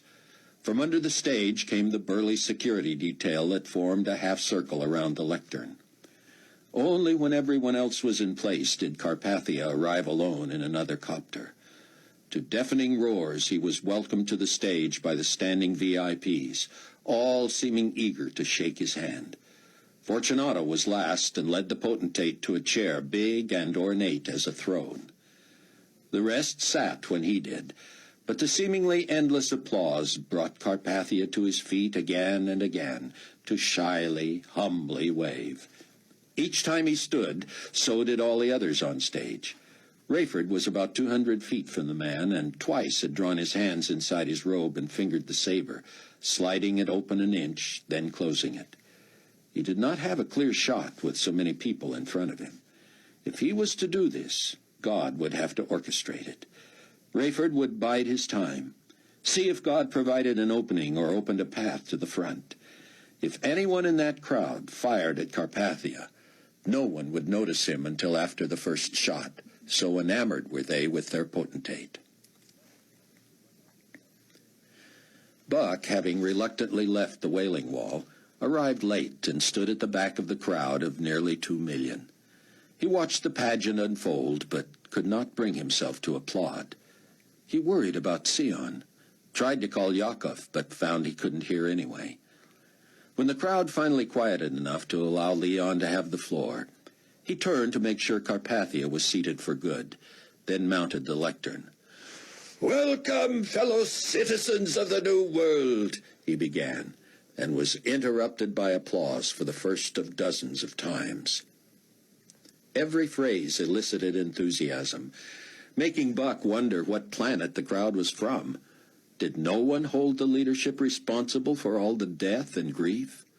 The population had been cut in half in 3.5 years, and these people celebrated? "My name is Leonardo Fortunato, and it is my privilege to serve you and His Excellency as Supreme Commander of the global community. I want to introduce your regional potentates, whom I know you will welcome with the enthusiasm they deserve. But first, to seek the blessing of the great God of nature, I call upon the assistant to the Supreme Pontiff of Enigma Babylon One World Faith, who also has an announcement. Please welcome Deputy Pontiff Francesca D'Angelo." Buck was amazed that the deputy was apparently unfazed by catcalls and whistles. Suddenly Buck was overcome with a chill that made gooseflesh stand on his arms. As Miss D'Angelo stood at the lectern, Carpathia rose, and the crowd, rather than exult, fell deathly silent. Buck felt as if he were the only one able to look anywhere but at Carpathia. The potentates looked at him from where they sat, and Fortunato, too, turned toward him. Carpathia spoke in the haunting, hypnotic voice Buck had heard only one time. 3.5 years before, Nikolai had committed a double murder after having told everyone in the room what they would remember and what they would not. Buck, as a brand-new believer, had been the only one protected from that mind control. Later, no one else even remembered Buck had been in the room. Now the potentate spoke, yet his voice was not projected over the loudspeakers.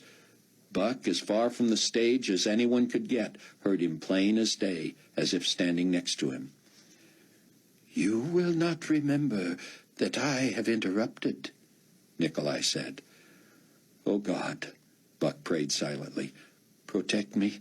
Don't let me be swayed." "You are about to hear of a death that will surprise you," Carpathia said, and no one moved. "It will strike you as old news. You will not care."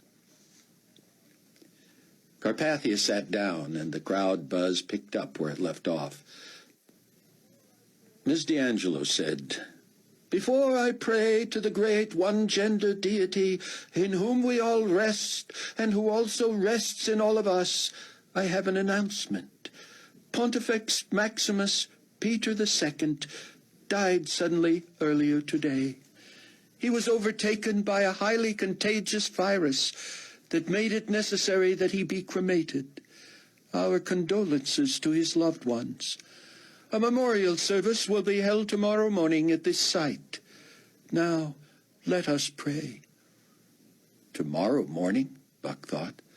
The gala program called for a debate between Carpathia and the Jerusalem twosome at 10 a.m. Tuesday, followed by a noon to midnight party in the hedonist district. Buck looked into the faces of delegates around him. They seemed unfazed. Buck was shaken. So Nikolai was capable of controlling the minds of 2 million at once. The crowd applauded the prayer, which seemed to pay homage to every living cell. They cheered the introduction of each subpotentate, especially the newest, Mr. Litwala from Africa. The delegates seemed equally impressed with each potentate's samish speech, which praised Carpathia in every other sentence. Finally, the moment came for the man of the hour. "And now," Fortunato began, and the assembled sent up a roar that drowned out the rest of his introduction, except that Buck was standing under one of the speaker towers.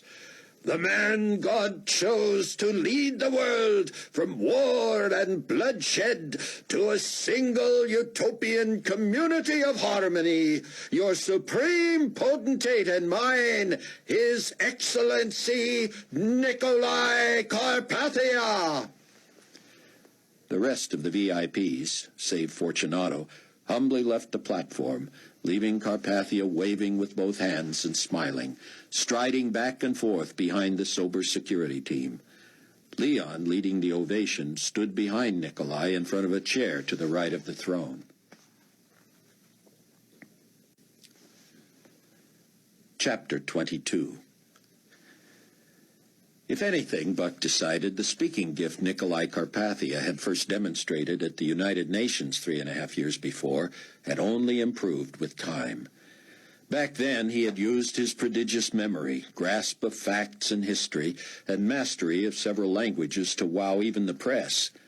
Who could remember when the working media had risen as one to endorse a rousing speaker? Of course, that first internationally publicized speech had come within days of the disappearance from the earth of millions of people, including all babies and most children. Carpathia had appeared the perfect man for the perfect moment, and a terrified world, including at first Buck, embraced him. The globe seemed as one to look at Carpathia as a voice of peace, harmony, and reason. He was young, handsome, dynamic, charismatic, articulate, brilliant, decisive, and, incongruously, humble. It appeared he reluctantly accepted the mantle of leadership thrust upon him by an adoring populace. Nikolai had reinvented the world, dividing it into 10 regions, each with its own potentate. In the midst of increasing strife that impacted the globe even worse than the loss of millions at the rapture, he stood as the paternal voice of comfort and encouragement. Through World War III, famine, the great wrath of the Lamb earthquake, meteor strikes, maritime disasters, contamination of waterways, global darkening and cooling, swarms of scorpion locusts, and more recently the plagues of fire, smoke, and sulfur that had taken yet another third of the population, still Carpathia held firm control. There were rumors of insurrection on the parts of at least 3 subpotentates, but nothing had yet come of that. Grieving, desperate people often railed about the new world and why it seemed to get worse, only to have Nikolai calm them over the airways with promises, sympathy, and pledges of tireless effort. They believed him, especially those whose lives were dedicated to personal freedom at all cost. While the global community rebuilt cities and airports and roadways and communication systems, murder, theft, sorcery, idol worship, and sexual sin were on the rise. These latter three were actually applauded by Carpathia, and by all who called bad good and good bad. The only chink in Carpathia's armor was that he seemed impotent before the two witnesses in Jerusalem. That he would schedule his global gala to usher in the first day of the rest of Utopia, in the city where the two had held sway for so long, appeared the height of cheek. If Nikolai was again humiliated by his inability to control them, if they could not be stopped from turning the water to blood and withholding rain, the fabric of his leadership might finally begin to fray. Yet here he was, facing cameras that broadcast his image to international TV and the Internet. Now 36, confident and charming as ever, he strode back and forth across the stage behind his security team. Not content to stay at the lectern, he kept moving, making sure his wave and smile reached every segment of the live audience that seemed unable to get enough of him. Finally, he raised his hands and received undivided attention. Without notes, without pause, without a misspeak, Carpathia performed for 45 minutes. He was interrupted by enthusiastic applause with nearly every phrase, and if he was animated at the beginning, he seemed even more energized by the end. He acknowledged the hardships, the grief and sadness that came with individual loss, and the work that still needed to be done. He allowed a tear in his voice as he spoke of so many of you beloved compatriots who have suffered bereavement. As Carpathia surged toward his dramatic, flourishing conclusion, he spoke louder, more directly, even more confidently. To Buck, it seemed the crowd was ready to burst with love. They trusted him, believed in him, worshipped him, counted on him for sustenance. Nikolai took one dramatic interlude where he strode back to the side of the lectern, leaned against it with one hand, crossed his feet at the ankles, and put his other fist on his hip. His look on the giant screens throughout the plaza was cocky and arrogant and pregnant with promise, with an "Are you ready for this?" smirk that created murmurs of excitement, laughter, whistles, and applause. Plainly, he was ready to make some bold pronouncement. Carpathia let the tension build, then stepped purposefully behind the lectern and gripped it with both hands. "Tomorrow morning," he said, "as you can see on your program, we will reassemble near the Temple Mount. There we shall establish the authority of the global community over every geographic location." Cheers and more cheers.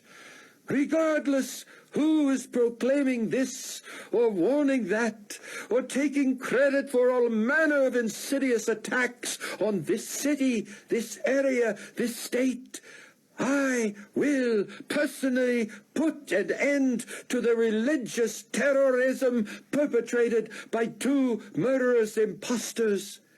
I, for one, am tired of superstitious oppression, tired of drought, tired of bloody water. I am tired of pompous so-called prophecies of gloom and doom and of pie in the sky by and by.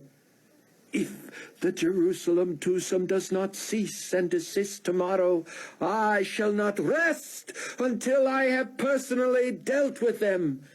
And once that is accomplished, we shall dance in the streets." The throng surged toward the stage, lustily cheering and chanting, "Nikolai! Nikolai! Nikolai!" He shouted over the din, "Have fun tonight! Indulge yourselves! But sleep well, so tomorrow we can enjoy the party that shall have no end. As the helicopters reappeared and people were cleared from the landing area, Carpathia waved and smiled as he headed toward the steps. Leon followed quickly and knelt, thrusting out his arms and waving in gestures of unworthiness. To Buck's amazement, most of the crowd followed suit. Tens of thousands dropped to their knees and worshipped Carpathia as they would an athlete or a performer, or a god. Rayford was beside himself. To keep from being conspicuous in his refusal to kneel, he kept moving. Each step brought him closer to the front, and inside his robe he pulled the saber from its block. The heavy, solid, lethal feel both invigorated and scared him.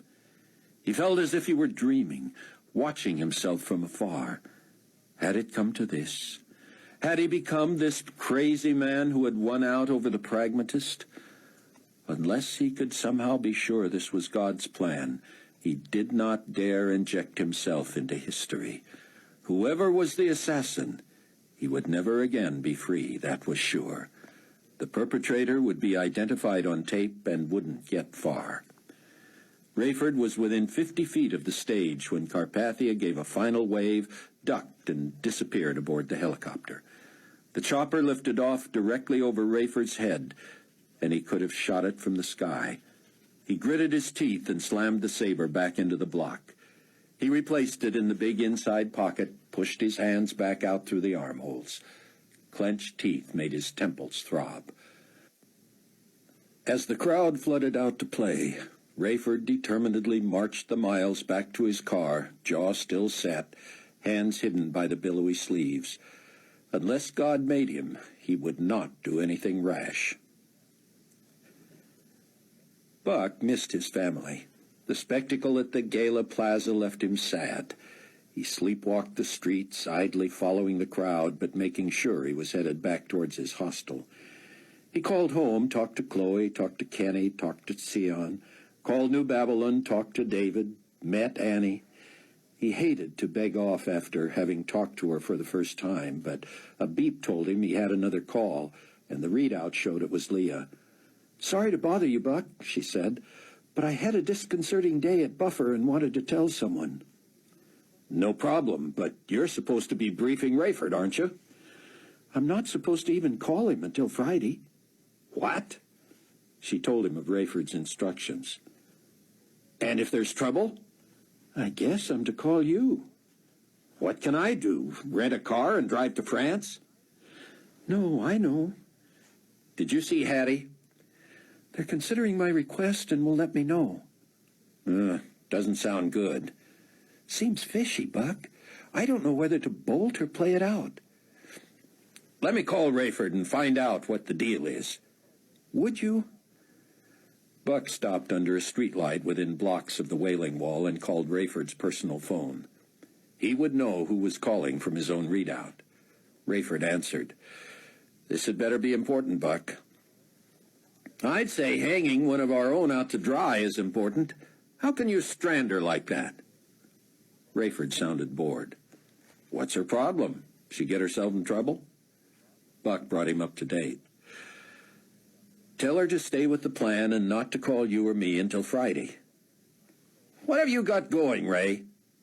"Buck, listen. When I told Leah I didn't want her to call me till Friday, I didn't expect her to run to you. I need you to trust me." Buck sighed and reluctantly agreed. He decided not to tell Chloe that he and her dad might eventually have to have it out. He didn't know what the problem was. Buck climbed a tree so he could see the Wailing Wall, and there were Eli and Moishe. They still stood shoulder to shoulder, staring, unmoving, in the same position as he had last seen them. Crowds taunted. He called Yaakov for a report on Haim. "Good news and bad news," Yaakov said. "The tests are positive." "What can be bad?" "The doctor can't determine the cause of the paralysis or the speech loss. It looks and acts like a stroke, but there doesn't seem to have been one." The next morning, Rayford rose and got an early start toward the Wailing Wall. The path was wet in spots and from more than dew. He was stunned to find the crowds huge 2 hours before the vaunted confrontation. Rumors flew that the memorial service for Pontifex Maximus Peter II had been canceled due to lack of interest, and that Ms. D'Angelo had already been defrocked. Apparently, Enigma Babylon would die with its founder. No room even for pagan religion in Carpathia's orbit.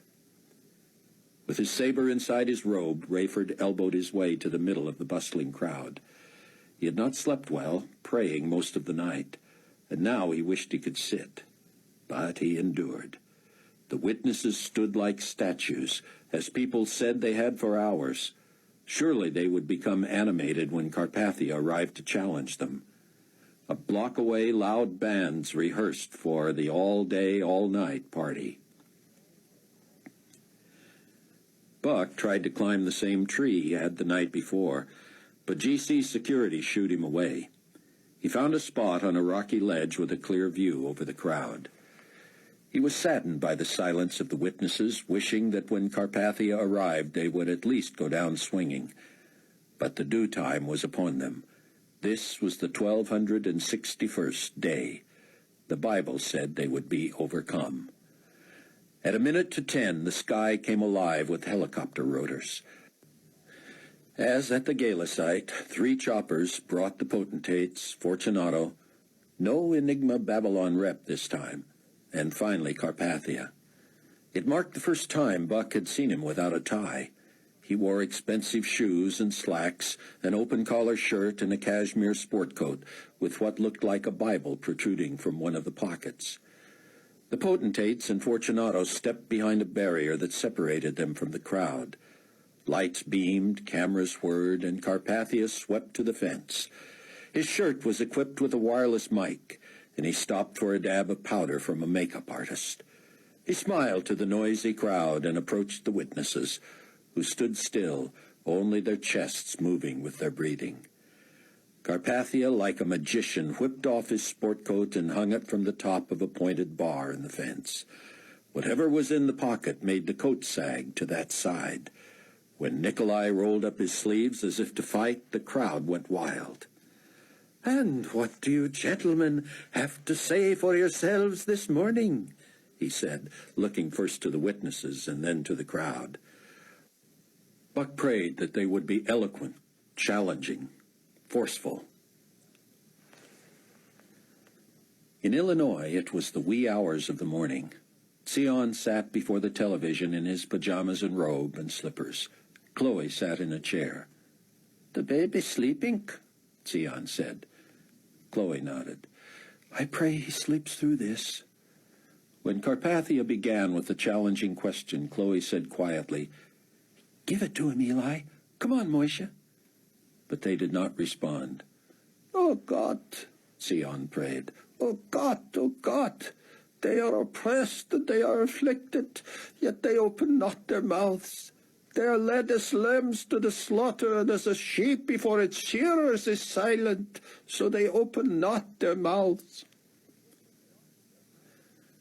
For a second, Buck wished he had a weapon. He had a clear sight path to Carpathia. What arrogance, what ego. How he would love to pop Nikolai between the eyes, even with a slingshot. He shook his head. He was a journalist, an observer. He didn't claim to be objective. His heart was with the witnesses. But neither was he a participant. Rayford could hardly keep still. He bit his tongue to keep from shouting at Carpathia. He slipped his arms inside his robe and held the box in both hands. If Nikolai was going to make fools of the witnesses, maybe he would wind up the fool, lying in his own blood. Carpathia was in his glory. "Cat got your tongues?"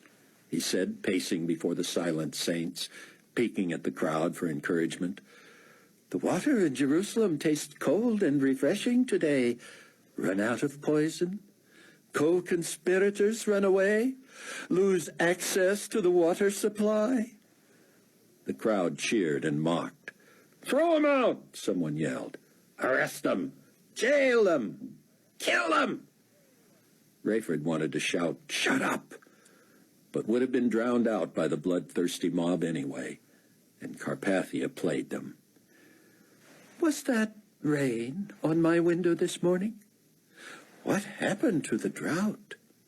Say, does anyone see locusts, horsemen, smoke? Gentlemen, you are impotent. The crowd ate it up. Rayford seethed. I proclaimed this area off limits to you 2 years ago, Carpathia said, his back to the crowd, but the microphone allowing him to be heard everywhere, including on TV. Why are you still here? You must leave or be arrested. In fact, did I not say that if you were seen in public anywhere after the meeting of the cultists, that you would be executed? Carpathia turned to the crowd. I did say that, did I not? Yes, yes, execute them. I have been remiss. I have not carried out my duties. How can I stand before the citizens who have charged me with upholding the dictates of my office when I have allowed this crime to go unpunished? I do not want to be shamed before my people. I do not want to be embarrassed at their party today. Come out from behind that fence and face me. Challenge me, answer me, climb over, fly over, transport yourselves if you are able. Do not make me open the gate. Carpathia turned to the crowd again. Should I fear their very breath? Will these dragons incinerate and slay even me? The crowd was not as loud now, laughing nervously. The witnesses did not move. I am at the end of patience, Nikolai said. The head of the GC peacekeeping force produced a key from his pocket and handed it to Nikolai. He unlocked the gate and the crowd edged back. Some gasped. Then they fell silent. Carpathia opened the gate with a flourish and rushed the witnesses. Outside! He shouted. But the two ignored him still. He moved right of Eli and shoved him into Moishe, making them both stumble toward the gate. He herded them through, pushing, bumping, jostling. The crowd fell back more. Carpathia grabbed Eli and Moishe by their robes and slammed them back against the fence, then turned his back on them and smiled at the crowd. Here are your tormentors, he said, your judges, your prophets. He spat that last. And what do they have to say for themselves now? Nothing. They have been tried and convicted and sentenced. All that is left is the rendering of justice, and as I have decreed it, I shall carry it out. He turned to the two, tugging their robes again until they stood 6 feet in front of the bars. Any last words? Eli and Moishe looked at each other and lifted their heads to heaven. Carpathia strode to his jacket and removed the black object from the pocket. Rayford was stunned to recognize it. Nikolai hid the box from the crowd, his back to them, as he separated a saber handgun from its adjoining piece. He backed about 10 feet away from the witnesses and pointed the weapon at Eli on his right. The sudden explosion made everyone recoil and cover their ears. The bullet entered Eli at the neck, and the force knocked him off his feet, his head slamming into the fence before his body crumpled to the ground, blood gushing. The huge exit wound splattered gore on the fence and the stone building behind. Moishe knelt and covered his eyes as if in prayer. Carpathia shot him through the top of the head, making him flop onto the fence and land on his chin, limbs splayed. Rayford's mouth was dry, his breath short, his pulse reverberating to fingers and toes. All around him, people held their ears and gawked at the remains. Carpathia fitted the gun back together, slipped it into the jacket pocket, put the jacket back on, and with a closed-mouthed smile, executed a deep bow to the crowd. Rayford was overcome with such a passion to shoot Carpathia that he lowered his shoulder and rammed into the man in front of him, who let out a horrific grunt just as the crowd responded to Carpathia. They jumped and spun and cheered and laughed and shouted and danced. Rayford bowled forward, trying to get to Carpathia, all the while trying to detach his own saber. The crowd swayed together, falling, wrestling, enjoying themselves. Rayford tumbled in the middle of it, his arms inside his coat, unable to get up. He forced one hand out of a sleeve so he could push off the ground to stand, but he was knocked over halfway up. He swung his elbows to clear space, but in the process the saber box rattled to the ground. He felt for it as he sat there, battered back and forth by waves of revelers. He forced both arms out just as someone knocked him back and his head slammed the concrete. He rolled and jumped up, a bump rising on the back of his head. Where was the saber? Had it stayed together? It was fully loaded and there was no safety. Buck stood on the rocky ledge, drained. He watched the dancing, the carousing, the helicopters collecting Carpathia and the other VIPs and whisking them to the party site. Buck hated the sight of the grisly bodies of his beloved preachers. How he had come to cherish their dark leathery skin, their thick, dirty feet, their smoky sackcloth robes. They had been so regal, majestic, patriarchal. Their bony hands and shoulders, wrinkled necks and faces, long gray hair and beards only added to their wonderful supernatural mystery. Their bodies had been destroyed. Formerly invincible, they had been blasted against the iron fence, leaving them next to each other in grotesque heaps. Buck was embarrassed for them, exposed in death. Their robes rode high on their legs, their hands curled beneath them, eyes open, mouths agape. Their blood ran the blackest red under bodies torn apart by a weapon so technologically advanced that calling it a handgun was the ultimate understatement. Buck knew what came next. He did not need to witness the celebrating that had been scheduled for noon to midnight, but which would last more than 3 days. He looked with deep sadness on sin come to fruition, on evil personified in people who had had every chance, been given every warning. Sion lowered his head. I could not have imagined how ghastly. Chloe appeared unable to tear her eyes from the screen. Buck must be there. Sion rose. Chloe, we have turned a terrible corner. This is only the beginning. Soon Carpathia will not even pretend propriety. Most will be powerless to resist him.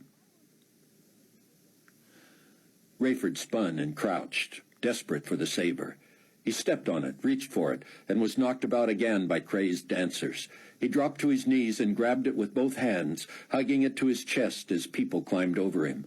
Finally, he tucked it back inside his robe and fought to the edge of the crowd. Carpathia was long gone by now. Buck headed back to the hostel, passing celebrants on every corner, crowded around TV sets. He phoned Leah. No answer. For the next 3 days, the gala was centered at the party venue. Music blared and speeches decried the Jerusalem twosome and praised Nikolai. Fortunato urged everyone to view Carpathia as a deity. Perhaps the deity, the creator, God, and savior of all mankind. And the people cheered.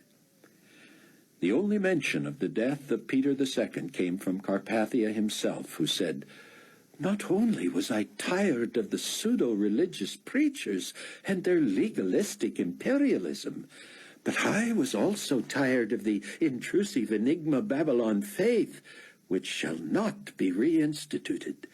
Individual souls can find within themselves the deity necessary to conduct their lives as they wish.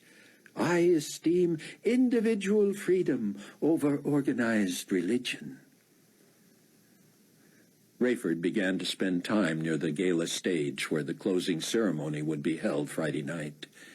He calculated angles, lines of sight, when to arrive, where to stand, where to move, how to get himself in position should God choose to use him. The ceremony would end after dark with a speech by Carpathia. Perhaps that would be the moment. All over Jerusalem, people celebrated. Buck was sickened that every newscast showed Eli's and Moishe's bloated, fetid bodies decayed and steaming in the sun. Day and night, crowds danced around them, holding their noses, sometimes venturing close to kick the corpses. Blood and tissue formed a sticky mess around them. From all over the world came reports of celebrations, of people exchanging gifts as they would at Christmas. From the occasional commentator came the suggestion that it was time to get past this, to give these men a proper burial and move on. But the celebrants would have none of it, and global polls showed huge majorities favored refusing them burial, letting them lie. On Wednesday evening, Buck had finally been permitted to see Chaim in the hospital. Though his color was good and his speech had improved, his face drooped. His left side was stiff. His right hand was curled. Chaim's doctor was still puzzled by the results of his tests, but he was reluctant to accede to Chaim's request to go home and die in peace. Chaim pleaded pitifully to Buck, slurring, "Just wheel me out of here, please. I want to go home." By Friday dawn, Buck had still been unable to reach either Leah or Rayford. He did, however, receive a surprising call from Yaakov. "I don't know how he did it, but Chaim talked his way out of there. He has improved enough to come home, and the doctor now believes he may have had a small stroke that acted like a big one. He looks no better to me, but he can make himself understood, and he's ordering me to take him to the closing ceremony tonight." Chapter 23. As Buck showered Friday morning, he realized he would do anything but sacrifice his identity to be at the Wailing Wall that day. He believed Zion, he believed the Bible, he believed the prophecies. He couldn't imagine anything as satisfying as seeing the mockers of Eli and Moshe get theirs. Buck had promised to help Yaakov persuade Chaim to stay home from the gala finale that evening, provided he was fortunate enough to find himself in the 90% of Jerusalem that would be spared the foretold earthquake. Rayford slept most of the morning, ignoring his beeping cell phone except to note that the caller every time was Leah. What could he say? "Sorry, I can't pick you up tonight and ferry you back to the States, but I might be in prison or dead." He was careful to be well-rested and well-fed. He wanted to be prepared and sharp, regardless which way the day went. Rayford was also careful to pray that God would tell him if he were heading off on his own. He was willing to get to the plaza at least 3 hours before sundown, stay in the middle of crowds, and make sure he was in the spot he had scouted. Past that, God would have to pull the trigger. Rayford glanced at his phone and punched up Leah's last message readout. "Our bird has left the cage. Now what?" Hattie was not at Buffer? Now what indeed? He phoned her, but now Leah wasn't answering. Buck was angry with himself for not going even earlier to the Wailing Wall. His spot on the rocky ledge was taken. GC guards let no one up the trees. The area teemed with drunken celebrants. Some Buck would have sworn had been there for days. How long could this party last? Dancing, public lewdness, shouting, singing, drinking, people staggering about. Thousands chanted in various languages. Only the bravest now approaching the blackening, oozing carcasses that had split in the heat of the sun. Buck smelled the rancid cadavers from 100 yards. Still, he was determined to get closer. He walked far around the left side of the wall and found himself in a grove of trees and high shrubbery. Buck couldn't risk being recognized, but this gambit was worth the danger. If it led, as he hoped, to the same underbrush that had allowed him to get close to Eli and Moshe once before without drawing the ire of the guards, he could be an eyewitness to one of the greatest miracles of history. Sion and Chloe, up before dawn and watching TV again, took turns distracting Kenny when the camera showed Eli and Moishe's gruesome remains. "Awful as the deaths were," Sion said, "what is coming should be exquisite." He sat rocking on the couch, unable to sit still. Any time he caught Chloe's eye, he was reminded of his daughter when she was a little girl on the morning of her birthday. Buck slithered through the brush past 2 guard outposts and around the opposite side, where he was finally as close to the fence as he could be without being seen. He could not believe his luck. Unless by accident, Buck would not be discovered. He was reminded of his admonition to Leah, "We don't do luck." "Thank you, Lord," he whispered. Buck could barely stand the sight of what was left of the mighty men he had come to love. Except for the occasional kicks from the most irreverent of the partiers, the bodies had not moved in 3.5 days. Animals picked at them, birds pecked, bugs crawled. Buck decided he would not let his worst enemy rot in the sun. A raucous band invaded the area, and the carousers became feverish. The bravest danced side by side, arms interlocked at the shoulders, encircling the bodies. Buck feared he would miss the miracle now, blocked by these crazy drunks. Their misshapen circle flattened as it snaked between the bodies and the fence. Faster and faster they danced, until someone reversed direction. The whole line stopped and went the other way, but soon several had ideas of their own, and the thing disintegrated. Dancers collided, laughing, hollering, guffawing, till tears rolled. A middle-aged woman, one shoe missing, bent to vomit and was bowled over by some who thought the circle was still going. Several went down, giving Buck a clear view of Eli and Moishe, now just hideous, distorted, repulsive collections of body parts in putrid piles. A sob of pity rose in his throat. Without warning, the dead men stirred. Buck held his breath. One by one, the crazy shrieked, fell back, and drew the attention of the rest of the throng. Word spread that the corpses were moving, and the inner circle stampeded back, while those hearing the commotion from farther back surged forward. The music stopped. The singing turned to screams and agonizing wails. Many covered their eyes or hid their faces. Thousands fled. Thousands more came running. Eli and Moishe struggled to their knees, filthy bodies in slow motion, chests heaving.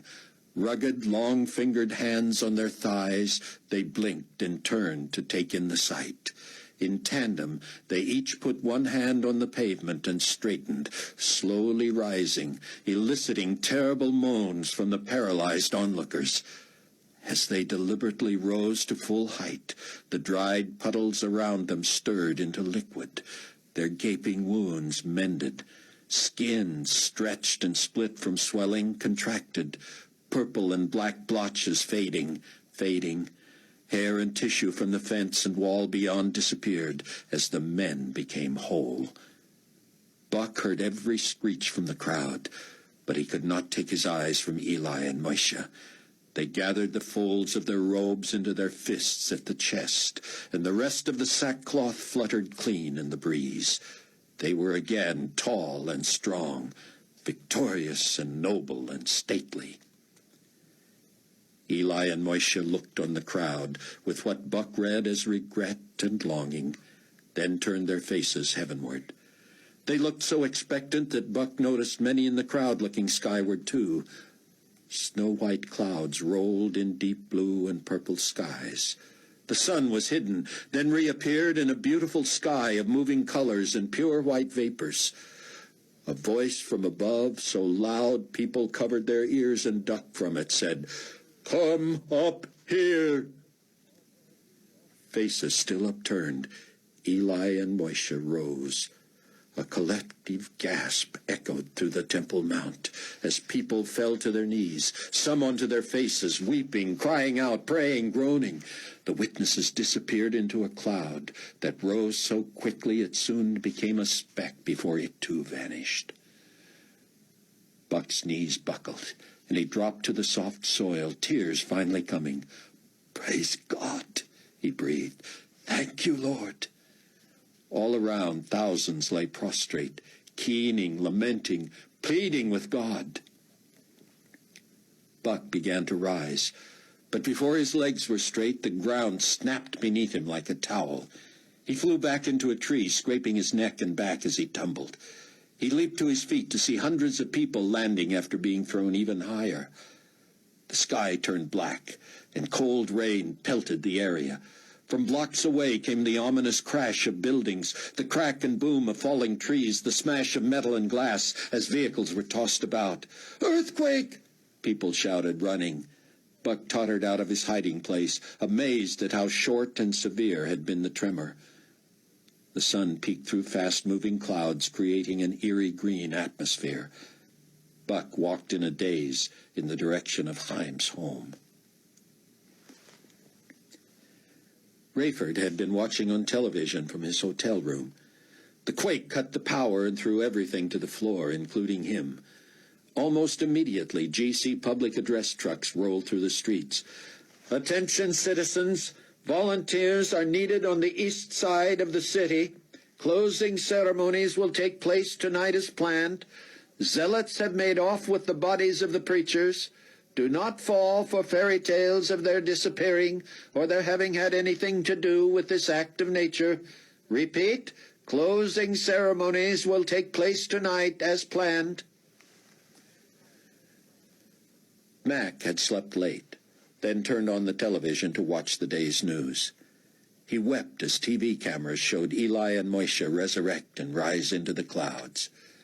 How would the GC refute what had been broadcast around the globe?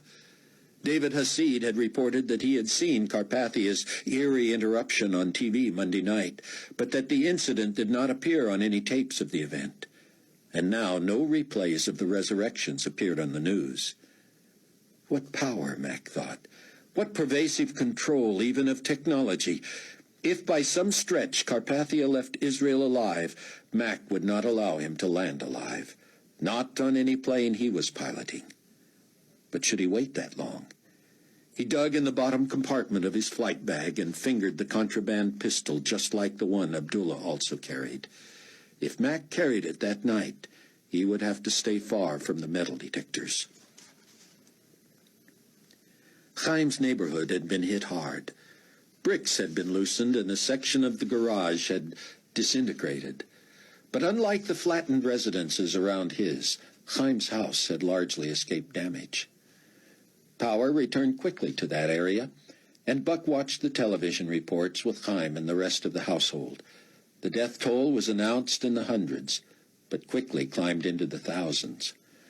Most of the damage indeed centered on the east side of Jerusalem, where buildings fell, apartment complexes collapsed, roads became upturned ribbons of asphalt and mud, and thousands perished. By early evening it was clear that about a tenth of the holy city had been destroyed, and that the death toll would reach at least 7,000 by morning. Every newscast repeated the insistence on the part of the GC that delegates should still attend the final ceremony. "It will be abbreviated," an appropriately morose Leon Fortunato intoned.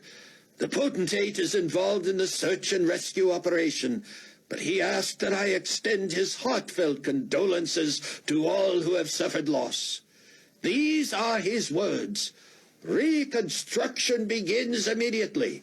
We will not be defeated by one defeat. The character of a people is revealed by its reaction to tragedy. We shall rise because we are the global community. There is tremendous morale-building value in our coming together as planned. Music and dancing will not be appropriate, but we shall stand together, encourage each other, and dedicate ourselves anew to the ideals we hold dear." "Let me add a personal word," Fortunato said. "It would be most encouraging to potentate Carpathia if you were to attend in overwhelming numbers. We will commemorate the dead and the valor of those involved in the rescue effort, and the healing process will begin." Buck had no interest in the maudlin imitation of the opening night, the potentates praising their fearless leader and he piously charming the crowd. "You promised to be there," Chaim rasped. "Oh, sir, the roads will be impassable. Wheelchair ramps may have been damaged. Just watch it on—" Yaakov can drive through anything and get me anywhere. Yaakov shrugged. Buck made a face as if to ask why he hadn't supported Buck's refusal.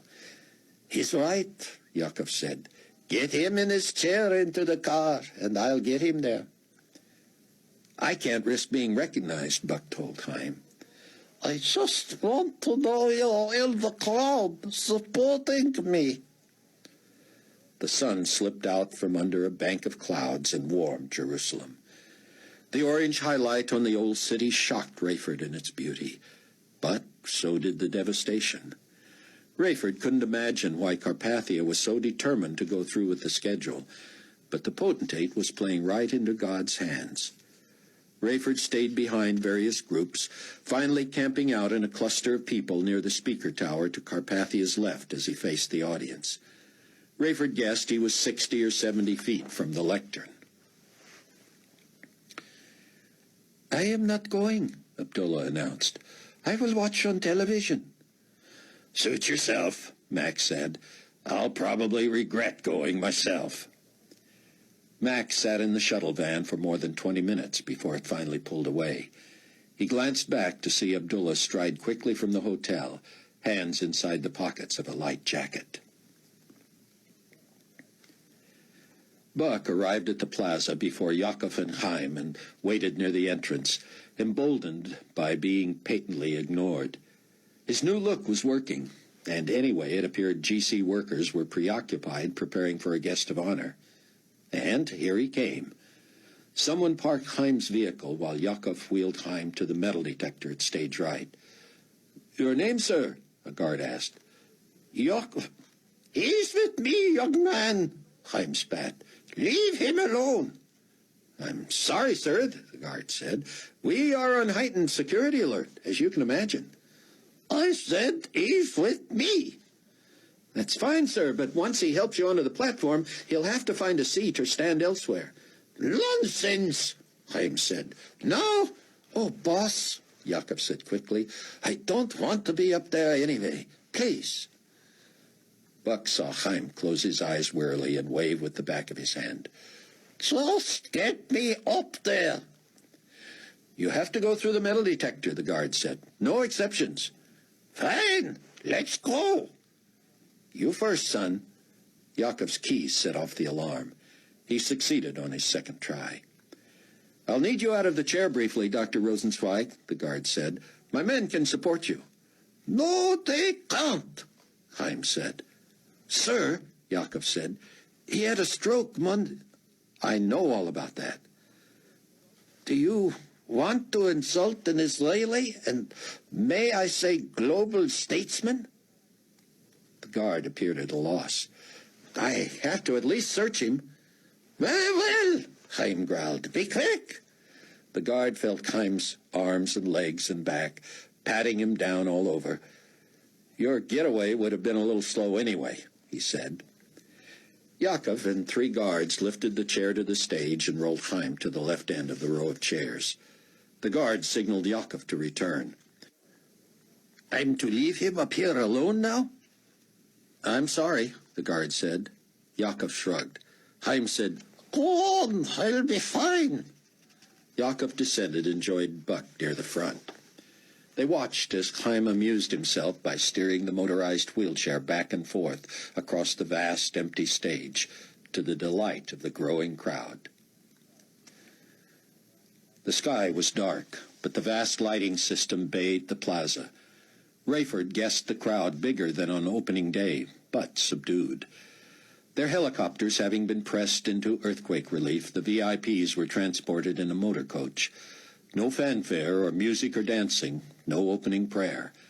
The potentates mounted the steps, shook hands with each other and with Chaim, and waited in front of their chairs.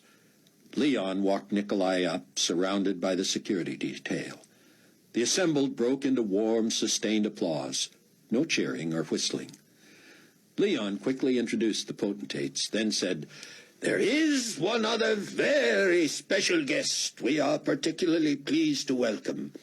but His Excellency has requested that privilege. And so, with heartfelt thanks for your support during this time, I give you once again His Excellency Nikolai Carpathia." Rayford reached inside his robe with both hands, separated the saber, and silently told God he was prepared to produce it at the right moment. A restrained Carpathia quickly quieted the applause. "Let me add my deep thanks to that of our supreme commanders, and also my abject sympathies to you who have suffered. I will not keep you long, because I know many of you need to return to your homelands and are concerned about transportation. Flights are going from both airports, though there are, of course, delays. Now, before my remarks, let me introduce my guest of honor. He was to have been here Monday, but he was overtaken by an untimely stroke. It gives me great pleasure to announce the miraculous rallying of this great man, enough so that he joins us tonight in his wheelchair, with wonderful prospects for complete recovery. Ladies and gentlemen of the global community, a statesman, a scientist, a loyal citizen, and my dear friend, the distinguished Dr. Chaim Rosenzweig." The crowd erupted as Carpathia pointed toward Chaim, and Rayford sensed his opportunity. People in front of him lifted their arms to clap and wave, and he quickly raised the weapon and took aim. But Chaim reached with his good arm as if to offer it to Carpathia, and Nikolai bounced over to the wheelchair to embrace the old man. No way Rayford would fire that close to Rosenzweig. He lowered the weapon hidden under the folds of his billowy sleeve and watched the awkward embrace. Nikolai raised Chaim's good arm, and the crowd cheered again. Carpathia returned to the lectern, and the moment was lost. Mac McCullum knew Buck Williams was somewhere in the crowd. Maybe he would try to make contact when it was over. Was Abdullah also there? And why had he said he wasn't coming? Quivering from the close call, Rayford tasted bile. Carpathia so repulsed him. "Fellow citizens," Nikolai began somberly, "in the very young history of our one-world government, we have stood shoulder to shoulder against great odds, as we do tonight. I had planned a speech to send us back to our homes with renewed vigor and a rededication to global community ideals. Tragedy has made that talk unnecessary. We have proven again that we are a people of purpose and ideals, of servanthood and good deeds." From behind Carpathia, 3 potentates rose. That seemed to obligate the other 7, who slowly and seemingly reluctantly stood. Carpathia noticed the attention of the crowd was behind him and turned, seeing first 3, then all 10 potentates stand and clap. The crowd joined the applause, and Rayford thought he saw Carpathia and Fortunato trade glances. Was something afoot? Were those the 3 Mac had said might not be so loyal as Nikolai thought? The potentates sat again, and for the first time since the meetings at Colic Stadium, Carpathia seemed at a loss for words. He started again, paused, repeated himself, then turned back to the potentates and joked, "Do not do that to me." The crowd applauded anew, and Nikolai milked the situation for a bigger laugh. Obviously, covering his own concern, he began to speak, looked back quickly, and turned again, engendering titters from the audience. Suddenly, the 3 potentates stood again and applauded as if trying to make points with Nikolai, though Rayford noticed one had reached into the inside pocket of his jacket as he rose. It was clear the crowd thought the clapping potentates were some sort of an impromptu bit. When Chaim suddenly steered his chair out of place and rolled toward Fortunato, the crowd laughed and exulted in earnest. Rayford was distracted from his left. Had he? There was no way. He tried to keep her in sight, but the people in front of him raised their hands again, shouting, clapping, jumping. He leveled a gun between them, aimed betwixt 2 security guards at Nikolai, and tried to squeeze the trigger. He could not. His arm was paralyzed, his hand shaking, his vision swimming. Would God not allow it? Had he run too far ahead? He felt a fool, a coward, powerless despite the weapon. He stood shaking, Carpathia in his sights. As the crowd celebrated, Rayford was bumped from the back and side, and the gun went off. At the explosion, the sea of panicked people parted around him. Rayford ran with a bunch of them, dropping the weapon and letting the other half of the box fall. People screamed and trampled each other. As Rayford pushed his way into a gridlock of bodies, he sneaked a peek at the stage. Carpathia was not in sight. The potentates scattered and dived for cover, one dropping something as he tumbled off the platform. Rayford could not see Fortunato either at first. The lectern had been shattered and the entire 100-foot-wide black curtain ripped off its frame and blown away from the stage. Rayford imagined the bullet passing through Nikolai and taking out the backdrop. Had God used him in spite of his cowardice? Could he have fulfilled prophecy? The shooting had been a mistake. He had not meant to do it. Buck had ducked under a scaffold at the sound of the gun. A tidal wave of humanity swept past him on both sides, and he saw glee on some faces. Converts from the Wailing Wall who had seen Carpathia murder their heroes. By the time Buck looked to the stage, the potentates were leaping off. The drapery was flying into the distance, and Haim appeared catatonic, his head rigid. Carpathia lay on the platform, blood running from eyes, nose, and mouth, and, it appeared to Buck, from the top of his head. His lapel mic was still hot, and because Buck was directly under a speaker tower, he heard Nikolai's liquid guttural murmur. "But I thought I did everything you asked." Fortunato draped his stocky body over Carpathia's chest, reached beneath him, and cradled him. Sitting on the stage, he rocked his potentate, wailing. "Don't die, Excellency," Fortunato bawled. "We need you. The world needs you. I need you." Security forces surrounded them, brandishing Uzis. Buck had experienced enough trauma for one day. He stood transfixed, with a clear view of the back of Carpathia's blood-matted skull. The wound was unmistakably fatal, and from where Buck stood, it was obvious what had caused it. "I did not expect a gunshot," Sion said, staring at the television as GC security cleared the stage and whisked Carpathia away. 2 hours later, GC CNN confirmed the death and played over and over the grieving pronouncement of Supreme Commander Leon Fortunato. "We shall carry on in the courageous spirit of our founder and moral anchor, potentate Nikolai Carpathia. The cause of death will remain confidential until the investigation is complete. But you may rest assured the guilty party will be brought to justice." The news media reported that the slain potentate's body would lie in state in the New Babylon Palace before entombment there on Sunday.